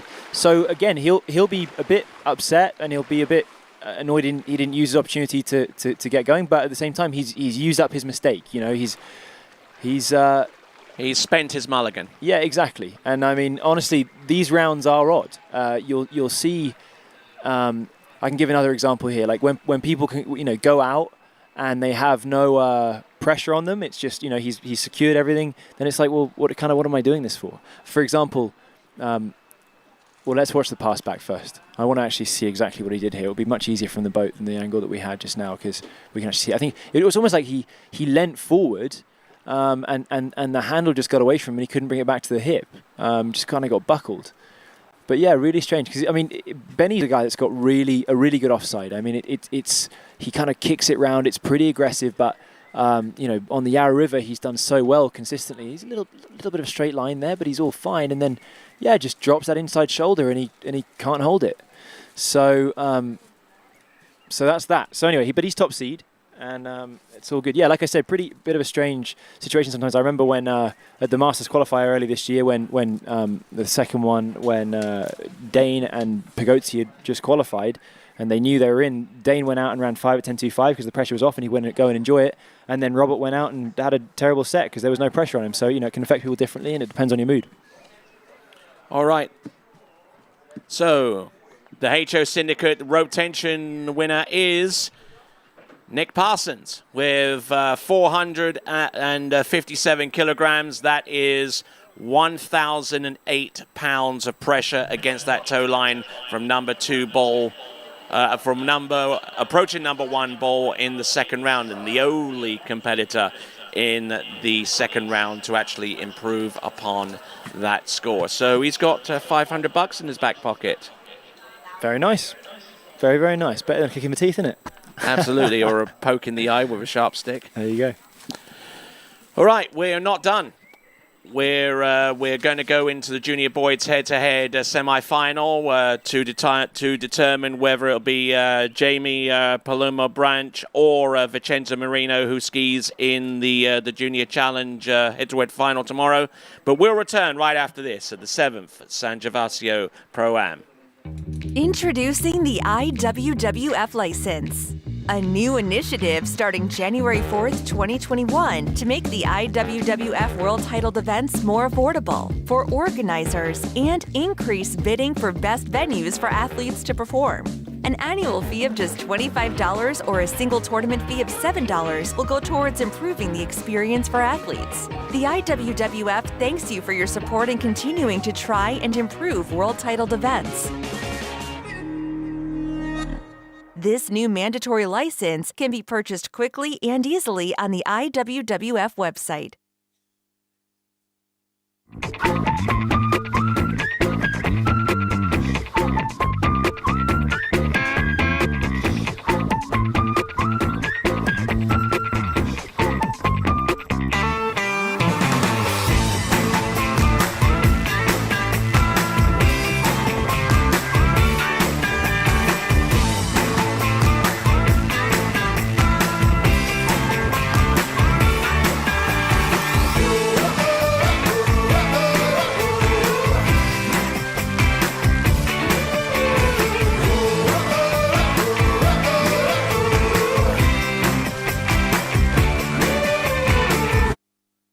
I'm involved with the flow point method because I think it's a really strong program. We've been working on a couple things and it's just fine tuning, and I want to be able to make sure that I can do those movements no matter where I am, so I can feel confident skiing at any site. It's just really all encompassing, and I think that's really beneficial. It's very helpful to keep on those keys and have a support team behind you that you can ask questions to and are there for every step of the way.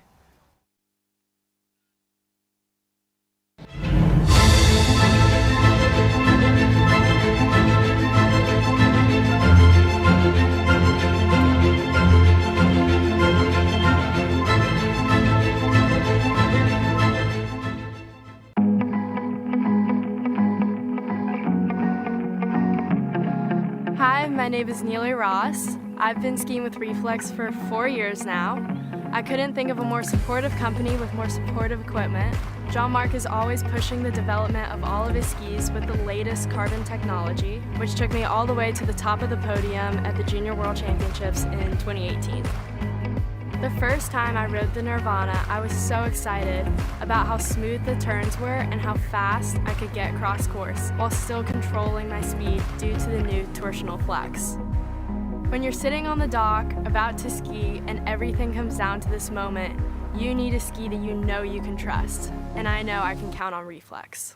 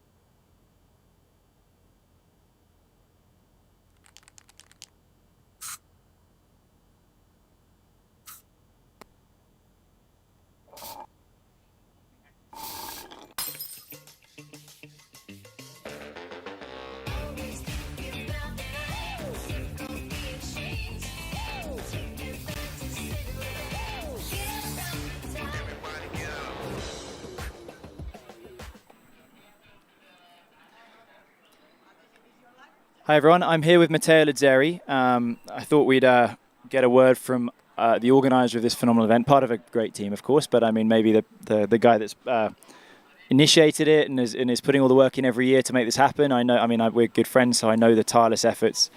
So Matteo, you are excited to have, I'm assuming, skiing back in Europe for the first time in a couple of years. Oh, I'm stoked. I'm stoked. It took quite a lot of effort to put it together. I almost feel like I was back in 2014 when we started the first time, where there was a lot of effort then because we didn't really know how to do it. This time we knew how to do pro events, but there was this big challenge of travel, finding the money. Like it felt like it was a fresh start. And I'm super happy, as I had a chance to say last night, that we got to put it together. Like the priority for this year was the event has to happen, you know? And that was the challenge. Like how to run the event, I think we're getting pretty good. But to actually have the event was the challenge. Well, I can attest that the way you run the event is perfect. And I mean, personally, I'm very happy you had the event too. I mean, obviously, I'm happy to be here. But I mean, flying the flag for Europe, and in this foundational year of the Water Ski Pro Tour, we've got tournaments happening a lot in America, but not so much around the world. Well, that's to be expected with COVID. But I mean, does it feel good to be the only non-US tournament this year? It feels good. Because I think that a lot of the stock we've had lately in the US about pro tournaments generated from Europe, right? And I think it was so important to have at least one event just to remind the world where the last 5 or 7 years of pro skiing has sort of been coming from. So it does feel good in that way. And as I said last night, I really hope, and I know that next year we're going to have multiple Water Ski Pro Tour tournaments here in Europe to all enjoy competing. Because, so if we go back 2 years, I mean, it was just unbelievable. We had 6 pro tournaments. In 5 weeks. In 5 weeks. We Crazy. had weekend, midweek, weekend. Yeah. It was insane. From an athlete's perspective, I skied all of them. A couple of us skied all of them. And, I mean, it was a bit of an odd year because it was right before the Worlds, so I kind of had my eye on that as well. But I mean, at the end of my water ski career, I think I'll look back at that as like, okay, this is legit. I feel like a real skier, a real athlete. Sorry. Yeah. Professional athletes should be competing every week, and so that was to me like maybe where the dawn of this Water Ski Pro Tour kind of came from, was this can happen. Yeah. And there's appetite. Yeah, no, there is. There definitely is. We're seeing it through social media, through what the guys at TWBC are doing. Like, there is appetite for watching and following professional water skiers. They want to know what they're doing. They want to know how they compare to each other after 3 months of competition. And this tour creates so many storylines that are easy to follow, and, if I may say, very good to sell. So I know this is a foundational year. We're starting. There are events, luckily, but I just see this thing picking up steam already next year, big time. What a year to start a new initiative like this. I mean, not exactly what you'd say the easiest, but at the same time, I mean, let's look at the schedule. There's going to be, I believe, 12 slalom events this year. This being the one outside of the US, 11 in the US, for all the way up at the Masters, the big, huge tournament. And then there's more sort of foundational events, Lake 38, building in to become a huge event in the future. It's really exciting. Yeah, no, I can't wait for this to be more, and as we had a lot of conversations about it, I think as these tournaments grow, then the field will grow, right? Like someone like you will ski high start events, and someone like, say, Edo, who did his first pro tournament today, will start chasing 2-3 star tournaments to build himself up into the tour. I think the near future is really exciting. It's really exciting. I mean, just looking at, let's not talk figures so much, but like webcast numbers going up, people engaging on social media, athletes seem to be enjoying it. There's just this whole situation seems to have potential. Yeah, no, for sure. It's one of the great things about this series that everyone has been embracing this idea of a proper tour. And let's just, I'll just quickly finish. Let's talk about the tournaments that are happening ahead. We've got Ski Stillwater Pro Team Challenge. That's next weekend, the 12th and 13th of August US Open. That's every event. That's exciting. Hilltop, huge event this year. Great event last year. I loved it. California coming back. Not been around for a couple of years. Malibu Open, always huge. World Championships is part of the Pro Tour. That's a new thing. That's every event. That's going to be huge for every skier. Everyone cares about that. Mastercraft Pro and Miami towards the end. So look forward to all of those. Go to waterskiprotour.com to put in your calendar, and let's get to the action here. Well, I mean, this event, the Junior Challenge, this is exactly that's the step before what we just talked about. So what we are seeing here is Vincenzo Marino versus Jaime Palomino. They're fighting for a spot in the final tomorrow. And a very easy first pass that was. I dare say that was 14 meters. Really, really phenomenally easy. Riding the good exceptionally well. And so we're looking at this this big final head-to-head tomorrow. They're going to go in there with Nicky Attomson, another very, very good skier. Shows, I mean, these guys are all from skiing in Europe, and maybe Jamie from in Mexico a bit more, but huge talent coming through, which is exciting to see. It's great for the future of water skiing, and potentially these guys going forward, they're going to be skiing in the Pro Tour, a bigger and better and more watched version of the Pro Tour in the years to come. And this is definitely a great experience for these guys here. We just saw Vincenzo Marino take to the water and run for his opening pass of 14.25. So, in this junior challenge being brought to you by Radar Skis, our next competitor is out, Jamie Palomino of Mexico, and coming in also 14.25 meters. Yeah, let's watch him here, 14.25 meter. Easy, should be an easy pass for him as we saw all the athletes taking his first pass just to get situated and pull their focus and their mind 100% in this game, as we see Jamie going around number 6 and completed his 14.25 meter pass. Let's hear it from Freddie, some more details, some insight on how he's skiing. So I know Jamie pretty well, and I mean, he was one of the guys that came to the US at the start of the year to try and qualify for the Masters, and he's putting up some big scores. Both these guys just ripping through the course. He's got, he skis, a little bit forward. I'll do that as well. I mean, that's kind of my offside too. He's got a big onside. It's good. He's skiing really well. And I think that a huge part of this, just outside of the scope of this exact event, is that these guys have they're all junior skiers, right? So they've got the Junior Worlds coming up at Picos later this year, and so these guys aren't used to probably skiing on a webcast that much. That's a different perspective. They know they're being watched from around the world. This is really good preparation for them, besides anything else, for when the pressure's really on in the World Championship final when they're trying to take that title, the World Championship Junior title. Because all three contested World Championships events, the three contested ones this year, under 17, under 21, and the Open Worlds, will be brought to you exclusively live on TWBC. And that's great news, because this is you guys are providing the standard by which everyone else has got to catch up with. So why, thank you. All right, let's watch Vincenzo here. Second pass, 30-meter line. We can see letter of choice A2. All right, let's watch him roll from one side to the other up the slalom score. Nice 4, nice pull, very strong through the wakes, and able to bring home the 6 buoys that will make him go to 12-meter next pass. But now we just have to wait for Jamie to come back at 13 as well. Let's hear it from Freddie on an instant replay of Vincenzo.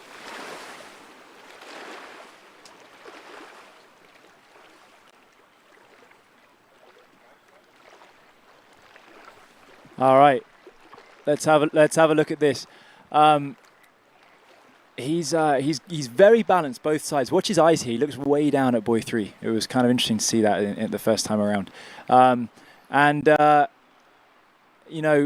Very connected through the wakes, and he does a good job. That's something we've seen. I mean, I mentioned it when I was looking at Sam Dimala ski earlier. Like, the best way to get acceleration on a slalom ski is not by pulling, because that's putting pressure to your body. If you can roll the ski over on its edge and then have the leverage that you have in your body, using your body geometry, with the ski on edge, you're gonna swing right across, and he does that really well. All right, that was Vincenzo, and here comes Jamie Palomino onto the course, 30 meters. That's what Jamie, 30 meter as well. Here he goes. Round number 1 goes to number 2. 3 is fine. Rolling into 4. Continuing to 5 to finish this wonderful 30-meter pass. Very nice ski from him in this, probably his first head-to-head contest. What do you reckon, Freddie? Yeah, it's unusual to do head-to-head. I mean, I hadn't really done a head-to-head until I got into pro skiing. Funnily enough, I did one here as a fun thing, in 10, 15 years ago, whatever. But watch this pass. All good until buoy 4. So that's perfect. I mean, he finishes with the ski on a really good course, the water break in exactly the right place. More or less the same here. It's really good. But watch buoy 4 after this. he kind of just grabs the handle a bit early. He just got a little bit, you know, off his game. Just kind of maybe lost concentration there, but not a big deal whatsoever to do that on an onside. You know, when you're early, but he'll want to make sure that he's just being a little bit more patient with the handle on his later passes. Great skiing there, and fantastic to see him out there on the water. Now that this pairing goes to the 12-meter line, and our skier from Italia are coming to us from Palermo, which is in Sicily. Exactly. And I actually skied in Sicily a few times myself in my youth, in that great big lake with the dam at the end of it. Skied in a few international competitions there. I don't know whether he skis back in the days there were quite a few active lakes in Sicily. Right now, I think that the only lake that actually what a turnaround, number 1, going into number 2, regaining composure to 3, good into 4, keeps it rolling to 5, and runs the 12-meter pass with a big hiccup around number 1. Good job by Vincenzo. Ouch. Yeah, you love to see that. He came over to buoy 1 and turned the nuts out of it. Like, he turned backwards. So what does that mean? Okay, it's good to get a big turn, but his head's all the way back. He's completely off balance. He's loaded super far behind the boat, which means he gets pinged forward. He still turned really, really well at buoy 2. Anyone know of a chiropractor in the house? That was. I'm wondering how much pull did he do out of 1? Yeah, I'd like to see that number. I'd like to see that number. Yeah, he probably wouldn't be the heaviest guy in the world, but I mean the weight to pull ratio would be huge. Definitely. So this is to determine who will be the competitor that would challenge in the boys' challenge round in slalom.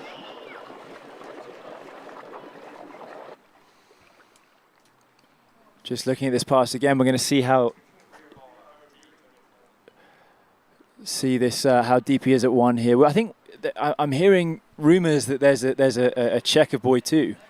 Yeah, there is a review because they think they turn in front of buoy 2. Let's see it. Oh, wow, I think he did. Oh, we're going to look back. We've got to look back at that one frame by frame because, wow. That is bringing it quite backwards. insane to be able to turn before the buoy at 12 meter. Yeah, but it just shows he got pulled so far forward, and he was really struggling not to. But yeah, that is inside. So unfortunately, 1 at 12 here. Shades of Cole McCormick at Lake 38. He did that like 7 times. And you're not bitter at all. No, I mean, Wow.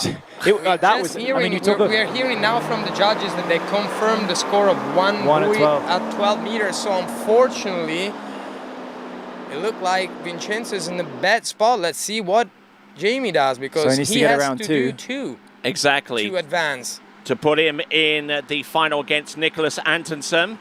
All right, and he's in the final. Running number 3 is going to be tomorrow in the final at this junior event brought us by Raider Skis.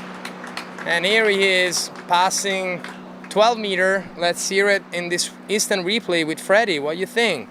I think he safetied 1 so hard, which is very much the smart thing to do. He's coming to his offside. He did not go for a big turn here. He took it super easy on the tail. It's very safe, and then turned the nuts out of 2. He knew he was outside of it, and from there he's good, and then he cruised the rest of this pass. So he will be skiing in the final against Nikki Attenson. That is correct. Tomorrow, Nikki riding the Radar and looking for to win the head-to-head, which is sponsored by Radar. So he'll be looking to make a good impression on the higher-ups at Radar. That will be watching.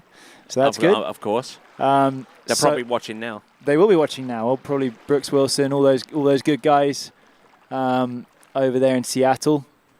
So yeah, I mean, and you know, fantastic. We see it very often. I think Radar have been the partner of this junior event for a number of years, and they, you know, without sounding like Whitney Houston, the children are our future, and it's great that they're looking after the youth for a better tomorrow. So well done, Radar. That's great stuff. That's quite profound from you, Freddie. That's unlike you. Yeah, I know. Usually Coming back at 11, Jamie Palomino. Oh, look at this. Look how he's skiing. A little hookup on number 3, unable to keep on going, but that number 2 was solid. What do you think, Freddie? Oh, yeah. Yeah, I mean, I thought he was going, I have to say, but I mean, they all ran 11 earlier, I believe, so a little bit of, you know, what do you call it, after the Lord Mayor's show, or is that what you know, it's not gone quite as big in the second round, unfortunately, but I mean, Haim will be happy, he's through, he's skiing against Nicky tomorrow, and they will be going big for the title, you know. It's a huge deal. Commiserations there for Vincenzo Marino. Let's give Poor him a old big Vincenzo, round of he'll feel a little applause. bit hard done by, I think. I mean, he obviously went inside of the buoy, but it was a millimeters thing, and you know, unfortunate for him with that big buoy 1 to kind of just get nicked inside of 2. All right, I guess that's it for today. We've had some great skiing among the pros, and we've qualified 8 women, 8 men through to the bracketed round of a competition. 8 a.m. tomorrow is going to be the start, and we're going to run with the amateurs first at 8 a.m. tomorrow. Around about 12 noon, we're going to continue on with the Junior Challenge, one of our Junior Challenge events, and then we're going to go into the... Then we're actually going to do pros first, then Junior Challenge, and then the schedule will follow on from there. But it's an 8 a.m. Central European Daylight Time start here from San Gervasio. Check your date and time wherever you have to be living to get an accurate guide as to when you should be staying up late or waking up early for more great skiing here from the 7th San Gervasio Pro-Am tournament. So any final comments from both of you guys? It's been a great day skiing. There's a feast of skiing coming tomorrow, so I know that this is maybe not the easiest to watch for our Australian friends and our Americans and everyone in between, but tomorrow will be great. Midday Central European time, which would be, to my mind, 6 a.m. Central Eastern. European Daylight Time. Okay. But yeah, so looking forward to another great day tomorrow, and thank you all, and thank you Water Ski Broadcasting Company for always doing a fantastic job of showing the action. Lorenzo. Well, nothing else to say but what Freddie said. Today was an amazing day. Good scores posted on the board both by juniors and pros, and we're excited tomorrow to see this bracketed round for the final, and we'll see everybody tomorrow, right, Tony? All right then. So after me, ladies and gentlemen, all we can say now to you good folks is ciao for now.